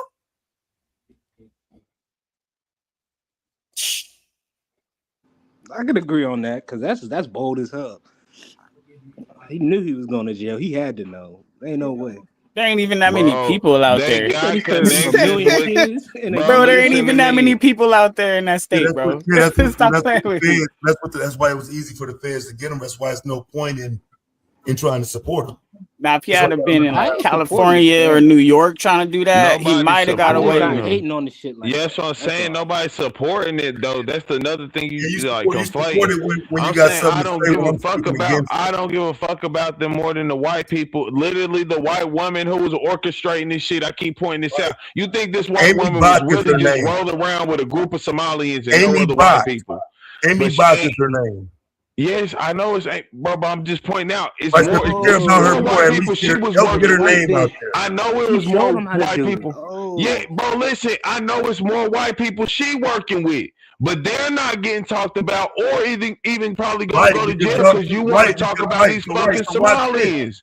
Right, so watch this. Right, so watch this. They're not getting talked about because they're able to go in front of the cameras and grandstand about that white bitch who got shot. No, that's why they able to get you to talk about a goddamn Somali. Because you out here talking about the Somalis and shit. I'm gonna ask you again since you running from it. So again, the same people that are on your TV now, Jacob Fry, he had Omar Fattah working for him. 4 different people from his administration have been charged. But instead of us talking about the people under that white man who have been charged, y'all too busy listening to them say, ICE, ICE, ICE, Trump, Trump, Trump. It's the same dude, Jacob Fry. Go look him up. What are you talking about? Like you just ran. What am I talking about? I'm talking about the mayor. I'm talking about the mayor. Boy, I tell you, you niggas don't know. She just want to talk, bro. Be quiet. God damn, you don't even know who the mayor is in this conversation. Nah, fuck that. You mad we ain't crashing out over this shit? No, we do not. I am not crashing out over some damn Somali scamming. You crashed out over the white bitch. No, I want you niggas crash out over Renee. You're not. That's what I'm saying. That's what you're trying to deflect to. You're trying to deflect. Taz, you're deflecting. Like you're trying to deflect and redirect, bro. The main thing is you keep talking about the Somali is why the motherfuckers not gonna pay attention to them white people that's with her or ever never gonna even really get talked about. Period. Even if they do get, bro, they gonna be like Jeffrey Epstein, where the nigga got a case back here, and then a couple years later we find out because it's a bigger case of some other shit. You know what I'm saying? Because that's how white people are moving around, and you want to talk about the fucking Somalians, but we know that these people is there with them. That's what I'm saying. This is just odd. Yeah, I don't care which order we talk about it in. We can talk about the 105 Somalians and then Amy Bach, or we can talk about Amy Bach then the 105 Somalians. Which order you want to do it in? What? No, so we need 105 Somalians got charged. Yes. And we supposed to demonize the whole community because of them niggas? No, I'm just dealing with the 105. I don't know how your stupid ass got to the whole community. It's a Somalian argument, really. It's not even about the scammers. It's a whole thing against Somalians. I'm against Somalians. I'm against the scam. I'm talking about the scam. I keep talking about the scam. But you still reference to refer to them as I don't care about. I mean, I get they Somalians, but like it's you can't not ignore that that's the group we talking about. So I'm like, it's 105 niggas. It's not even enough to really be that upset about for that, like the whole community. Now we gonna crash out on Somalians for this shit. Like, nah. Yeah, I'm not saying to crash out on anybody. I'm saying acknowledge. 105. I'm just saying acknowledge that they did it. Who's saying crash out on the same amount of niggas that get arrested in my city a day? Like, no doubt. So I'm saying don't crash out on them. The whole black community because of that. That's just one city. Right, a city that's full of Somalian scammers. Right. No, but I'm saying my city, like, there's at least 100 niggas that get arrested a day. No but doubt, are we gonna demonize the whole black community because of that? Doubt. You want to show one city? I mean, I don't mind doing that. I mean, I'm Taz, fam. I pull up all of that shit and show the murders and the crime and The niggas who done rape shit and human trafficking and everything in your city. That's your pussy ass. That's your pussy ass who ain't gonna talk about what happened. Yeah, them niggas need to get aired out. That's you scary niggas who ain't gonna talk about black on black crime. I air them niggas. And these obviously and some white people, no nigga. gang shit, no killing, and some white people, none nigga. of that shit. And we can do the white people first just for good measure, so y'all know it's not a game. We can do a week of the white people, nigga. Then get to you niggas. How you want to do it? You niggas ain't gonna do that shit. You niggas gonna sit around and wait for some stupid ass reason to fake defend some shit because Trump said it. That's what it's all about right now for you niggas. Ain't nobody even. I ain't in no Trump shit like that. It really I don't care. It's just weird. Y'all the niggas that really into this. You got so you got so much emotion for, especially that's my thing. When we talking about the Somalians, when we talking about us stealing money from kids, when it's some white people, it's no emotion for. I don't get. I've never seen you display this level of emotion.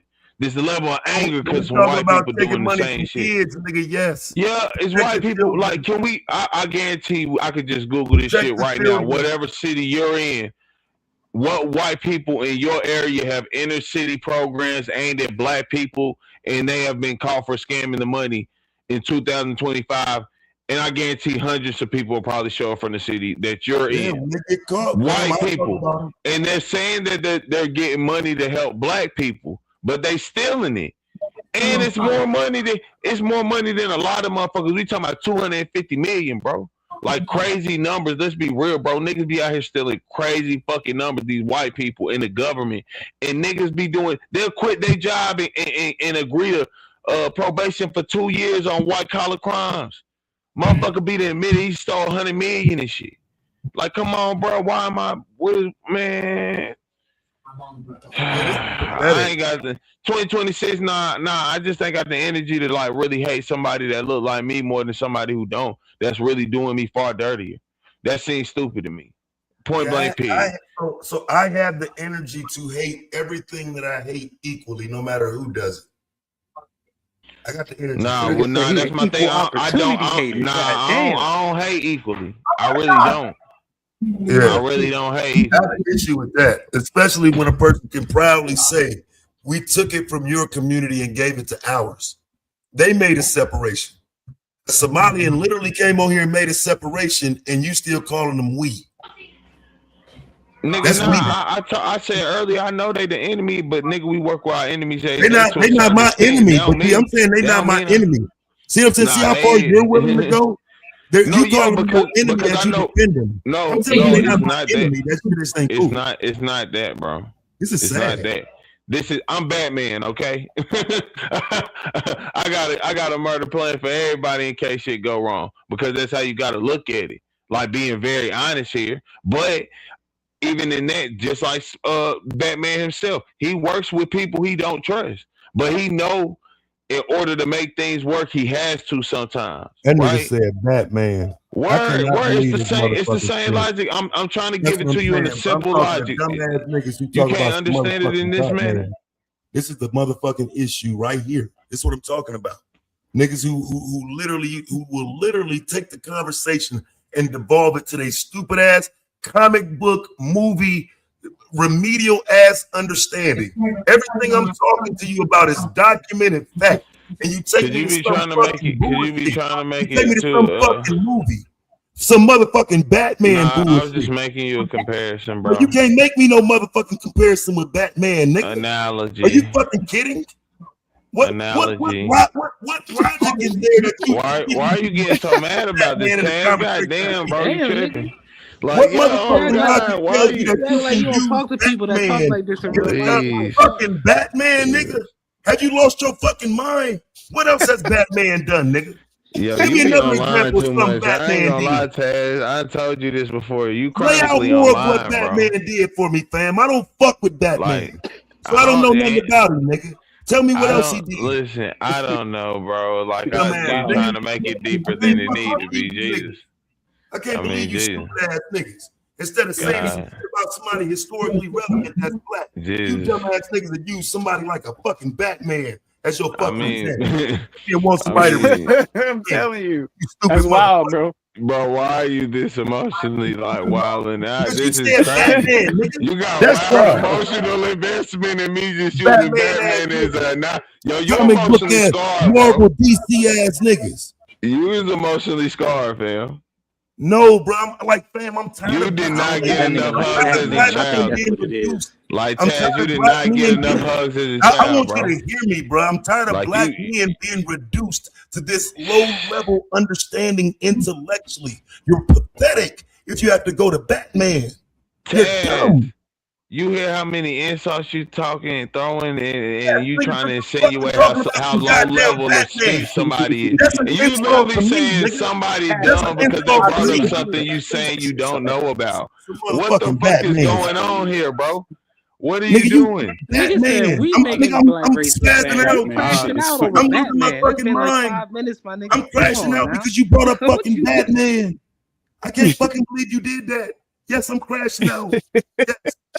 Yes. You brought a fucking cartoon up in a real situation, in a real conversation with me. I'm pulling information. I'm trying to show you shit. I'm trying to debate this back and forth just for our and you pull out fucking Batman, nigga. Who the fuck you think you debating right now? Who do you think you talking to, nigga? Everything I'm telling you is real. But you got to go get Batman, nigga? That's what I'm saying. Like, where the fuck is 510 or some goddamn body who can actually give me a fucking serious debate? Because you talking about Batman is disrespectful to my intellect, nigga. Bro, see, the goofy shit is a stupid nigga talk. See, listen, you see where you pull out the same word all the time, debate. Debate, you know, you understand you could win a debate and not be talking shit factual, right? That's what you want to do. You want to argue for the sake of argument just so you can sound right about anything. Yo, hey, that's what the white folks be doing. Like, yeah, that's what I would rather do. Yeah, I would rather debate. I would rather you gotta debate. laugh about it, go. I would rather debate and try to upgrade these my little retarded niggas, you know what I'm saying? around reading some motherfucking Batman book, bitch. You want a Batman debate? Are you telling me that you can grow more debating or watching Batman? You want a Batman debate? Y'all want a Batman debate? That's the issue right now. That's the thing. I don't even know shit about Batman like that. This nigga just emotionally triggered, man. Like, I seen Batman in movies. You ever seen Batman movies, nigga? Not a fan What of are you, Batman, heartless, nigga? What do you have no childhood, nigga? Like, everybody see a Batman movie and like, what is going on? Batman don't have a fucking thing to do in real life. Nigga, I said one last time, I brought it up as an analogy. Like, you are scarred by comic books. It's like something you really wanted to enjoy but miss. Like, you have to feel that. I think it's something you really wanted to get into, but you couldn't because, like, the childhood you had, it was so rough.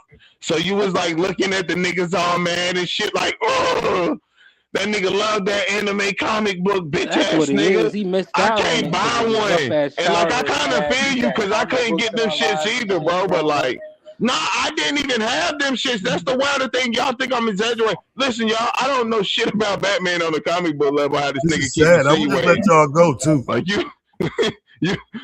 scarred, bro. You need to get a hug for real. Like, I don't know what's going on. So because I didn't sit down and read Captain America and follow these magazines like, ooh, look at Aquaman. Wait, I just want to be real with you, fam, because I spent time watching Jeopardy and reading baseball almanacs. Like I did other boring shit. I mean, I'll be real. I did other boring shit. I read sports almanacs and watched Jeopardy and Unsolved Mysteries when I was a kid. So I did other boring shit too. Right? But I'm telling you, I gained information from that. What the fuck did your stupid ass gain from Batman, bitch, that you thought you could bring in this conversation with me today? What did your dumb ass get from Batman? That's what I'm asking. Right, I know. Less scars, it seems. Oh, entertainment and a happy childhood. A little bit more emotion. I guess shit. I don't fucking know. Hey, listen, I don't know. Hey, you know that's where they learn how to act like a joker, right? Hey, listen. All I'm saying is I don't know what's wrong with bringing up something in analogy form. You guys it's like crazy here. But anyway, I only brought up how all his enemies. Yeah, no sense. And what I said was all his enemies. Why do you like Somalians again? You said they're your family. You fuck with him, bro. Like tough, right? I'm just checking. So long as it ain't no family nigga. Hey, listen, I'm gonna be honest. See, this is why I brought up Batman. Go This is ahead. exactly why I brought up Batman. Batman The Somalian? Justice League. Nah, listen. Batman's the really Justice League. Somalian? Everybody in the Justice League, Batman got a plan on how to kill them. Literally, that's why it's the Batman versus Superman movie. He really got a plan to kill every last one of them, but he still work with them. You feel me? And that's what I'm saying. That's what I say. I'm thinking in the line of Batman. Like all y'all, really, y'all could go bad. And don't get me wrong, I got a thought on that, and I got a plan for that. But so Batman Somalian. So this is killer logic. Nigga, we need to be the Batman here. This is hood logic. We need to be the Batman here. What happened to the logic debate or logic fight? That's over. Yeah, these guys don't got it in them. Oh, nah, Taz has been wilding. I ain't gonna. Yeah. Okay. Y'all was having a logic debate. Yeah, that was earlier, man. I heard it with The meme was Kaiser. I up. didn't know if anybody else was doing it. Yeah, Mean was doing it to what's it called? Him and Kaiser was together earlier.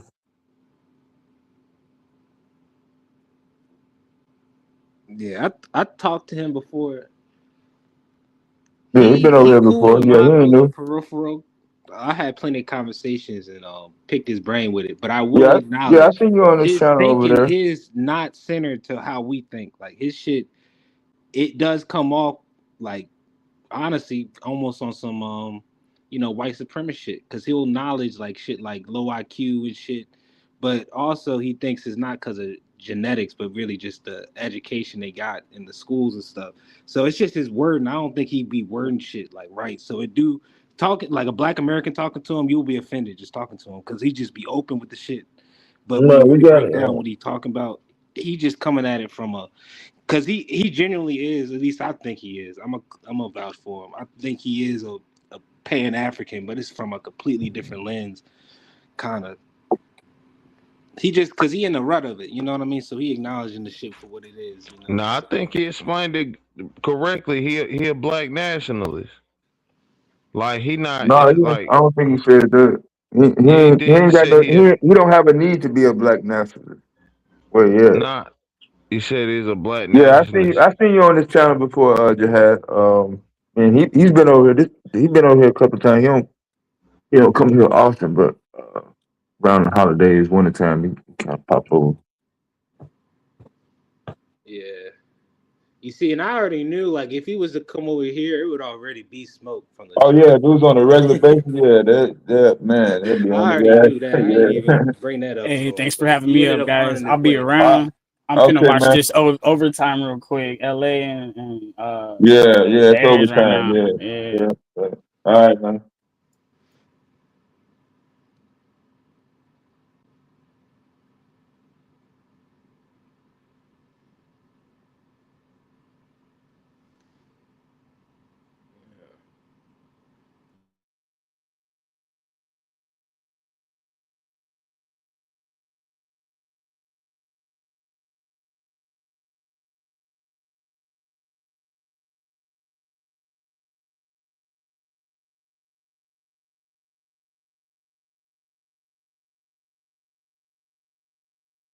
Man, cut out.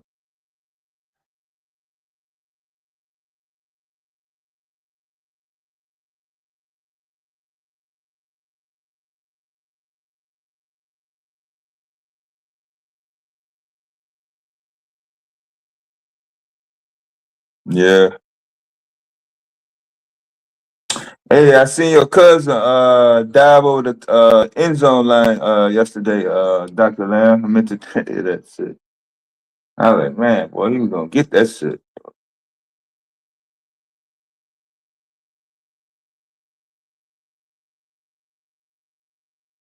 He just couldn't pull it off, though. That's all right.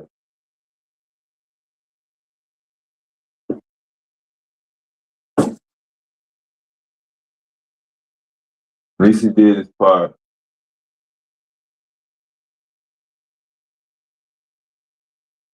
Yeah,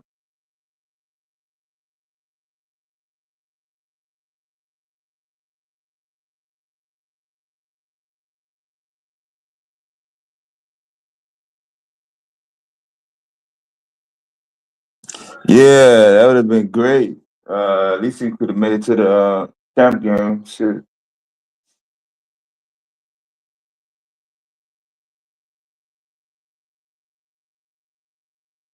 It felt kind of weird yesterday. Broncos being #1 seed and shit.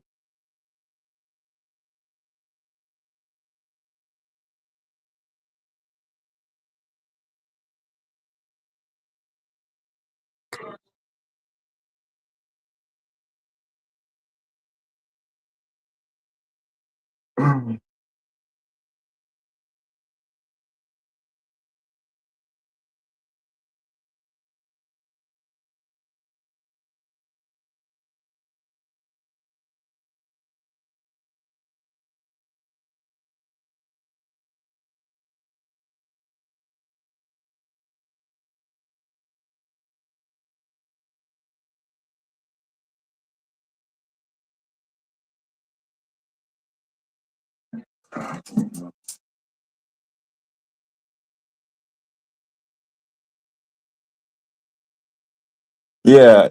I grew up. There's a white boy named Bo. Yeah, I can't really trust a guy named Bo.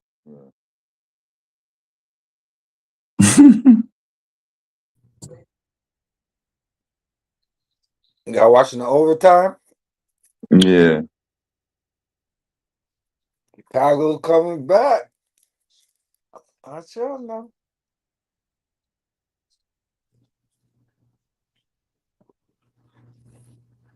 That motherfucking ball harder than a motherfucking rock, boy.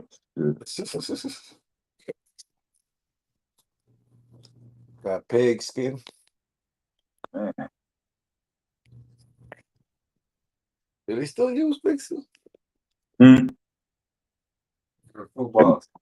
Oh, I don't know. I think so. Mine was.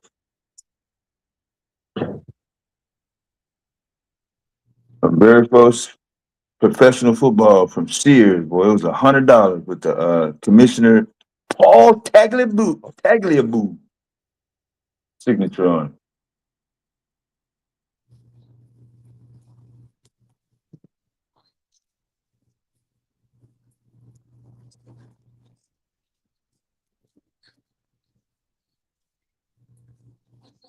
I had a college football too with the half stripe. Oh yeah. That's how I learned how to go a straight spiral. That's how I go, Price.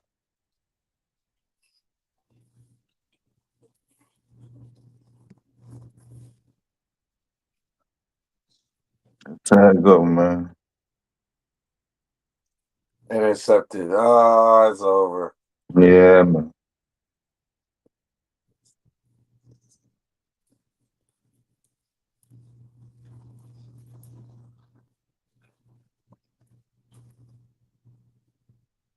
Let's get Caleb Williams, huh? Second year.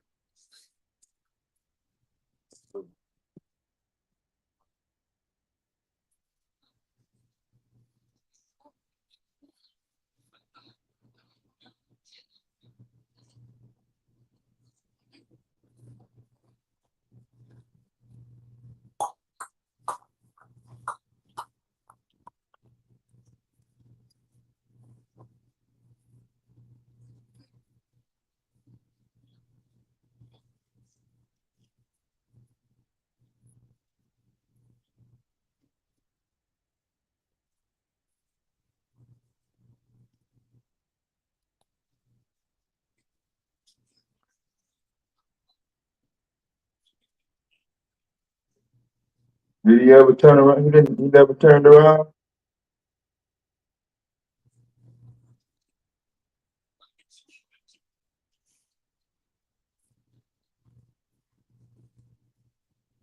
I don't know if it would have made a difference.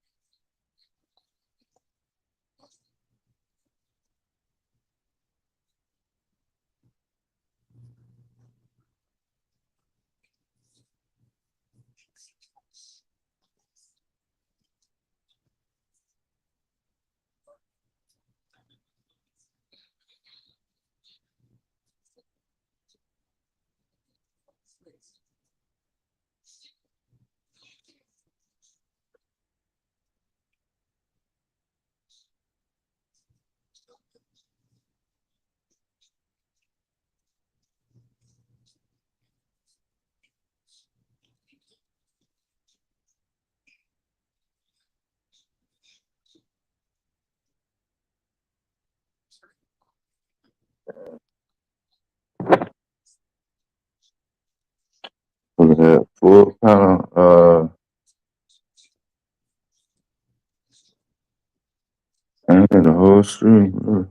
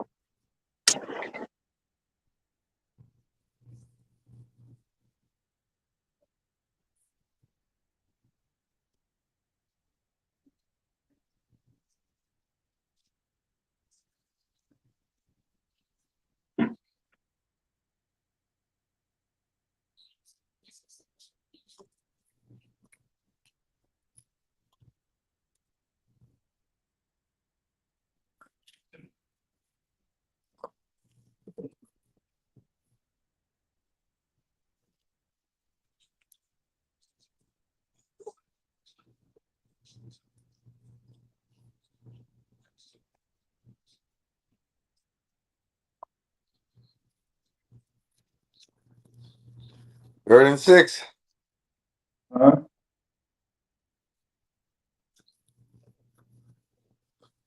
Another third and long here for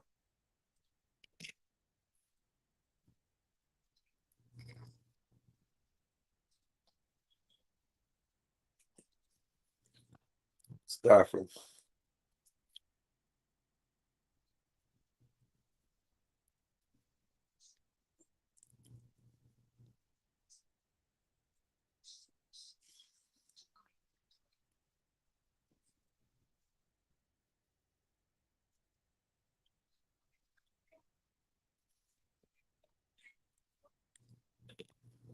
Yeah, Rams are winning.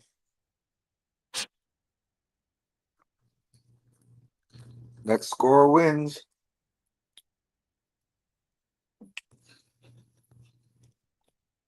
There goes their season, Chicago.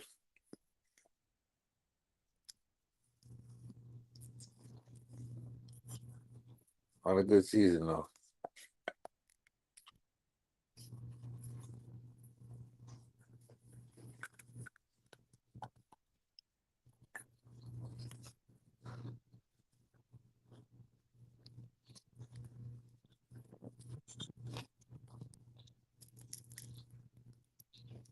If his next score win, I don't get having a time limit. But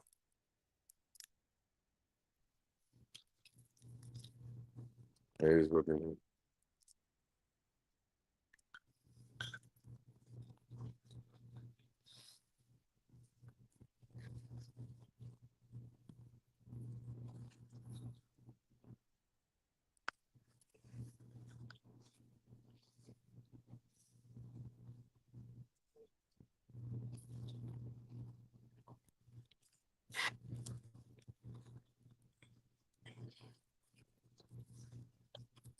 So there's no black quarterbacks in the left? Nah. Damn.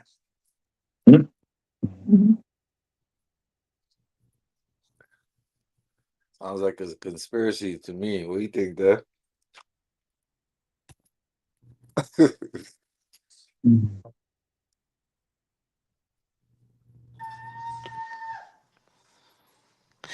Hey, hey, hey.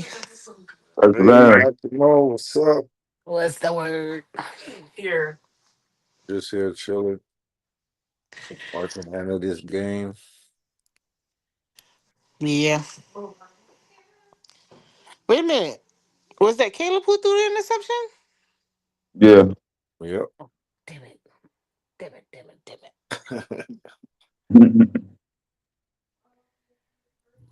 Well, did they score? The other team score? You're about to. Damn it. Damn it, You damn just it. got to kick a field goal in there. Ain't it? Yeah, that's a wrap. The next score or field goal? Next touchdown?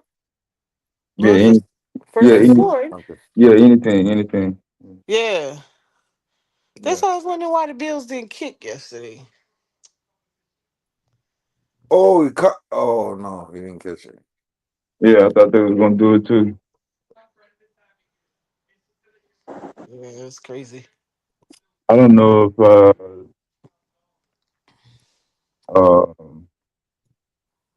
maybe they thought they had more time or not. Yeah, I'm sure they didn't think it was gonna play out like that. Poor little Josh. Yeah. Over. Game over? Yeah. Oh, they gonna cry too. Hmm? What's GQ? GQ, where you at? Where you at, GQ? You can come out to play. Lena, where you at, girl? I know Lena was on it too. She was like, Yeah. I was trying to hurry up and come. I was trying to hurry up and come up when Taz was talking about that Minnesota feeding program, and oh, okay.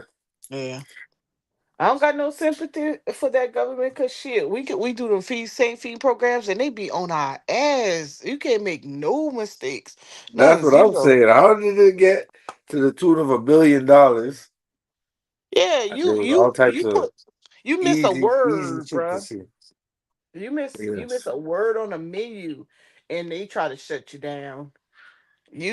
You damn don't have a temperature right on the food. They Yeah. inspect this every month, and for them to not have a building, I mean have a building with no kids at all, man, that's straight kickbacks and an oversight.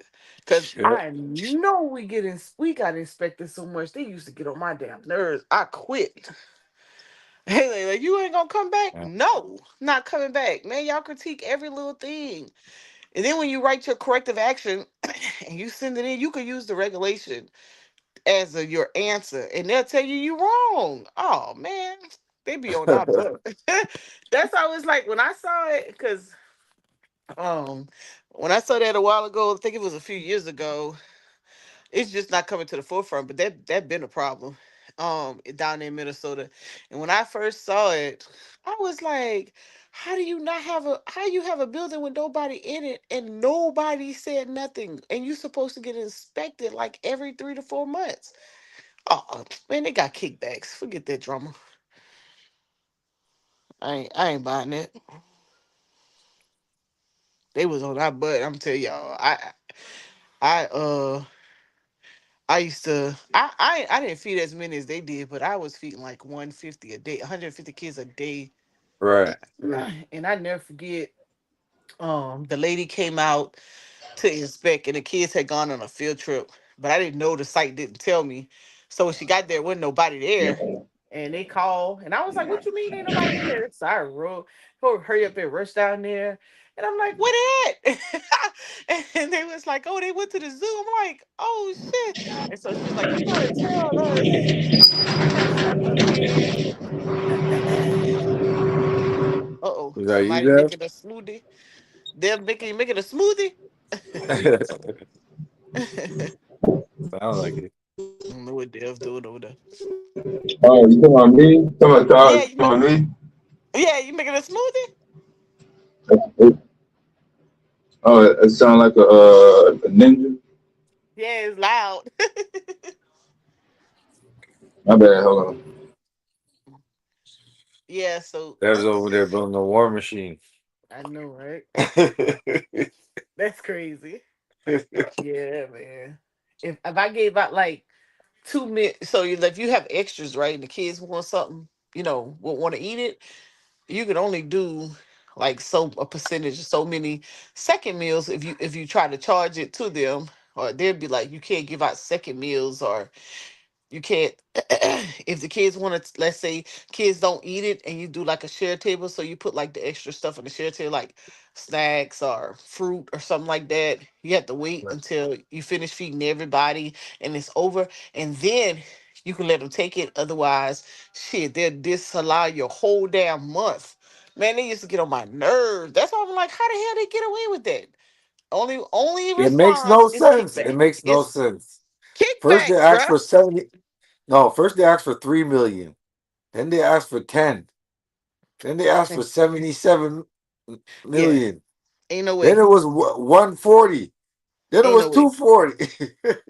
And look, when I first saw it, I said, "Man, them people getting kickbacks," and so they not saying nothing.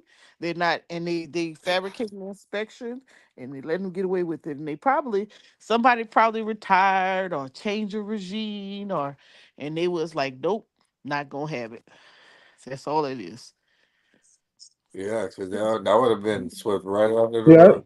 I thought you was on the side of the taxpayer, Dr. Lamb. I didn't know you was with the shit. No, I ain't on the listen.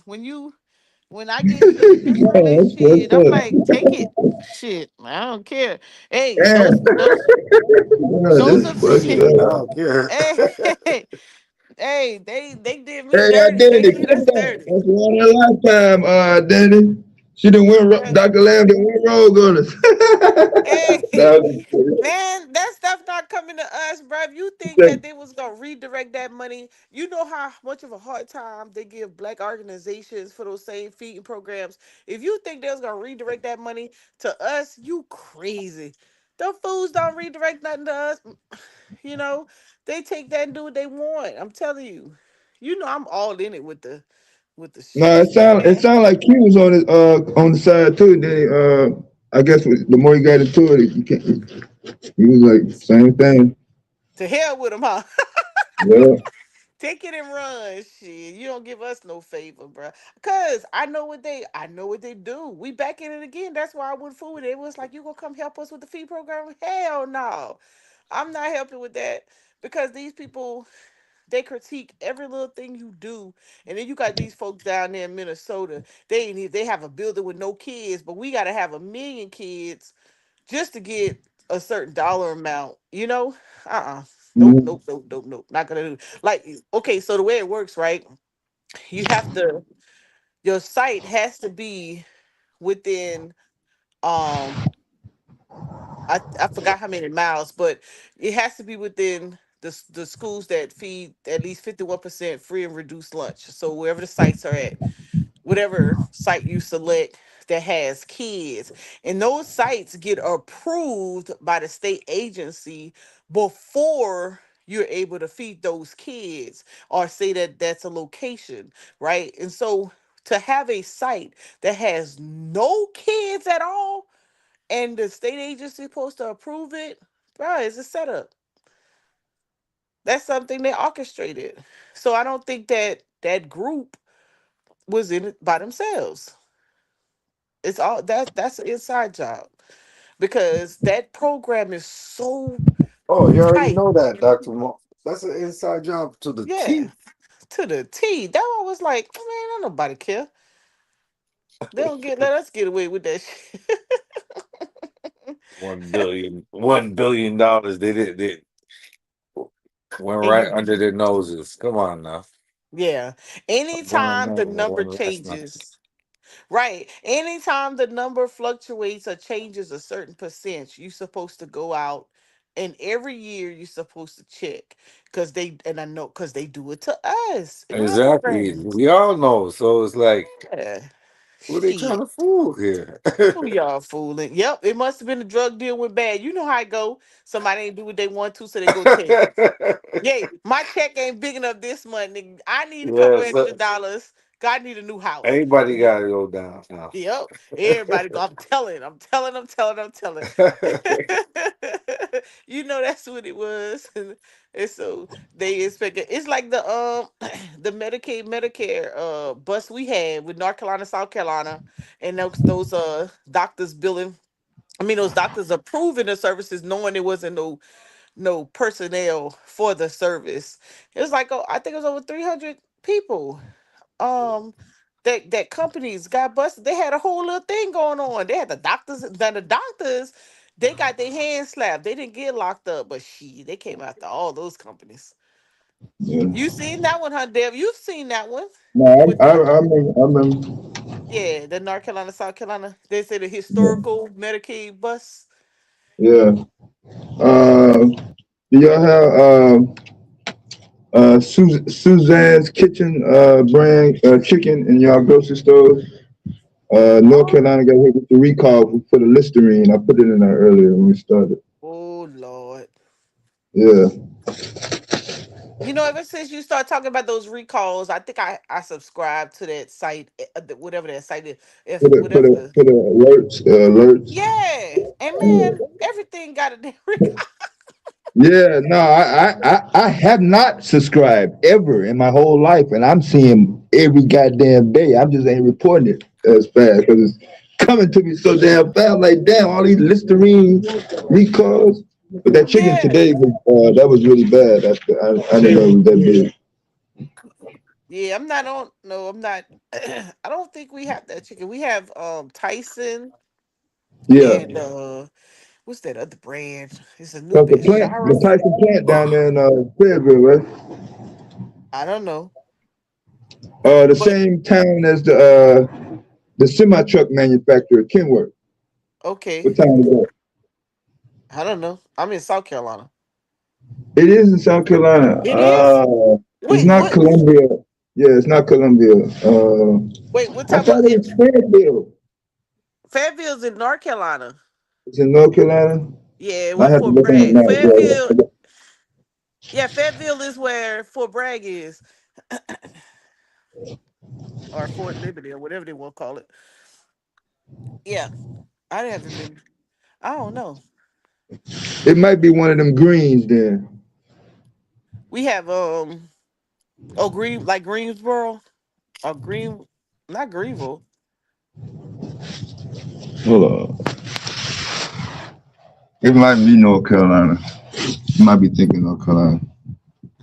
Cause Tyson on one end of the overpass, and then when you go over the overpass, Okay, that's yeah. little past Lumberton. I want to Oh, know what they No, I did see with it. that I $1 see it billion in North dollars. Carolina. what do you say, Mac? I want to know what they do with that money because they didn't feed You talking nan about the kids. Somalians? Yeah. Yeah, you heard what the man said earlier. He brought it back home. Yeah. He said he will build infrastructure Y'all and ain't been homes. worried about them Somali. Y'all weren't worried about them Ethiopians in the 90s. Shit. That's what they used to send the Ethiopians in the 90s. Man, 97, 98. When we was looking at Mount Lewinsky, the Ethiopian was doing the same goddamn fucking thing. yep, man. History repeats itself for real. And there's a whole bunch of agencies. I ain't know. I tell y'all the story when I was working. So I was working for one of the state agencies, and we used to have little training centers for those who the disabled, some people who was trying to get back to work. And so we had these little training centers where they would do peace. We called it peace rate, where they Yeah. would teach them how to assemble things. And this one, I think it was Marlborough County. This guy, he would come. he would go pick up pallets. You know how the grocery stores and stores, they would put the pallets behind the stores where you can resell those. So he would go, look at that, Dev alert just came up, some chocolate. Something about Oh some yeah, chocolate. not in the candy bar. The holiday shits, Oh, the okay. gourmet. Yeah. And so he would go pick up these pallets and he would sell it to our training center. But so here's where he goes wrong. So at the time when we noticed it, because I was an auditor, we were changing systems. We were going from the Stars legacy system to the Skis, the SAP system. And when the invoice came across, it was like he said he was transporting 2,500 pallets on a pickup truck to the training center.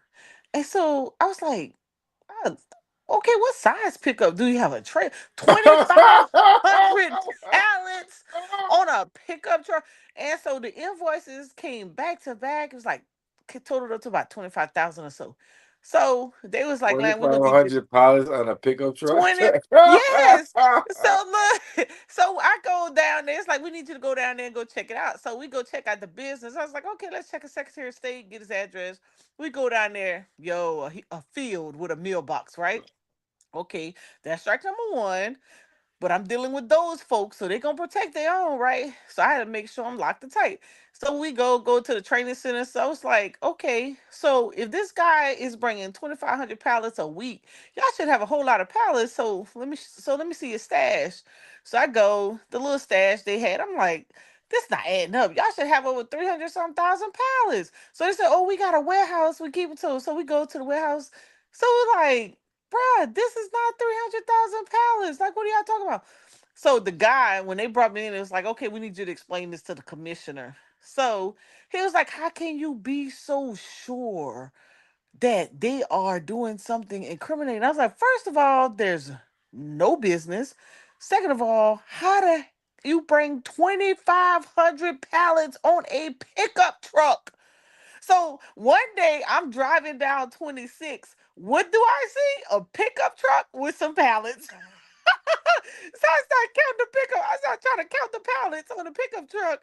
Ain't no way, bro. Like, you crazy? They was trying to cover for the guy. Come to Mac find know out, I look leaning to the yeah, side. Yeah, yeah, leaning right, like it's like a hyper tower about to fall. yeah. So he was like, it's coming to find, make a long story short, it was a retired state trooper who they had came up with this idea, and they was working together at the manager at the site, that he could sell the pallets as long as he brings some pallets. They was gonna inflate the numbers and they get paid. Everybody's getting paid. Oh, we lock all their asses up. Right. We locked them because when it went wrong is when they they brought me in. So if it probably would have been one of them, they probably would have been able to sweep it under the rug, let bygones be bygones and stop buying. But I wasn't hearing that. I made noise every chance I got. What? 25? No, I just kept saying 2,500 pounds on a pickup truck. Yeah, but that's the kind of stuff they do. Just create something legit, and then they just inflate the numbers. Right. And when audits come in, we only looking at samples, because you can't directly go to it unless it's something that been shared and you have direct evidence. But other than that, you just have to do a random selection. And if it doesn't show up in your selection, they get away with it. What's the fraud in the white community? I want to know that. Oh shit, everything. Book up, man. What Between one of the same timetable as the Somalis. I want to know how much fraud has. What's the oh numbers on that? Oh, they probably doing it. See, what they're probably doing is they smart enough to have a site with kids and just inflate the number. Right. So instead of counting, if a site has 50 kids, they'll say they have 75. Or, if it has Right. 100, they probably say they have 160. If you got kids there, so when they would come out and inspect us, right? She used to be like, so if our site started off, let's say your site start off, you got 100 kids at one site, and they come and inspect. The first time they came and inspect, you have 100 kids, but if you have 100 kids consistently for 30 days, we already know it's a red flag. Why? Because somebody's not going to show up every day. 2 or 3 people not going to show up every day, right? So that's the first red flag, that you had the same number of kids every day on your count sheet. And then the second deal is that if you went the first day of the month, then maybe you need to go back on the 21st day. If those numbers, your number go from 100 to 35 and it never shoots back to 100, when you come out and inspect, but that person was charging for that 100 because they didn't change their number, that's how they get away with it. See, they will have kids there, and they'll, because the way the system is, you don't, you could put in your head count, and then Yeah. they just approve the head count and they pay. Right. But the checks and balance is supposed to be that your caseworker person is supposed to come out and inspect. And if your numbers fluctuate, right? If your numbers stay the same, is consistent, then they supposed to come check you, because everybody knows that you don't always get the same number of kids every day. There's Yeah. no way. That's There's no. impossible. There's no way. Exactly. Yeah. Right. So that's your first red flag. And then your second red flag, when you do go out there, and if you say, if your kids, you had no second meals, or none of your kids have an allergy, or so if you're doing an after school program, there you can't feed groups of sports team. Like they have to come, they have to trickle in. It can't be practice let out and all the kids come in one time. That's a no-go. So if you see things like that, or if they if it's a summer program and the kids are leaving, they don't eat at the location, that kind of thing. But what the white folks do, like I said, they'll have kids at these locations where they're feeding. They just they fluctuate the numbers, and sometimes their numbers are not like they smart enough not to do 100, 100, 100, 100. You know, they know how to maneuver the numbers, so they'll get away with some stuff. The program is easy. It's very easy to manipulate. The question is if you're smart enough to stay within the compliance. If you're not, you're gonna get caught. Like that was just dumb what they did. No kids at a location. That's just stupid. You wanted to get caught, you know. And then the Yeah. other deal is that if you're in a location where um you have to know how many kids you have at your locations and how many really shows up, because the pattern is a pattern of behavior, right? But then you also have like what happened here with the DSS social services. This guy director, he was writing checks. They had the check cashing place involved, and the bank wasn't involved. But what happened was the person, he would write the check, or he would disperse a check to an employee, and the employee would go and cash at the check cashing place. But when they would do the sure pay thing where they call to approve the check, he would be the person they call, so he would approve them, but he would get kickbacks. So you would cash a check for him, but he would give you some and he would take some. And he did it for years, years and years and years. And I think it was about maybe about 5 million or so. Y'all can look it up. That's a DSS director in Columbia, South Carolina. He and like I said, the only reason he got away with it is, well, the only reason he didn't get away with it before he retired was because new worker come in. They go bad. They want more. They want more what you're giving them. And so they told. And when they looked it up, they sell all these checks. And think about it. If you're the director, you certified and approving. Usually you don't go back and check to see what your certifier is doing or your directors are doing. You just process and go on about your business unless somebody says something. Then you go. Then I had at a AIDS nonprofit where a friend of mine, she hired a young lady, and the person used to process payroll, and she used to approve it. And then it got to a point where she gained a relationship, got trust, and the person started adding more money to her check. But my friend she was so trusting of her, she would just approve, approve, approve. And then until it came down, like, wait a minute. something ain't right with the money. The budget is out of balance. The funding is going down in the payroll account. And when they went back and looked, the girl had been stealing the whole time. Wow. So that's the kind of stuff. I remember one time in the military, one of our finance control officers were taking, I think it was like 5 or 10 cents. I can't remember. I had to go back and look up the case. But anyways, it wasn't a lot. It was a couple cents out of everybody's check. And it was going to his account. Did it for years. And then we had one where these guys, so when I first came in the military and you got a bonus, our contracts used to be hard copy, right? And on a contract, the recruiters used to write in the bonus amount. And so what the soldiers were doing, they had it down packed too. They would take the contract from personnel, and if it was a 1, they'll make it out of a 7. So if it was 11, they'll do like 17, or maybe they'll do like 14,000, right? And so whatever the numbers was, it was easy to alter. They would change them, and we were supposed to find purse the purse that letter that justifies that bonus. And sometimes it was hard to find those, and so we would just go with it and process it. And so these new little soldiers came in one day, was in Germany, and we had switched over a few people. And you, like I said, you only, when you trust people, you don't go back and you don't check behind them. You just let them do what they do, and you just keep it pushing. And man, these young girls came through, and these guys had finagled the contracts.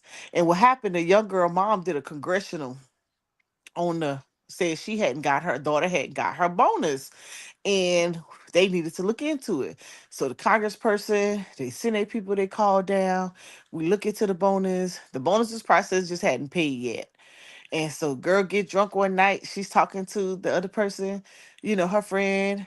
And then the roommate, they're not talking, but she's listening in, and she started telling how it all goes down. And they got mad at each other. And so she called CID, and CID came and raided all our computers.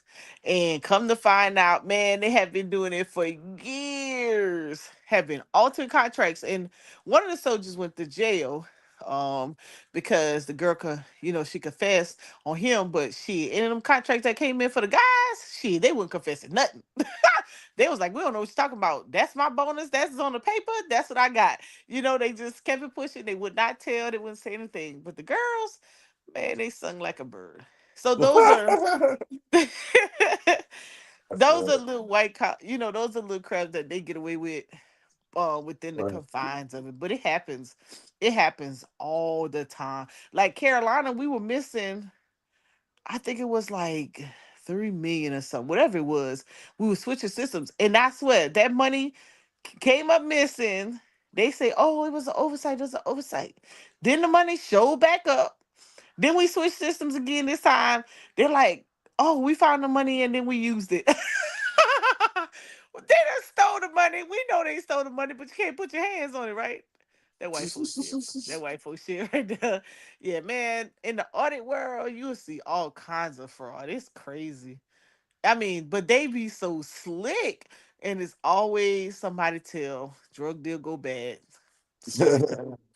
It don't ever be, like us. They be on our head, big Yeah. time. You know, they audit us like fine tooth comb, and They ordered us sometimes, for anything. yeah, yeah, they be right there. Yeah. But for them, they'll let them get away with some things, and it just doesn't work that way for us. Yeah. Um, so that's why when I hear like somebody got away with something, I be like, oh, they must have been getting some kickbacks or something. Somebody just turned their little head. Now they mad at them because somebody didn't do what they wanted them to do. Now they done turn them in, you know. So that's why I was tripping when the Medicaid deal came down in South Carolina, North Carolina. I was tripping that they didn't slap the doctors. Why the doctors? Because you can't do anything unless you got the doctor's approval. The doctors don't approval, it doesn't go through. So I was tripping. I'm like, they let the doctors get away with that. I said, oh, the doctors must have paid them off. The companies, see, they spend all their money. They can't pay nobody off. Can't get no good lawyer. You done made all this money this whole time, but you don't have a good lawyer on your side. So they lock them up. Majority of them were black. These old ladies too. I feel bad for them. It's bad. But yeah, those people, it's easy to get away with because when you audit the system, and all of those systems have Excel software too, right? So you spit out a report that you can go and alter and give to the auditors. So, they'll take out what they want and give you what they want. You don't go and say, okay, take over their systems and then audit and then, look for misstatements. That's just not how it works. It's the only time you could come up with some real, like, for example, right? They say, oh, the Pentagon has been audited over the last 7 years. They never passed the audit. You can't, they're missing trillions of dollars. And when you read the audit report, it's for supporting documentation that they don't want to show. And usually that kind of stuff it could be a lot of it could be defense related, war related, that kind of thing, or special missions. They never show you that. But if you think for 1 minute that those trillions of dollars that somebody misappropriated, that they would still be there, come on, y'all. No, no, I don't think so. Nancy Pelosi make a bunch of money.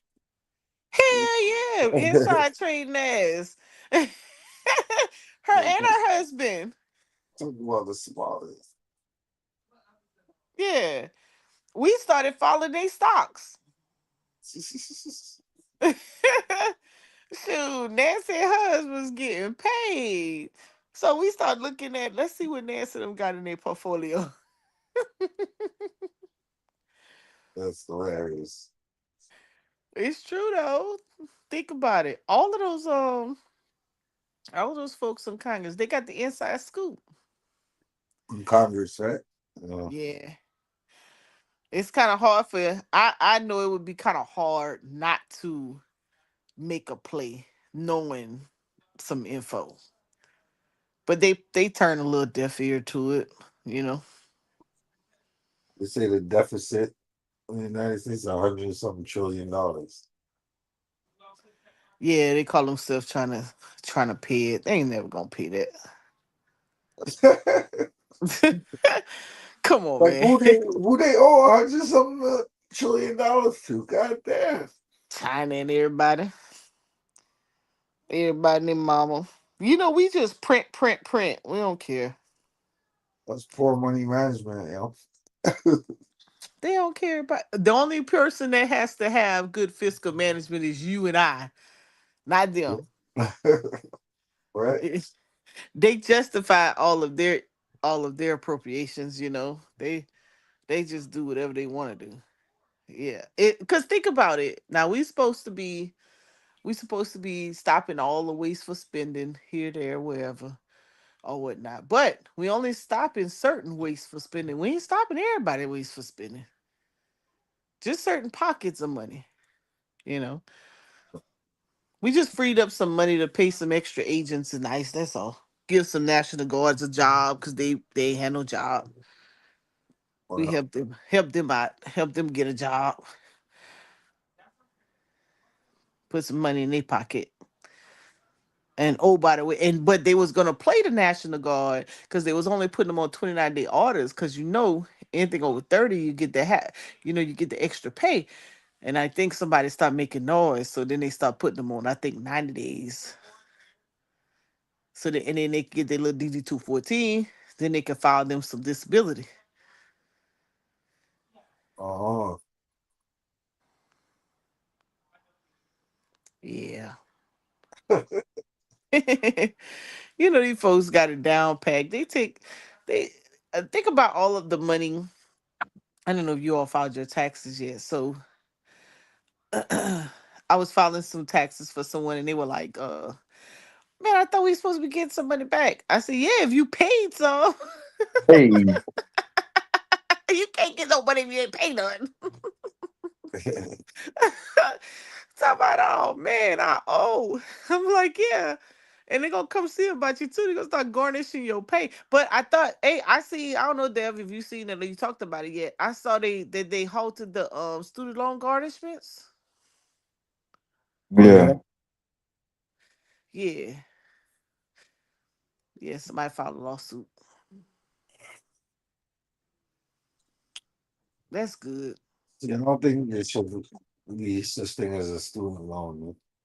Student.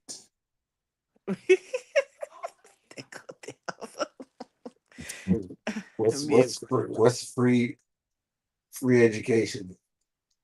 Free? Free? How? What type? Workforce education should have some kind of bridge into the workforce. That's where the neglect is at. You go, but there's no guarantee for you to land any type of employment coming out. It's not a mandate on the colleges or universities to do job placement. But isn't that what public schools are? Free education? No, Free. it's not. It's wait, public schools are like state sponsored schools? Right. No, they're not free. No, the tech schools are supposed to be free, and I went rolling up there with my niece thinking that tech school was free. And when the lady, she was like, "Oh, you gotta go see financial aid," I said, "I thought the tech school was Financial. free." She was like, Financial. "No, you gotta file." She had to file out financial aid, and if she come part time, she'll have enough money to pay for it or whatever. But no, it's not free. I was like, "Oh, this is false advertisement." I thought that the tech schools, the state, like you said, I thought it was free, but hers not free. Yeah, they I, got labs. Them labs cost money to turn the switch on. shit, they better get it from Hmm? well, I don't know where they can get it from. We pay enough tax dollars over here. They fussing now about taxes. Yeah. We got election year coming, so it's funny. My bad. Sound like you was about to jam. No, that's for Friday night. It's not Friday. Oh, you DJ turn up on Friday? Not over here. I think they do some on Discord. Oh, y'all be turning up on Discord with jams? Let me find out. Yeah, man. I go to TikTok to listen to the DJs. The Quiet Storm. Yeah. They be jamming. They be all types of music. You can get it. You can find a DJ for everything. Oh yeah, they got the upgraded format. Hmm. And then they be having the little dating, the little speed dating. That'd be the funniest thing. Mhm. TikTok is crazy.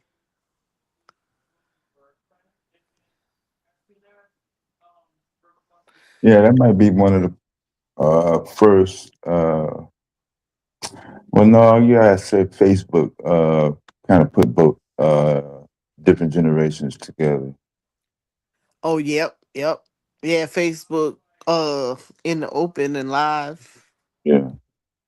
Yeah. Yeah. I was on AOL and Yahoo. I was with all the old people. Yeah. you did you And, do hmm? did you do MySpace? No, that's it, right? No, Black Planet. MySpace? Yeah, all old people. Oh. Nobody my age. Nobody. Everybody was at least 7 to 10 years older. I be tripping that grown people be on the Facebook dating apps. I be like, what y'all doing on the dating app? You too They grown been for on this. there, yeah, like me. Yeah. Yeah. They been on the little dating apps. I'm like, I'm going on a date. I met him on the Facebook dating app. I'm like, man, I tried that one time and I was like, this too much work. Mm-mm. What your name is? What your name is? Where you from? Where you from? What's your favorite color? What's your favorite color? What you like to eat? Oh hell. Yeah. The first woman I ever met, she was 50. Oh, check you out. She was cool. Hmm. She's from your area. No, California. You went visit her. Yeah, Uh oh, it turned out good. yeah. Oh, check you out there. He said, turn out. That's crazy. Y'all still talk? Nah, she actually had some medical complications and passed away. Oh, oh. Yeah. You ain't sitting no sea moss. We went into that at that time. That was new. Man. Being able to talk to somebody in another state, unlimited. Whew. Oh, yeah. Ain't that crazy? Yeah, that was crazy. I remember. I remember being in like elementary and they're saying, "Hey, one day we're gonna be able to talk to multiple people and see your face on Yeah. the phones." Yeah, I haven't met anybody on a dating app. They drove me crazy. It was too much, too much, too much. Going back and forth, and I'd rather see them face to face. Too much work. Too much work. Whatever. You get catfished. What's up, Vanessa?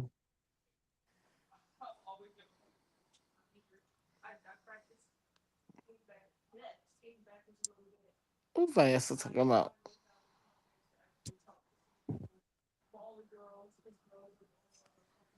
What's that?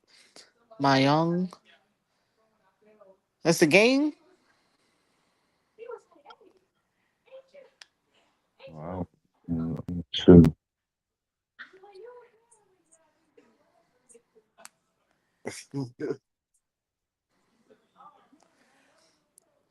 Vanessa be talking so cool and calm. I need y'all to respect each other. One mic.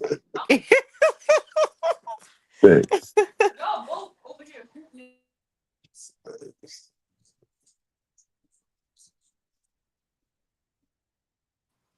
Mm-hmm. You better not have met no boy. She said, I wish.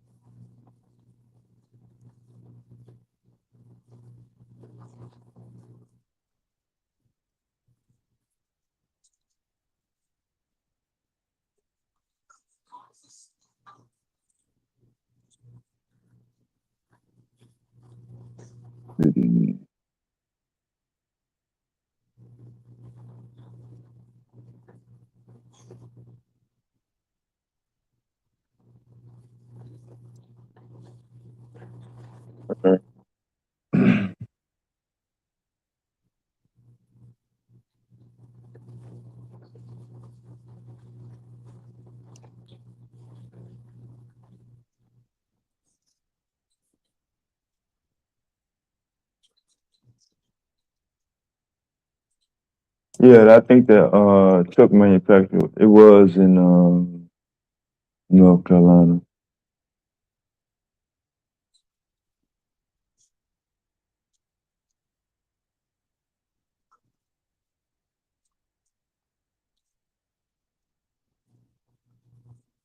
What happened with the truck manufacturer there? Yeah, it was in North Carolina. Oh, okay. Yeah, Okay. I was thinking I got my companies mixed up. It's okay. We our focus in the Carolinas is nuclear child. We on the nuclear, we on the energy run. Nuclear Yeah. reactors, nuclear reviving stuff that was there before. No, the naval base rehab. Carolina on the money making game. We got Scott Motors, manufacturer. Think Boeing might be doing something. Oh, I see Extensions. a Suzu putting up the plant in Greenville. Oh, Green. Oh, I didn't know. So Greenville about to get another plant. Suzu. Okay, see, we on that money maker. They don't care. They just bringing it on. Them foreign trucks. Them trucks. Mm-hmm. You know what I'm talking about? Yep, I know what you're talking about. I didn't know Greenville was doing. I'm gonna have to look it up. I'm gonna have to go check it out and see where they're gonna be located. I need to move.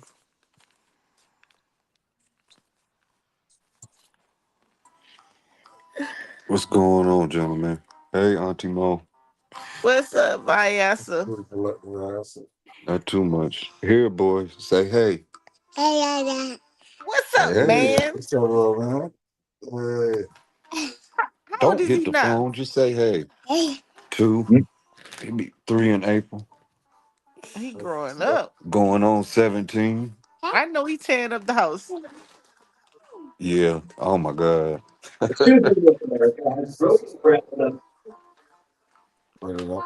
They make messes even the atheists gotta believe in. My daughter's one, she's all over the house, so I can imagine. I be watching those little videos of the little kids and the dogs. That'd be too funny. And the kids say, Yeah, and the until dog. you gotta clean it at 4 in the morning.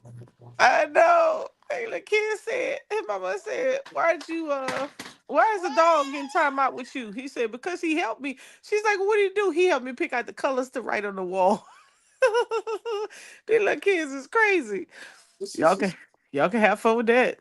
Mm-mm. My little cousin, she said, we bought her the same day. She said, Auntie Mo? I said, yes, Taylor. She said, I got to tell you something. I said, what you gonna tell me? She said, well, I got in trouble at school. And I said, well, what did you do? She said, well, I told the teacher I was gonna slap the hell out of her. Was like, what? And she was like, but it was just a joke. I'm like, girl, they gonna expel you. She's like, yeah, I know. But I told her I apologize. I'm not gonna tell her no more. She but 5. I'm like, oh my God, y'all are different. Kids are different. Y'all got them those intelligent kids. They just say whatever, do whatever. I said, all right. When she spank your little butt at school, wish you didn't say that. You know your mama. Oh, this going. Oh, I missed this. Oh, I need to Yeah, go they fix. finished. They finished. Oh, they done. Mm. Oh, my friend didn't tell me they got the Isuzu plant. Where all those are electric? No, they Nah. don't. Oh, they about to get that Greenville. You know, they already got that old money in Greenville. Look at There go that. Mr. Yashimoto. Yashimo. They. Oh man. He See, got that this is. shit. Brand new building. Brand new building. See, Mr. Yamada. See, this is what we was talking about tonight. That these folks coming in, they got money, they developing shit. We Mm. whining because we don't have the money to do it. But Complaining about immigrants. no, The they're not immigrants complaining are that buying everything in the country. Can Oh, you that is imagine the that? EV. Mac. My bad. it's the I mean EV. that. My yeah. Look at McMasters. He about to leave office. He can't run no more. They about to Look go. how big that mug is. Dang. Why my friend didn't tell me about it? I need to move to Greenville. Hmm? When would the plant be online? What did they say? Let's see. I think I got a text article. Dang, that went over my head. I didn't even know they got a new plant. My friend didn't tell me. We Yeah, need to they're go. redoing the highway. We need to go. See, is if you say that's EV, yeah, I need to get one of them battery chargers like Aaron, so we can go around there and charge them batteries.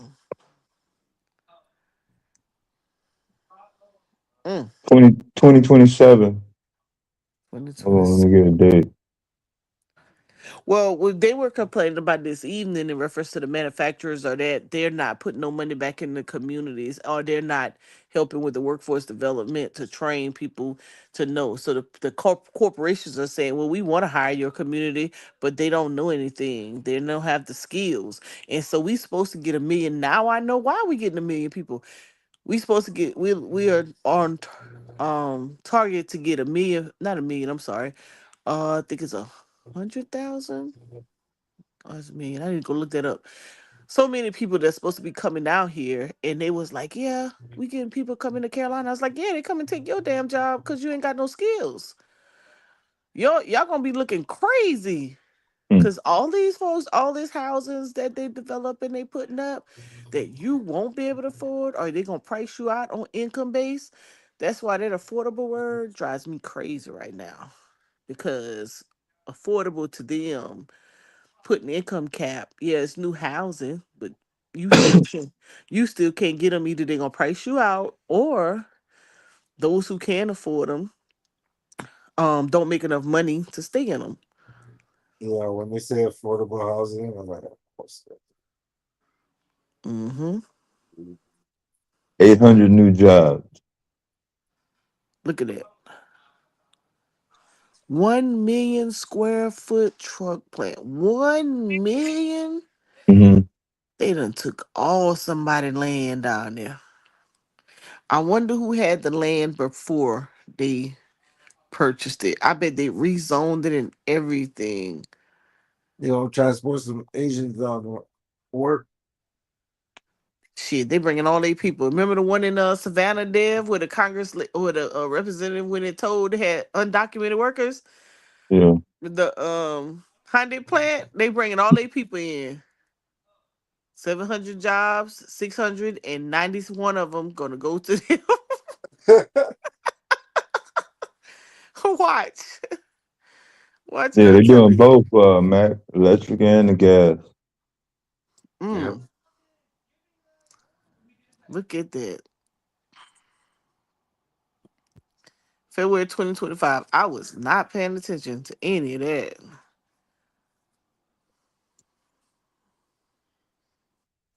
I don't even know, unless, you know, uh celebrities or entertainers, those who make a whole lot of money, um athletes come and put their dollars together to do that type of thing. I don't know that we have that kind of money in our communities to be able to compete with these type of developers. So we have to take a back seat to the workforce to take, getting a job versus being able to build. Yep. That's And one of the exactly. yeah, and one of the complaints they have over here, there's like, and he's still not paying any taxes, and we have to pay for the infrastructure of the roads and the sewer and the water and the electricity. Yep, the people pay for the construction and the infrastructure of it, and they get all the benefits, and they still don't hire you or create a way for you. They monopolize the industries. That's what they do. Yeah. Even if you want to be. So that's what we try to come up with now, is trying to find a way to get the corporate to develop some type of workforce, incubate a workforce career path, um, for those who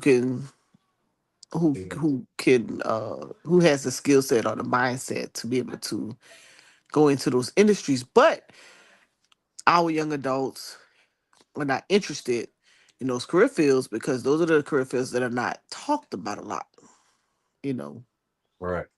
So they don't see the value in those career fields. And so that's what we're working on, to try to educate them on there's values in something other than just medical and law. Yep. Instruction. Understood. Mm-hmm. General contracting, electricity. Oh, thank you. I had forgot all about that. Daddy wanted me to Black folks are severely underrepresented. Yeah, as far as the money to build. Like we have some general contractors, probably millionaires, who can probably do some aspect of that type of work, but not Yeah. like they do. Look at that. They done came in with a whole 1 million, square foot plant. We don't have that kind of capacity. Mhm. They probably backed by their government. I know people say sometimes they say we do, but I've never saw it. Other than what Tyler Perry, 50 Cents, Cat Williams, them are doing, buying up old military bases and things of that nature. But I've never seen no other. I mean, you guys may be able to educate me. That's an Amazon class warehouse. Brand new docks. Yeah, the car 100 docks. Yeah. monopoly. Yeah. Damn, 100. Just on that side. Shit. Mm.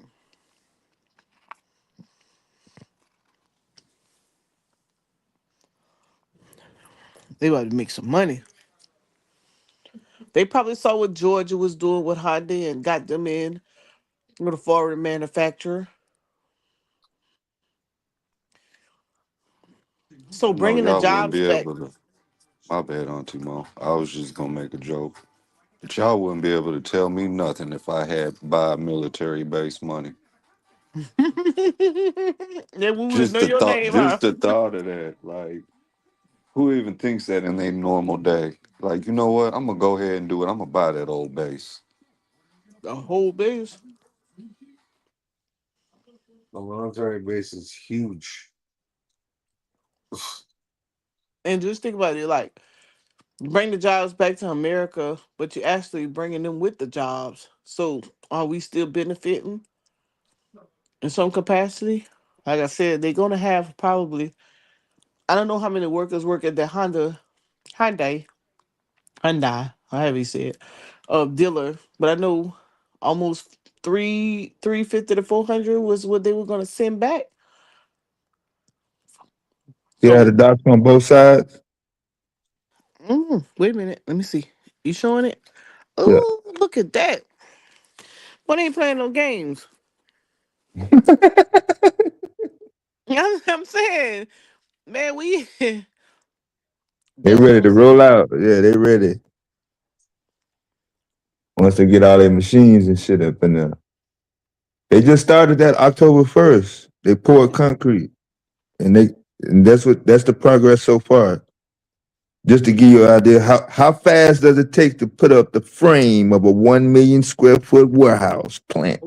Oh, they don't play. How long did it take? 3 months, probably. Max. This was shot in December. Mm. They not playing with us.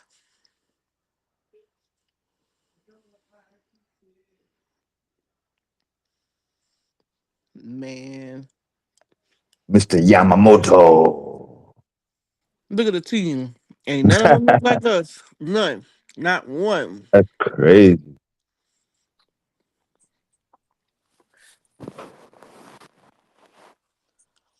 I'll be trying to get a The little white close. man? Hmm. The white man. What is McMasters. I that, know. Kev? Is that the battery plant out there? Mm-mm. This a truck. You see what's behind them on the wall behind them? Very, very small. Y'all gotta remember I'll be on Oh, my okay. phone. Yeah, those medium duty trucks, those moving trucks, Isuzu. Okay, okay. Yeah, manufacturer the entire truck. They're gonna make a killing, bro. Wait, Yep. Yeah, so they doing electric battery model. manufacturing and truck Yeah. manufacturing out there So in the to answer your question, Carolinas? yeah, the electric model and a gas model. That's wild. Yeah. They ain't playing I no would, if game. I was close, I would be inquiring about that truck manufacturing, but I'm pretty sure with the money they got, they're gonna do all automated painters.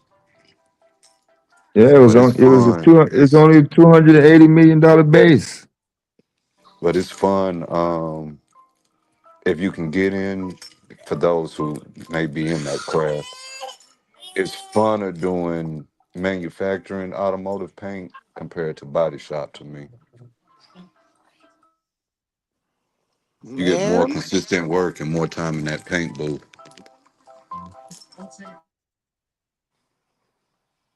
Translation, that being fast paced, your workday goes by extremely fast. That 8 hours will feel like 30 minutes. I hate driving them trucks. and I mean, you Greenville. sitting right there. You got your man. Fuck that shit, man. I Check drove it out. one of the motherfuckers one time, man. I was like, man, if you don't get me up out of this motherfucker, man. That little small B. It's uncomfortable. I just it's Chicago. I'm like, man, and ain't no protection. Mm. Nah, I need some space in between me. You sitting on the engine. And every time you gotta check your oil and stuff, you gotta do the whole thing over. Mm. It fold over. Every little small thing. Yeah. But the electric one should be a little bit more smooth, I guess. I just didn't like it. Man, But do they definitely, list yeah. the types of jobs opportunities? Uh, I think on the website they got different You got different ones. positions. Yeah.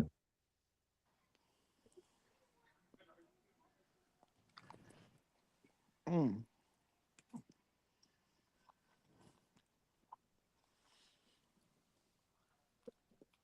Well, I said, look, the look at space where that. they're gonna be getting all the parts. Move out, move them out. I didn't know they had a dump truck too.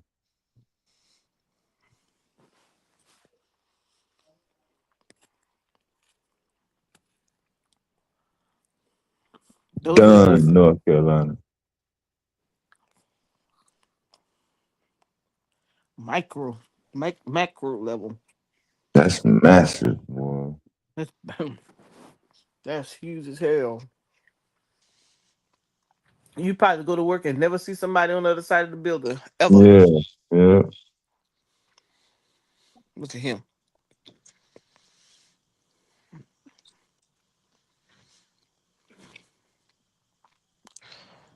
State of the art. They made some major changes in Greenville down and I see what they was doing. They was preparing for this.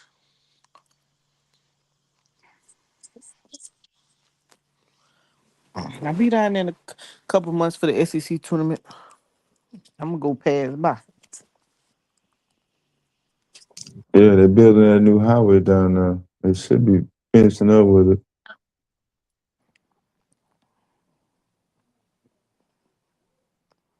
Now, what are we doing to compete with stuff like this? Nothing, cause we ain't got them capital like that. I don't think we do.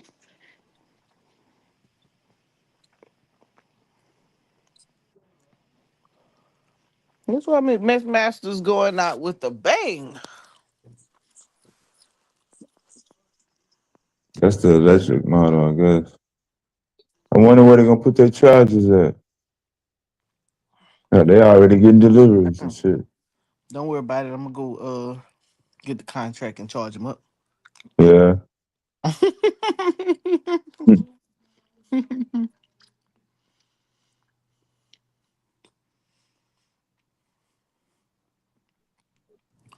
Wow. Yeah. So that's what's going on down there, man. I love it.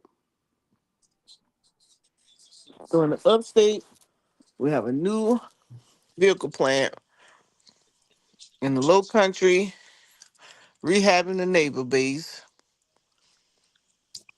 Property tax Oh yeah, impact. hey, our property tax is already high as shit. Oh, okay. But what we were talking, one of the county councils he's not one right now, but he used to be like for 12 years, and he was telling us it's the impact tax that we should be advocating for, and that charges the developer or the businesses to be in your community, and that's money that could come back into your community. Call it impact tax, but nobody asks for it or responds, and so therefore they never get taxed. Oh, okay. And that money is used for infrastructure. So, like when they building and the roads and things of that nature, floods and it's a breaking infrastructure that money would be there to help with those causes. But because we were asking them, how can you hold corporations responsible because they don't pay no taxes to be in your community because when they go into rural communities, those are tax cuts for them or tax credits. And then if they hire your community, there's more tax credits. And so they just really just profiting all around. I mean, I'm sure they probably paying something to the state. Um, but from a community perspective, you would hope that they have some type of physical responsibility. Um, so that's where our limits lie. That's nice. I'm glad you showed that to me. I need to share that. I'm not in Greenville. I'm like an hour and a half away. Yeah. But it would be good to know, how they're interacting. What's their community engagement is like.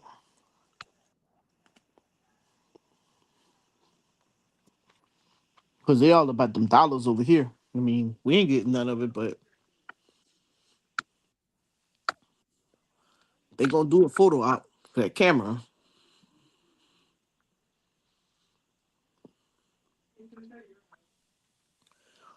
We got the governor race coming up. Nancy Wilson, Lord, we in for it. Jermaine. I don't know. I hope you give them a little run for their money.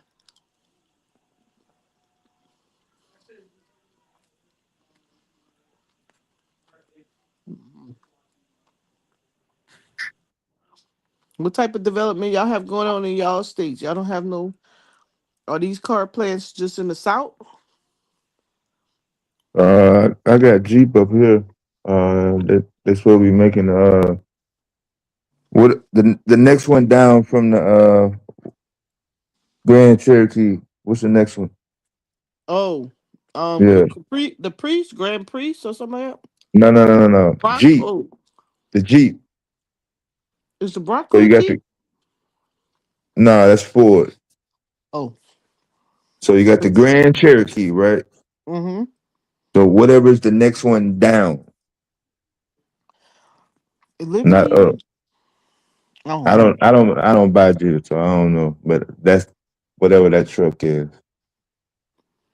Okay. Yeah.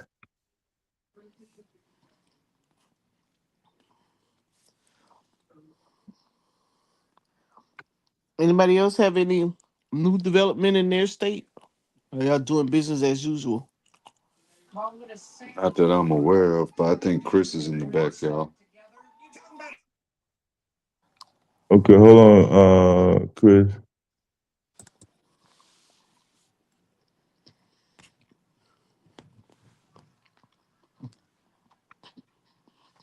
Because I think they're going through an agency for them jobs. Yeah, they usually try to.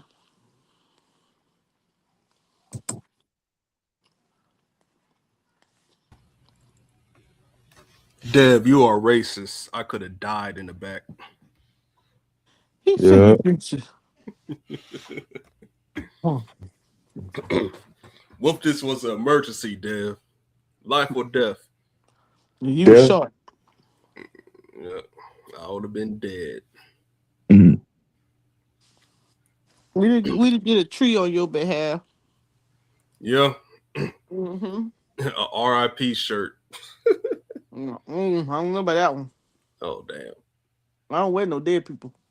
I mean, you could have put my name on the shirt. I'm gonna do a tree with a yellow ribbon. You gonna spread my ashes on the tree? No, we're gonna put your ashes in the river. The Savannah River. I ain't getting cremated. I want my body intact. Yeah, you gonna be attacked, all right.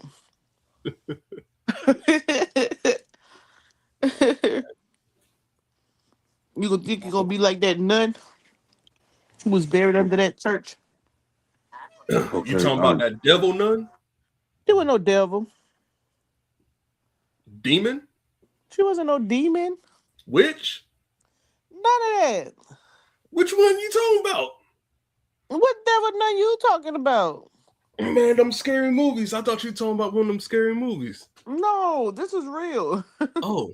She was buried under the church, and I guess the type of ground or soil, she was still intact. She was there for like I think 3 years, and then when they went to get her to put in the cemetery, her body was still intact. Yeah, look it up. Black lady. No, that's the power of God. That's the company. That's the company they using right there. HTI. You heard of them? HTI. Yeah. It's typical. Probably one day age. Man, I would love to be a staffing agency for a manufacturer. What? Okay, Auntie Mo, we're getting Emmerich Global Aluminum in Tulsa. Oh, y'all getting some aluminum. Yeah, it says it's going to be the first aluminum plant in the States in 45 years. It's a $4 billion plant. They putting it in Tulsa. They released the information last year with plans to start production by late 2026 through 2030. So I don't know if they got it off the ground 4 years yet, to make but a plant. let's see. The construction begins this year. Okay, let me see it again. They got plans to begin construction late 2026 and be in production by 2029 or early 2030. You have two things here. Man, all the businesses, they come to Georgia. There go Taz. No, Taz, you did a we good. just got a truck plant. What you mean? All the businesses not going to Georgia? Man, Georgia's where it's happening. Please. And y'all better step y'all game up. What else are y'all getting other than the Honda dealer? Oh, you know we got that nuclear plant. We get one. We get ready to revitalize one. Boo. What nuclear plant You y'all see it? getting? You see it? You see it here? Yeah, we see your screen. Mr. Murakami? That's the one in Greenville? The short one. That's the short guy. Yashiro Murakami. North America. Isuzu North America.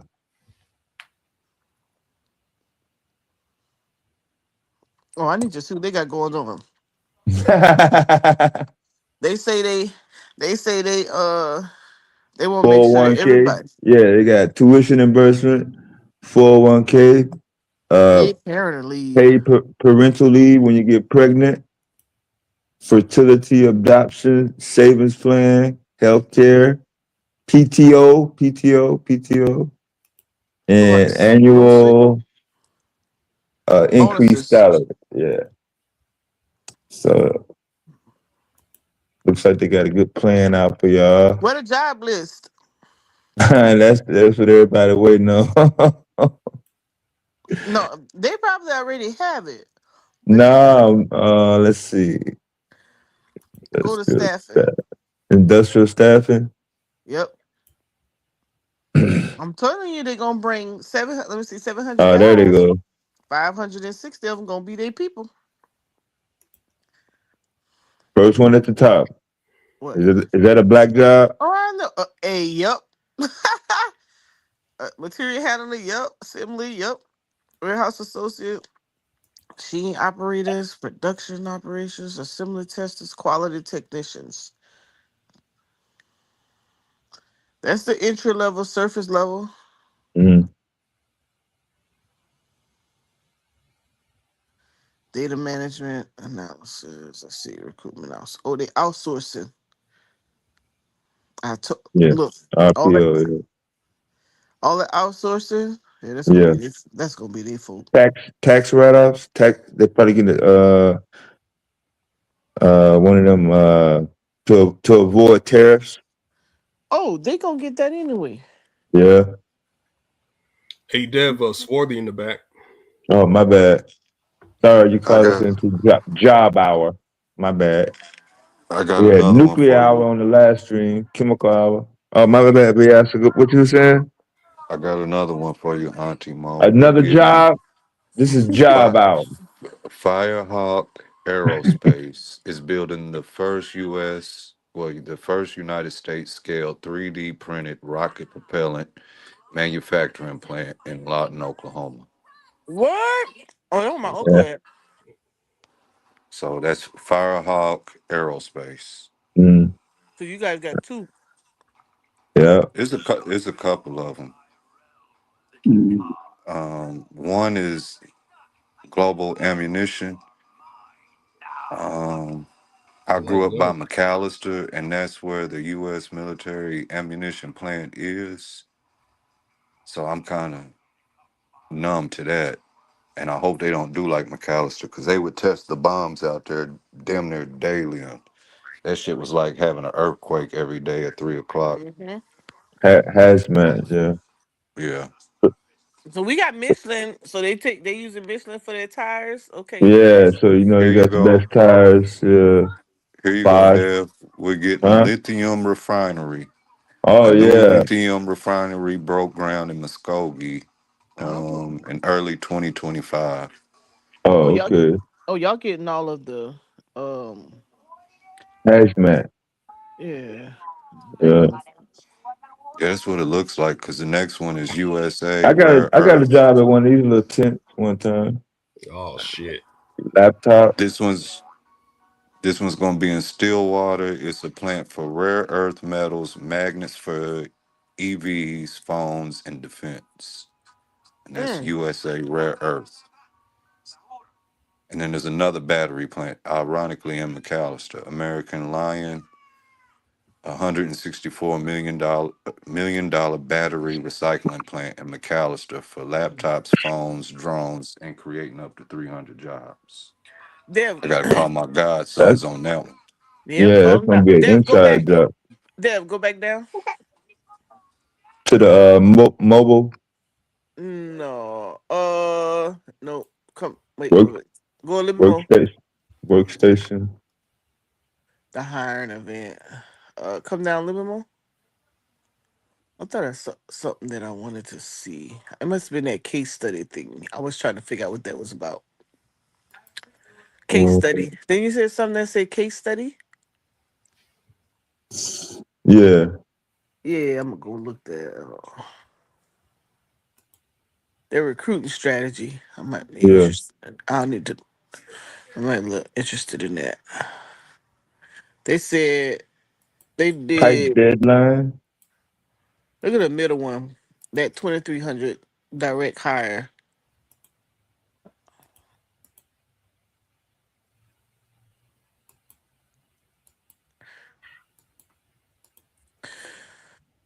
Hmm.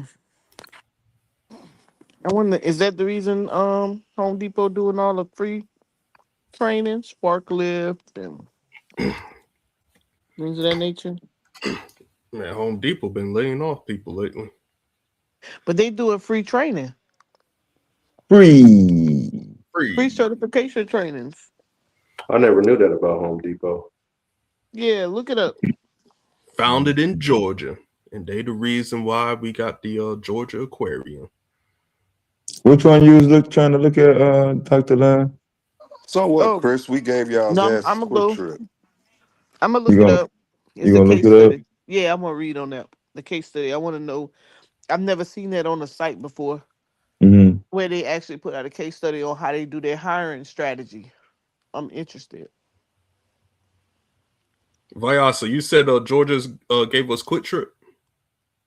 Oklahoma gave Georgia Quick Trip. Yeah, we Oh, got thank quick you, trips Oklahoma. now. They popping up everywhere. You talking about the Yeah, QT, right? yeah. Before I left Tulsa, this one's to you, Chris. You could go into Quick Trip, and Mm-hmm. ironically, they was really only hiring buckers, and y'all gonna see why. But you could Good. go into Quick Trip, be a cashier, work a year, become store manager, retire the next year as a millionaire. What? Yeah. Every nigga in Tulsa wanted to work at Quick Trip, but they just wouldn't hire us at all. We had the we had the loves popping up everywhere, and Wait, then hold up, QT hold up, came. hold up, Vyasa. Hold on. Because there's two QTs. Are you talking No, about the one? there's only one QT. That's Quick Trip. No, Yes, no, no, gas no, station. no, no, no. There's really two QTs. You can look it up. Are you talking about the QT that's in Georgia? The red letters. Yep, red and Yes, white. nigga, that's Quick Trip. It's not Oh QT. God. It was quick That's trip. Quick Trip. Is it still like that? Like I could become a millionaire in a year, bro? I doubt it now. He say he ain't hiring you. I Bro, doubt it I now, would go but up there as right they now. You was better go to Bucky's. as they was becoming what they became, right? And Hey, able yep. to spread out of Oklahoma. So they competing against, what is it, your 7-Elevens, Circle K's, Loves. Shells, Loves. No, they ain't Well, competing. they had a silent agreement in Oklahoma that Loves would take Western Oklahoma and Quick Trip would get Eastern Oklahoma. Well, But Bucky's. yeah, Y'all have a Bucky's. Bucky's about to take over yeah, now. Bucky's came down here. Oh, you came there? Yeah, they Yeah. about to be in Louisiana too. They about to open, but they cut Georgia. Chris. Bucky's We is the have place with Auburn. the little beaver mascot, Yep. right? Yeah. Yep. And a million gas station pumps. You don't necessarily I haven't seen one in Tulsa, but when you start breaking into them rural spots in Oklahoma, you'll see a Bucky's. Yeah, they're popping Bro, up. I'm I trying had to to go get look that them up. million. That's what I'm trying to get. Go on and work at QT then. I'll do it. Man, ain't no shame I in don't my know if game. it's that if I don't know if it's that way anymore, but y'all got to think about it. Look how far they branching out, and that was their plan. So if you could successfully run a store for a year, yeah, they paid you right. But the idea was for them to spread and spread and spread. Like it hit the point in Tulsa where it'd be two Quick Trips side by side, and we was like, "What the fuck is going on?" Wow. They have a good rewards plan though. I have their rewards app. No, I delete was that app. That's the devil. Do not have that app in your well, I phone. don't know nothing about the devil, but I was Auntie Mo, Chris wanted what? to know if you could get him a grant for his turtles to perform Silent Night this year. In my mind. Hey, if they're on what is it called? Endangered? Yeah, endangered species, you get a grant Bet. in that area. It gotta be in your area. I'll find some turtles. I'll put them there. What's that, Dev? Bosh. 2 days they shipping 2 days ahead of schedule and still had a 4-month backlog. That's the case study? Yep, the actual one for Bosch.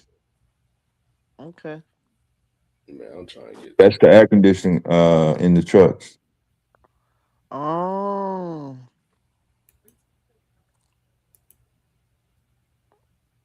They transparent with their solutions.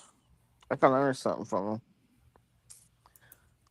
I'm trying to learn how to do uh They might have due something on diligence. LinkedIn. Huh? They might have the listings on LinkedIn. Oh yeah. LinkedIn has a lot of information. I just got to LinkedIn.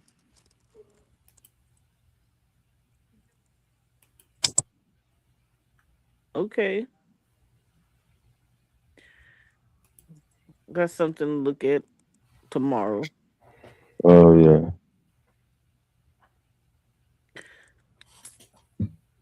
So Pull yeah, up, pull up, HPI. pull up Viasa's aluminum plant. Have they started building it yet, Vasa? He ran away. Yeah, tell them to put the I link in haven't the I back haven't chat. been to I haven't been to Tulsa to see, but from what I seen, they were supposed to start. What was that last year? Yeah, Dev say put I'm the link in the I'm back. grabbing a I'm grabbing a link now, but I don't know if this is just gonna be for the company or if it's gonna show um the manufacturing plant they building. But I'll grab that news article I was reading too. So here's the first one for EGA itself. Okay. And then let me grab one for Tulsa. Uh-oh. Gotta update. I'm gonna grab it in a second. Second one I'm gonna You can't throw see is that? from the Oklahoma Commerce. Yes, QT is a gas station. I go This to Butler.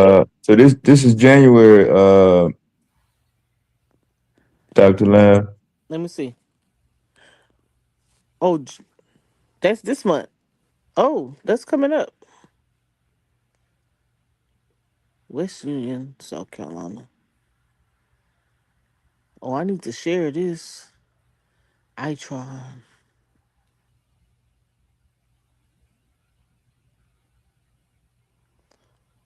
Hmm. 16 and 1925. That means they must be getting paid 25 or 27. 12 hours. That's too. That's not enough. Thursday, Friday, They Saturday. usually make So more wait, than that. wait, they're gonna give you 40 hours though. They're gonna give you 40 hours on this one though, Dr. Lamb. Just give me your weekend and you can have a whole week off. No? That's a lot of work. But I'm saying you only gonna work 36 hours, but they're gonna pay you 40. Mm. For 1925, I thought in manufacturers you get paid more than that. I don't know if it's no experience though. I mean, if Oh, it's you. no experience, what you want? Well, yeah. If it's no. Look, Oh, look, wait a look, look, minute. look Let me what they're see looking that. for. Look what they're looking for. Wait. Look, look, look, look, look, look, look. Oh, we can make that up. What 6 months is not a lot. You You can know what make I'm that up. saying? You know what I'm Wait, saying? go back up. Go All back right, up a hold on, little hold on, bit. hold Right there, on. right there. Stop. Go back down. Oh, Right. I was looking at that benefits packet. yeah, that's what I'm saying. What do you, I mean? Okay, that's Look, good. look, look, look, look. Boom. Hey, Greenville is not cheap. Greenville is expensive to live. That's what I'm saying. This is similar. This is similar. So you're gonna be maybe put a part to a door together. Maybe snap. You know what I'm saying? And that's it for the rest of the night. All you do It's is snap put that these door. two pieces. You know what I'm saying? Okay, then that might not be too bad. And then we still gonna give you a full 40-hour paycheck though. I go make sure it's enough though. Not 1675. That You ain't got enough. Dr. Lamb. You got Sunday through Wednesday off. You can just lay up the whole Now week. you might be do the math on this $16.75 I to already work one of live. them jobs. Live in Greenville. How much did you make?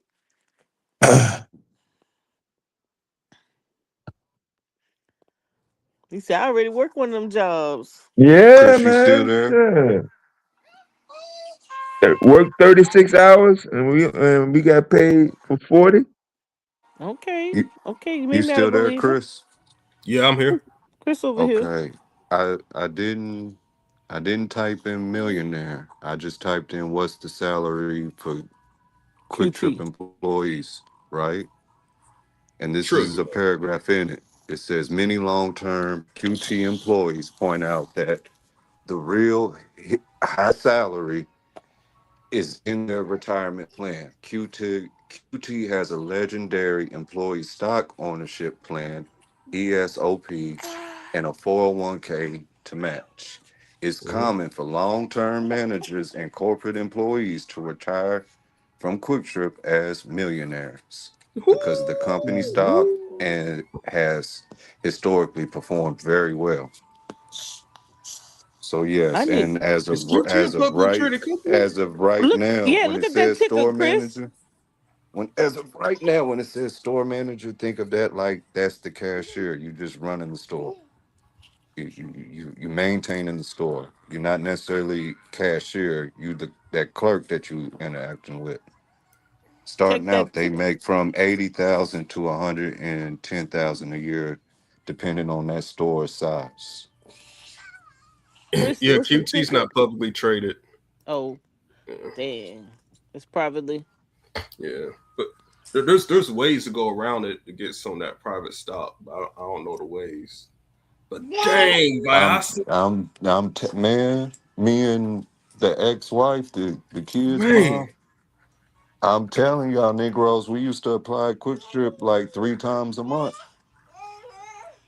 man, if When I I didn't heard have that my own shit, business, I I ain't would gonna even tell lie her to you. like, I know full well I'm not gonna Damn. get it, but they'll give you a Huh? chance. You a girl, and yeah, man, we used to apply and apply and apply. When I heard that, Yeah, if I didn't have my business, I will apply. I ain't gonna even lie to you.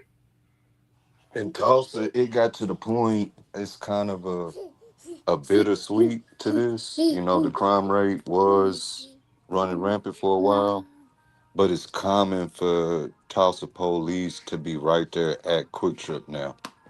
Like instead of having security, they got the actual police. So that's an incentive towards safety, being that clerk, if y'all get what I'm trying to say.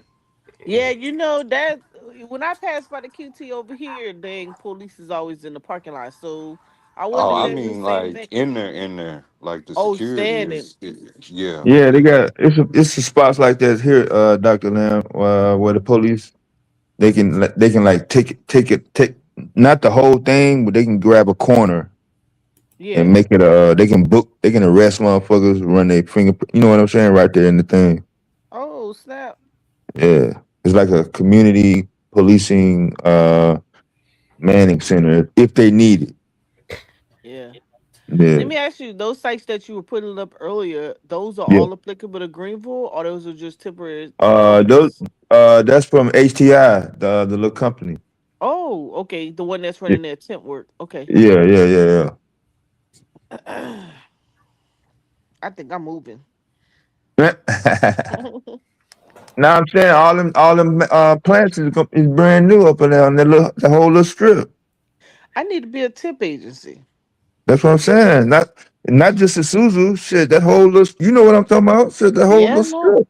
Yeah, they have you got a lot of manufacturers, not just manufacturers, because Michelin had it on lock in that area for a while. Yeah. Now you got Zuzu coming in, so I'm sure some people, and they pay really well. That's gonna be a good thing, Yeah. you know. Nah, Mr. Freeman, my kids like Quick Trips, ices. I'm more into my favorite thing to get at Quick Trip was a chocolate donut. Mhm. Bro. They had the best chocolate donuts, period, to me. I used to be mad Yeah. at Quick Trip because I thought they was trying to compete with Loves, so I would go to I Nah. love Loves. I'm a little loyal to my gas stations. I would wait for Loves, but then Quick Trip start getting in the spaces where the Loves weren't, and I was forced to go to Quick Trip because Mhm. I don't even think about the other gas stations anymore, like the Shells and the Exxons. They seem like they just price gouge. So That's crazy. yeah, and I have to go to a Bucky's. I could be waiting to go home. Boy, I will go to a Bucky's and get those brisket sandwiches. That's Brisket. the governor right there, Vassar, Let me see. That's in the that's with the Oklahoma. red tie on. I cannot see on my phone. Let me go back to the website Oh, my bad, because yo. on here it's way too small. Kevin. Hey, don't sleep on Illumina, Chris. What you mean by that, Dr. They Mo? make a lot of money. in the market. Yeah, this stuff is coming from Saudi Arabia, Chris. Don't you see Emirates Saudi right Arabia, there? not tariff. Don't you see the word Emirates right here, yo? You don't have any Yeah, I aluminum? see it. Yeah, man. I got aluminum. I put on I'm there. gonna share this tab, yo. Get you up on game. Okay, Man, they're Dev, gonna you get said tariff too. red tie, yeah, the That's man him? on the right, yeah, like a Right, that's what I bobblehead thought. boy. Yeah. Yeah. Yeah, I've seen him before, yeah. They ain't American, Dev. Tariff. No, you in the spot where they gonna be making it at. They ain't got no fuck. What the fuck you gonna be? They Yeah, ain't paying no tariffs. They you inside the export, yo. country. Yeah. I'm showing you what you're gonna be doing, yo. Let's go in the Damn, opposite way. look at that. Hold on, who doing that? I ain't doing that. You, That's in nigga. Oklahoma, Negro. Don't Why? say you, nigga. Shit, you want that $1 million, don't you? I got to cut aluminum and shit. Nah, that's a You gotta different know how it topic. works. I'll do it. I'll do it. Fuck it. What if I get injured though? Nah, you got the cover, man. 100% dental, vision. They got you covered, man. Don't worry about that. Putting y'all ass back in the manufacturer. Y'all going back to work. Hey man, gotta work. But if I don't become supervisor in a year, I'm gonna be pissed. Mm. Well, blame it on your own behavior. Yeah, I would. Blame it on your own professionalism that you couldn't be the supervisor. Do that look like America to you? Man, that looks like United Arab Emirates. Thank you. Mm. See that building right there in the middle? Mm-hmm. A little bit towards the right? Mm-hmm. You talking about the tall one? Yeah. Man, they got that from Lord of the Rings. Mm. But we ain't This gonna is miss capitalism, imperialism. The best ism out there. it is finest.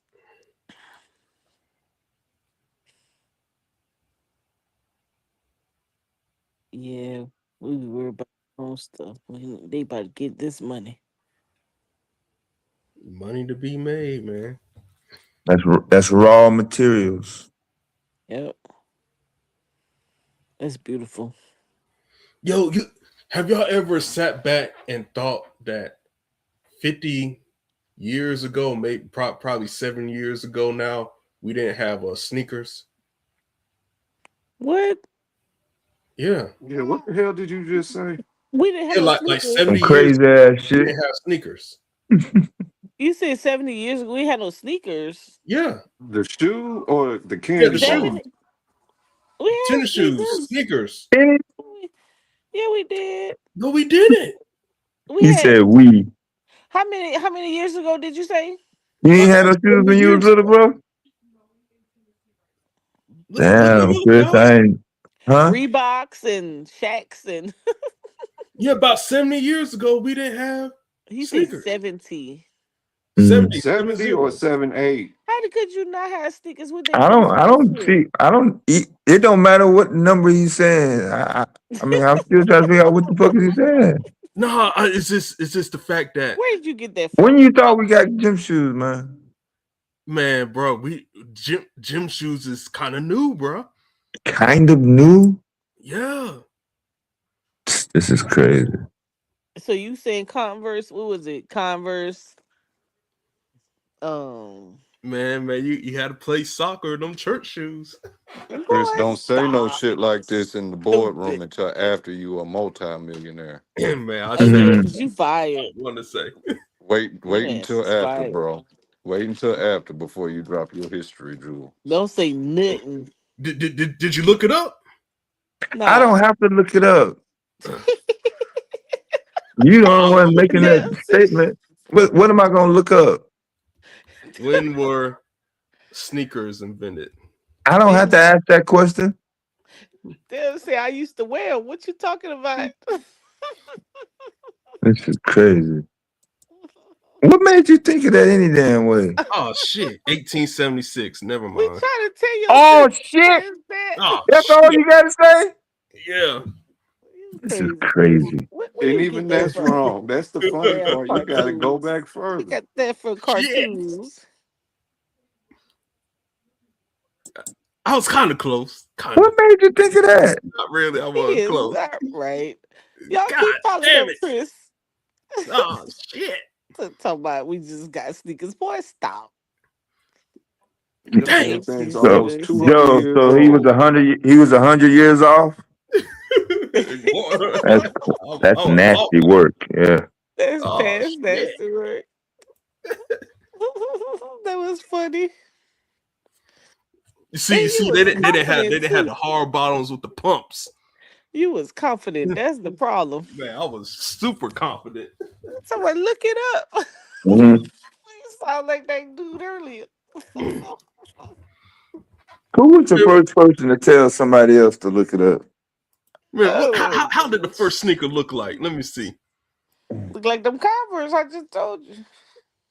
Man, if they look like them, don't make sneakers. Man, look at Right. this shit. Hell no, these ain't sneakers. Share your screen. Share your. I want to see. Yeah, I see these old ass Converse. I'll share my screen. Here we go. Share my screen. Share my screen. Deb can share you. Dev, you got it? All right, here we go. Let me see. I see these old ass Converse. You see them? I Look at this. This ain't no real sneakers. And sneakers. Man, they ain't real. Hey, look at the ones in the top right. Look at that. God. Oh Lord. Somebody got them motherfuckers on right now. What y'all talking about? Gosh, niggas got culture. Good God Almighty. Look at the toes. God. And Oh, you got man. no arch support. That is too funny. God, look at this. Oh, them were dirty. No, I think that was the color of them. Oh, that's the color? Yeah. Ooh, oh, You know, it took a lot to make a white shoe back in the day. Chuck Taylor's. Look at this. Come on, man. This ain't no real sneaker. That's ballerina. Look at this. Man, we came a long way, cuz. You come a long way. You've evolved. Man. Dang, I was off. God damn. Where'd you get that from? Who put that battery in your bag? Man, I probably had a dream or something. I don't know. This nigga said he had a dream. Who put the battery in your back? That's I crazy. can't believe. Man. I bet you won't go say that them sneakers just started. Man, look at. Hey, have y'all ever rode this bike before? Dang, where the picture go? Here we go. Which one? This one right here. I've never heard that before. Yeah, I've been on a unicycle before though. Well, you did. How was it? You had the balance? Yeah, it was kind of weird. I always wanted to try a unicycle. I rode this bike before. Yeah. I want a tricycle.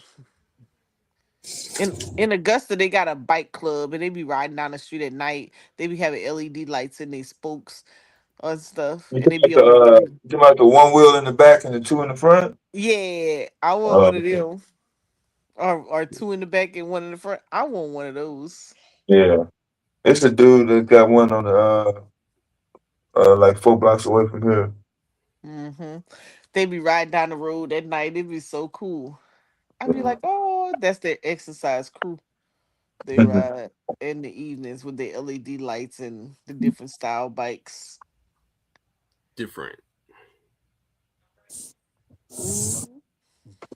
So black folks mainly can duplicate what Mr. Yakamoto and Suzu has went to another country and set up shop. Because black folks can't make up their mind what they want to dominate. She been called Mansa Musa. We ain't got no money.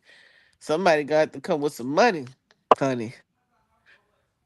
You gotta come with that paper. Them other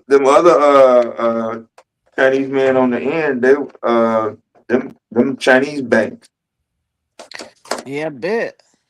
Investors, yeah. So they backed by the country, probably. Yeah. America ain't backing us.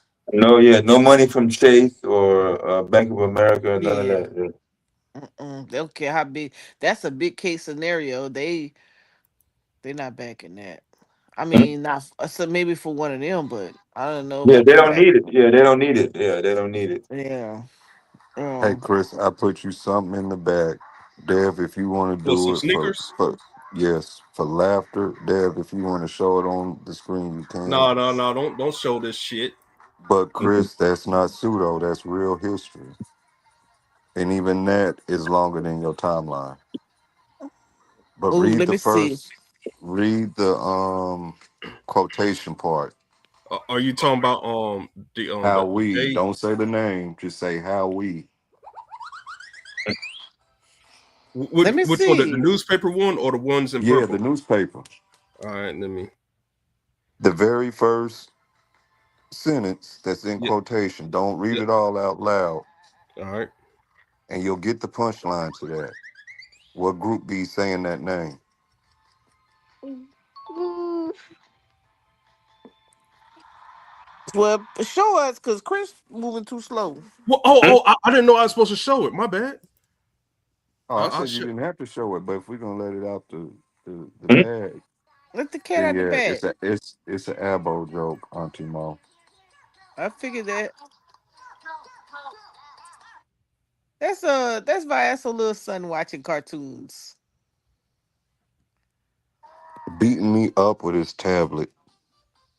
He said, "Get off that damn phone." Mhm. The black feet. Yeah, so no mail, no banks tomorrow, in America. Nope. Respect the MLK Day. Yeah, my ass gotta go to work, and I know they ain't gonna give holiday pay. Yeah, What? federal. Shit, we give holiday pay. Man, look at these bowling shoes, man. Mhm. Let me see. Man, Negro, these you the crazy. one that said wasn't no gym Damn, shoe, show tennis it. shoe, athletic shoe. Man, Show I the made a screen, mistake. man.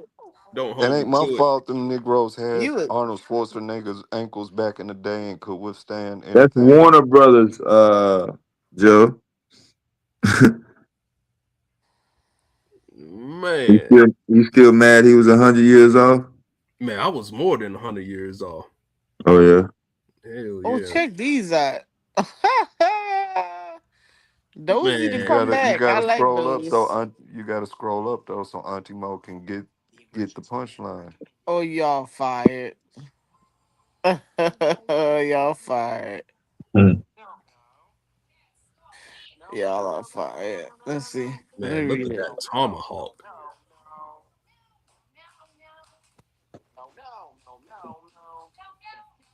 My phone. Uh, check it out. Oh well. But hey, we came a long way with the shoes, though, man. We Yep, we. So, Vyasa, what do you think of the doing Mardi Gras, the black folks in New Orleans with the black Indian culture? What do you think? Um, I don't. I've never been, so it's hard to give a full assessment of it.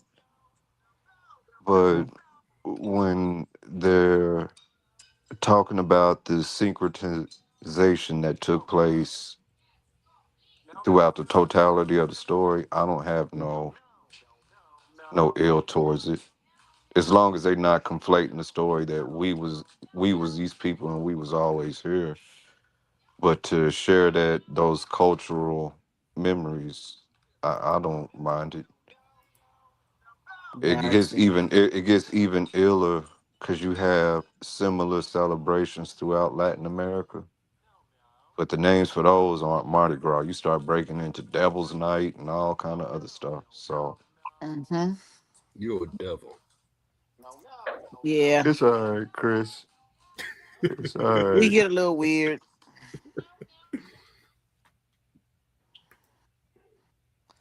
He said 48 billion invested in African American communities could transfer them by funding.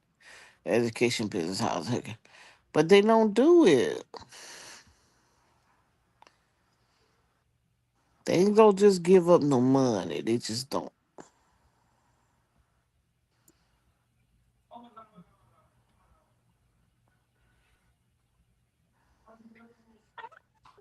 And one last one, Chris. Here you go. This is a black inventor who changed the game when it comes to shoe production. Oh, he got my hair. Let me see. I'll share my screen. Share my screen.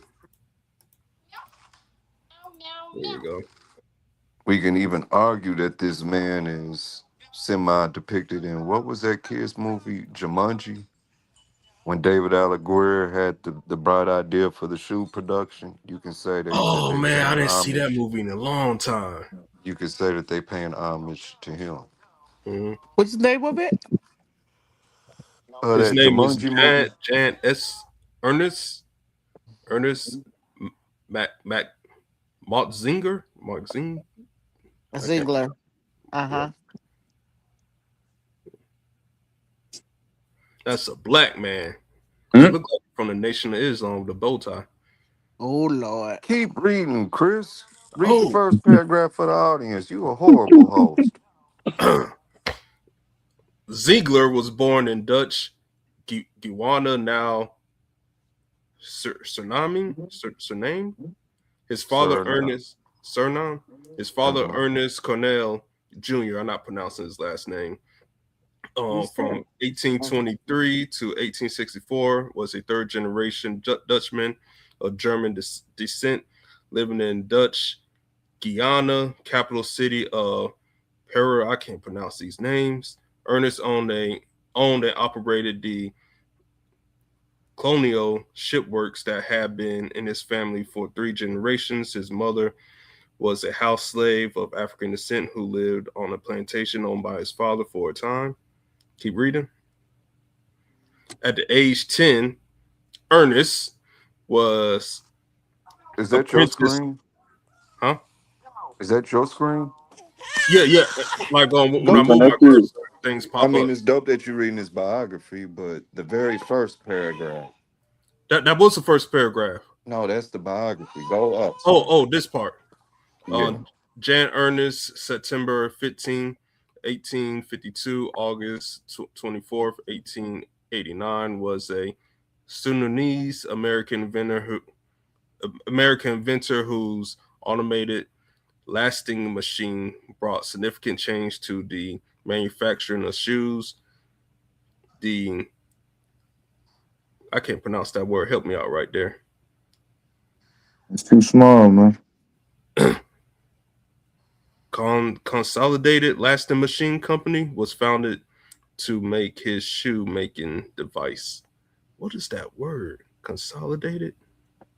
I think that's it. Yeah, you got it right. You got it right. That's a black man. There's your origin of the modernized tennis shoe that you know of. Oh, you talking about the shoes with the pumps? Well, no, I don't know about the damn pump part, Chris. Slow down. Good the Lord. Pumps, you know when you I know you talking about pumps, but I can't say he's a contribution to the pump bubble. I can't give that much, but yes, here's a starting point for your tennis shoe history. You can just work your way up from there.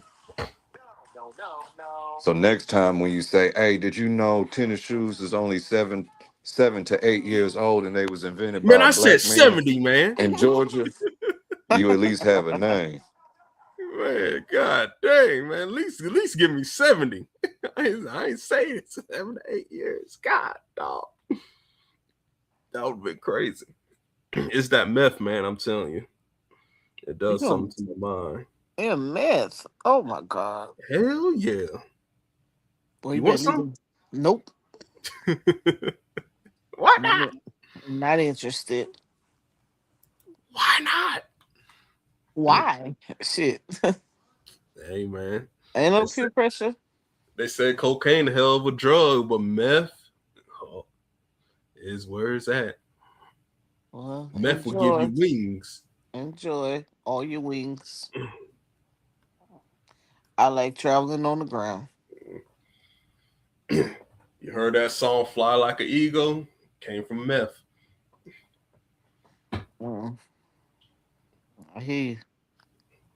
Whoever's listening, I'm just playing. Please do not take that serious. I kind of believe you. It was probably a meth head that invented the tennis shoe. That's a hell of a journey to go re-up. Yeah. Especially in that -3 weather up there with Dev. Need ultra socks. Mm-hmm. Damn, 7-year-old tennis shoes. Nigga 70. almost 60 years old. He know full well he been wearing tennis shoes his entire life. I'm gonna say tennis shoes was 7 years old. Vasa, I said 70. Well, I'm remixing your remix, and I'm saying 7 now. All right. Remix it. Remix the remix. What's that there? 17 degrees? Hell no. Ooh, I would stay in the house. Auntie Mo, it was 3 degrees yesterday when I was talking to Dev. 3? Yes. And he went outside. Yeah, crazy like a mug. See, if you had some crackhead friends at 17 degrees, ain't gonna be nothing. Don't worry about it. I'm good. I don't need What the nothing. hell? What is you talking about? I don't know what's wrong with him. Yeah, if you ain't got no crackhead. One crazy story after another. I'm telling you, man. I be with them. You be what? I be with them. Those are my people. Pause. Bro, you And pause, under that bridge. Oh man, that's where you're gonna see me. Can't fire it out. Chris, are you It's wild. Say what? No, he ain't all right. Man, no. I'm just telling jokes. I'm being silly. Those are good jokes. Shit, he done got a hold of some pills. He got that millionaire money. This Negro done changed. He get them bougie drugs now. Bougie drugs. Taking Boule tablets in the morning and let me stop. Chris, just say no.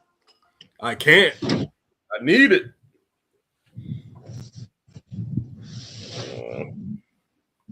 And then we mix that jump with some creatine. When the Houston would say crack is whack. Mix it with some creatine. You're gonna say shit. He said with some creatine. I can't with you. You're gonna make all kinds of gains in the gym. All kinds. That shit sound like that'll make your heart explode. Hey, it sound like you won't have no heart.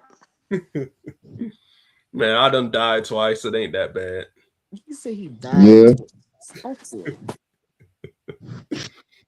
You ain't trying to experience nothing you've been experiencing. Praise God.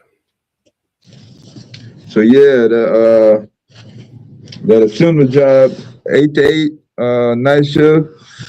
So once you get off Sunday morning, you don't have to go back to Thursday night. The whole week off. Yeah, man.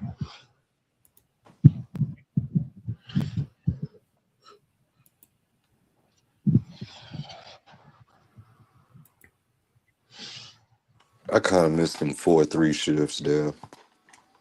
Yeah, I did the 410s Monday, Thursday through Monday. And then I had the 312. The 312s was the ultimate best ever of all time in history work shift. To only work 36 hours and get paid for 40. With 4 days off in a row every week. 4 days off every week off with a full paycheck. You could beat it. That's when I had my Nissan.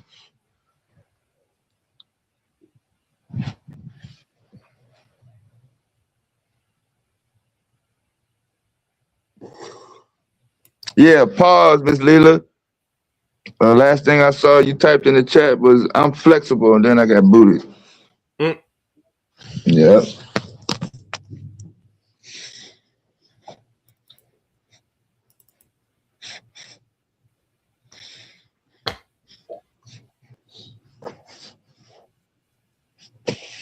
Yeah, I didn't know you was talking to Joe. My bad.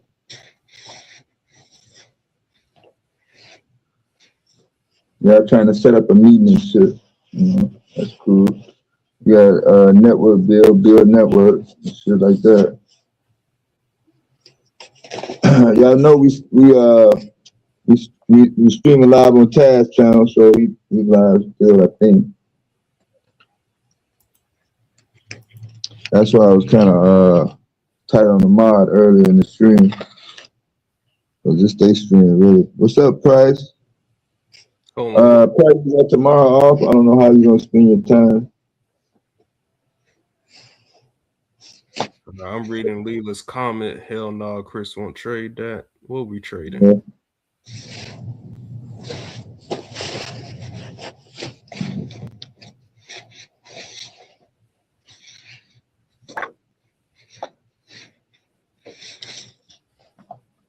What are we trading?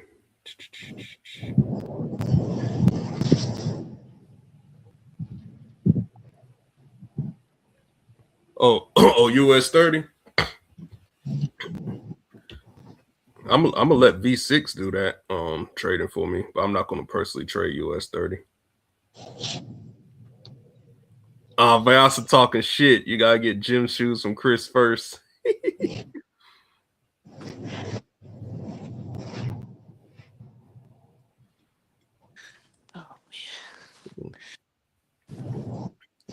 Leela is the US 30 genius.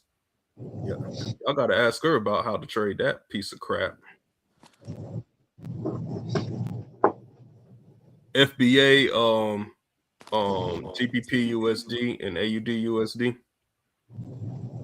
When you're having another training session, I need to get in. Man, you be missing out all the good stuff on the Discord.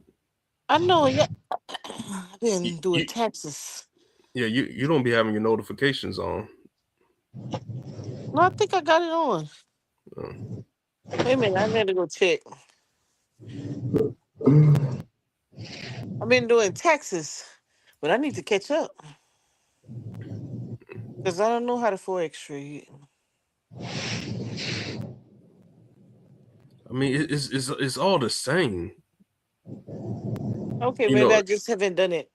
Yeah, like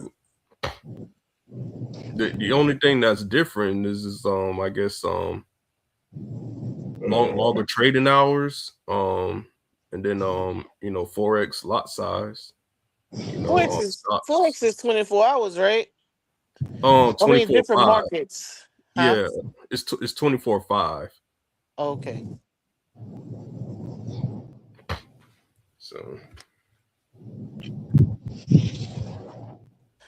you make how much you make annually at forex?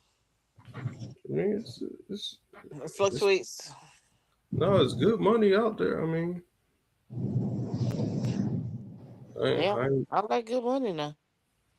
Yeah, good legal money. Yep, I like that.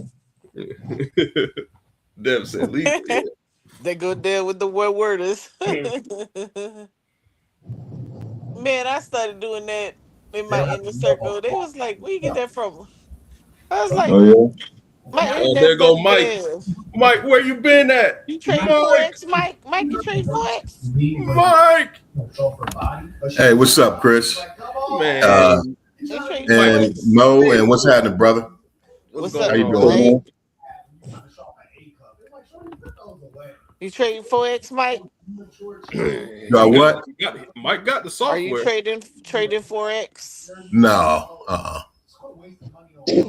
Yeah, wish Mike did a little mini nuclear presentation on this stream in the first 2 hours, Dr. Lamb. I missed it. Yeah, it was short. I didn't really go into much. Oh, I gotta back I it up. couldn't go into it, huh? I gotta back it up. Hey, yo. Yeah, I didn't go into too deep. I'd have had to do too much background, lay the foundation for that information to really go deep into it. And so So Mike, what type of business? So someone asked me to do a workshop for nuclear for businesses interested in nuclear, like so they're building a nuclear plant. What kind of business does that be? She's like, Industrial zones. Yeah, you had to be zoned for industrial. Not that's different from commercial, Dr. Lab. oh, they're about to be. Oh wait, what you mean? So The like the zoning. plant, The zone. right?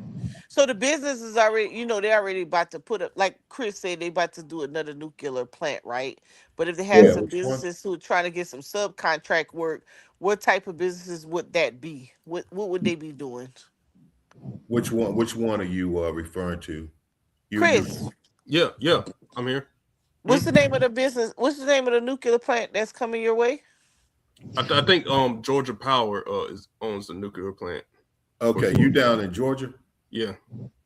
Okay, so the two new ones they just built down there, well, relatively new for anything else. There's only been two built in the last 35 years. But those are the Vogel plants. Oh, it's not Yeah. Georgia Power? You showed the map of all the nuclear sites in America. It's on there. It's being screenshotted. Yeah, there's a map on there. The Vogel plants 3 and 4. Yeah, I mean, here's the thing.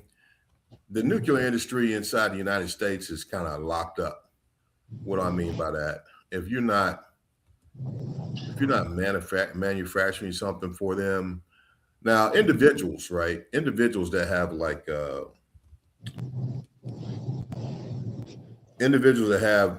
specialized skill can go in and do can get contracts with these plants to go in and do assessments on their different programs, like the operations, how they operate the reactor, from control room operator evolutions, or their maintenance program, or their quality assurance program, or their work controls program, how they process work, both preventive and corrective maintenance, things like that. You can go in and if you've got the background in that, you can go in and get contracts. But in the United States, it's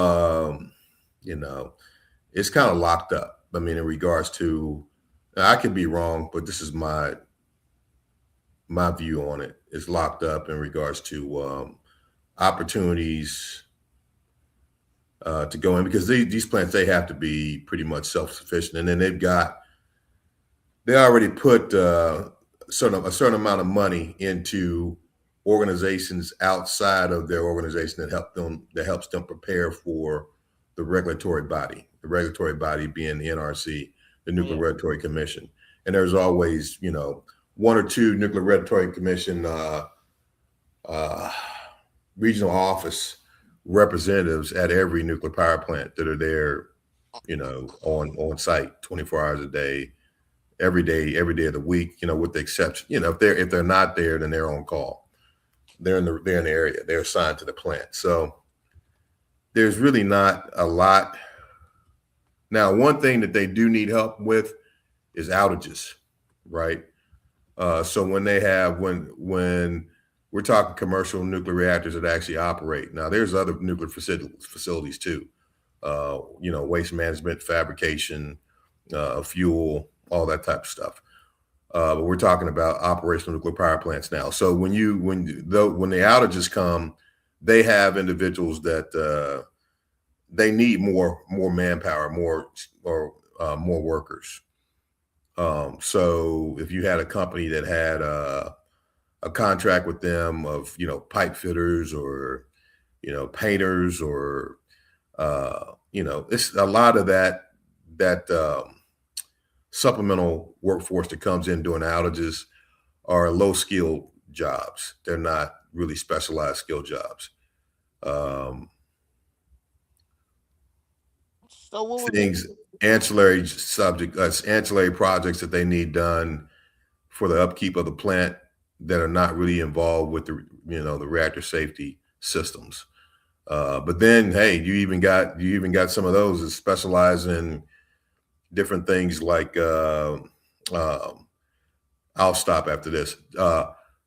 Different things like, say for instance, because a lot of the cores right now are getting older. Like the average reactor plant in the United States right now is 42, 43 years old, with the exception of the 2 Vogtle units not added in. And so there's issues where they're, you know, because it's so expensive to build those things.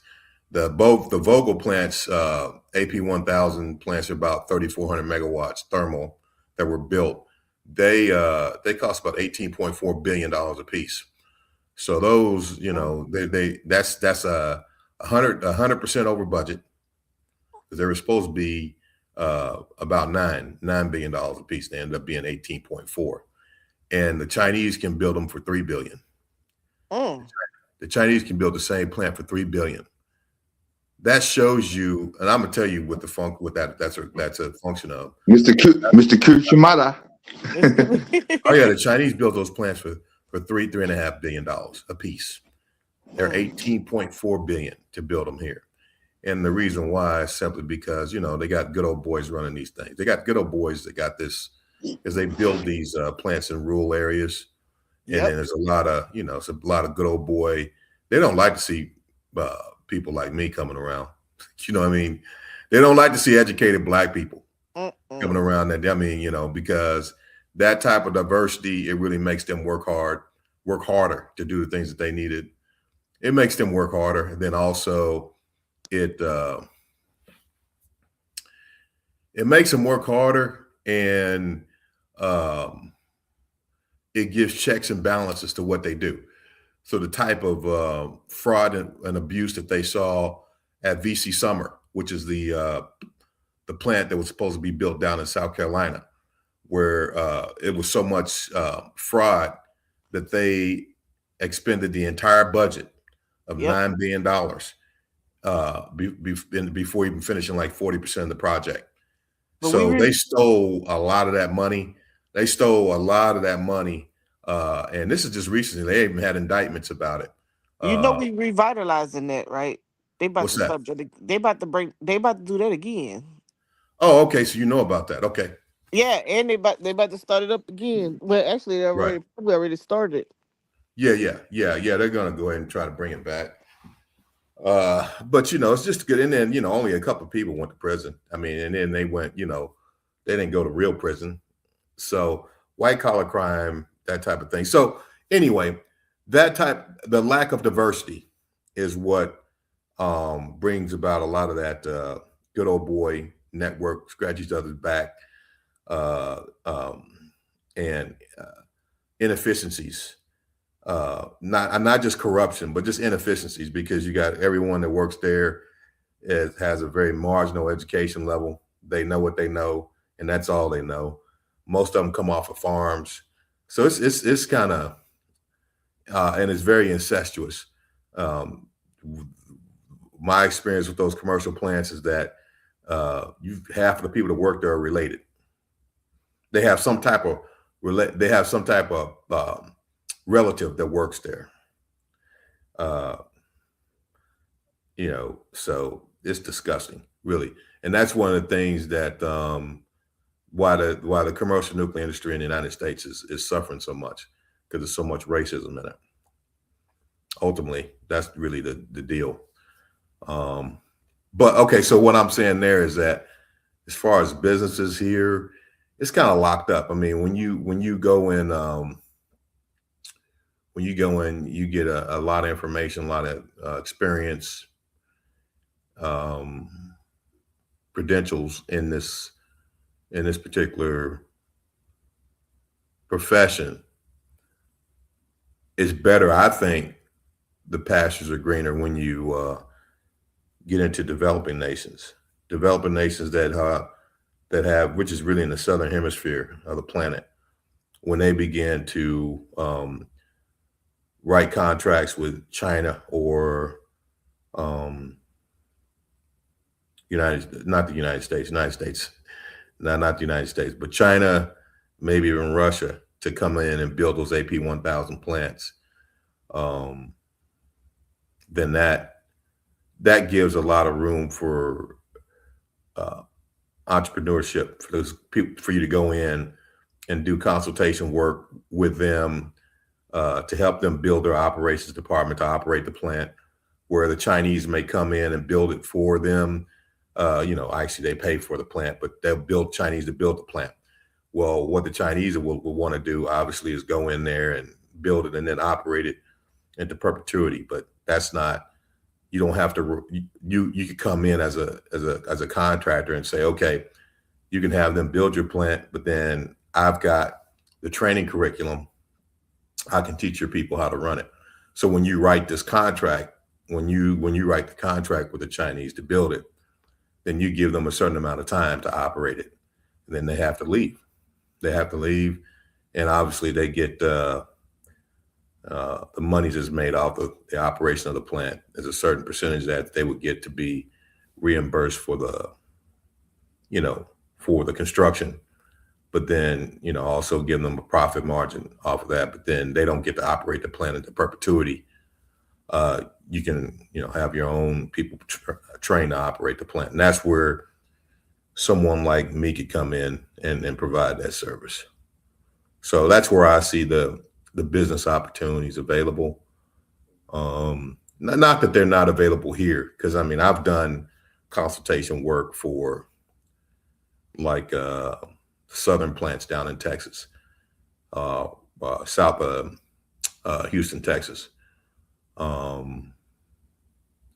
So there's consultation work available, contracts, things like that available, but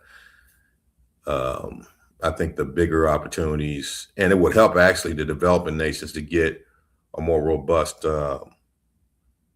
electrical power grid, where they could have power available to each of their homes and businesses throughout their country for 24 hours a day, 365 days a year, which takes them from developing nations to a developed nation. That's really the only difference, is availability of electricity. That's what creates the gap between whether a nation with natural resources is developing or actually developed. And a lot of the African countries have those natural resources, but they don't have the infrastructure. They don't have the electrical power grid that's diverse and robust enough to provide electricity around the clock. That makes the difference. The same thing with food shortages, food insecurities. Not having an electrical power grid is a major factor in just those particular conditions not being solved, or those problems not being solved when you can't, because there's water under the ground no matter where you are. You can be in the Sahara Desert. If you pump deep enough, you're going to hit water. So you need electricity to run the pumps that can take that water from underneath the ground and irrigate your fields, no matter how hot or how much of a drought it is. That's electrical, it's just the power grid that provides that electricity is what takes them into developed status. Anyway, I think I answered your question somewhere in that, somewhere in what I said. I think I answered your question. I think.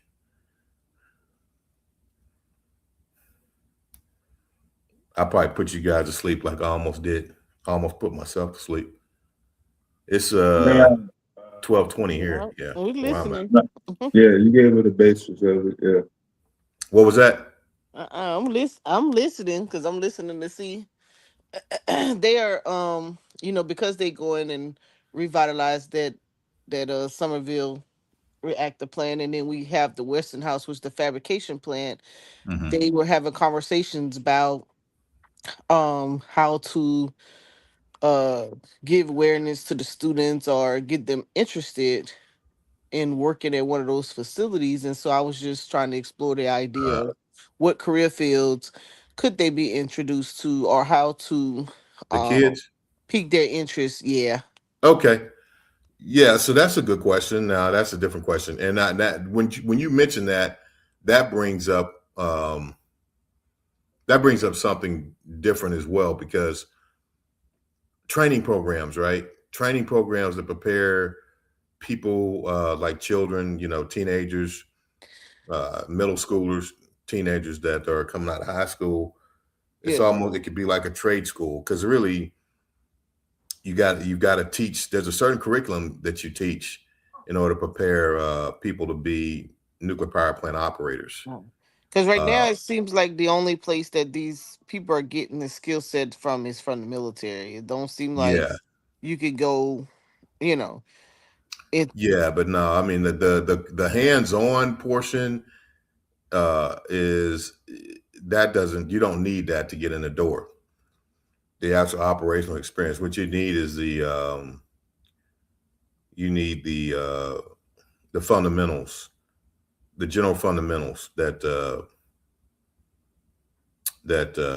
it takes to operate those plants, because there's a curriculum like the Navy's curriculum for nuclear power plant operators, nuclear power plants. That's a great curriculum. But then there's another curriculum that is taught by the commercial plants that allows these operators to pass a general fundamentals exam that the NRC gives that allows you to go into licensing training. And so those subjects are, like AC, DC motors, generators, because at the end of the day, all that nuclear energy, the thermal energy that's produced through the nuclear fission, is converted to electrical energy, and put out on the nation's power grid. That's the whole reason for it. So you go through AC motors, AC generators, electrical circuits, just simple AC, DC circuits, controllers, programmable logical controllers. You go through heat exchangers, heat transfer, fluid flow. There's a little thermodynamics in there, reactor physics, neutron life cycle, things like that. Just basic reactor theory, reactor kinetics. Go through a little chemistry. I said nuclear physics, I think. Yeah. And I said chemistry. And then you may go through some radiological controls training. So you know what a rad is, what a REM is, what exposure is, what exposure limits are, radiation's impact on materials, whether it be gamma, neutron radiation, alphas, things like that. So you go through the basic principles of being a nuclear power plant operator. Those things are what's needed to get people in the door. And once you have those, you can go in and go through the individual plants training program. But those bases, and so there's I know there are some community colleges that provide that curriculum, that provide a curriculum that I think it's like a 2-year program, 1.5 to 2-year program, when they go through all those courses. And that curriculum puts people in it doesn't put them on par with guys who have actually operated those plants at sea in the Navy or anything like that. But it definitely gives them the basis where they're not coming in wondering, okay, what's fission? What happens when a neutron fissions a uranium-235 atom? They're not going through all that. They already have the basis of all the things I just mentioned. So yeah, that's an opening. Like if you're a business, providing that type of service and there are contractors that do that. They come in and they teach the fundamentals for that general fundamentals exam that the NRC gives to or they want people to pass. It's a requirement that they pass before they go into licensing training, where the NRC will give you an actual license to operate those plants. And those requirements aren't going to go anywhere. You're going to have to be able to pass those type of exams. I think that's it. Yeah. So I mean, as far as like what you're mentioning, that's something that's open, an opportunity, But a lot of the commercial nuclear industry in the United States is locked up because there's so much money in it. And it's, and then the people who, but I guess if you really had a service that you could provide or a product you can provide that cut the cost of that particular service or product in half, then you can come in and saturate the market with your service or product, because it's all overpriced. But I would never downplay the role of racism in the industry. I mean, because even if you did come in a little under what the market price was for a product or service, it's likely that if you don't have the, they don't like and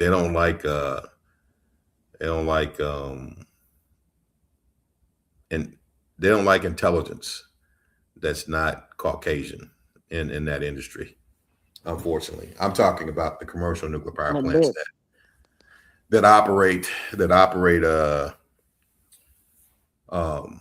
in these rural communities.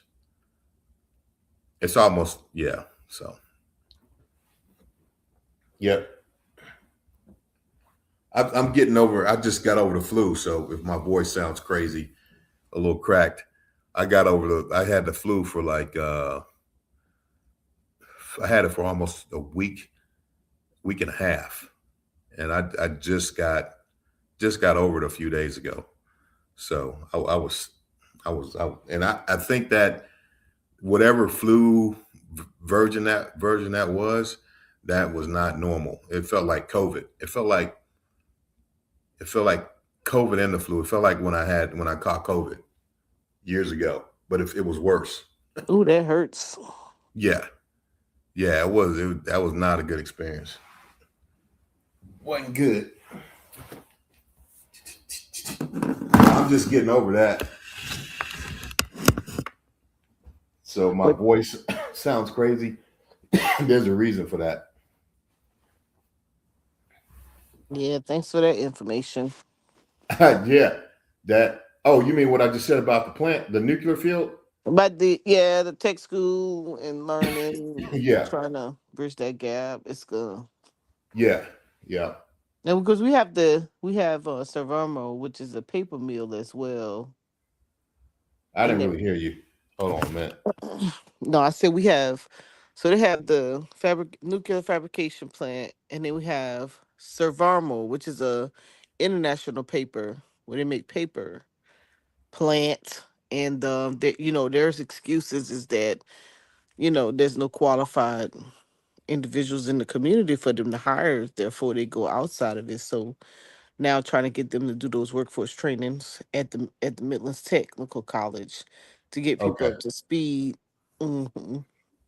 Well, you got your hands on a lot. I mean, well, we're pretty involved with our legislators on the county, the state level, and also in corporate, because it's affecting them. They buying up the land. The developers are buying up the land, either doing housing, or we have these large plants or manufacturers, as Dev just pointed out, because we have a lot of rural land that's not being occupied. And what happens when you don't occupy your land?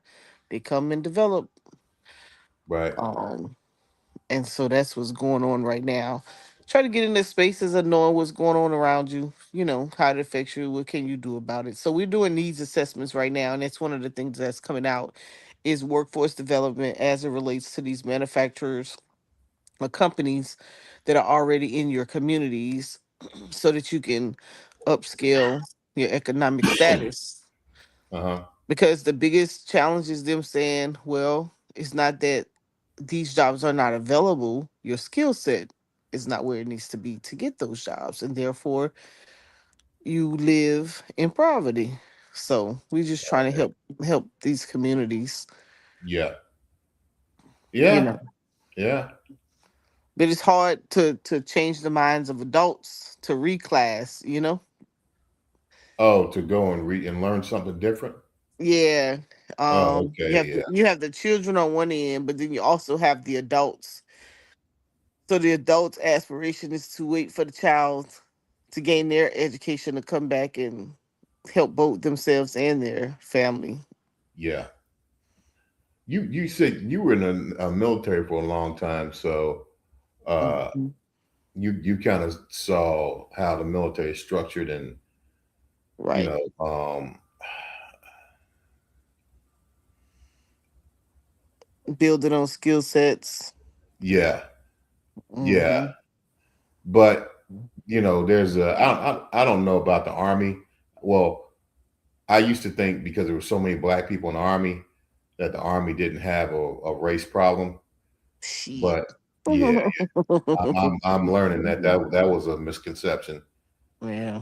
That was a misconception. I'm learning that. Uh, Hmm. but the uh, the Navy was extremely racist in a lot of areas, especially in that nuclear field as well. Yeah, I So used to have a roommate that was in a nuclear, and I used to always ask, no, not nuclear. I'm sorry. She was a chemical. Her MOS was chemical, so I'm not sure like what part she was. And I used to always ask like, how did what piqued your interest to be have a chemical MOS? I think somebody's kind of schooled her to go into it. You know, hey, try nuclear. I mean chemical. She was a chemical. right. Um, yeah, that's kind of interesting. I'm bringing that up because um, I would say that if you experience that type of stuff in the military, it's about 10 times worse in the commercial nuclear industry. That's why I referenced that. So anyone that gets into it, that has anyone that gets into it, you know, that's not Caucasian, then you need to be ready to navigate that system. That means you need to be locked in and be willing um, to deal with a lot of that stuff. And I don't even know. I mean, shoot, if the regime that's in power right now, I don't know. I mean, I would just say you got to be extremely ready to deal with that. I agree. Yeah, and you can't, you know. So it's And then doable. It's doable, but I it's, will say that went and got my when I went and got my NRC license um, to supervise the operation of one of those commercial plants, I'm the only black person in the history of that state to I have bet. an NRC license to supervise the operation of a commercial nuclear power plant. Not saying I'm saying that, I'm just giving you an idea how racist it is. Very, and I did it. Just it was 10 times worse than the military as far as the racism. It was horrible. It was absolutely horrible. So What's that, Dev? Somebody about to launch a rocket? I mean, a space. You can't read the letters on them boosters. the Kennedy Center. Let me see. Yeah. Gotcha. Oh, snap. Speaking of, y'all know I done told y'all about my auntie. She turned 107. Oh, cool. Oh, happy birthday! I was saying that, Michael, because she worked on the Apollo missions. Let me see if I can grab y'all an article. Oh, awesome. Oh, that's so cool. That's awesome. Is that you sharing that? No, that's Taylor. Oh, okay. Yeah, this is Artemis. Artemis. Is that a Greek god? I don't know. Yeah. So February 6th, I think, to the moon. Wow. Okay. I thought I read something in passing that said that wasn't gonna happen. Like they're not gonna do that. I don't think they're gonna land. I don't think they're gonna land on the surface. Yeah, that's what I heard. Something. Yeah, they're not gonna actually go to the moon or land on the moon. Well, the public doesn't want to hear that. Yeah, I read something somewhere, just in passing. I didn't pay much attention to it, but just I wonder what I got to figure out. I got to go look and see what the justification for that is. So that wasn't the hype, huh? When they first sold it to the public.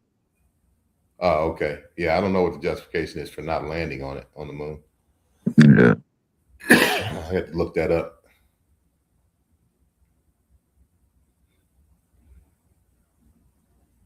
Okay, Dev, I found it. I threw y'all an article if y'all want to read it in the back chat and to the YouTube streets.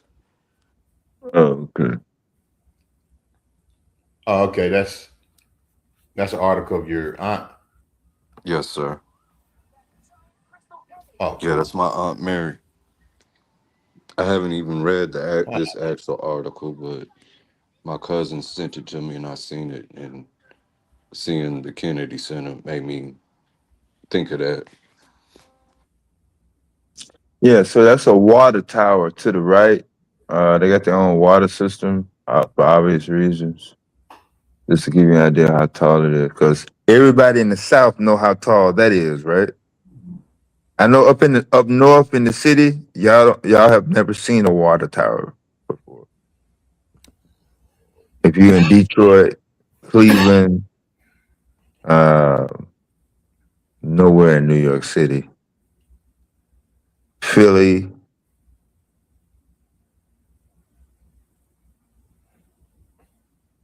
So what we talking about? Like 55 feet, 55, 60 feet.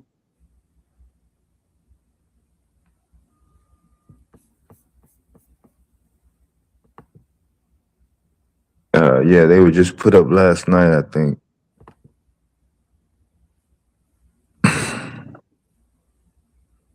Yeah, that's gotta suck if he does that, Miss Nikki. Yeah, notice what he was talking about locked up industries and that particular industry. The dates on the Isuzu truck plant in South Carolina did not have a date on it. Yeah. Yeah. It just said 2027.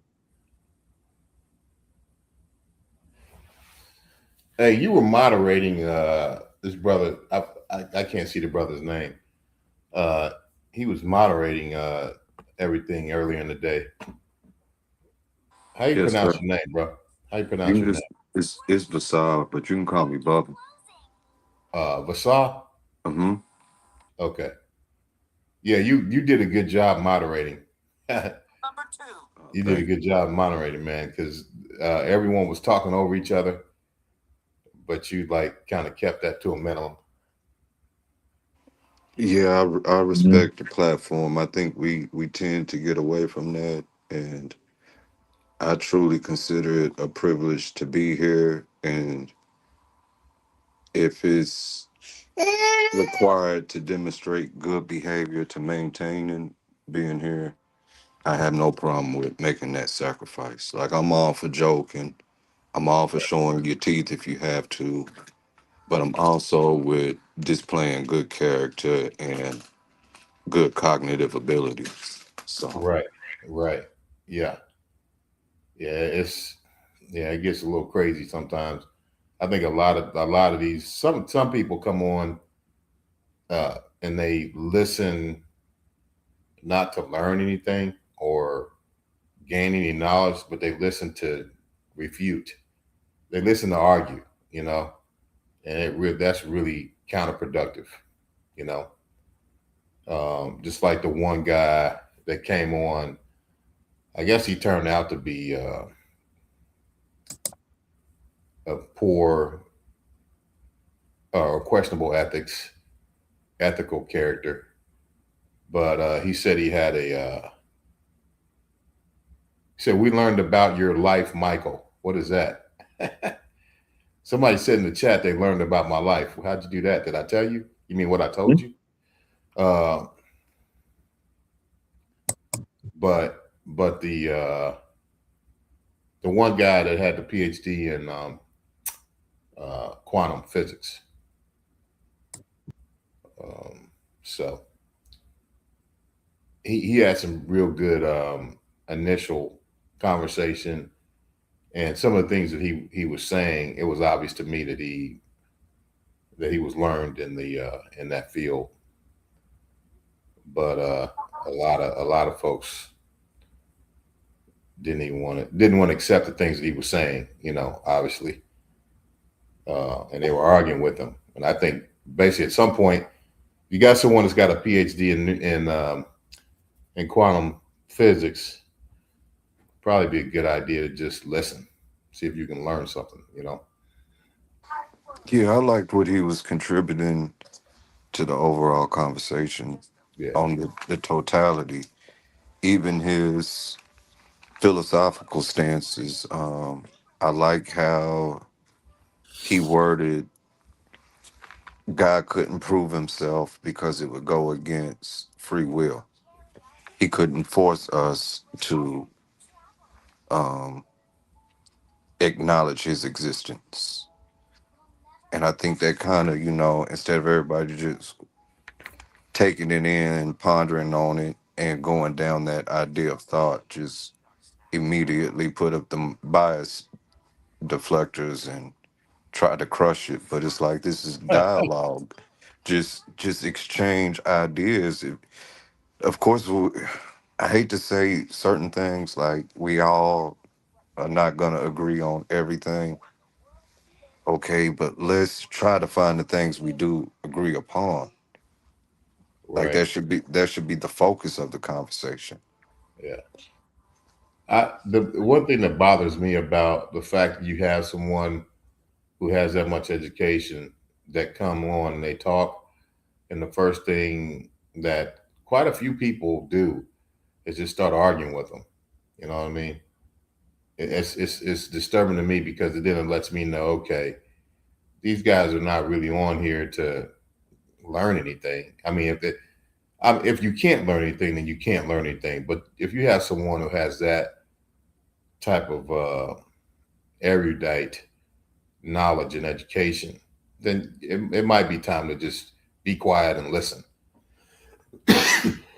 Have your opinion, but have an opinion or responses based on questions that you have about maybe what was said, but you're not there just to argue, you know, call the guy all out of his name, yell and scream in anger.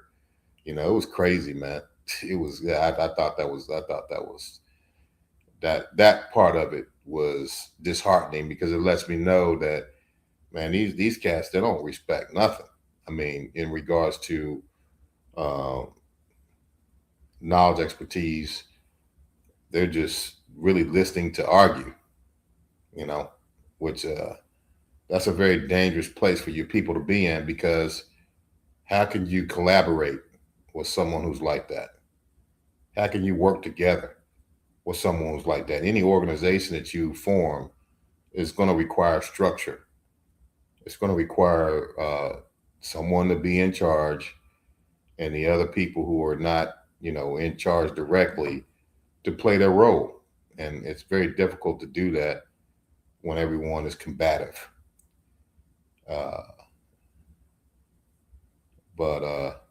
So this guy, Nick Lovely, saying I can produce a doc series titled Michael. So what the hell you mean This by guy. that? Tell me what you mean by that, my man. Yeah, it doesn't say Nick. Doesn't? What does it say? At Nikki. Oh, at Nikki Lovely. All right. Oh, so it's a woman. Okay, sorry about that.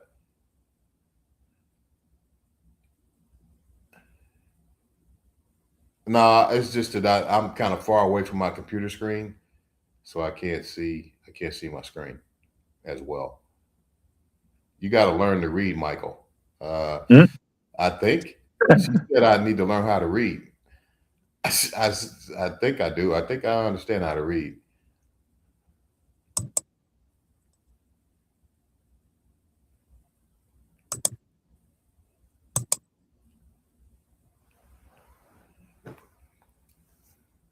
But I agree to your sentiments, Mike.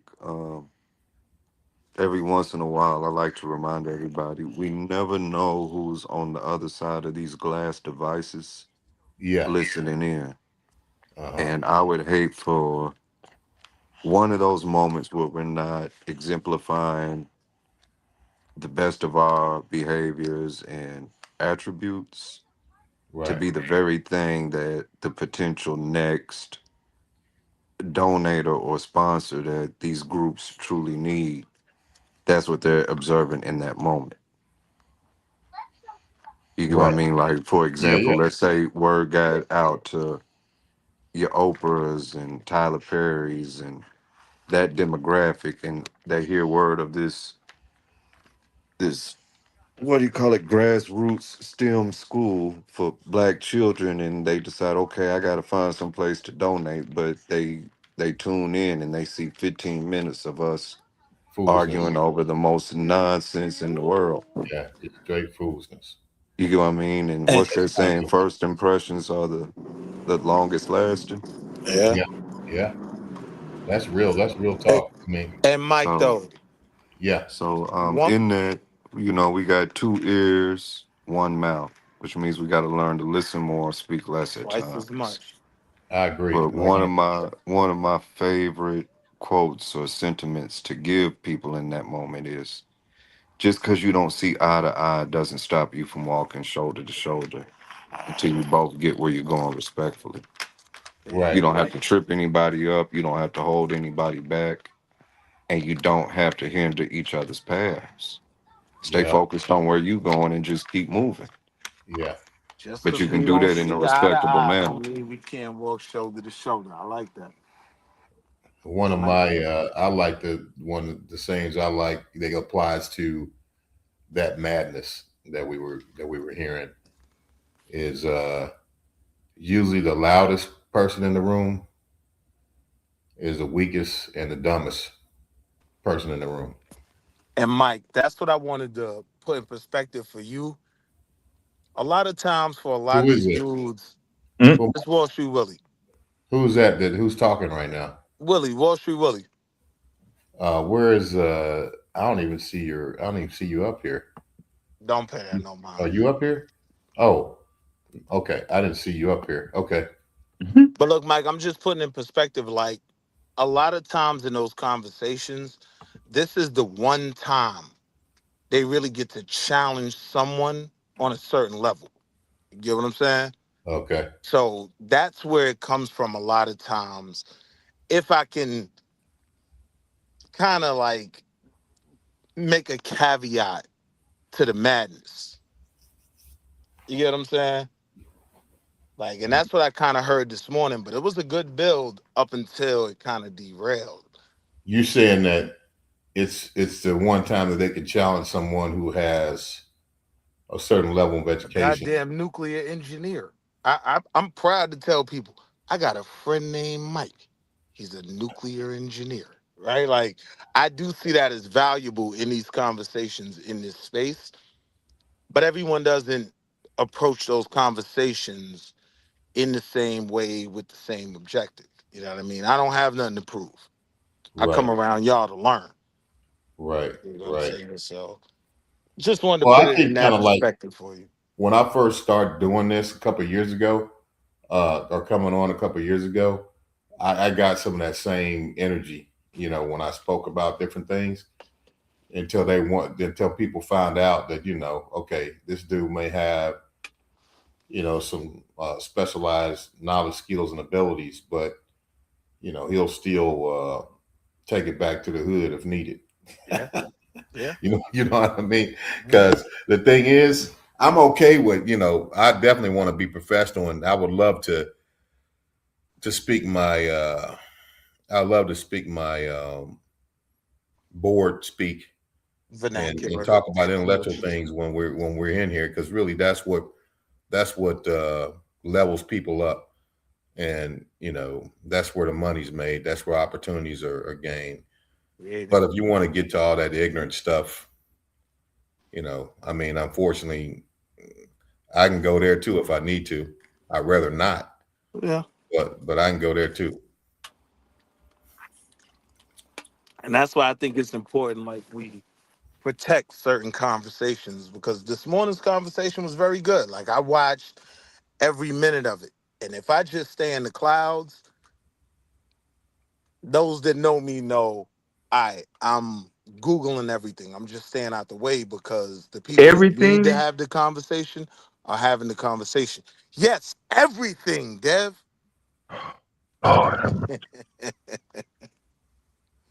But nah, today's bill was good, man. The Yeah. morning bill was excellent, man. I definitely enjoyed it. I enjoyed the conversation with the dispersing of knowledge, real knowledge, and real debate questions. I like that. I didn't like the ignorance, man. I thought it was the ignorance that kind of like surrounded it or interrupted the intelligent conversations. And I kind of understood that you That was a bothered me. regular. I didn't like that. I kind of understood that you was a regular or semi-regular, because you don't come around enough. But you get what I'm saying? You didn't want the house to be represented incorrectly when we have someone else coming around that does make some sense. Like, Right. I peeped it. I peeped it. Oh, you did? Okay. Yeah, Nah, because you handled it well.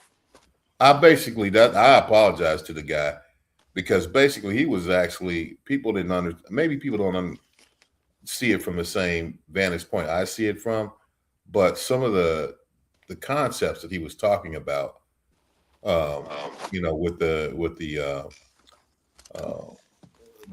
quantum physics, Theory. those principles that he talked about, you don't acquire those just anywhere.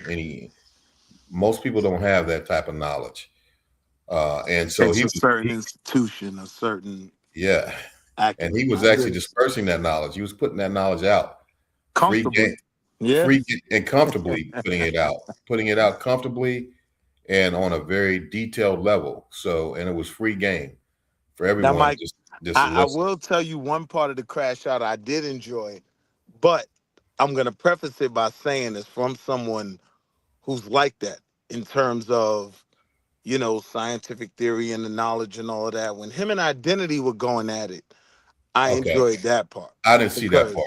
I saw only pieces of it. Because I know Identity has that level of scholarship. Yeah. That when he's challenging him, it comes from a certain place. They didn't really get contentious, but you know how it goes. When someone's making an argument from your side of the block, everyone else tags on to it, and then they crash out and get contentious. But that was pretty genuine intellectual debate. I saw pieces and parts of that. I didn't see it all, but the pieces and parts that I saw, that was general intellectual debate, and not just listening to argue, but listening to understand and somehow reach some type of collective truth, where we can actually agree on what's legitimate and what's not. That was authentic. What was it, Vyasa? Infinite regression? Was that what I was Googling earlier? Yeah. Right. That was as the brothers are building, and it's in between Identity and the African kid, I'm Googling everything, and I'm like, okay. These are different aspects of the overall conversation. So that was dope for me. Yeah, yeah. And I think that's just a yeah, I enjoyed it. I enjoyed the conversation, man. But I didn't like when people were just coming in, just trying to argue with the dude just for the sake of arguing with him. Calling him all out his name. I remember the guy. The guy said something was really intelligent, man. Free game, and someone came in cussing at him, calling him an NIGGA. Wow. All kinds of crazy stuff, man. I was like, dude, come on now. I was automatically locked in from the aspect of he was someone who was clearly well versed in science, and he was arguing the God theory. That alone was interesting to me. Yeah, you know it kind of came from the question that I had about it all was that if you are advanced in some type of science, technology, engineering, mathematics, is it a quality of a lack of intelligence that you don't recognize the patterns, a grand design in those sciences? Even I came on and Deb was talking about how I came on yesterday, and I gave like a brief little synopsis of a talk that I gave recently. I caught that part. Okay, so when I didn't go into I basically I didn't even scratch the surface of the information that was in that presentation, and the reason I didn't is because there's a lot of background information that you really need to understand some of the concepts. And it will be hard to give that entire class in a conversation. It'd been hard for me to get that out. Yeah.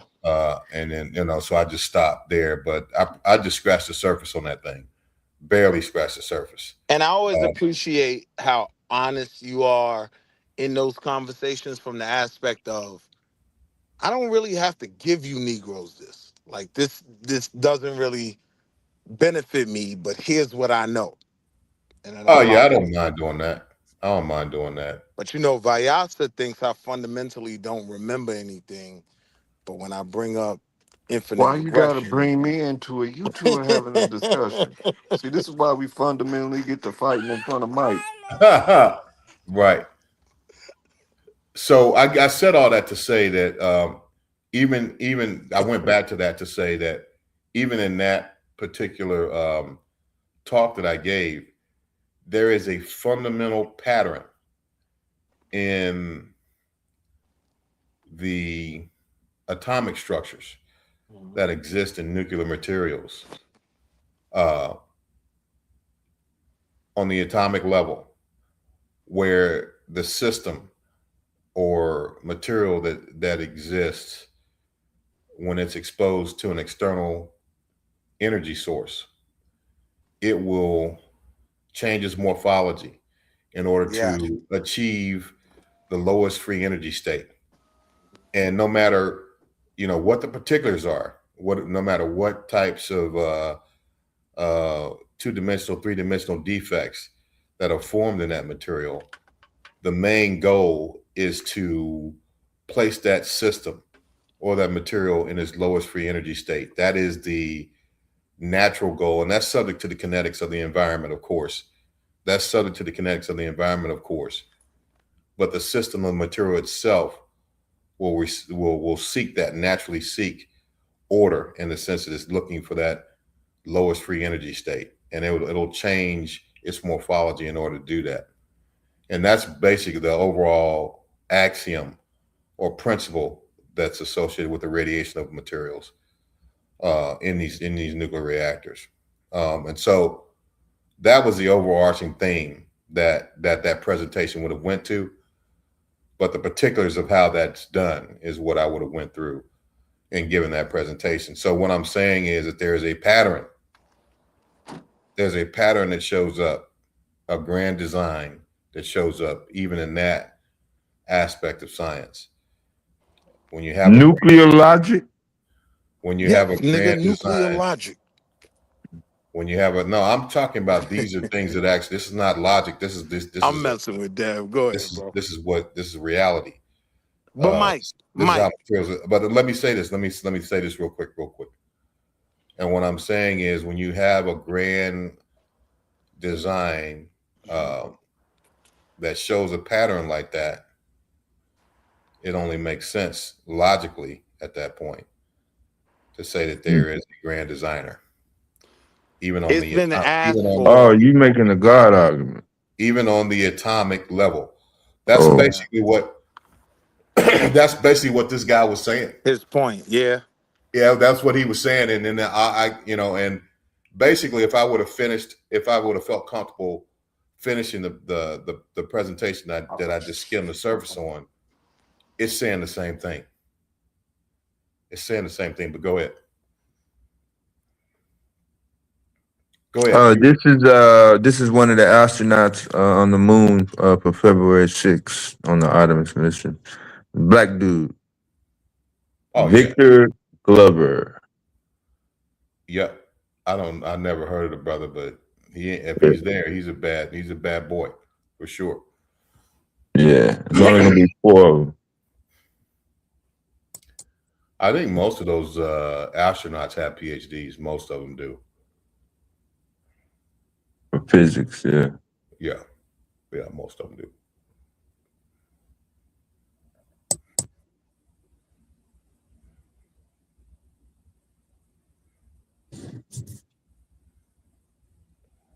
Yeah, question, Will. I'm kind of semi-nerd out.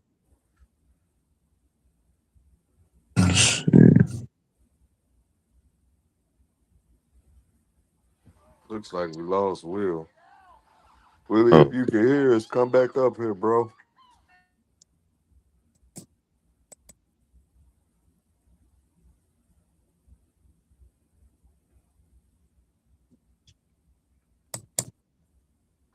And while we at it, Mr. Berivity, why you hiding in the chat? Come on up here, Mr. Freeman.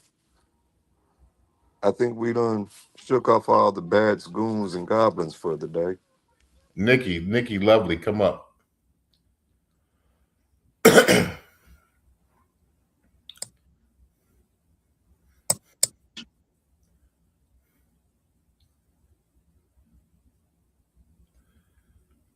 Today's the last day of because yesterday was Sunday. So today is MLK Day. It's the last day of the break. Everybody. Yeah. We're blessed to, even though the FBI and everyone is trying to run this brother's name through the mud, the Trump administration full of criminals. I don't understand how people will make anything legitimate out of that administration, considering some of the craziness that's going on right now, from raping children to, SS uniforms in government, high paying, high ranking government positions, like the Border Patrol. They were in SS German uniforms and Nazi uniforms and all kinds of crazy bull crap. You know what I mean? But Dr. King was definitely a treasure, not just to the United States. From the first time I heard it. But also to the world. And to this current MLK Day. That nonsense they start to speak about that man. And there's one rumor that circulates that they all love to gravitate towards, and that's the infidelity. Yeah. There's only one person that would make me even give a fraction of a thought to that, and that's his wife. And if she never came out and gave anything to even ponder on that, then let it die. Let it die. Right. On top of the fact, if that was true, maybe people don't know, but these devils ain't gonna sit back and wait till he passes before they try to tear down his name. They would have been using everything they could while he was alive. That definitely makes sense. That would have been in every newspaper. They had news broadcasts at the time. They would have done everything to expose the man and tear down his legacy in front of him, not after he passes. Uh-huh. Yeah, I agree 100%. And even if there is any truth to that, I mean, people have done a lot worse. You know what I mean? Even if there is any truth to that, there's been a lot worse done. I mean,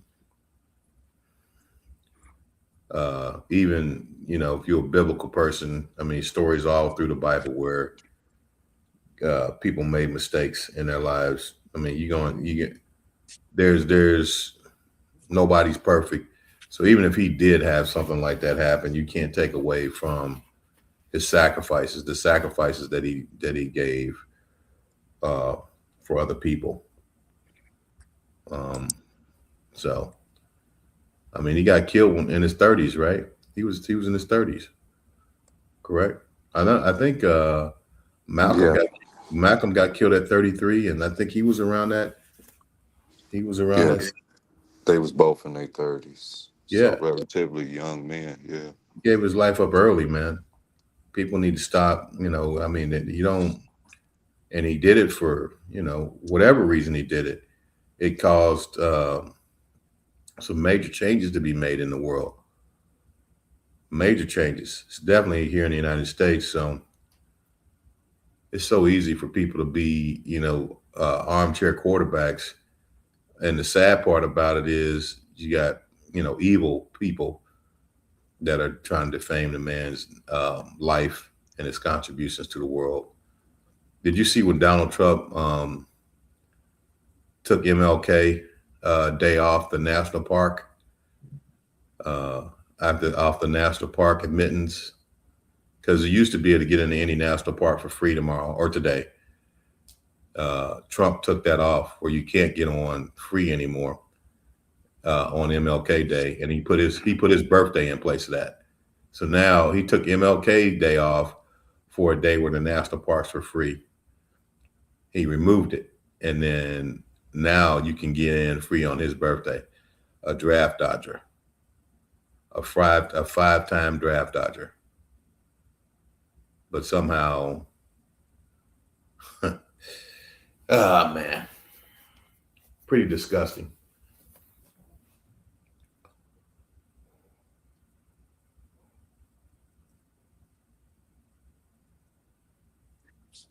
Stay motivated, Mike.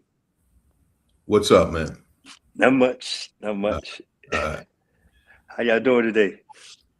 What's going on, Mr. What's up, Berivity? Fred? Yeah.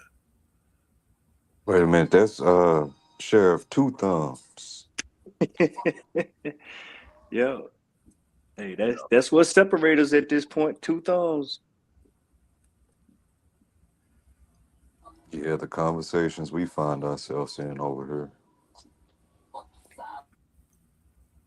Yeah,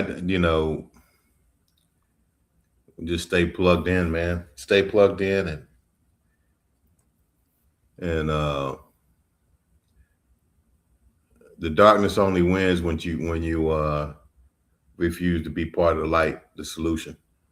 So, I mean, anything because these people that are pushing these agendas now, they want to make it look like they're the majority, the massive numbers, but they're not. Most people don't get down with a lot of this foolishness that's going on. I tell you one thing, the optics of some of this stuff is very disturbing. It's not a good thing. It really bothered me when I saw,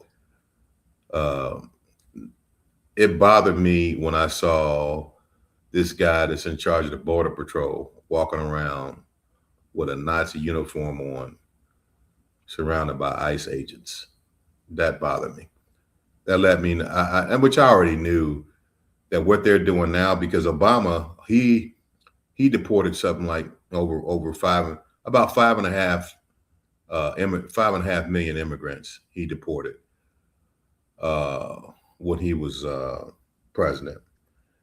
5.5 million immigrants that people that didn't have legal, that were here, quote unquote, illegally. I hate to say, I don't like to call people illegals, but illegal aliens. But the bottom line is that the ones who did not have authorization to be here, he deported over 5.5 million.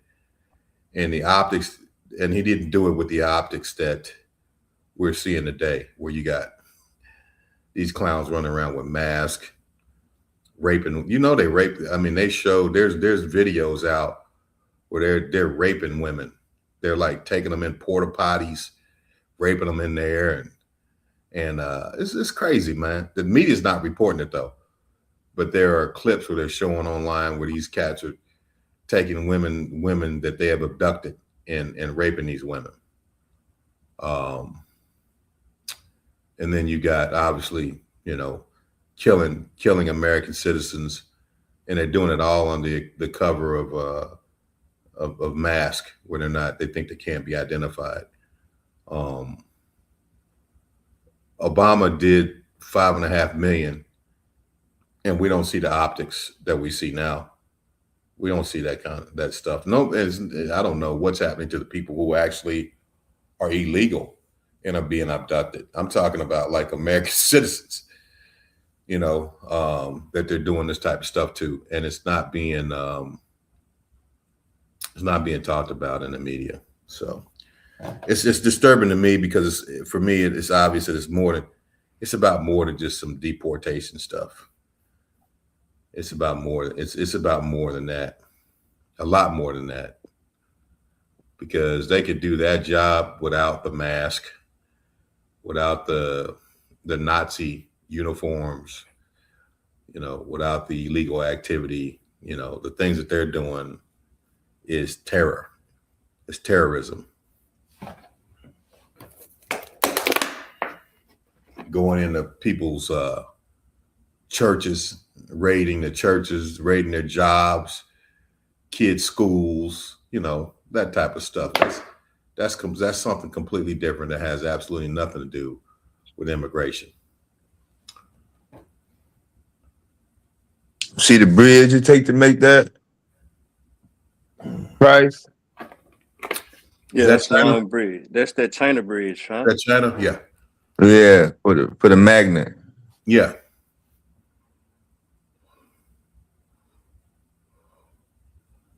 I wonder how that thing is moving too. Smooth as butter. Yeah, 957 miles an hour. 900. That's faster than an airplane. Yeah. Yeah. That's Where's this one at? Yeah. China. Fast. Yeah, they just built this bridge. I mean, not too long ago. Yeah, Shanghai. Yeah. See the magnet? Yeah. Uh-huh. Yeah, that technology's been out for. Yeah, you saw them go back to the 60s, right? 1964. Decades. While we was doing civil rights, they were doing magnet trains. Yeah. Yeah. There's someone was talking about that earlier today.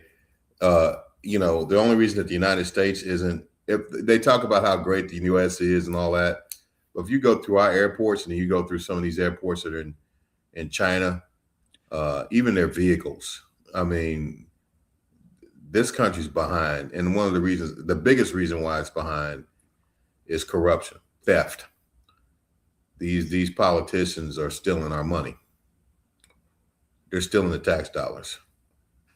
And they want to blame $38 trillion worth of debt on EBT payments. Yeah, that's not true. 38 trillion worth of debt. That's massive theft. So our tax dollars are being stolen. That's why, with all this outrageous stuff that's going on, they're silent. They're not saying anything. The average congressional member is just having some tea. They're not even addressing it. Not even addressing it. And you got to ask, how is that? Well, Because at the end of the day, yeah.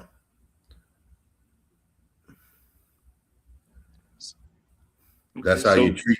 That's how you treat sheeple. You treat sheeple that way. People that you take advantage of and steal from. The only tactic to continue that, especially when they begin to get information and knowledge about what you've been doing, is to have that type of terrorist organization running the streets. Suppression of peaceful demonstrations. So Mike, let me ask you then, and this is not the gaslight or anything, but it's a serious question. You got one more fight in you? What do you mean? Well, I'm just because I'll answer your question.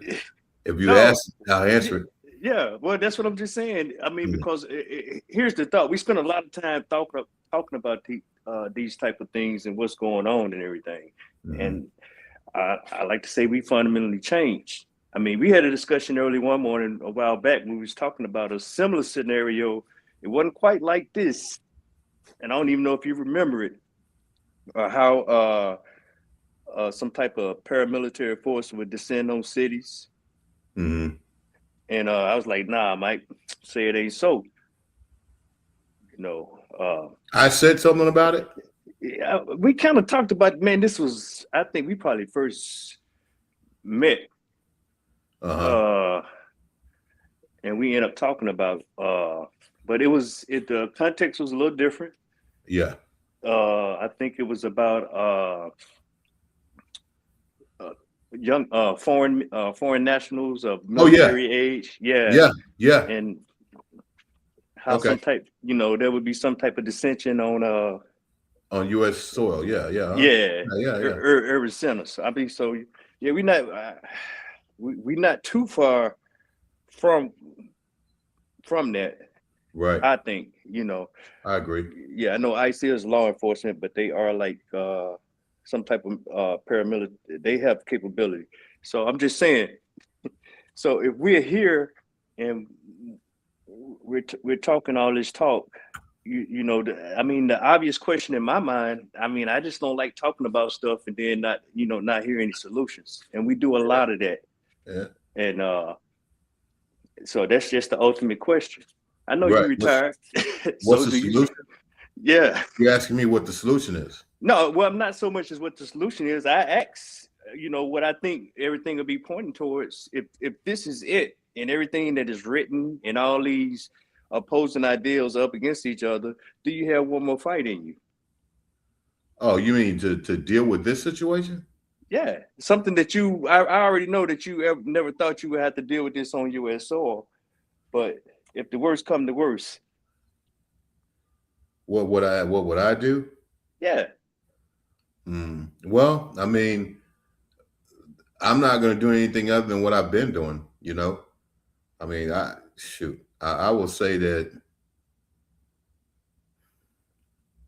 everything that I do in my life right now is in light of the circumstances that we live under.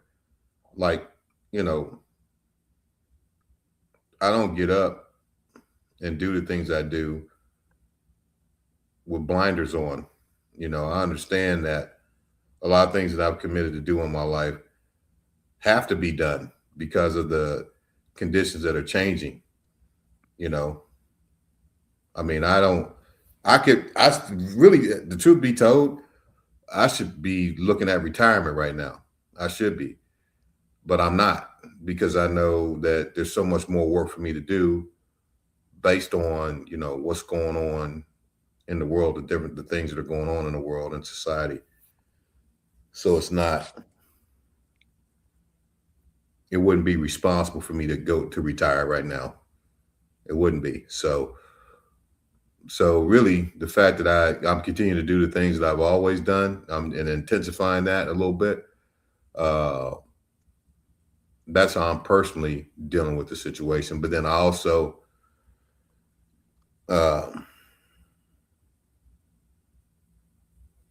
you got to make make preparations to be able to protect yourself and protect your community. I mean,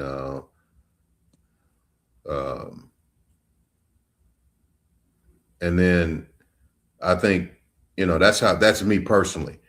But I think as far as the first thing that society needs to do is face the fact that what we're looking at is not normal. It's not just about immigration. Because just like I said, Obama, he deported over 5.2 million. And you didn't have these optics. What's going on now? So this is about more than immigration. And the U.S. government, the Congress, the Congressional Black Caucus, they seem to be okay with a person in charge of a federal, quote unquote, federal agency, the Border Patrol, walking around with a Nazi uniform on, collecting a government check. So we have more, it's deeper problems than we actually believe. And I think awareness is probably the first step. Awareness of what's coming and what all that the optics, what that means when we see stuff like that. Awareness is the big thing, because of people walking around not even aware of what's going on, you can't figure out a solution to a problem you don't even know exists. So defining the problem space properly, I think awareness is the first thing. That's the first part of the solution, is being able to properly put two and two together and define the problem space. Obviously, the equation is not that simple. There's a lot of different variables, but at the end of the day, it all leads to one end. And it's just, it's up to people to engage themselves intellectually to understand what that one end is. I mean, $38 trillion in debt. I mean, all you have to do, if you want to really understand what's going on, look at Nazi Germany, because that's what's happening here.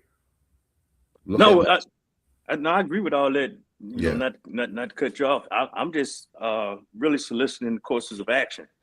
And I mean, I think you said two things right now: awareness, and then putting it. That's the first thing. Yeah, well, I mean, I think we're aware, because we talk about a lot of stuff over here. I don't think most people are aware of what's going on, man. I don't think most people draw the parallelism of Nazi Germany, and that's really what's going on. They're using the same playbook, the exact same playbook. Hyperinflation, right? Mm-hmm. And the hyperinflation that the United States is experiencing right now is due to theft. Is due to massive amounts, trillions of dollars of theft, and it was not EBT payments. Is that Stab? You see what's that's Japan. Yeah, I wanted to ask what that ice is. Where's this ice? Yeah, that's Japan. Man. Y'all talking about ice, and they're going ice on the bullet. Yeah, the bullet train. That ain't the ice we talking about. Yeah, no. I didn't want to mess with the. That's actually good stuff, though, man. I mean, the technology over in China, and then that is awesome stuff. And then somehow people still think that China's so far behind the United States, and the reverse is true. Them trains are dope over there, Dev. Especially how they go both directions at the that's how the way they design. Yeah, it's super ill. All you gotta and do the craziest thing about it is you don't really feel which direction you're going. Yeah, that's how smooth they are. Yeah. I used to enjoy their trains, and they would never be as populated as Japan is, especially when you start getting into the big cities. They was never jam packed with people. Like, nah, it's not crowded, man. Yeah. You know that there's no friction on those planes. Oh, excuse me, on those trains. Yeah. Those trains are levitating.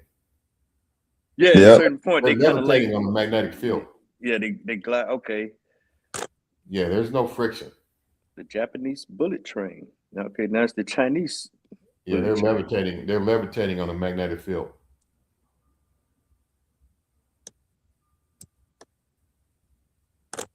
No, that's dope. I remember Obama talked about a train going from coast to coast. A That kind of bullet never, train? yeah, that never manifested though. It never manifested. I'm when Man, I no when I nothing like that's going to be built in the United States. They're going to take that money and steal it. But that'll be crazy if you can get from one side of the country to the other in a couple of hours. You can Nah, go from the top to bottom of South Korea in a matter of like 3-4 hours. they won't even fix the roads in this country anymore. Well, They stealing so much. Well, I'm just saying to your point. What you've been talking about the failing government, just robbing Peter to pay Paul to give Tim some money or whoever. Oh, they stealing them, they embezzling the money. That's what all these wars are about. But all these wars about. It's about this. They're laundering the tax dollars. I mean, that's just the facts. Unfortunately, that's the facts.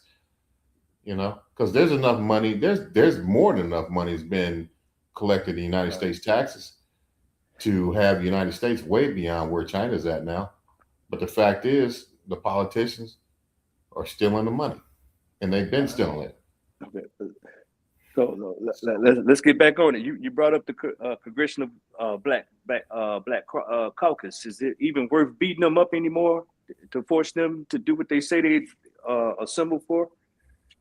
Beating them up. I don't call. I don't call state. Okay. Well, I'm gonna say engage them because I don't think they've been worth anything since when Obama took office. They kind of got neutered because they went to him and he put his popularity. He said, "I'm more popular than you," and that kind of left them powerless. I don't think so. They still have congressional seats. But they have congressional seats, but I'm just saying I haven't really heard much about them ever since then. Yeah, because they don't have any ethics. Yeah, the ethics are gone. They basically they don't think that they think if they do something that represents the job that they're supposed to do, then that's a one-off. They think that they should be able to go up there, make backroom deals, get rich, and go on vacation. And if they actually do something for the black community, the constituents, then they're like, okay, I did this one thing for you. Now go sit down and shut the hell up while I make millions of dollars. But that's what I'm getting at, Mike. What's that? That's what I'm getting at. If we don't let them know that, hey man, I don't like what I'm seeing out here in these streets. I don't like that I see the head of Border Patrol wearing these type of uniforms. Silence is consent. So if we're not contacting them and saying something, because that's a call to action that could be easily organized right now before midterm and all this. So don't come pandering in front of the cameras on something willy-nilly. This is what's important to me. This is what that's something we can do right now. I agree. So I'm just talking, about courses of actions that we can take. Sometimes I get tired of listening and be like, okay, what we gonna do? Yeah. Well, do you get tired of listening because you want to keep your head in the sand? No, it's not. I'm like, what we gonna do about it? If I'm looking up, and if I've already seen it, or if I made a case for it, and it didn't go my way or whatever, a black agenda. What do we want? We do a lot of things that are talking about how bad things are, but what does moving forward look like for us? Right. Yeah. Well, I think first of all, you gotta make an individual commitment to do Agree. better. Totally agree. You gotta make an individual commitment to do better. You gotta make an individual commitment to be a certain type of person in this environment. Gentlemen, I kind of got burnt. I kind of got burnt out on where you two are meeting at, putting that agenda together, identifying our needs. 5 years ago, maybe plus, I took on the campaign of, okay, where do we start? And the only thing I could phantom, this is to you, Brother Mike, is we have to create a standard. We can't measure success, we can't measure failure until we create our own standard. You get where I'm going? But Right. to highlight what are we going to do instead of just talking, and identify what the plan would be. My campaign was, well, let's create a standard, but it kind of goes into what you were saying, Mr. Freeman. You get burnt out on just talking. Right. You know what I mean? The lack of brevity, Mr. Freeman. No pun intended. it it becomes. We've said like that. It's so circular. It's a tornado at this point. Yeah. I'll be honest with you, brother. I don't really get tired of talking about it because I spend most of my time doing. I'm with you, Mike, but and that's I just like doing, and I I spend just most of my time doing. I yeah, don't spend most of my time talking about it. I'm with I you on spend that one. most of my time doing something about it. I mean, in my own individual life and what's going on with my family. So I mean, am I the perfect warrior? No, but do I fight the good fight? Oh yeah. No, that's fair. None of Oh us yeah. are. Yeah, I'm None. out here. Yeah. I'm out here moving and shaking, and I'm moving and shaking with that in mind, with everything that I discussed in mind. No, but it's gonna take more than twos and fuse to win. Just Yeah, but shit, if you keep telling people to get your ass up and get to moving, I mean, if they don't move, then you got to leave them behind. well, damn.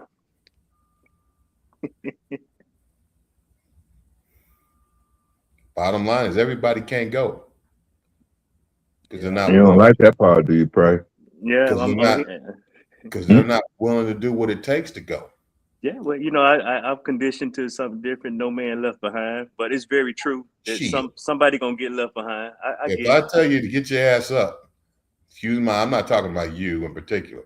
No, I got it. I got it. I'm We saying just in talking. general. If I tell you to get your ass up and I show you the way, and I'm living a certain example, and you refuse to move, then I'm leaving your ass behind.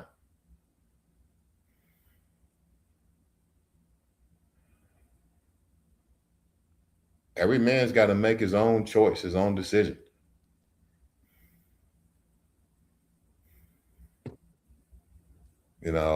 Unfortunately, I'm not as persistent as Harriet Tubman because she'll put a pistol to your head and tell you if you don't get your ass together, I'm gonna blow your brains out. Right? Once you committed to get onto that quote unquote underground railroad, if you were slowing the group down, she'll put that pistol she had to your head. Right? Okay. Mm-hmm. So I can't say I'm as persistent as her. I'm gonna just tell you. I'm gonna tell you what time it is. I'm gonna tell you what you need to do to navigate this system, and I'm gonna try to live the best example that I can to do that. And I'm gonna put that work in. I'm put that work in. Okay. But if you're not willing to do it, then then you gotta sleep in the bed you made. Okay. But I'm not waiting on you. So Vayasa, are you there? Yes, sir. Okay, so this is not a criticism, Mike, but I'm gonna say something because this is a term that's been coming up the last few weeks: rugged individualism. Huh. Yeah. So can we see why many kind of just evolve, or I don't want to say regress, or just why so many move into that state? Yeah, I understand why we moved into that state. I can why people like me kind of go in that route. You can blow the damn horn. You can blow the warning. You can blow in the warning sirens, the horns. You can, hey, the British are coming. You can tell, you can do all that. You can Paul revere your ass off. You can Paul revere your ass off. But if a motherfucker don't want to get up off his ass and do what's necessary, what's required, and what's required is not the typical. It's atypical. It's be willing to do the things that most are not willing to do to overcome this. And if you don't have that mentality, you don't have that disposition, then I got to leave your ass behind. Plain and simple. Okay, Mike, I don't want you to get triggered, bro. We just talking. We really Nah, are. I'm not talking to you in general. I'm not talking to you specifically. I know what you just I'm said. saying in general. That's my approach. That's my approach. Okay, I I mean, got my you. approach is okay. My approach is you cannot deal with situations like this being an average, below average effector of life. You have to be focused with a unique hustle, a unique drive, something that is comparable to the times and the conditions that we're in. And if you're not willing to make those type of sacrifices, all I can tell you is what's required. If you're not willing to do that as adult grown individuals, then I'm gonna leave your ass behind. Yeah, Mr. Freeman, this sentiment isn't towards those who are crawling to get there, whatever slower pace. This is for those in a Jeep full of gas with no excuse in No, the quest to get to where we're going. Like we're all the gentlemen on the panel can exemplify humanity and community. I don't think we would be the ones who would look past those struggling to get there. And we would understand that struggle. We've been through those struggles. But those that are just making a struggle, if you only got two hands, where you going to dedicate both to help? yeah, The one in a struggle or the one being a struggle?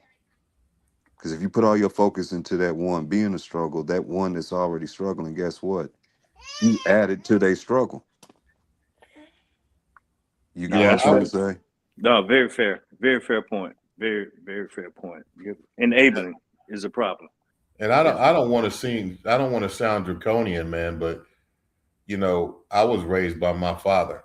So and then when I was raised by my father, and then I went right into the military after that. So my modus operandi and the way that my brain is wired is there ain't no excuses. There's no excuse. Yeah, I give you that. I'm a little different, Michael. I From don't going, make excuses. Don't make excuses. Make it happen. well, what I'm getting at is when you talk societies and families and the nuances to that, from 4 to my late teens, I spent almost every day with a Down syndrome aunt. That was my With a best Down friend. syndrome. Aunt. Okay. Okay. My father's little sister. Okay. She passed away, unfortunately. Mm-hmm. I graduate from that phase. By that time, I'm a godfather. From that stage, I become a biological father. As my kids, at least the oldest ones, are reaching their teenage years, I was the one that cared for my mother's mom as she passed away, all Okay. while dealing with autism. So I'm accustomed to those who simply can't do for self. Right. Keyword is can't. Not that they won't do for self, they can't do for self. They can't do. Yeah. That's why I made the analogy of those on their knees moving at a slow pace. No, I'm not going to disregard those. But if you got all the trappings and um, human attributes to walk and run, work, and put forth your share of this, after all the shit I've done, and you got everything I don't have, yeah, you get no excuse at all. You get what I'm trying to say by that, Mr. Freeman? So don't look at it as the philosophy is no man left behind, because that's not the sentiment. But the foolishness most definitely gets left behind. If we at war and you got the fools there leaving their cigarette butts and wasting ammo, making noise, they're gonna get the whole platoon killed if you behind enemy lines. You can't save No, that fool. You no, can't save them. No matter how hard you try, you can tell them to shut the fuck up all you want, but until they get it in their head that this is the wrong methodology, you might have to separate yourself from them for the better good of the whole platoon. Yeah.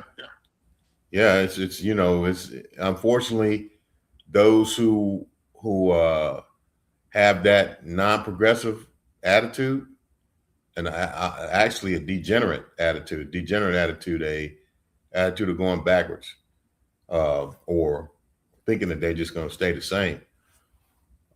Yeah, you may have to lead them behind, because they're just going to be part of the culling. They're going to be part of the culling. Now, am I saying that? I'm talking about grown individuals.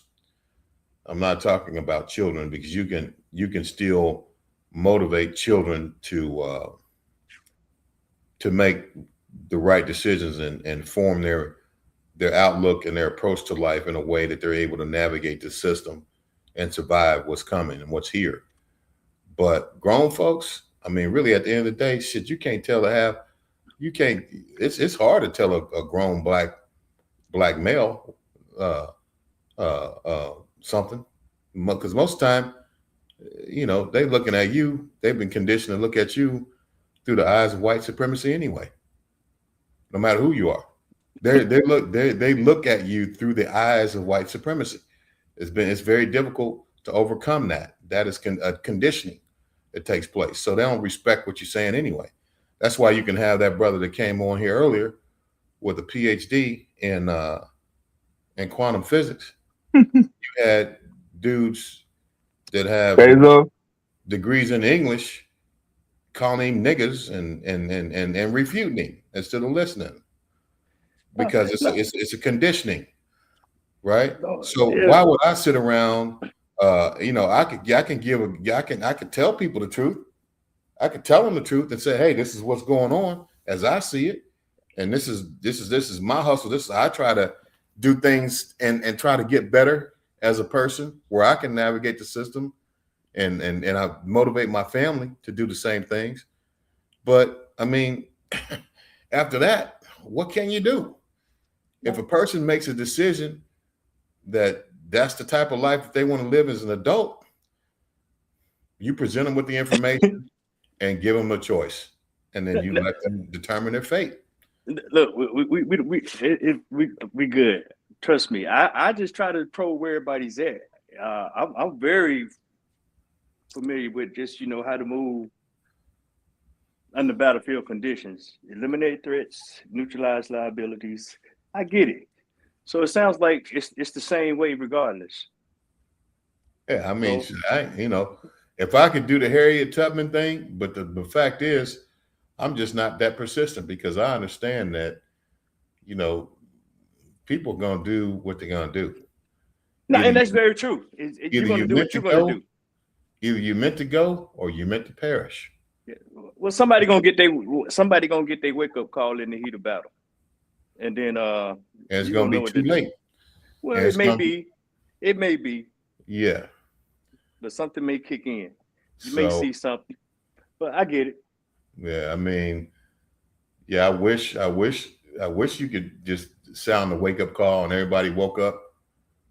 You know, it don't work like that. But just like I said, you know, I think that we're dealing with even a more degraded condition than what we were facing back when the civil rights movement started, because the lack of respect for one another. Are you talking about amongst us? Yeah. Okay. Fair point. It's on a whole nother level, man. Yeah, fair point. It's on a whole nother level now. I was actually, I'm gonna be honest with you, I was actually embarrassed earlier when that brother came on. I don't even know. He said, I think I don't know what he was, but the bottom line is he came on here with the knowledge of a PhD in quantum physics. And you could hear it when he was talking about the concepts, that the man knew what he was I knew it the first minute I heard him talk about some of the precepts that are associated with that discipline. Right. And I knew it. I knew the type of education to do that.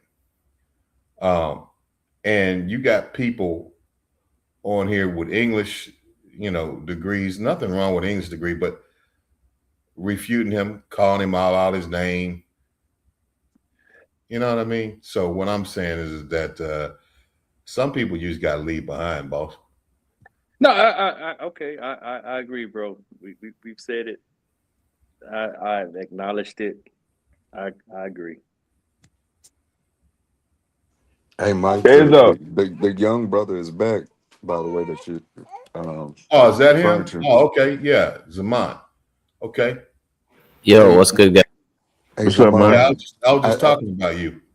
I think we spoke in the past. Do you remember coming over here and talking about cattle culture? Yeah, I remember that. I remember. Okay, yeah. I thought I spoke with you before. Yeah, I actually I understood based on your conversations of mine, and I don't really know, man. You sound, I'll be honest with you, no offense or anything like that, but you sound like you're Middle Eastern. Middle East? Huh? Hey, yo. I mean, I could be. I've got that before. It's my nasal voice, maybe, or something. No, I agree. I would say Northern Africa too, Mike. I definitely agree. I mean, Okay, no yeah, offense I just to that, brother. not trying Right. to be insulting. Just to put it clear, I'm not even I Somali. ain't I'm never heard that. That's crazy, man. No, I agree with Mike. That's crazy, but yeah. What up, bud? But again, I'm not trying to be insulting or anything like that. I don't know. That's definitely not what I'm saying. No, same here. Yeah. It's more anecdotal for me, but I mean, do you know Brandon? What's his name? Brandon, the guy who does Pan Africanism Strikes Back. Yeah. I've met up with him several times in Kenya, so he can attest that I'm just a normal Black African. I'm not in the YouTube streets like that, bro. I just, we on the internet. I know we on the internet, and Yeah, I don't think none of these people know who you talking about. the validity goes only so far, So. What I want to say to you, I don't know about your ethical standards or anything like that. I can't really comment on that because I don't know you like that. But based on what I heard you talk about and your educational achievements, I just want to tell you I'm proud of you, brother. I'm proud of you.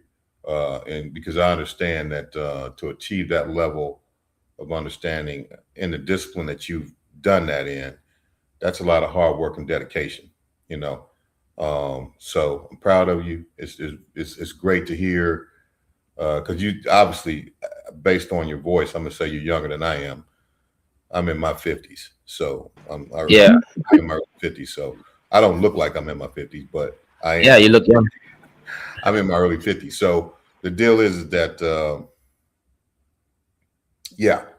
what I'm trying to say is I'm proud of younger brothers like you across the globe that go into those higher levels of education, and then you spend time to share that information on a panel that's full of African Americans and Black people from the diaspora that are here.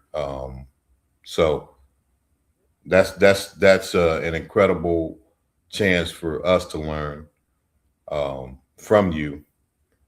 And I thought some of the things that were said to you while you were explaining your viewpoint very disrespectful, not towards you as elder, or not towards you as someone that's elevated socially here in the United States, but just due to your education, your educational acumen, you deserve more respect than that. So, but anyway, so I was kind of disappointed in hearing some of the stuff that people were saying to you initially, but you held your own. So, I mean, at the end of the day, it's all good. Yeah, I think in the end I had to troll back, just because I couldn't get my points of view across. But I think, unfortunately, and this is the problem, you kind of expect that kind of behavior. you're trying to have a conversation with someone, and they're having a conversation with themselves about a topic that they've heard someone who said a word that you said, and you're not even having the same conversation. So it just ends up being, it's kind of interesting, right? They're using you as a placeholder for them having a conversation with all the other people they've talked about a topic. So yeah, it gets frustrating, but I think I've just kind of expected it these days from some people. Yeah. And I was saying something about this earlier. It's that, what a brother was telling me, hey, what do we do? What do we do? What do we do? GA was asking me that question. And I was telling him that, we're not even in a position to move collectively right now. And the reason why I don't believe that why I know we're not in the position to move collectively right now, when you talk about the majority of Black people in this country and even in the world, is because like no time in world history, I think Black people really view each other through the lens of white supremacy. And so obviously we know how white supremacy looks at our people in a very degraded, dehumanized fashion. And the unfortunate thing is we've internalized that vantage point, that viewpoint when we see one another. So it's very difficult for us to humble ourselves in the presence of Black excellence, in the presence of advanced Black commitment and intelligence. It's very difficult. That's why you got so much flack. In my opinion, you got so much flack when you were obviously an expert. With a PhD, you reached expertise in the field that you're in, quantum physics, right? It's quantum physics, correct? Yes. Okay. So, I mean, in the presence of that, there should be humility, because for no other reason, just because of knowledge you possess, that you can communicate things that we're not aware of, that gives us a better understanding how the world around us works, how the universe is formed and functions. But you receive NIGGAs, people cussing you out. I mean, it was embarrassing. I'll be honest with you. So, I mean, what do you think breeds that culture? Because if I meet someone who has different kind of information from me, I ask questions, I engage, I figure out the limits of my knowledge and their knowledge, right? But if you have people that just kind of, I don't know, behave that way, I don't know what's leading that kind of culture to exist. It's a bit strange, actually, to see it happen. To be honest with you, I think it's conditioning. It's social conditioning, where, like I said before, we don't see ourselves as human beings anymore through authentic, unskewed lenses. We don't view each other like that anymore. I mean, I think we were less apt to view each other like that before the Civil Rights Movement. That's what allowed the Civil Rights Movement to occur, because there was enough collective. There's enough collective and collaboration, a collective mindset that existed back then that we could hold on to. I don't think we have that now. I think now it's just like we've been socially programmed and conditioned, not just here in the United States, but all over the world, to see Blackness and ourselves through the lens of white supremacy, which we actually have a white supremacist mindset towards one another. So it's very difficult for us to humble ourselves in the presence of Black excellence. It's very difficult because. What do you think, Kayzo? You think Black people don't have no hope? We're doomed. We might as well just get it over with now. Why wait? Right. Yeah. I mean, it's a difficult thing, right? Because it's similar even in Africa. I'll give you an example, right? If I want to employ, I'm talking about normal kind of work, like menial labor. If I want to employ other Africans, and they look at me, there's a disrespect that they give me because I'm a Black employer. But when the Indian or the Chinese employs them, there is a respect that they give them. And again, I might even be paying them a bit more but there is a like they don't treat it as work, right? They come late. The way they speak to you and how they don't communicate when they're, let's say if they want to take a day off, they don't really communicate. But the way that I see my like this, the Indians or the Chinese, there is a respect that they give them. So I think this is global, unfortunately. Like for some reason, it's like we've come from a global white supremacist culture whereby other black people shouldn't be in charge, right? They somehow you pull them back down, and it's like, oh, you're just like us. Which at the end of the day, if you're employing someone, you're creating value, right? And you should be given some level of respect. But generally speaking, I don't find that. Now, I do find it from my own company, because I've been very selective. I have like 3 interviews before someone even gets a job, but I haven't had issues with them. But if you're looking for, let's say, laborers, you're building a house or other kinds of project, I've seen the way they treat Indian construction sites, Chinese construction sites, versus when you have like a African working in that kind of environment. And I definitely find that disappointing. Yeah, and that's you just proved my point, that that's happening on an international scale, that we're all viewing one another through the eyes of white supremacy. That's the lens that we look at each other as through.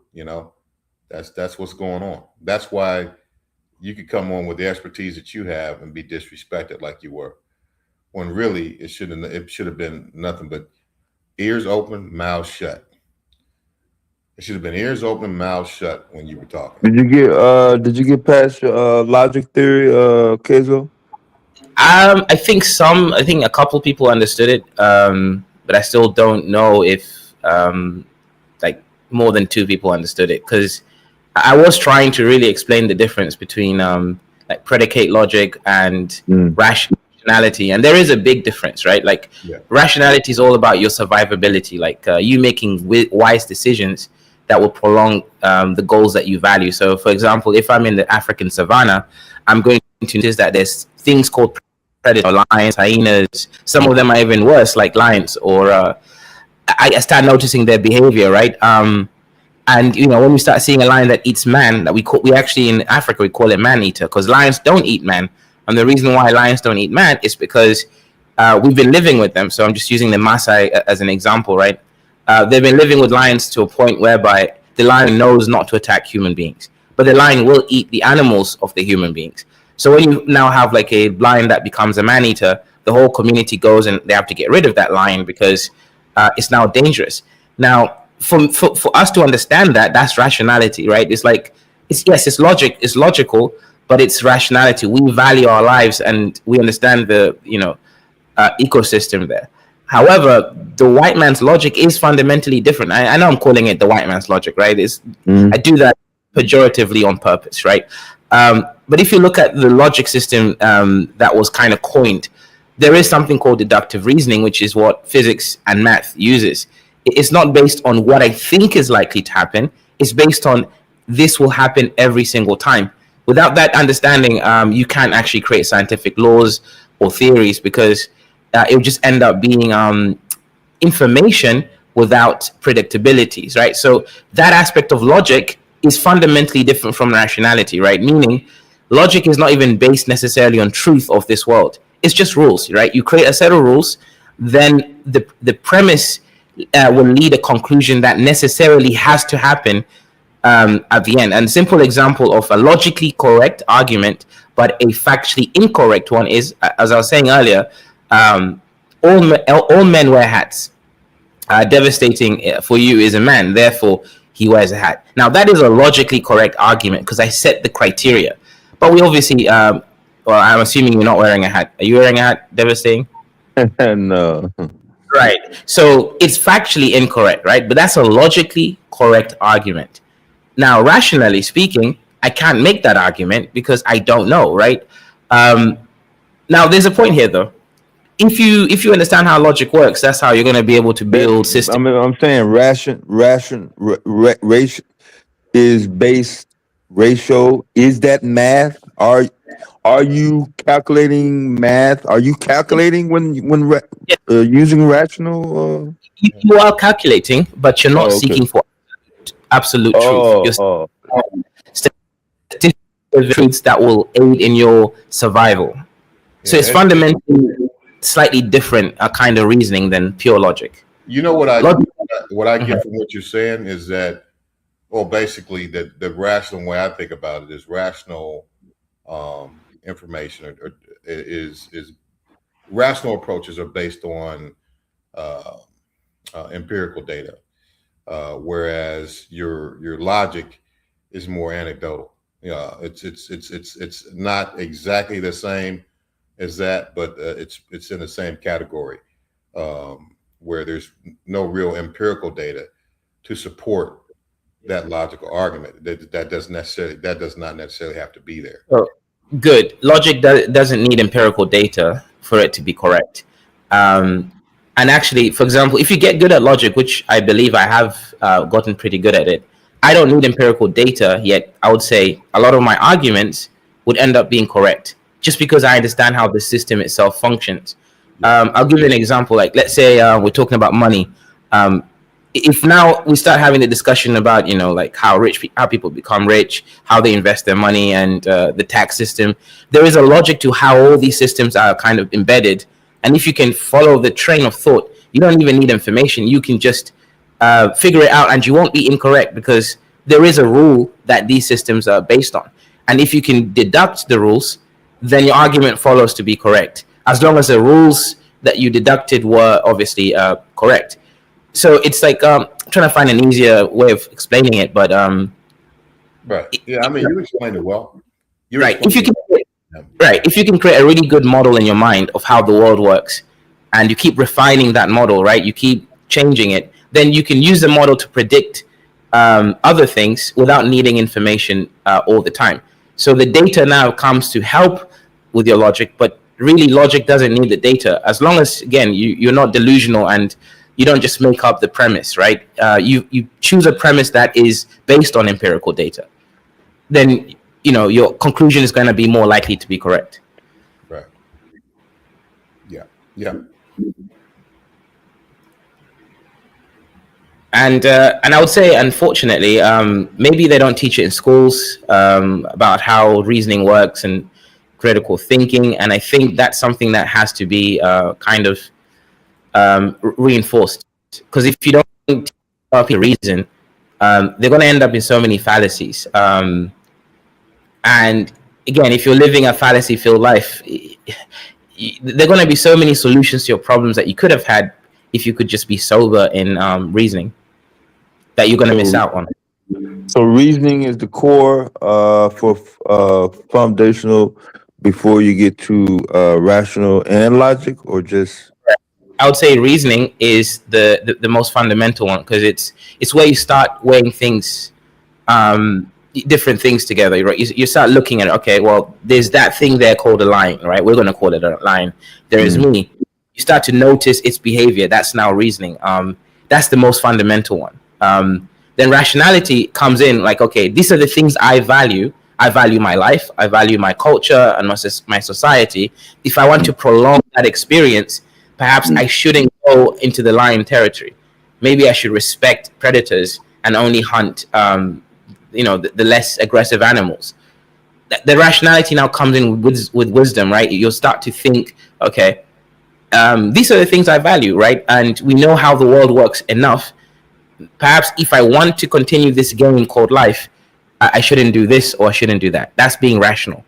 Then logic really doesn't care about rationality.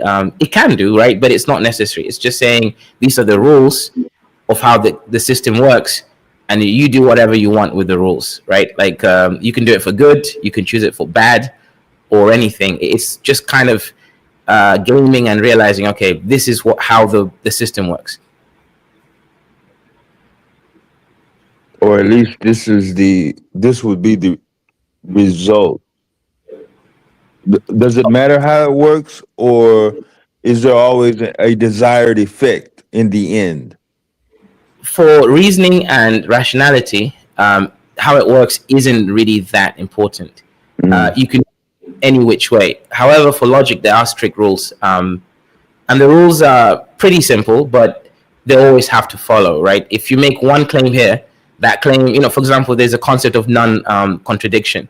in formal logic, meaning you can't make a claim now that later on, under the same context, you contradict a previous claim that you made.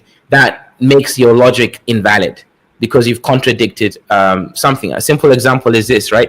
I'm trying to think. This is hard for me because I don't really like making contradictions. But okay, if I say I'm a Pan-African, okay, and Pan-Africanism, and then tomorrow I come here and I talk about how I'm a nationalist, like an African nationalist or something, then I've contradicted myself because I'm no longer consistent with the first claim.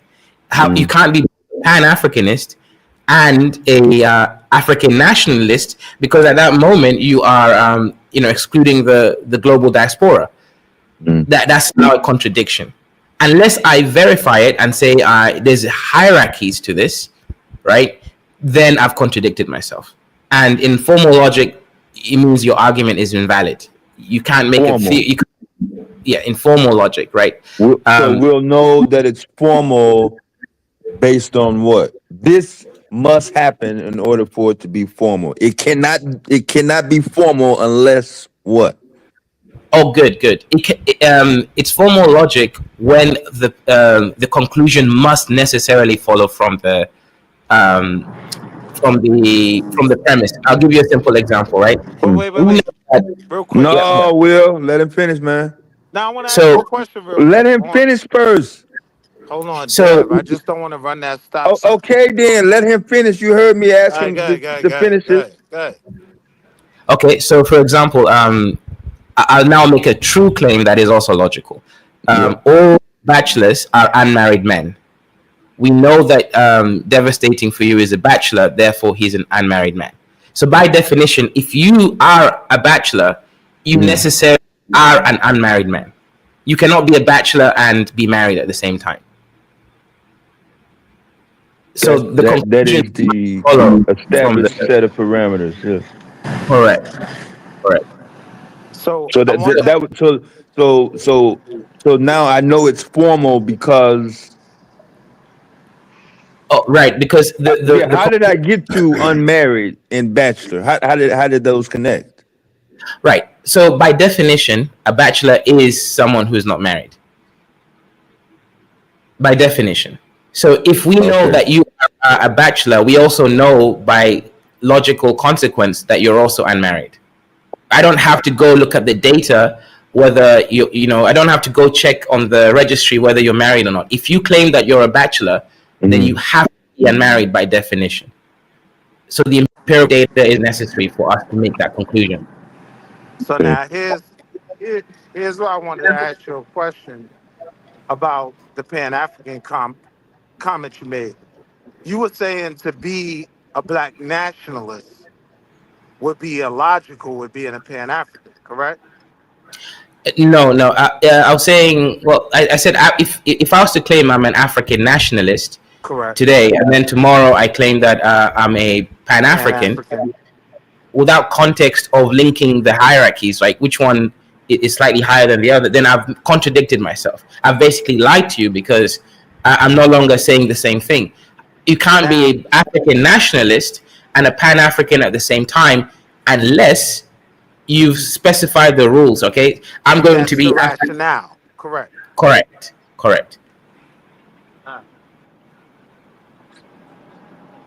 I mean, a simple example. I just want to be certain on that. A simple example is Americans, right? If you notice, right, and I'll say Black Americans sit at a very interesting premise. You guys are part of the empire known as America, meaning it's within your interest for America to thrive, again, economically and security-wise. Yet this empire does, at the moment at least, begin to threaten world stability. So you'd have to ask yourself, are you American first, or are you a global Black nationalist first? Now, can you be both? Sure, to an extent, but you have to at least elucidate which one you think sits higher up on the hierarchy. If given the choice, would you choose global Black nationalism, or would you choose being an American, whatever that means, right? Like, and essentially that's an example of this whole thing. You can't really be both an American. By American, I don't mean the legally an American. I mean you can't feel the full extent of being American and also be a global black nationalist, because right now the empire of America is doing things that could be seen as being fascist against black nations. Unduly. The bombing of Somalia 7 times this year. 7 times. Yeah. Yep. The Nigeria. bombing of Nigeria. The bombing where of. I kind of have a question on that is, Yeah. can you be an American, right? Have your American status and be that, but also be a Pan-African, right? If the rationale You can be an American citizen. Correct. But being an American is also you can't be patriotic. You can't be one of the patriots. Correct. I think you can be a Pan-Africanist and not have internal conflict. So that's right. Eventually, those two come and into conflict. I hate to steal from Du Bois at the moment, but that example of dual consciousness is going to bring you to insanity. Some point of conflict. Right. No, I get that. Correct. You can't be MAGA and Pan-African at the same time. Those two things contradict each other. Well, I would always agree with that, but yeah. So we didn't go over informal reasoning. Yeah. So informal logic still. If you don't mind, real quick, Dev, you know how a certain somebody that was on the panel today. I don't like saying people's names when they're not here. Yeah. But he loves to shout out. We need to have people start forming syllogisms. Yeah. And he would give the example of that. That's an idea of formal logic. It's just a branch of philosophy. It's not necessarily Based on a pinpoint thing. It's just an idea within that's what he philosophical thinks. thought. Yeah. It's a grouping. You should I say. got you. My bad, Zaman. No. Yeah, no problem. Right. Yeah. So informal logic is like the everyday kind of reasoning. You try to figure out what's going on in an argument. You might use any kind of tool at your disposal, right? You might use data. You might use appeal to authority or appeal to the masses. There's a lot of fallacies involved in informal logic because you're not essentially looking for the truth itself. You're looking to win an argument, right? So a lot of the it's win argument, right? And by win, it's a socially recognized the one who could speak the loudest or say the most points and confuse the audience is going to win, right? So it's more of a debate tactic whereby you do use some logic, right? It's the main premise. You're using anything that will make yourself or the group that you're fighting for seem to be kind of winning the argument. And a lot of people do this most time, like subconsciously. That's how most of us reason. You throw in statistics to try to snare your opponent into kind of being emotional as a response. There you go. My right? bad. But I'm saying, how does that differ from rationale? Well, the difference is this one is more of a tactic for winning arguments, and rationality is more based on some kind of objective reality, right? It's like a rational person knows that if they save more money, they're going to be able to, pay for rent when they don't have a job. Right. Yeah, that's being rational because there is logic in it, right? It follows. But with informal logic, right, or what we just call debate tactics, you'll say whatever you can to kind of get away and win. I'll give you an example, right? Let's say earlier when I was just debating some guys about God, right? On one instance, let's say I might say I might make an argument within which is true within the one context. Then I would make another point that might seem like I contradicted my previous claim in a different context. I'm not seeking to be logically consistent.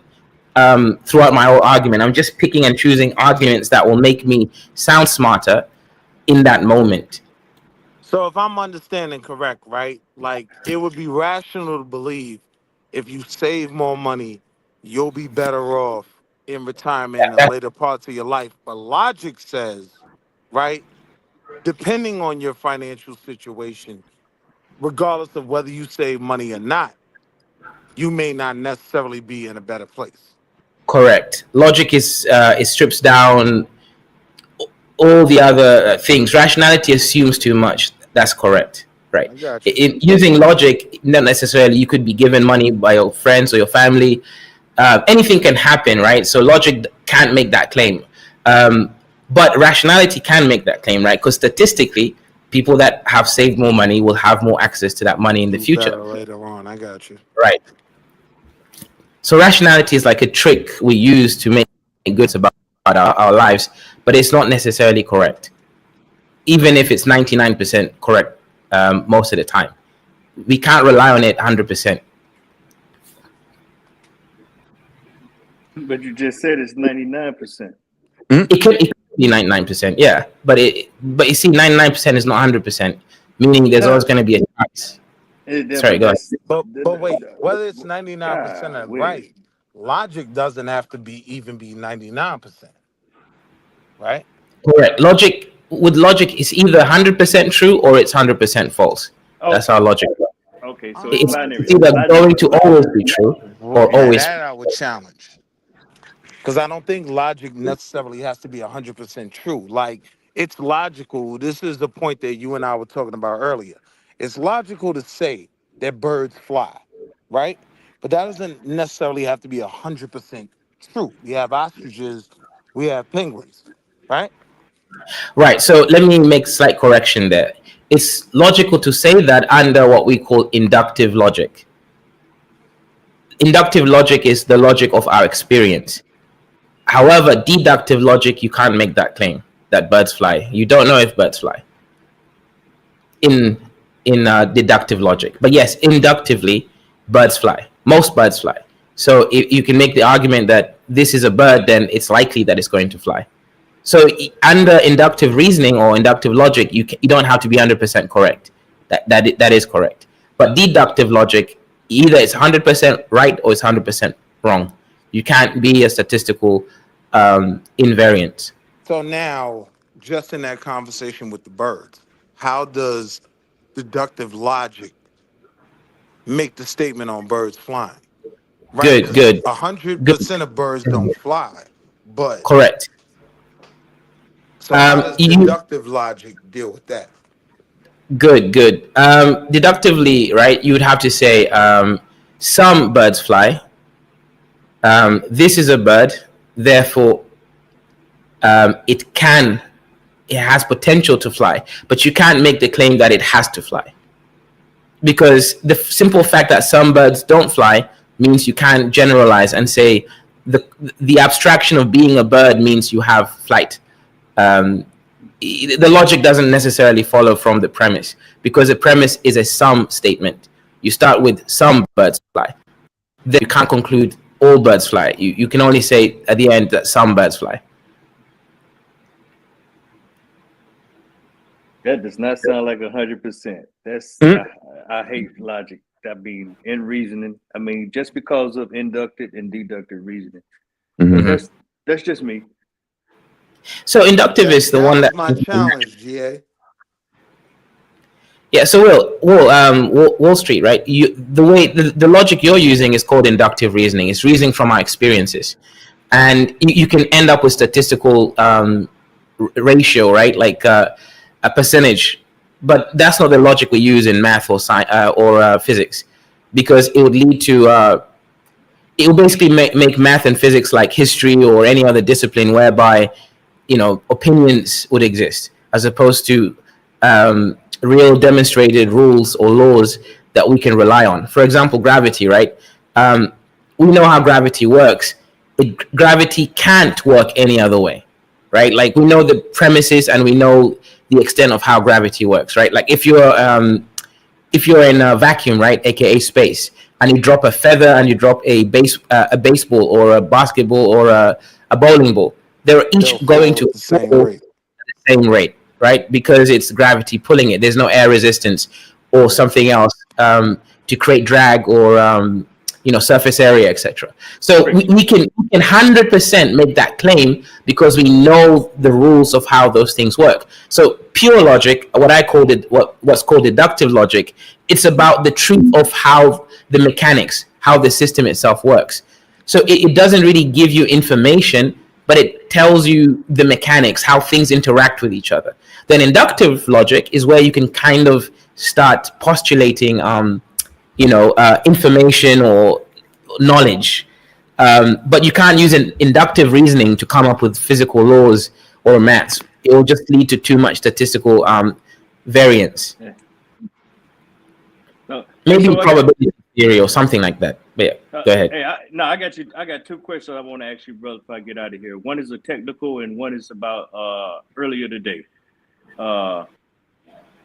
So you explained formal logic, your first commentary, right? Mm-hmm. And is that what the quantum physics use? And is that what you guys use to come up with the quark?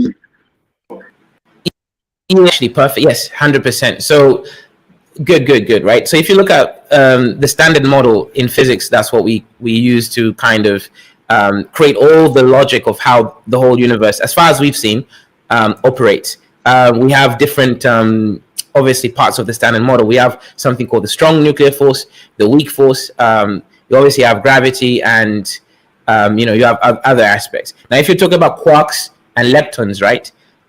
These things were predicted because the logic of the system creates an equation, right? The equation is a necessary ratio of cause and effect, meaning you can look at the equation and then you can look at what the equation predicts. So the equation predicts that if you break this particle, you shoot it into the Large Hadron Collider, right? It's going to split into these things called quarks or leptons. Then you actually go there and run the experiment.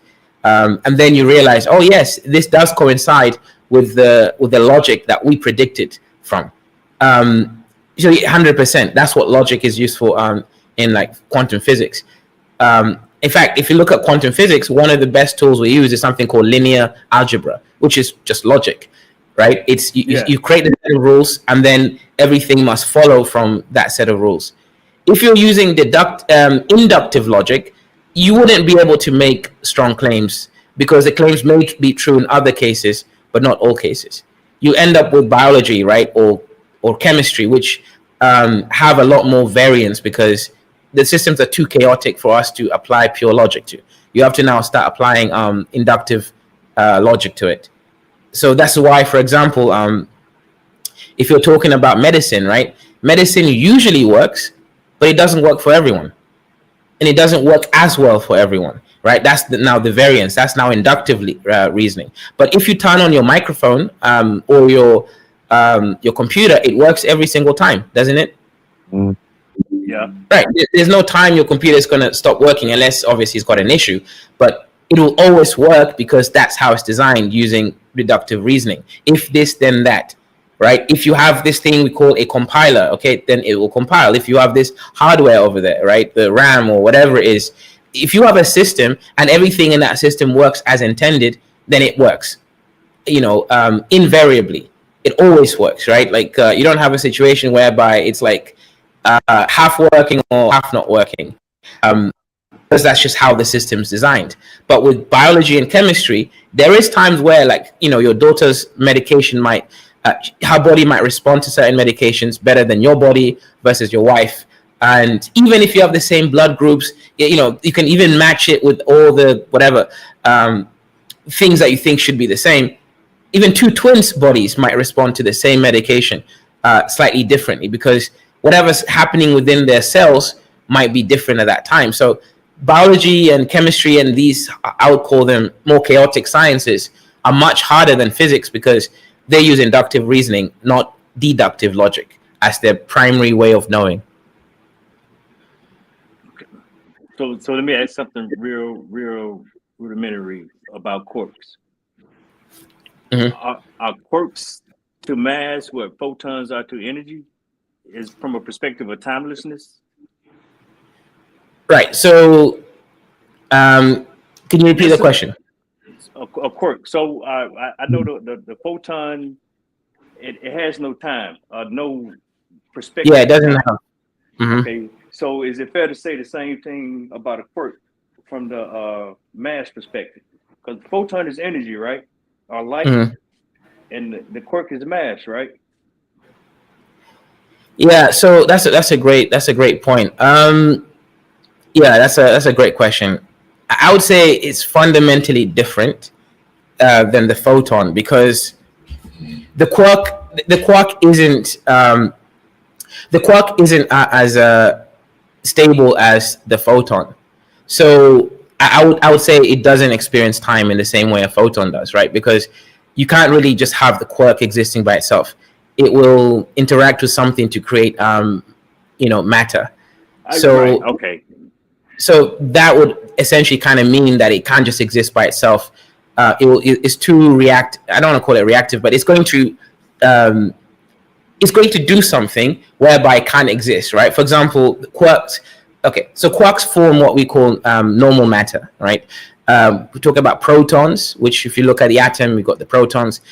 You might have the neutrons. Well, you mostly have the neutrons, but not always. Hydrogen, for example, is just a proton. You've got the proton and neutrons in most atoms, right? And these things, right, protons and neutrons are made of quarks, basically, right? With protons, it's 2 up quarks, one, and then neutrons is 1 up quark and 2 down quarks. The problem is when you now throw protons and neutrons in a large hadron collider, you will get to see quarks, but they are short-lived. You won't see them maintain their form for a significant time. And therefore, if they are reactive, I don't want to use the word reactive, but if they are short-lived, then they cannot be the same as a photon, which if there is no interaction with the photon, it will live forever. Meaning it doesn't experience time, right? In the same sense, it's timeless. If there's nothing in its path, it will just go on forever. Okay. For example, if you were to shoot a torch into the night sky, right, and there was no air particles, there were no dust particles, that light will just go on forever. But the reason why, let's say, when you shoot torch, you realize, it doesn't really go that far because it's interacting with the air molecules and the dust. So its path gets, destroyed. And if you shoot something stronger than a torch, like a laser, it goes a bit further. So the more kind of high energy of photons you shoot, the further it's going to get. But because there's stuff all around the universe, it will eventually interact with something. But if you could create like a scenario whereby there's nothing in its path, then it just goes on forever. But a quark will, merge with itself to form matter. No, I got you. No, it makes sense. It makes sense.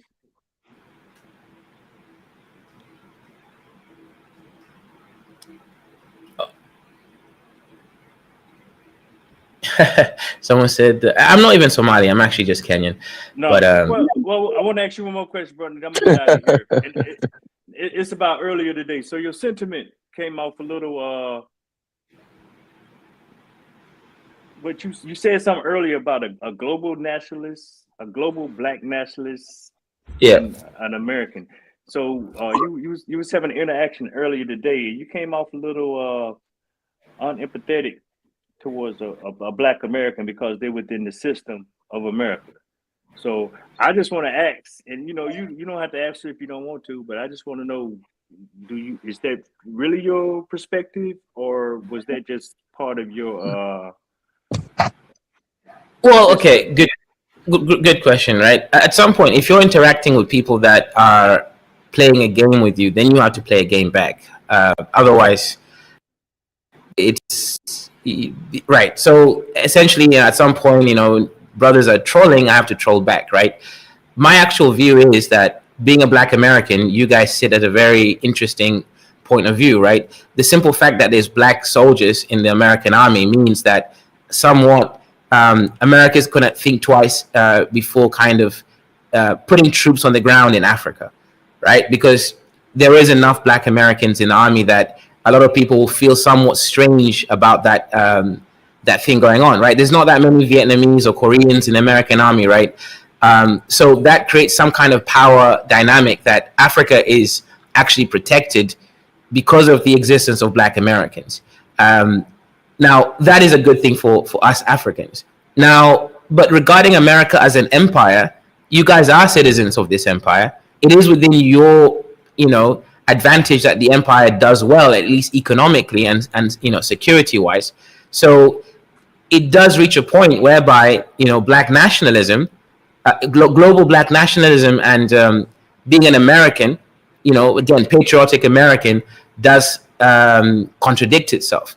There's a point whereby you could actually be enemies of global Black nationalism because at some point, America, your state, is going to trump over any other global agenda. So that is, that's a conversation, that's a reality that we're going to have to contend with when it happens. But it will happen, especially the way that the world's going. America is slowly losing its soft power right now with the power moves it's been making, right? Ever since the sanctions America has been doing. And remember, America is doing it for its citizens. So if someone makes a claim that, well, I don't want this, you might not claim you don't want it, but your leaders have looked into what they think will benefit you, and your leaders are representing you. So even if as an individual someone claims that they don't want some kind of action, that action is being supported by your tax money and essentially your participation in that empire. So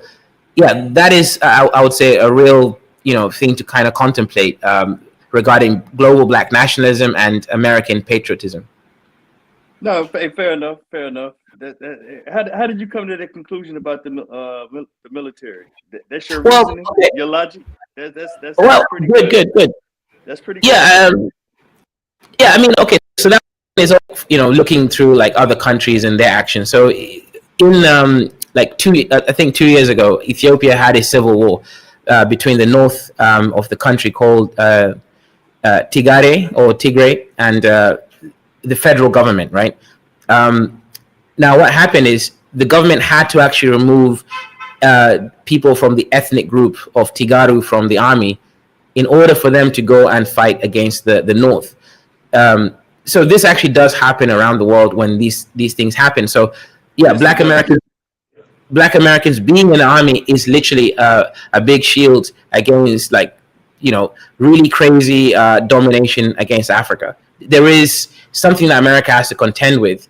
They're not just going to put their boots on the ground and do crazy stuff like they have in other parts of the world. There's not that many Arabs or Koreans or Vietnamese in the army, so their power projection, again, in the military is not going to be the same as Black America.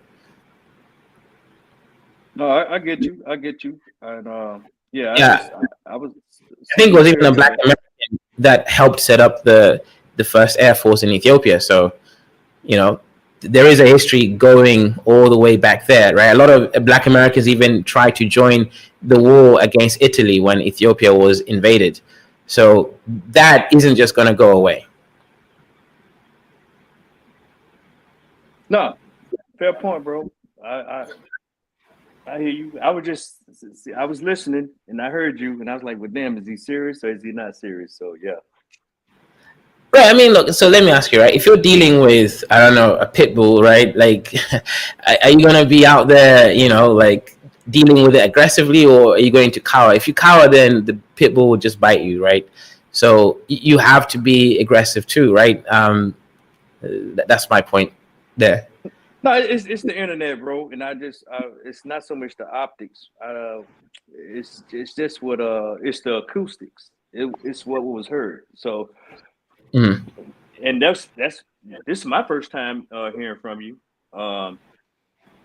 So yeah, I do understand it's the internet and not everything. So we probably would never meet in life, but never combo. I said probably we probably would never meet in life. I'm just keeping it real. I mean, if you come to Africa, we might meet. Yeah. Would you come to Africa? Say again? Would you ever come to Africa? Yeah. Okay, then yeah, it's possible one day, brother. I'm not really interested in going to America though at the moment. It's expensive and I can't afford it. It take 4 bands to come from where you at to New York City. About 4,000 USD. 4,000. Yeah, that's a lot of money, man. That's more than my. You got it. You're a quantum physics guy, man. Hey, work the logic out. Physics. Yeah. No, but I'm pretty frugal. I don't like spending money. Oh. Yeah, you That's know. an American concept, Bryce. Yeah. We like to brag about how much more money we spent on usually things that devalue right away. Well, he don't have to go to New York City. He can come to Mississippi. I bring him to homecoming. It's cheaper for him to fly from Nairobi to Houston. No, That's crazy. Yeah. Houston is an international airport. He can fly to the airport and then we'll drive over to Mississippi. I take him to homecoming. I take him to homecoming here. If maybe he decide to stay. Yeah, you know, and also, brother, some people also saying apparently Africa doesn't have water. I'm dirty. You know, they were coming for me. Huh? No, you said that. I mean, I thought that was the comedy. I thought you were being funny. You know, even with the accent, you start putting the accent on and everything. But you know, it was a question that was asked, and I know y'all was engaged, and you seemed to have no empathy about the impacts of that whole change. Yeah, I mean, look, do we have water in Africa? I mean, it's a real question, man. Like, I think most of the time, yeah. Like, but I do know in the north of the country, like the borders with Somalia and Ethiopia, some of those people don't always have water. That much is correct, right? In the desert areas, but I think most Africans have water. Yeah, I think most of them. agree. Well, you got some Americans that go without water sometimes. Americans. Yeah, black Americans. I'm just keeping it real. I'm not trying to be, anal or whatever, but it happens. And talk shit about them too. Zebras and hyenas, you can't ride those things because they're very aggressive. Oh, come on, bro. See, you got to start trolling me. I was asking a sincere question, bro. I wanted to know where your sentiment was. You know. Right. Yeah. But look, Africa. I think Africa. You said it earlier, didn't you say it earlier? What's that? His real feelings when he was on earlier. Yeah. I just asked him, was that his true sentiments, or was he just, that was that part of the argument? I know he was engaged in a convo. That's black theater. Oh, my bad. At the end of the damn. See, with black people, you also have to be entertaining, right? Otherwise, now they get bored of you with just too much information. So you have to kind of have swag and knowledge.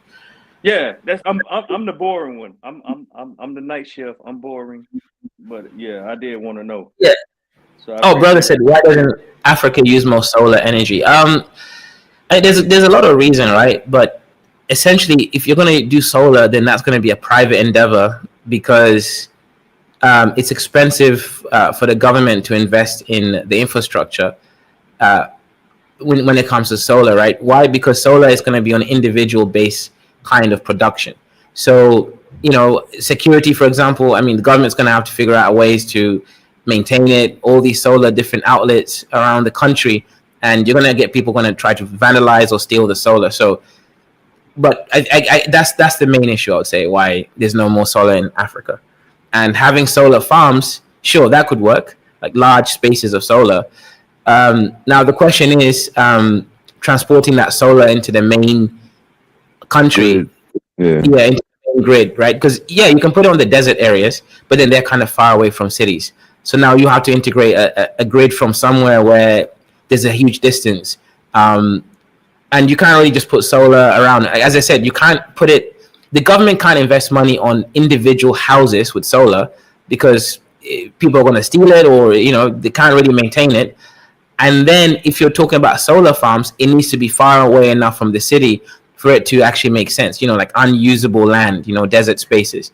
And that's fine, but then now I have to create a grid. And essentially what's funny is there's no grid in the deserts. In the deserts, they use solar in Africa for that small town, right? But then bringing the grid into the main towns, that's going to be expensive infrastructure. So a lot of us use hydro dams or geothermal energy. Okay. I think that's the main in Africa. Like Ethiopia built a massive one recently. Kenya has a few. Like Congo has like the potential hydro dam for the whole Africa if they could just make one, but they have issues.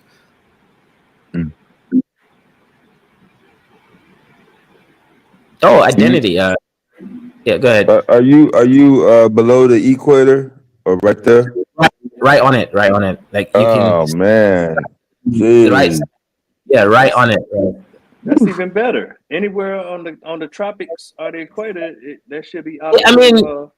Yeah, in Africa, I do use a solar for myself, right? I have a solar system, so I always have constant power, and it's really cheap actually. Like $1,000 setup is enough to have you free electricity for a small family for like the next 20 years. What type of batteries you use? I'm using lithium-ion batteries. I have like 3 kilowatt-hour batteries, and I use around. Yeah, I got 3 of them, right?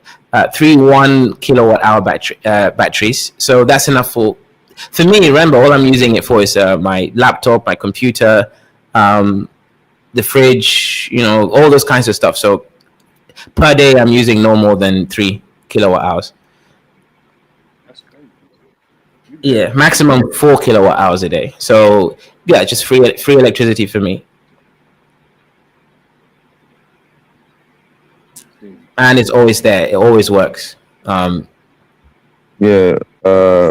Everybody in America they're not able to process the free part. They was riding with you with the technical, the kilowatt hours and the technology. But when you said free, they just no logic, inductive reasoning kicked in. It was all types of chaos going on. So that's the delay in the response. Yeah. All right. Just messing around. Yeah. Yeah. No, but yeah, 3 kilowatt hours in Africa is definitely enough. Because remember, we have like heavy machinery. We don't have ACs. Okay, because if you live in Nairobi, you don't need an AC. Like the place is so cool that you might even think it's cold, right? So, but it's not cold. It's just perfect, 20 degrees Celsius. I don't know how much that is in Fahrenheit. It's a really nice temperature. So basically, it's free. If you do the numbers, $1,000 setup, you get free energy for 20 years.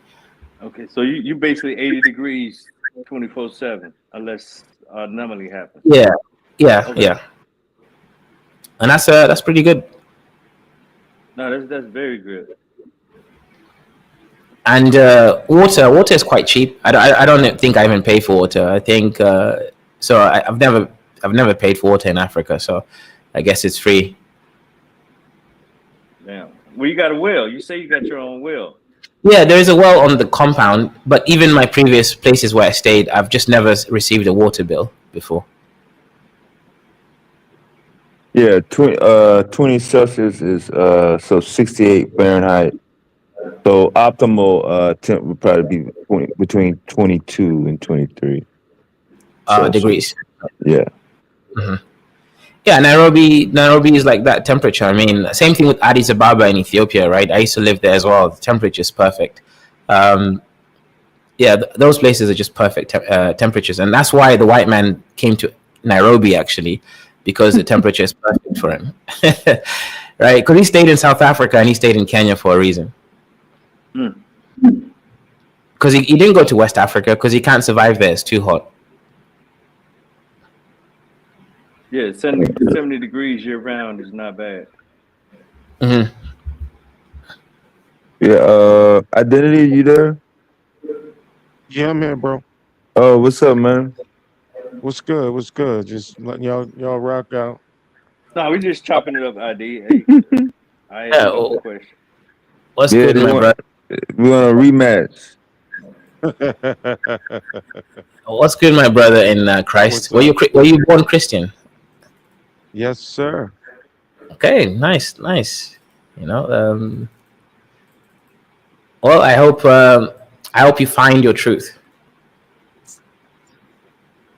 What exactly does that mean? Whatever works for you spiritually, I hope Oh, you okay. find it. Okay. Spirit. Yeah, we're gonna get a lot of irregular traffic in America. We're on holiday over here, so Yeah. no banks, no mail today. Hey, I Oh, got a technical question. hmm. What is your opinion of Maxwell Chikumbutso? Maxwell. Ooh, I'm not too sure. I'm aware of him. Really? Yeah, I'll have to maybe. Yeah. I'll do Okay. some research now. Let's see if I know him, but I don't think so. Yeah, he's claiming to Who's have the guy? created a car that Oh, self-charges. you're I talking about call the bullshit, Zimbabwean. but Zimbabwean. I know him. I know him. You're talking about the Zimbabwean who claims to be able to make a radio yes. that has like free electricity. Well, okay. As a again using the white man science, right? Here we The go. claims are not using the white man science, right? Because remember, science is a paradigm, right? The claims are not substantiated. What he claims isn't something that logically can happen under science as we understand it, right? I'll give you Right. an example, right? He's claiming one claim is that you can use radio waves to power TV. Now, yes, in theory you can, right? Because it's going to be like nanowatts released whenever you have any kind of electromagnetic spectrum. However, a TV cannot work on nanowatts. It needs at least like 20 watts to function. Even just lighting up the LCD needs 20 watts. So now nanowatts is like what? One, whatever it is. I can't do the math right, but it's like a very, very insignificant fraction of Mm-hmm. of 10 to minus 9. 10 to right minus one.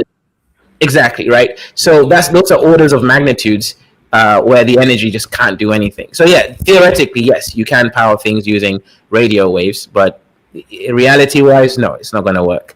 Um, it's just I'm yeah. actually getting attacked in that space because I challenged that claim, and I got a bunch of free energy people coming at me saying leave this African alone. Right.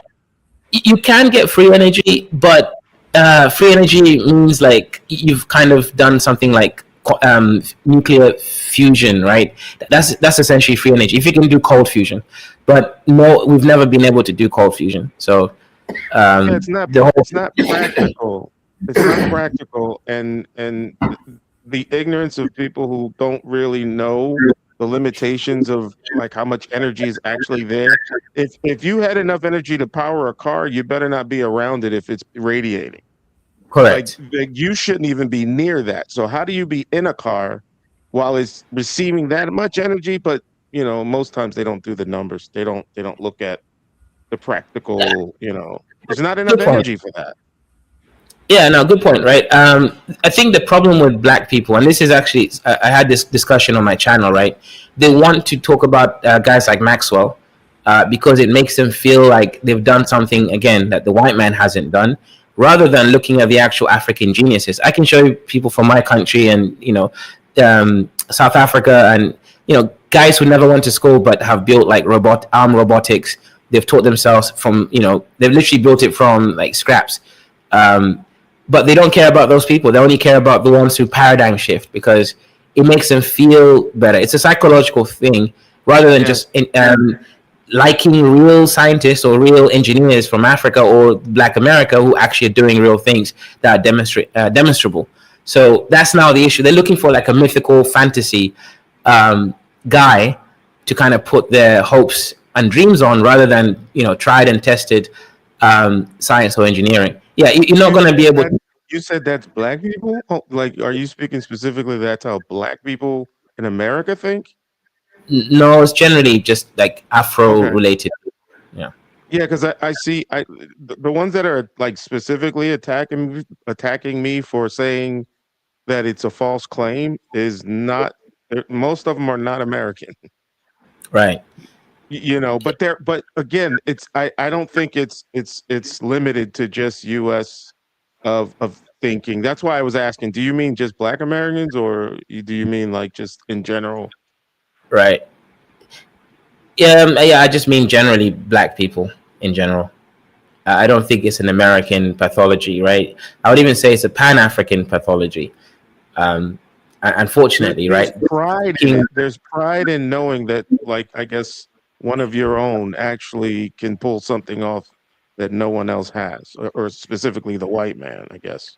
So I would say I would never be in that camp because I understand real work and real progress. It's the heroes that don't look sexy. They're looking for a sexy hero, right? That's gonna make them cool.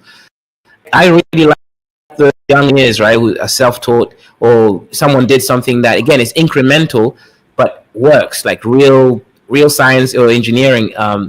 These messiahs that they're looking for, most of the time they're just scammers, right? Yeah, Maxwell guy. Yeah, I just forgot his second name when you first asked. He's a perfect example of someone who's making too much claims. Now, I can't say all this technology is wrong, right? But the main ones are not correct. Now, there is one which is correct, but then it's just a normal. It's actually just based on normal technology that already exists. Which claim? Let me kind of dig up which one. Right, it's been a while since I looked into it. What was the second name? Chicken, whatever. What was it? Chickambuzo. I think that's how it's pronounced. I think it's spelled almost the same as I'm saying it. Yeah. Okay. Let me just do a quick. CHIKUMB. I'm not even going to attempt it. I know he's pretty. He's a hit on the internet, at least if you put his name. You might get hits with just Maxwell's charging car or something like that. All right. If he's charging the car, then he's using a solar panel and a battery. That's what that is. Here's his claim. So I kind of went like deep dive into just his claims and how he presented his evidence. So his evidence included a I guess he set it up a date to show that his device works. So he claims to have put it in a car that keeps a refrigerator running. Okay. That was his claim, but you couldn't touch it, you couldn't examine it, you couldn't do anything. And he also said, if you try to touch it more than 5 wires, it'll self-destruct. I have no idea why you would put that in there if you're trying to prove that it actually works. And I don't know. It's weird, That's but strictly Hollywood. That he only got that from Hollywood TV movie, Mission Impossible. Yeah, I mean, okay, right. So some of these free energy devices, right, are actually based on real science, but the science and engineering are so far removed that it's just never going to work in engineering sense. The theory is sound, but the engineering is incorrect. That's what I would say for all of them. And there's so many companies as well in America doing the same thing he's doing, right? They're claiming you can use, it's basically a dehumidifier or one of those kinds of techs, whereby you can take water moisture from the air and it'll turn it into drinkable water. Now, yeah, I mean, sure, but you're going to get 1 cup of water after 2 days. Now, it might be, right? Like, it might be helpful if you're stuck in, like, I don't know, somewhere where there's no water, but that's not really practical, right? Like a cup of water after 2 days, right? So science works, but the engineering is just not possible.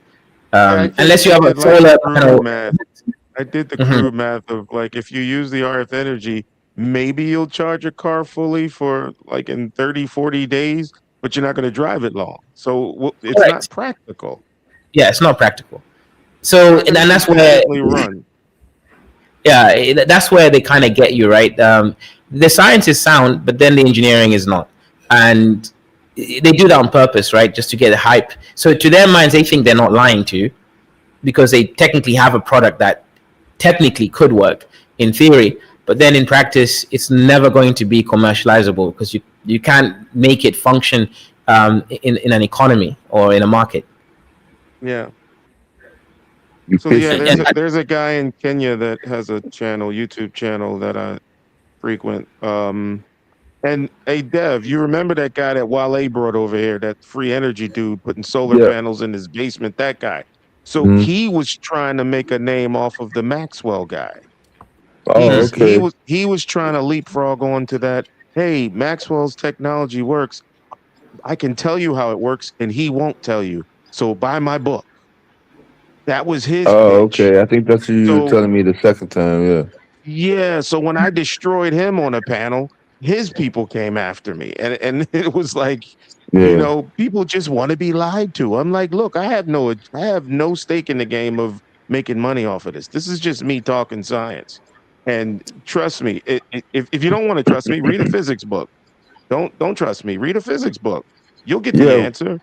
Was civilizations, whether it be Africa, the Romans, any past civilizations, were they consentment on a mass scale for the majority? And I'm just using fi- greater than 51% to be deceived or lied to, because today's society in the West, they don't mind.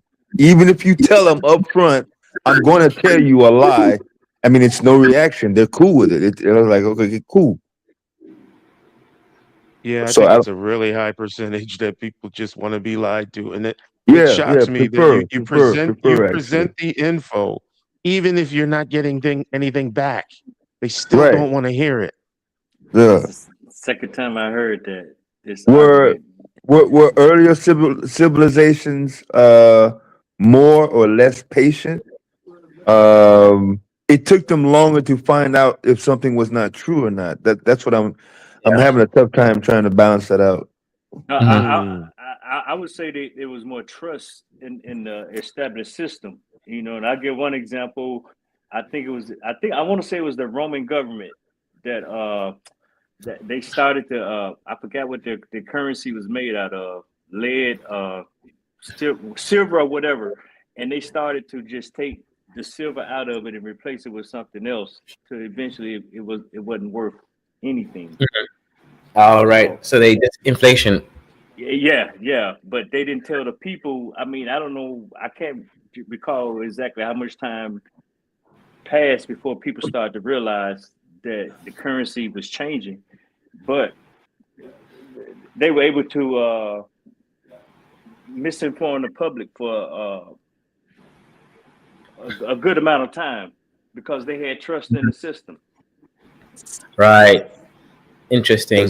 Mate. That's gonna be hard to demonstrate in the past, Dev, because cultural beliefs, Mm. the further you go back, are so rooted within belief itself. Yeah, and, So and that's going to be layered. Yeah.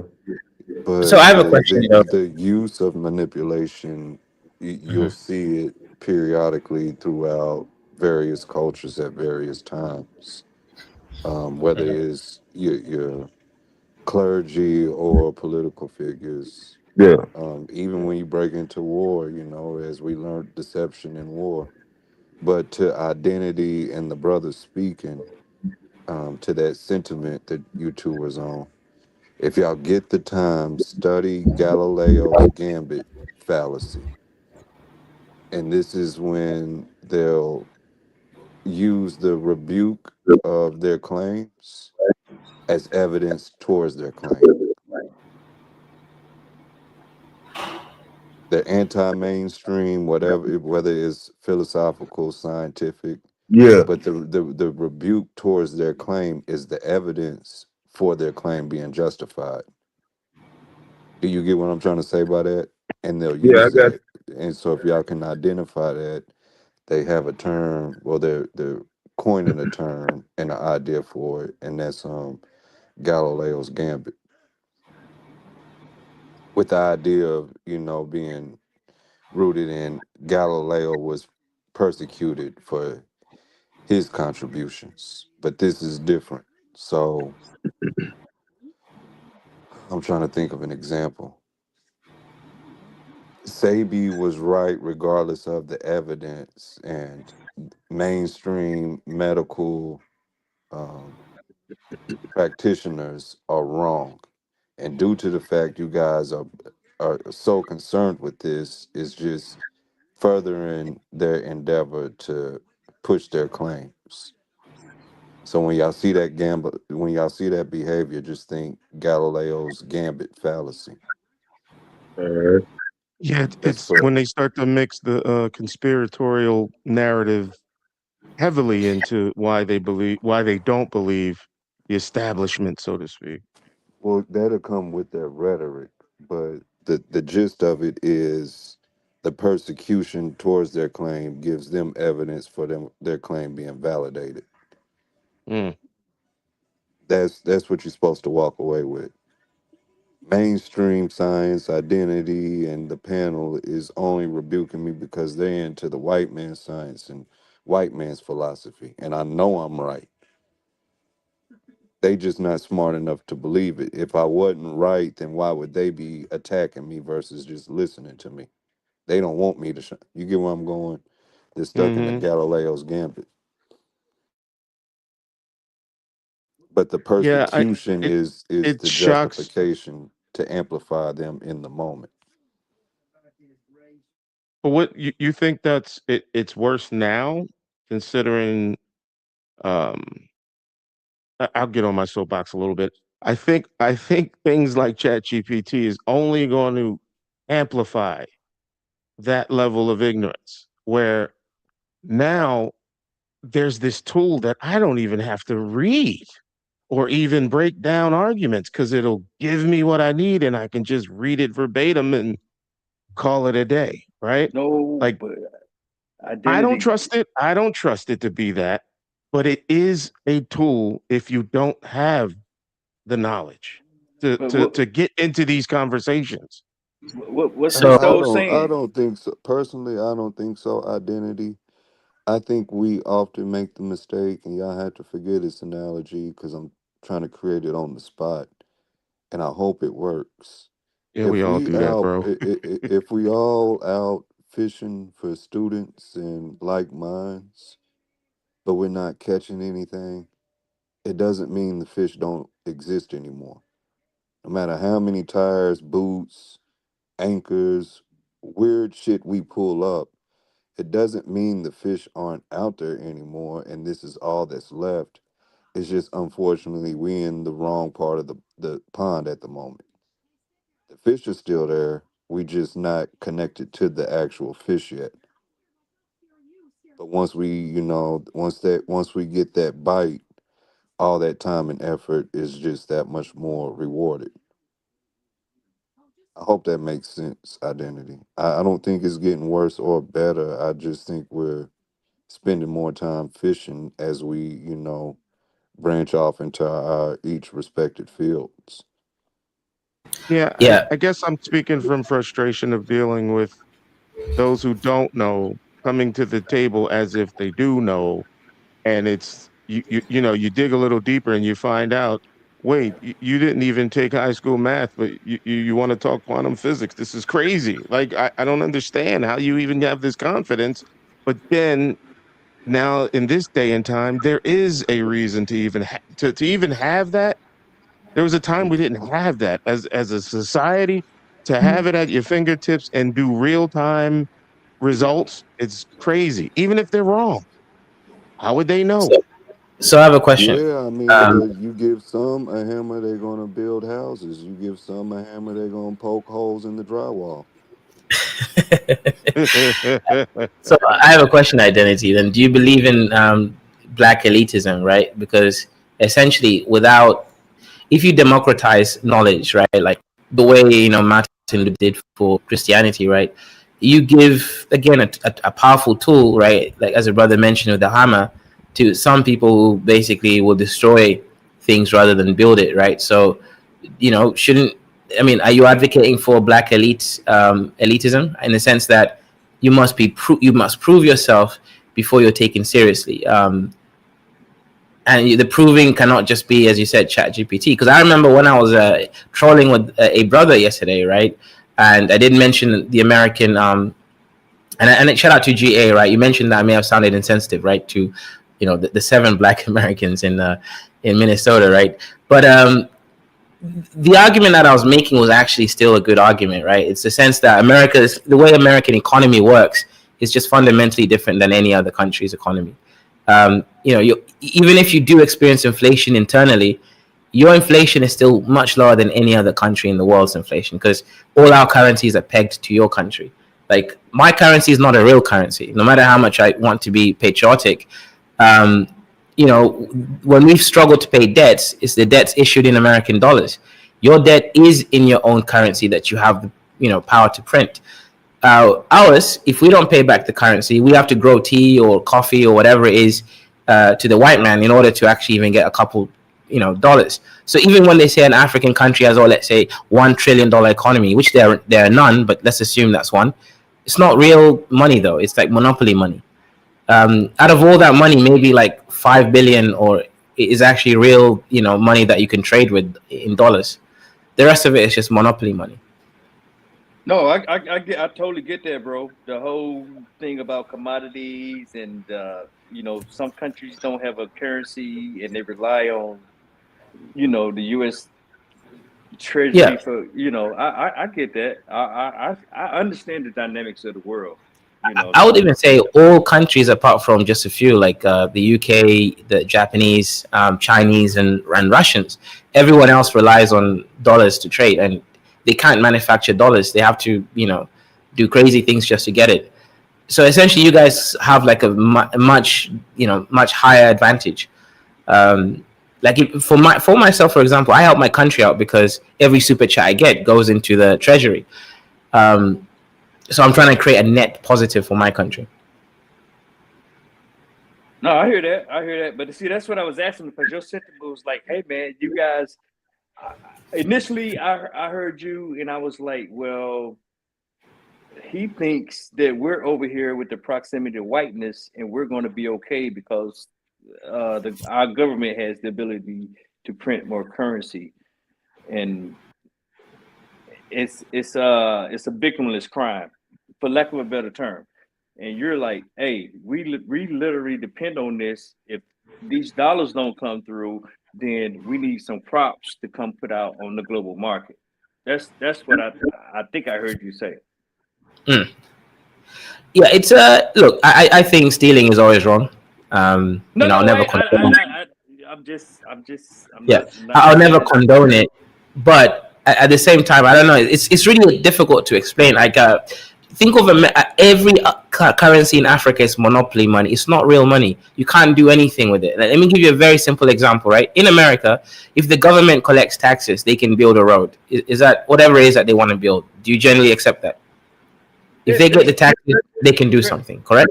That's a fair statement. Yes. Okay. In Africa, that's not true. You can collect all the taxes you want, but now you have to convert that taxes into actual dollars.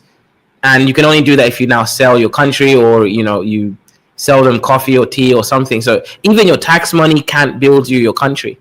So a lot of the times the Africans think that their government is corrupt, but actually the governments can't do the work because their money is monopoly money. It literally cannot build you the road because to build your road, you need things that you import because we can't manufacture most of the things that we consume, right? So you have to import the steel, you have to import the concrete. And by the time you realize the money you collected in taxes, only 30% of it can build your road, and that's the labor cost. But the other 70%, that money can't actually build your road. So we're just kind of stuck in limbo because our money is monopoly money. No, hey, bro, I have an understanding of economics. Seriously, Yeah, I really do. So I understand what it takes. That that $1 million can end up only being worth 300,000 or having Yep. buying power just because of what you have to do to convert the Yep. medium of exchange on the global market. Yep. And someone even has to want to exchange that money with us. What if no one wants to invest in my country because of some political issues? Then we're stuck. We'll just be floating in the market, but nobody wants it. So It's nuanced. yeah. Very nuanced. I was just really looking at the sentiment, just, do you see us as just as evil as the government we reside under, even though we're dealing with our own issues under this government? That's all I was really looking at. Right. I think, as I said, Black Americans are a net asset, and I think you guys have a very unique position, both good and bad, being where you are. But hey, but to your other point, identity, when you was talking about the whole chat GTP and where we at with this body of knowledge and managing it right now, it's still, I think garbage in and garbage out is still an effective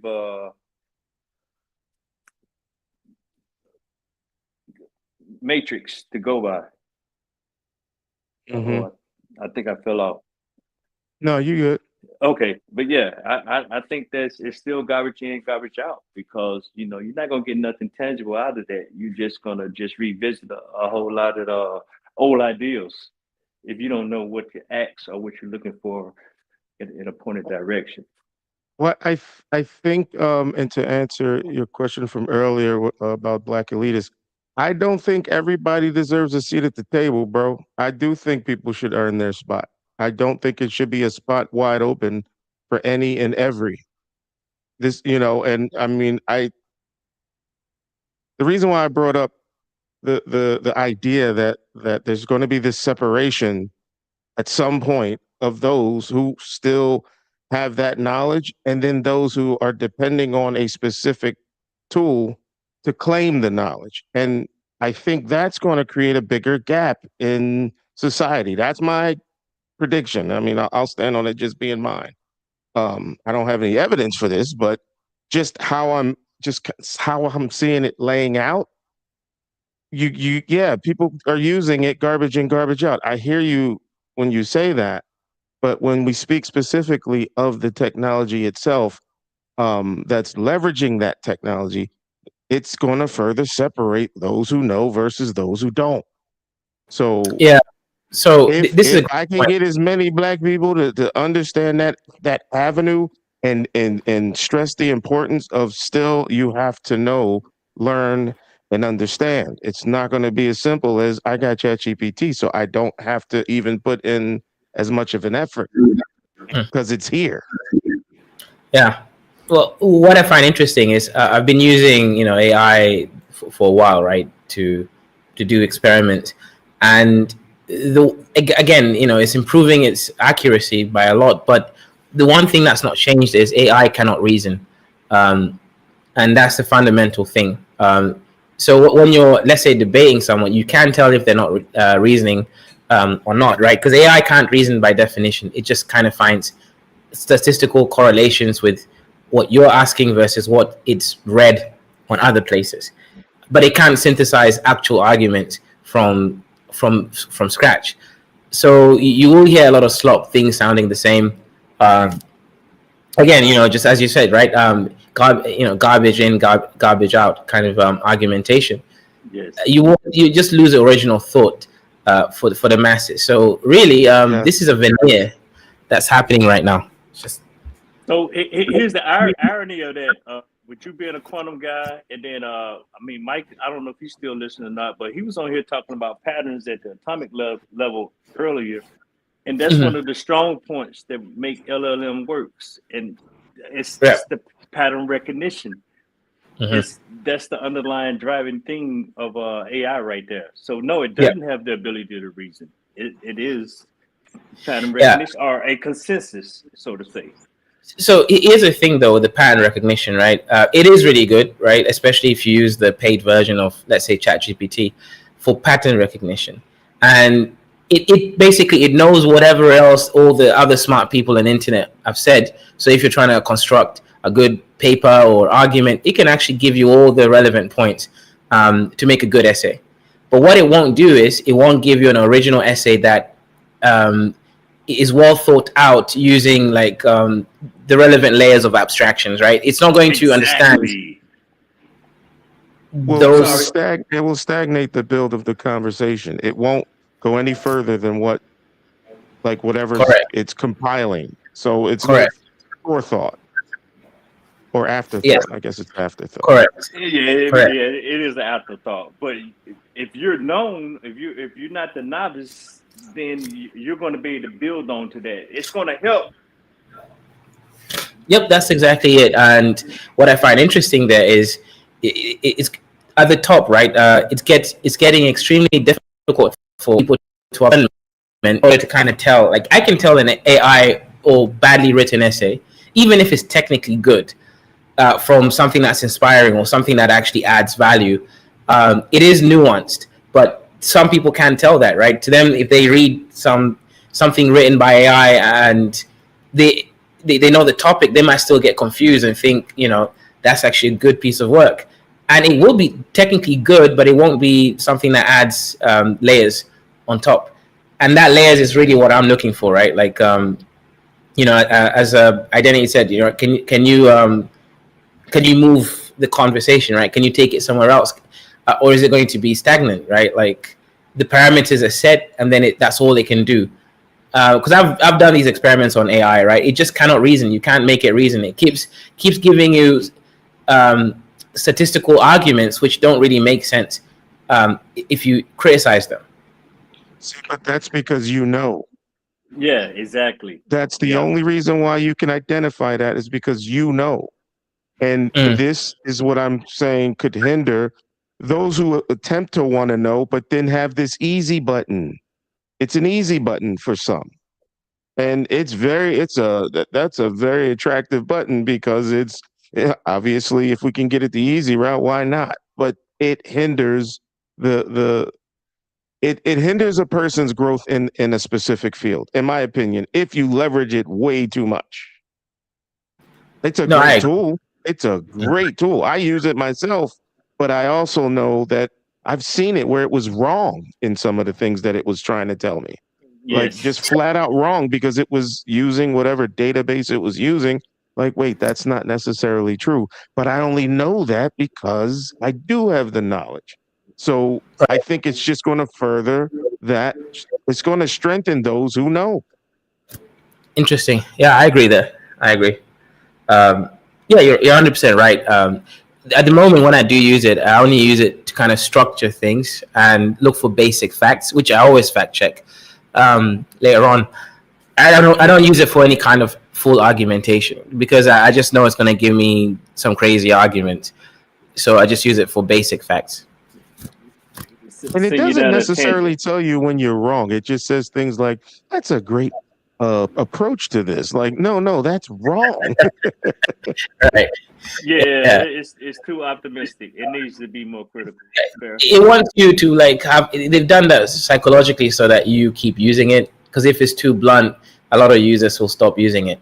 So it's kind of doing that to, again, make you psychologically receptive to it so that the company can make money from you. You see, that goes back to your point, though, that it doesn't reason. So you have to be cognizant of that. You got to be cognizant. No, it cannot use logic and it cannot use reason. It uses it's a statistical relationship. Like it makes sense because it's seen those strings of sentences that you're asking it somewhere else, and then it just puts it together. And yeah, most of the time is correct, but sometimes it takes you down a deep dark forest. I know. Yep. I mean, look, you need to know Black American history. You're going to get some crazy arguments from the AI. There's going to be more and more of those stories of people like overshooting it with AI. Because I mean, there's some people offing themselves because of this mess, because of what it told them it could do. Like there's some danger to it on that side of it. I'm not saying that drives the reason why we should or shouldn't use it, because that's just people overshooting it. They don't know that you're not talking to someone real. This is not your friend. Yep. So 100%. I don't know. It's an amazing tool. And I don't want it to come off that like I don't think it is. I just think it's going to separate on the mass in the masses. It's going to separate that level of knowledge and understanding of those who have it and those who don't. Yeah. Now, how does that affect the economy? I mean, that's a whole nother complex level, but I mean, I'm sure there's some ripple effect if it even pans out that way. But identity, since we're talking about the dissemination of information, can't we make the exact same argument towards books and media? Yes. Yes, it's the exact same thing because we're living in a world where that separation exists. It already Yeah, exists, but yeah, I think it's going to amplify it because it's now in the hands of not just people who are interested. You don't even have to be interested in a topic, and you can use it as a way to know something. But you don't know it. It's telling you, but you have no idea how to discern where do you deviate. You have no idea. So yeah, I think that's why I said in my opinion, that everyone should earn the spots. I don't care what the discipline is. I think you should earn your spot because you're only going to muddy the waters when you try to get in those conversations and you have nothing to add. As you said earlier, it doesn't build. So you have nothing to add. But You're see, just like regurgitating what it gave you, but you have nothing to add. yeah. so I. I'm very pro rites of passage. But okay, so Whether we say that's learning institutions or cultural rites of passage is identity. And even on these platforms, like it's cool that the platform is open for almost anybody to engage and speak. But I'm also everybody doesn't deserve a microphone, especially when you're trying to pinpoint particular subjects and ideas for the discussion. If we're sitting up here and we're all discussing let's just keep it with it's MLK Day, the political conscious of the 1950s and 60s while MLK was alive, and somebody's interrupting just because just because they got the iPhone or Chat GBT, however you want to put it, they got access to that microphone, and they come up here and derail us talking about how good the latest Madonna movie was. They don't deserve a microphone. yeah, I do. I don't like that. I don't. Yeah. You get what I'm trying to say? Like once upon a time, these learning lectures was a podium, one microphone, a keynote speaker, and I'm trying to limit it down. But everybody that's there associated with it, they was either the host or they was fellow contributors to that field of study. Yep. And we're losing the potential of gaining students via these social medias and technology expanding because now you got MLK sitting there with Kevin Hart in the same arena. You get what I'm trying to say? You got two demographics coming for two different things. We're going to learn and get the lesson. They're coming for entertainment and amusement. And we have to be mindful of how to mediate through this process in a successful way. Because that amusement still push. serves a purpose. Yeah, that amusement still serves a purpose, but it's not this purpose. Right.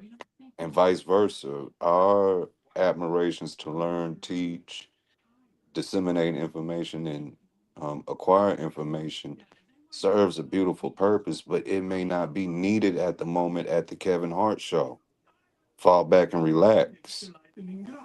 But if we don't structurally build this right, that's when it becomes a problem and an issue.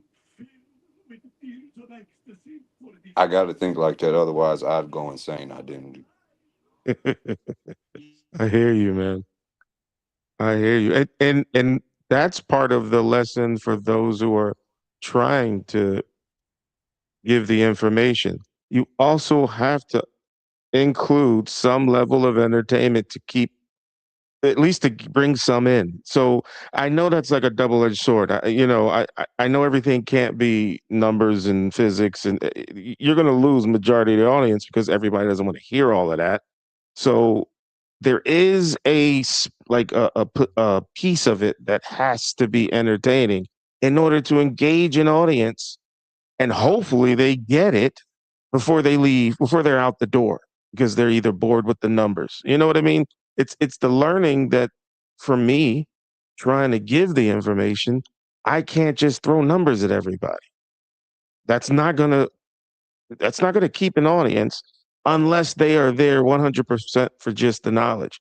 But what are the odds of that? Like sometimes, I don't want to call it tap dancing, but Yes, there it's has not to be a grad piece. school. Yeah, it's not undergraduate school students. Yes, your audience is it's the mass. So everybody's not there for the lesson. Some of them may not even know there's a lesson to be had. So, how do you engage with them? You remain human. I don't necessarily even think it has to be entertaining per se, but you do need to remain human in regards of if you're sharing amongst the collective, you have to remember it's a collective.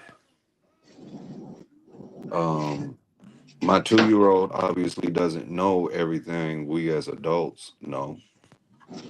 And we have to be wise enough to say, oh, he's 2. We have to guide him away from the fire. You get what I'm trying to say by that Mm-hmm. identity? We don't have to, Yeah. we don't necessarily have to tickle him, give him a tablet, turn the music on. In other words, the entertainment to derail him from the fire. We have to just be wise enough to guide through it via our humanity.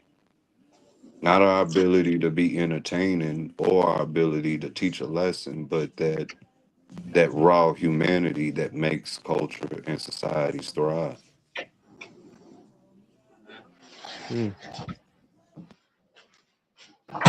And that allows that should remove the anxieties of the teacher, your ability to be able to crack a joke and say, hey, I was 12 just like y'all one day. I was in the comic books and one day mom did. That's the entertainment that they're receiving, but that's also exemplifying your humanity. You get what I'm trying to say? Mm-hmm. And, Mm-hmm. and by being relatable, it helps the exchange of the information. That's where I keep it at. Sometimes you gotta be the asshole. You get what I mean? Like it's just recognizing those patterns. Right. Right. Yeah, it's a learning curve for me.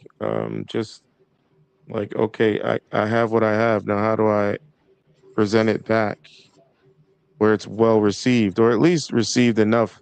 If I can grab one mind, I'm doing something right. I can't get them all, but you know,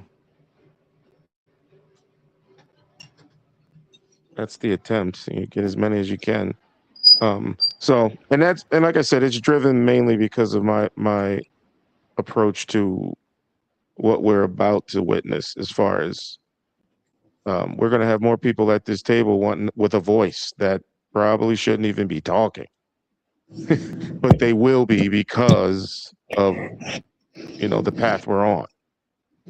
So yeah, I alluded this to you earlier, Zaman, that like this is the reason why I feel like certain conversations, we can have the conversation if anybody wants to listen, that's fine.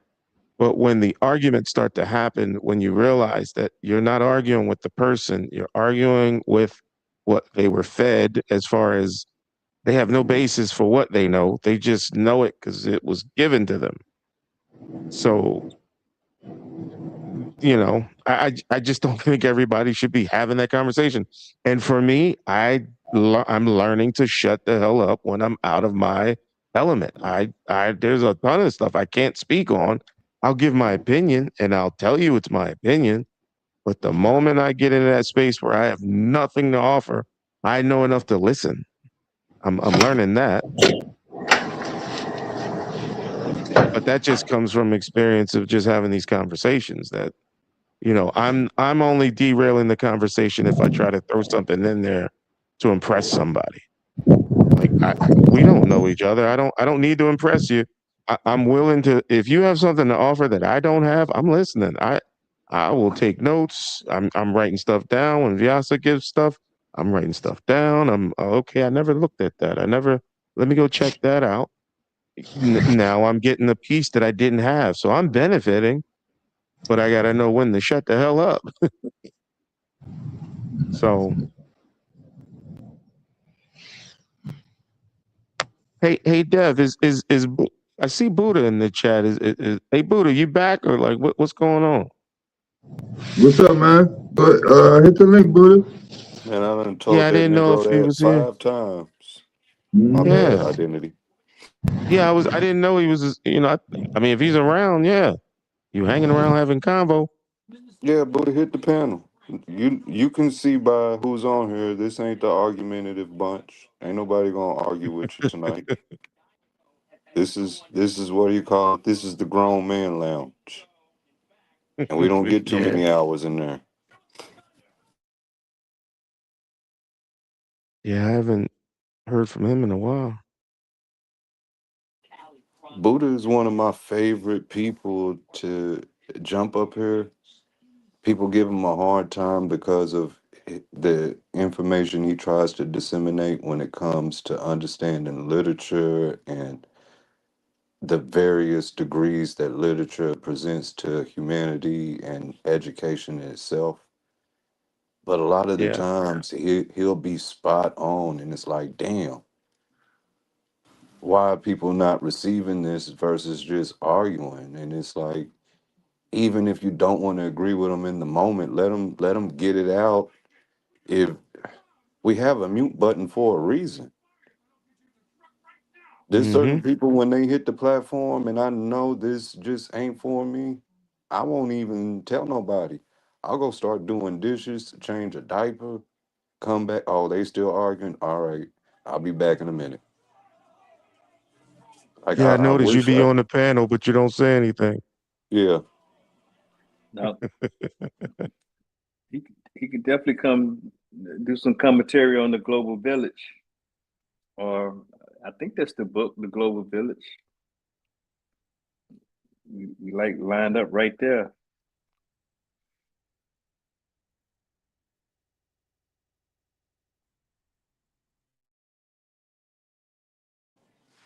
'Cause, excuse me. When earlier tonight, when formal logic was mentioned, and I haven't reached the platforms I want to in my own education. But I do understand in Eurocentric or Western education, that type of stuff discussed tonight is stage one of getting through the process. But it's a fundamental block. So if we got brothers that understand it and could disseminate that type of information, we need those in the community. We don't need the opinion army. We need people that can help us get to the next stage. That's why I was highlighting Buddha at the moment. Like, yeah, bro, come up and get it out because we often make a mistake of assuming everybody already knows what we've learned. And in that assumption, we get irritated because they don't know what we know. Like, you're supposed to know this. It's 2026, but we talking to somebody that was born in 2023. Forgetting that part of the argument at the moment. No, You've I had get. Oh, You get my where I'm bad. going with that? Like you've had 40 years to learn what you're forcing somebody to learn in 3. No, I definitely get what the brother was saying about the formal logic. I look at it from a software perspective, and we do work with logic, but not like in a classical sense. But the way he broke it down, you get to apply the rules or you apply the parameters on what's within the system and how you're going to interact with the system. So I get all of that. Mr. Freeman, what you just said is the epitome of what I learned to hate about the education we're given. They separate us by the fields and the jargon we use. Yeah, but it's add-ons. I mean, it's Yeah. still it's the same And system it's or in the construct. same words, but totally different meaning and total different applications over here. Exactly, but that's And the rules. yeah. And It's then then it gets worse because we use words like master or doctor, right?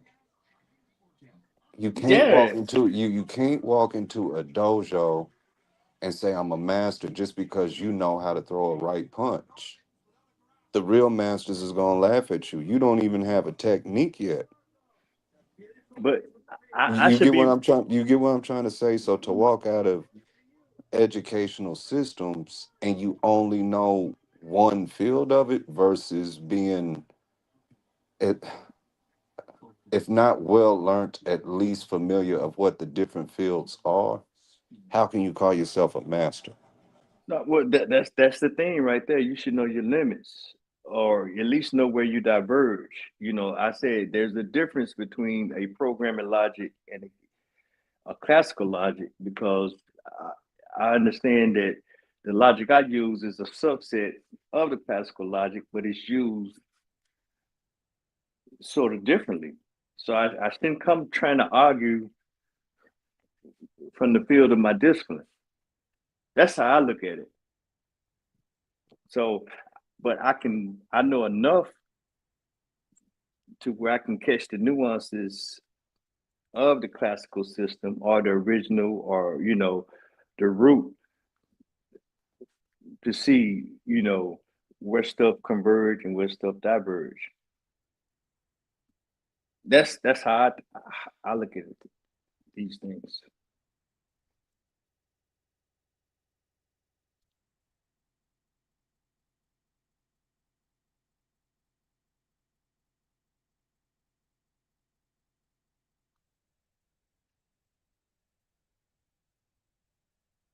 I'm about to pop smoke because it's 2:30 where I'm at, and I got some projects I need to get done tomorrow for Tuesday. For the kids? Yep. Hey, moving to a new microcontroller ID. We going wireless, focusing on IoT, and yeah. So I got some dope ideas. I'm just trying to get out there and get in front of, and just keep 'em motivated. Yeah, I guess I'm not really privy to a lot of that, what's going on there, because the online kids are not, all the online kids are not doing anything like that. They have the smaller projects. Yeah, that's the struggle with the distance learning. You have to come up with something that's gonna fit everybody, or come up with, yeah, that's been a challenge, bro. I won't lie about that. That's been a challenge, but we just got to keep plowing and see where it goes. But I Yep. be enjoying them circuits, man. I play with them. Some of them when I have some extra time, I grab a couple of them circuits and I play with them. When I tease them out when you throw them out there because that's powerful what you're putting on them. Yeah, it's like you said, it is tough because the audience is so like the different levels of the understanding with the audience. There's some that are like, yeah, you really get this. Like I can throw some complex stuff to you and I think you'll understand it, but I can't because it'll lose the rest of the class. Yeah.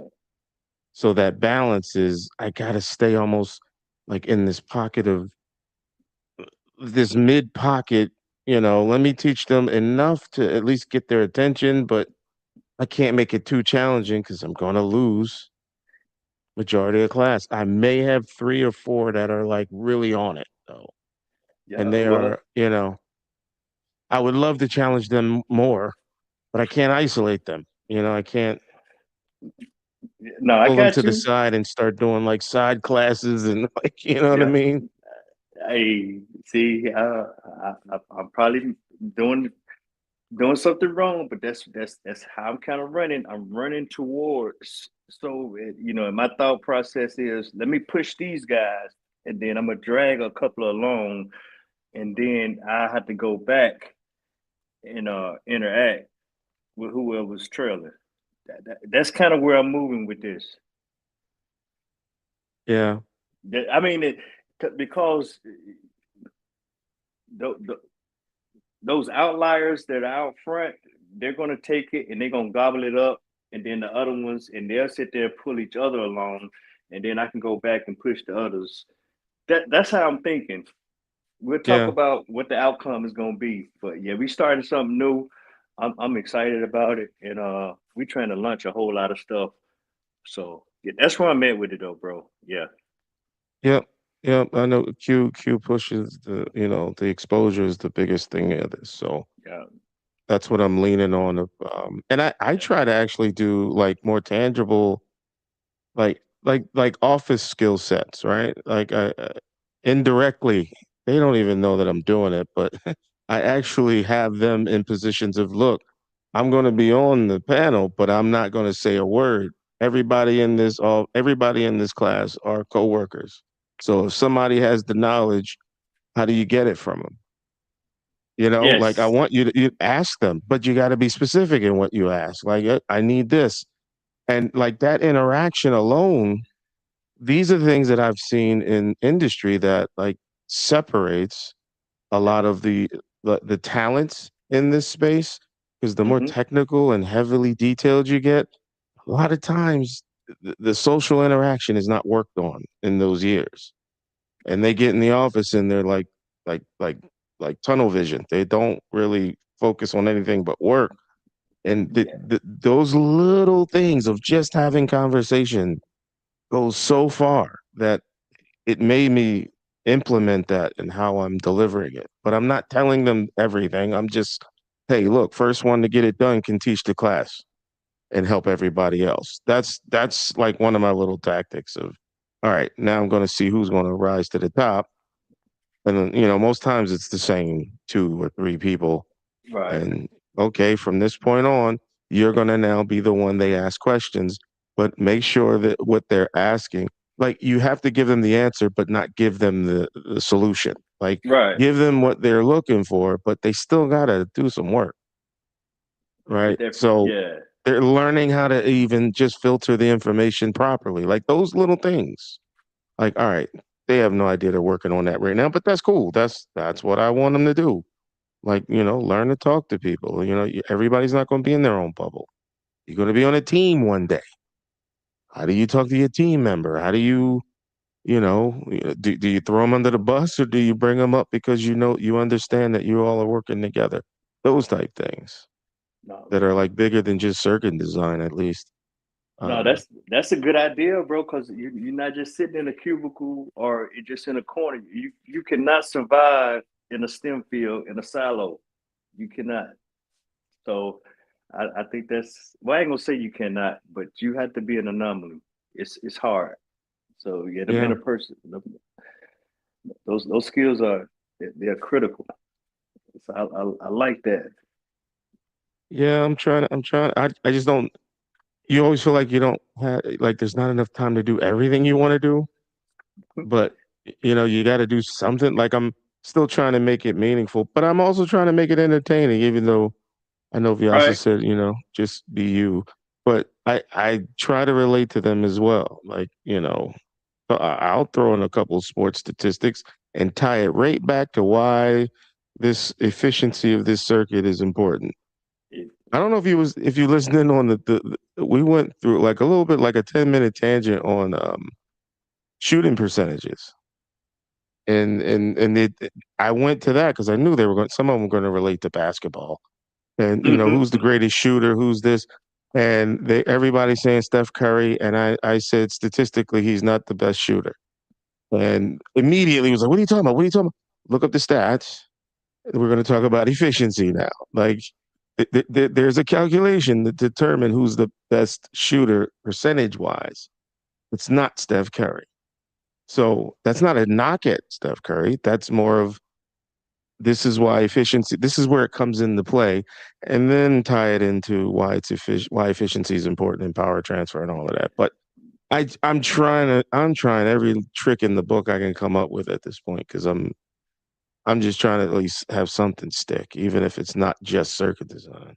No, that's good to hear though, man, because we really we're interlocking in thoughts and concepts. I'm huge on data acumen, and next month, probably about the second half of February, we're gonna start looking at Python to do visualizations with data. Just collect large data sets and just draw insights from data. We're gonna get into that. So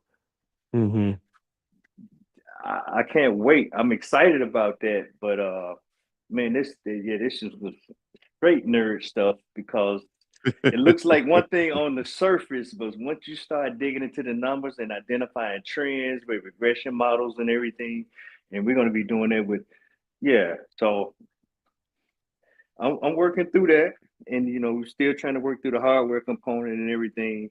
Right now, the hardware is really what kind of, I think, sparks their interest. Just the hardware, because when we start talking code, man, they glaze over on me. But to get the end result of the code is to get the hardware to work. So, and you did Arduino, right? You do mostly Arduino. Yeah, we're doing Arduino, but we getting ready to move to the ESP32, and we're finna start pushing the stuff. We're gonna start off like Tuesday. I'm just going in head first with Pulse, but with just local networks, putting stuff on the web.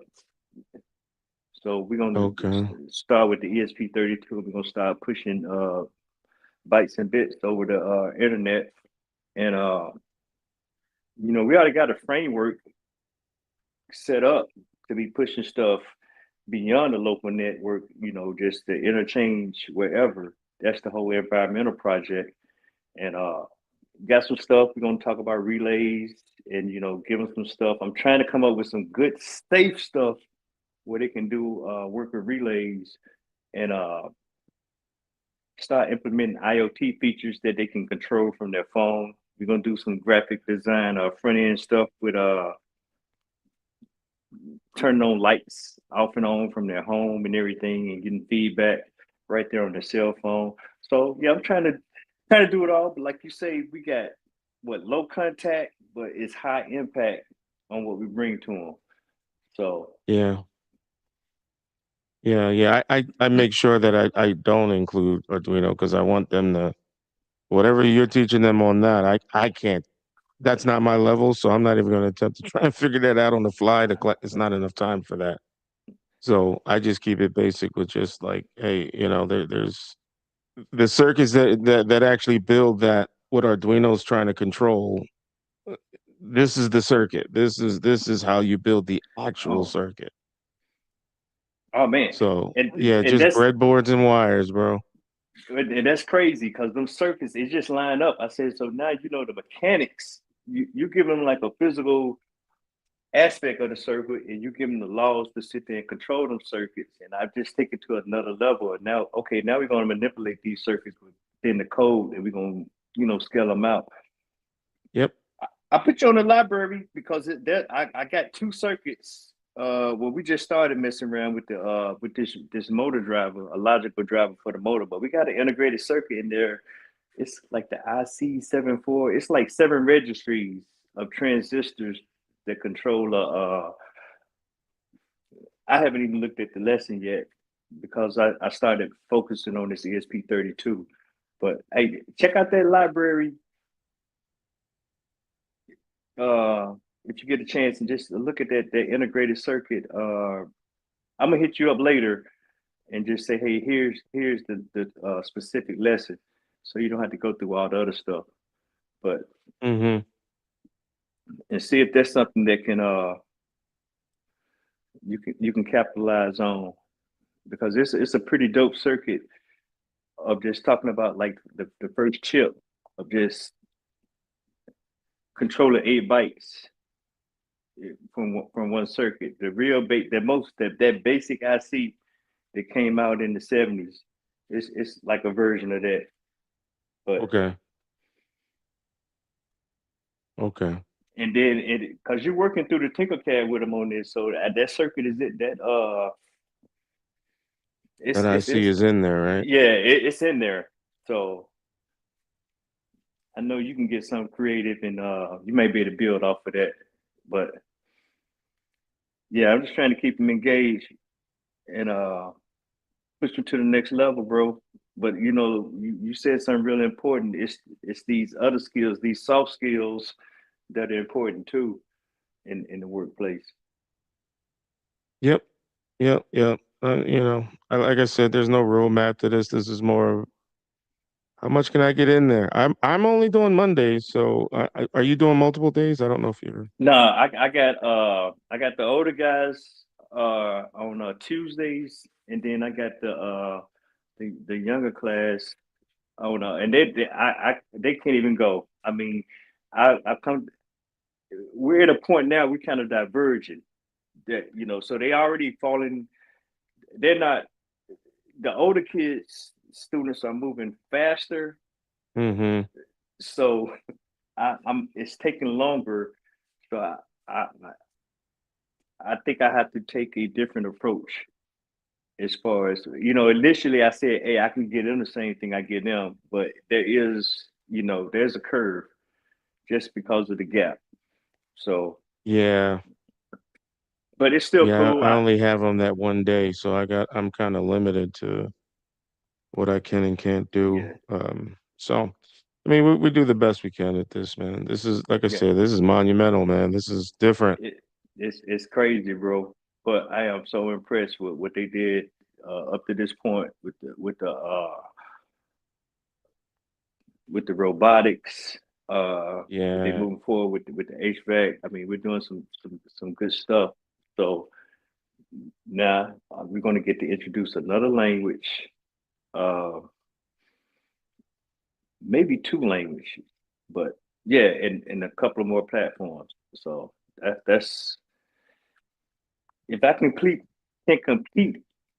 70% of everything that's in my mind by the time May or June hits, I'm gonna call it a good year.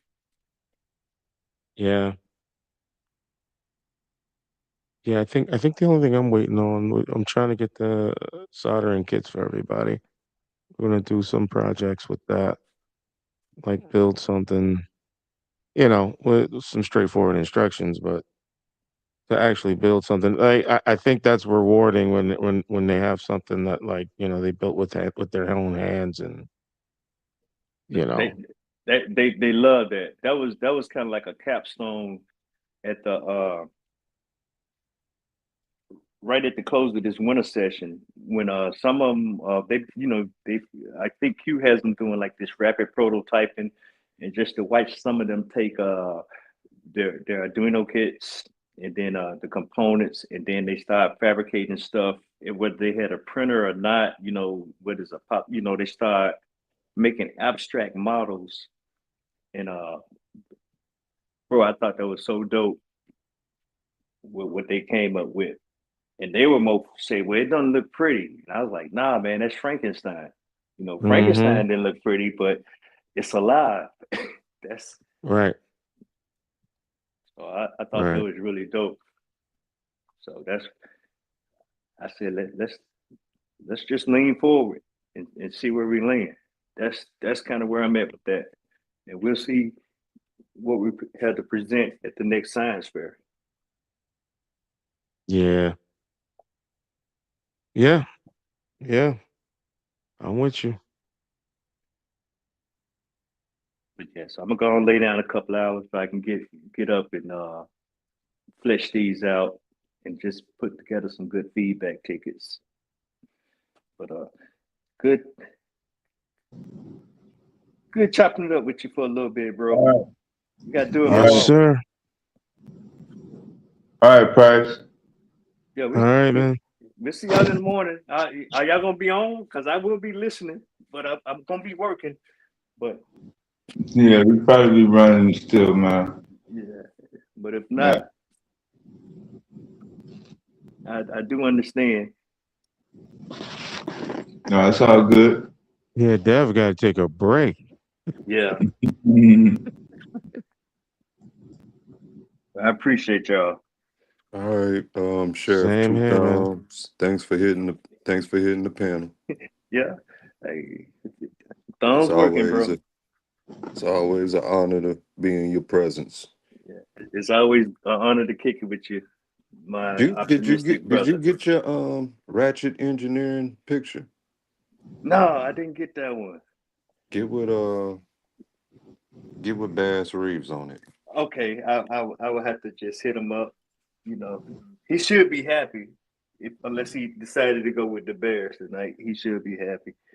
But We haven't heard from him since on these game results. I don't watch them, but we ain't heard from him. Did they lose? I yeah, have no clue. Bears lost. I really picked them because of the weather, and yeah, LA showed up. Wow. Well, that's why they played a game. Yeah. Only thing I can tell y'all about the NFL is I hope before it's too late for the original cast that they allow A Living Color to do a halftime show. Due to the fact that the modern Yeah. day halftime show stems from what they was doing. Like it would be think about it, like those are pillars in American culture now. Marlon, Yep. you get where I'm going, so that would be huge. And we haven't seen a comedy show. It's always music. It's like, all right, twist it up this time and start here. Give them a shot. But they're gonna have to have some new fly girls. Yeah, I can hear that. Well, they got the cheerleaders. They can have the I cheerleaders. don't know. The only one we know about is Jennifer Lopez right now. Who else was in there? It was What's her name was the choreographer? Who's that? It's not Oh, Paula. Rosie It's not. Perez. Yeah, Rosie. Yeah. Yeah, Rosie She still look Perez. good. So She still looks good. She might still be able to jump in there. I don't know, ID. What? Jennifer Lopez still don't? Well, she's still Well, I'm just entertaining. saying. I'm just gonna say, what is it gonna be? Is he gonna be real good, or it's gonna be real bad? That's all I'm gonna say. I mean, it doesn't have to be masterful. I mean, it's just the fact that it's being done. I think it'll be a big deal. Well, that's true. That's true. That's true. I mean, as long as it's not a train wreck as Coming to America too. But don't wait so long. I don't know. When was A Living Color? Well, that was like 90, early 90s. Was it mid 90s? Was it had to be. Like 93, 95? I think it aired the same time The Simpsons did.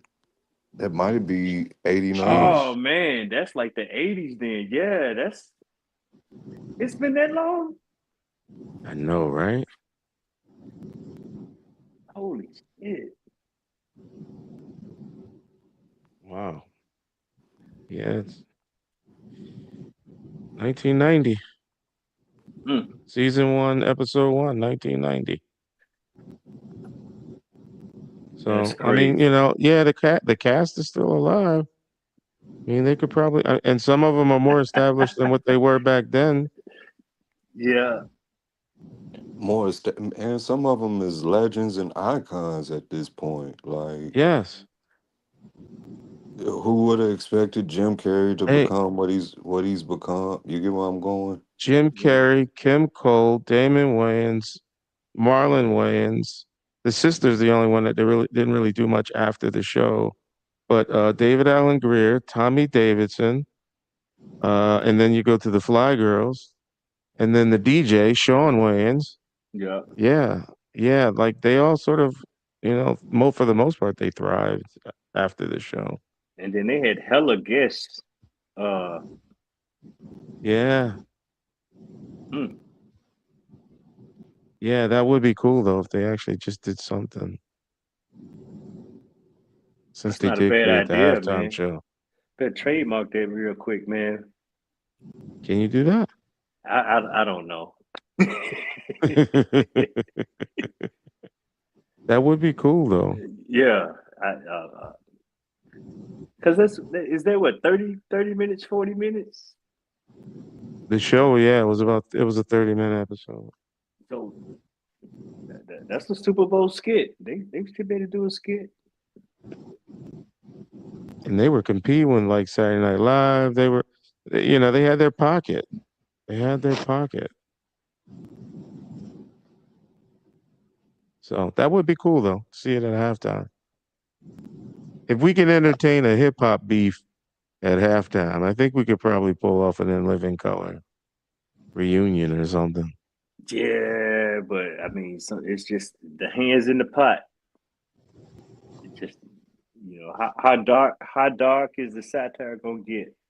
It's it's really That you get what I mean? Like it's needed.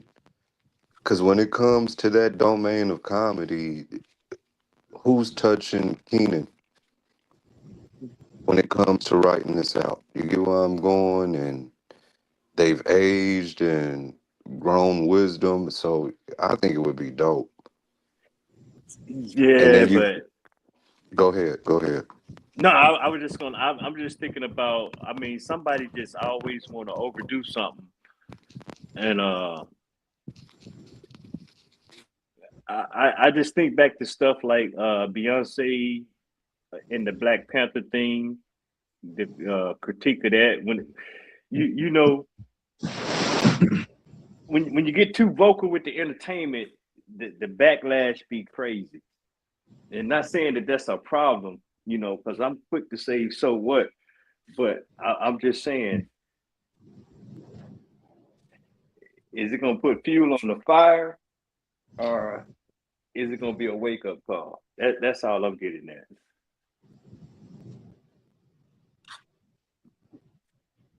With them, I don't think so. Don't forget Jamie Foxx is in that mix too. Oh Yeah. yes, Wonder. Yeah. He came later in the game, but he was there. Who was it? Conspiracy brother. What's my brother that had the crazy vernacular? Binoculars? Damon. I think Damon Wayans played him. Yeah. What is his name? We use him for the pseudos. I know who you're talking about. The prison character. Yeah, I call Oh, him. Farrakhan or something, right? No, it's not Farrakhan. No, it's Damn it. conspiracy. It wasn't conspiracy brother. No, No. that's Undercover Brother. Okay. That was Dave Chappelle. Damn, what was his Yeah, name? that was another movie. I don't remember his name from the skit. I don't remember his name, but you guys know what I'm talking about, man. The one who wants to defecate on your personification. Flatulate. You gotta Yeah. flatulate your liquids. Yeah.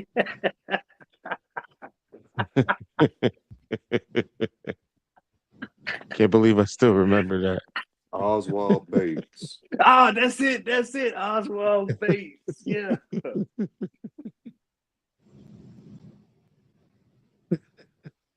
Yeah, that's hilarious, man. There's so much that came out of that, too. Wow. Him and Mr. Let me show you something. You find Marshall Bill. Oh yeah, Oswald Bates and Fire Marshall Bill.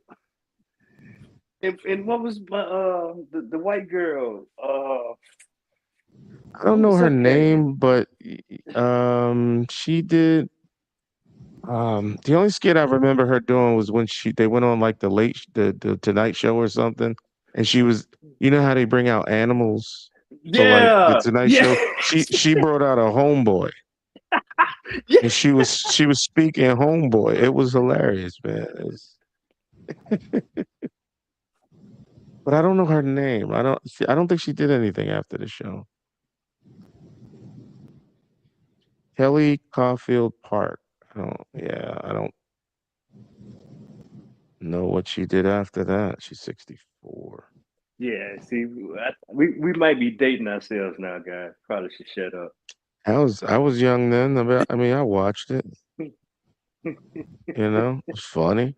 It was definitely monumental. But yeah, back then you didn't know it was going to be what it was, and No, that's a hell of a Super Bowl idea right there. Another person I think can pull that off would be David Chappelle. Well, he's hard to. He speaks almost like it's funny when he talks about things. He says things that would typically get somebody canceled, but the way he delivers it, it's more of like a matter of fact. Like, look, I'm just giving you what it is. It's borderline offensive. It's genius to me, but like Saturday Night Live had to be careful when they booked him. Yeah, because they caught a lot of heat for just doing those Trump jokes. but You know, identity didn't he count? Didn't he kind of get canceled? nah, you can't. I don't think he can be canceled. To be honest, Wait a minute. what does that? What does that mean to be canceled? So the thing when he was on Comic View and then he disappeared and he was over in Africa, he had all the stories talking about he was on crack and he done lost his mind. We don't remember that. Yeah, but that's again, he's transcended. I mean, he's just superstar now, though. Like Yeah, now, but He I'm went through saying, worse. He went through worse in his initial return. yeah, When he first came back and he had the weight, and you see him with a the, new approach to the stage. and Oh, then the mhm. next he was the getting booed left and right and mocked. exactly the Netflix deal. But yeah, once he hit that Netflix, it's like he Yeah, became Yeah, a I mean, cultural, what do you call it? A cultural commentary. yeah, because he More, pissed off everybody, the left and the right. and LGBTQ, Yeah, but and like you run it yeah, down. He attacks, but it's yeah, not. It's. I think he it's has life. this. There's a comedian that was known to kind of have that style. I can't remember his George name, but Carlin. George Carlin. Carlin. So Carlin hit Yeah, a lot of his stuff in jokes, but if you ever see his interviews, he speaks more candid. It's like, holy shit, that is him. Like but he hides it in the comedy. He hides it, or he hid it in the comedy, but it was still there. Like his personality it was still in there. Like, yeah, he's definitely like more like, F the system type deal. exactly. Those two right there, uh, Carlin and Chappelle. They were. I remember.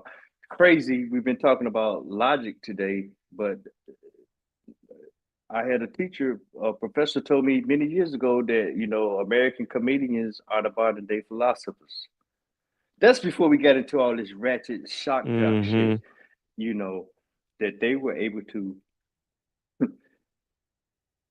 talk about reality and make fun of it or mock reality. I can't remember that. That was shit, man. That's a long time ago. But I'm Yeah. just saying, the them two right there. Yeah, I don't think Chappelle can get canceled though. Now, no. Did But you But for see not what they, he did? You now. see what he titled? He titled but his last special. before they time, Mr. Freeman, you don't think that Rat Pack crew was doing the same? Yeah, they was ratchet. They was bit. Yep, yep, yep. Yeah. You Yeah. know what I mean? Like as a child, my and I've said this on the panel before. I don't know if you two were there. I had every ambition to become a comedian until I seen a Chris Rock special, and it's like this isn't funny to me. This is just the truth of being a black man. He's just telling truths. He kind of got Yeah, but corny it's fun. It's funny. after this special, right? But it created an inner dilemma in me, identity, to where I don't want to fully understand what it means, the tears of a clown, like Mm. what that truly means, because at this point you can no longer tell people truths because they only know you for the joke. They only know you for that Richard Pryor breakdown. I think this is what psychologically happened to Martin. Once you go past, Actually, a lot of comedians go through that. yeah. So I get that when it comes to comedy, and Dave's new approach helped me realize that not necessarily that's what comedy is, but that can be a great mechanism to if you take it in the satire approach to deliver messages to the crowd that you're not going to find at Oxford, Yale, and philosophical classes. You get where I'm going? You can take these complex ideas, package it up, and kind of what do they call it? The fiddler. What's his damn name? The one that played the fiddle and the rats chased after him. The Pied fiddler on the Piper. roof. Oh, the Pied Piper. You can kind of Pied Piper that crowd into different domains of thoughts. If y'all get what I'm trying to say, that is to me the embodiment of a master teacher. I just said that. It's funny. It's funny because when Chappelle's came back, a lot of comedians didn't get him. Like I heard a lot of them talk about just like it's corny. Like his approach, his delivery. He did work through all of that, but right now, I would say he's arguably the top in the game right now. Like Oh, I don't think he can be canceled at all. The oh more attention he no. gets, it's only going to fuel the fire. Okay, and I think he pushes it to the limit of, like I said, I his delivery is so on point that even if it's offensive, it's still funny. Like, you know what I mean? Like, even if he says an LGBTQ joke, he still gets the attention, good or bad. He still gets the attention and the audience because it's like that's the thing that he's doing. Everybody can't pull it off like that, though. No, they can't. I agree with you. I was just referring to early on. He went through a little, I don't know, success too fast, or whatever the deal was. But He did do that interview when he talked about was it the Oprah interview before the Oprah interview? When he was talking about there was a point where no, it was the Oprah interview. When he said when you realize the impact of your joke, he could do like a black joke. You realize people are laughing with you, but there are others that are laughing at you. And he said he got that eerie feeling when one of the white somebody in the team that was building the show, he said it struck him different when that guy started laughing a certain way. Like, wait a minute, I'm starting to look like a clown to him. Like this is no longer just funny joke. No, I'm now painting the picture of how people can interpret the black experience. I think Yasa said that. Like say Joker he was laughing at his realized the pain. power in it. It was a skit, and it didn't air on Comic View. I think it had to do with he's taking a flight, and Yes. the joke is he's the only one basically eating chicken. Yes. So it's the stereotyping, and he's identifying the essence of the stereotype and within itself. You get what I mean? He's identifying that in the moment, and people wouldn't get it. And to be fair, you see this in another. You can call him a supernova in regards of we don't see him as the superstar based off one character. Chris Tucker and his Smokey dilemma. While the whole world wants him to come back and do Smokey, he's realizing, wait a minute. If baby see this and the community sees this and they embody that character to the point they emulate this, I don't want to contribute to that kind of behavior and thought. I'm not anti doing films with Cube or whatever, but I can't be this character anymore. I've grown past. I've, I was young then. I'm a man now. I think different. Then now we right back to that tears of a clown. But before I get too long-winded up here, y'all keep saying something. Before comedy became grotesque or just ignorant punchlines, just whatever it is. I sat back and analyzed that, and y'all tell me if I'm wrong for thinking this way. That's why I'm bringing it out. And I've carried this for a long time. Like me and my brothers got into late night arguments going back and forth, and Bubba, there's something fucking wrong with you. And two things, I'm a fan of both. One, I was a fanatic over, but I'm analyzing culture, I'm analyzing my peers, and I was like, you know what? We got a Def Comedy Jam and a hit 'em up effect, and it damaged us. Comedy became the raw ratchetness of Def Comedy. The goal was to mirror that, and it took away from the genius of Red Fox, Pride. And I'm not saying that they didn't, have adult sense of humor, but I'm talking about the level of delivery. You get where I'm going? And we seem to be stuck in that bubble. Just like Hit 'em Up. That's I'm one of because the of the success of the show. Yeah. And I'm one of the biggest Tupac fans in the world. But if you analyze hip hop before Hit 'em Up and afterwards, is two different genres. Even with the grittiness of hip hop, everybody wasn't trying to be the Rambo killer on every single verse and every single song. But after the wave of Hit 'em Up, you get what I mean? First it went through the shock stage. The Pac fans, naturally they gravitated to it. But once everybody became accustomed to it, it seems like everybody implemented that energy. You get what I'm trying to say? So I diagnosed it as the Hit 'em Up and Def Comedy Jam effect. That shot, you leaving out somebody though. What's up? That white boy Howard Stern. Oh, that's their humor. I never went No, as well. it's not the humor, but it made it all right for the genre. Yeah. You know what I'm saying? It became acceptable, especially with the transition to, satellite, segued into satellite radio. Yeah. I'll give you that aspect, yeah. And But then I was staying within black culture though. But yeah, no, for America, I get it. I just have yeah. to look at it holistically because there was this whole thing about crossover and larger audiences, and so and we saw some do it. I think Eddie would be the one. You spot on.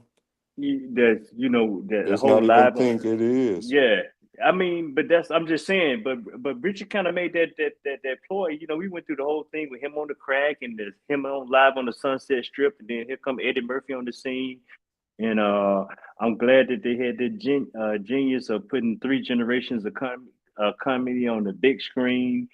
But we was at a time where Howard Stern was right there, in the stratosphere, beaming across, saying some of the craziest shit, and then jokers just start saying crazy shit. So Comic View was good because it allowed. And I watched a lot of comic. So all this is kind of anecdotal at this point, but I watched a lot of Comic View. I got to see people like Chocolate and not our Chocolate, but there was a comedian Oh, called I Chocolate. remember Chocolate. Tell me about it, ID. Ooh, You know I what I'm remember saying? Chocolate, bro. Jesus, man. Yeah. So And she was a Christian girl too. exactly, But and that's I think just she stepped great. away from comedy because her comedy was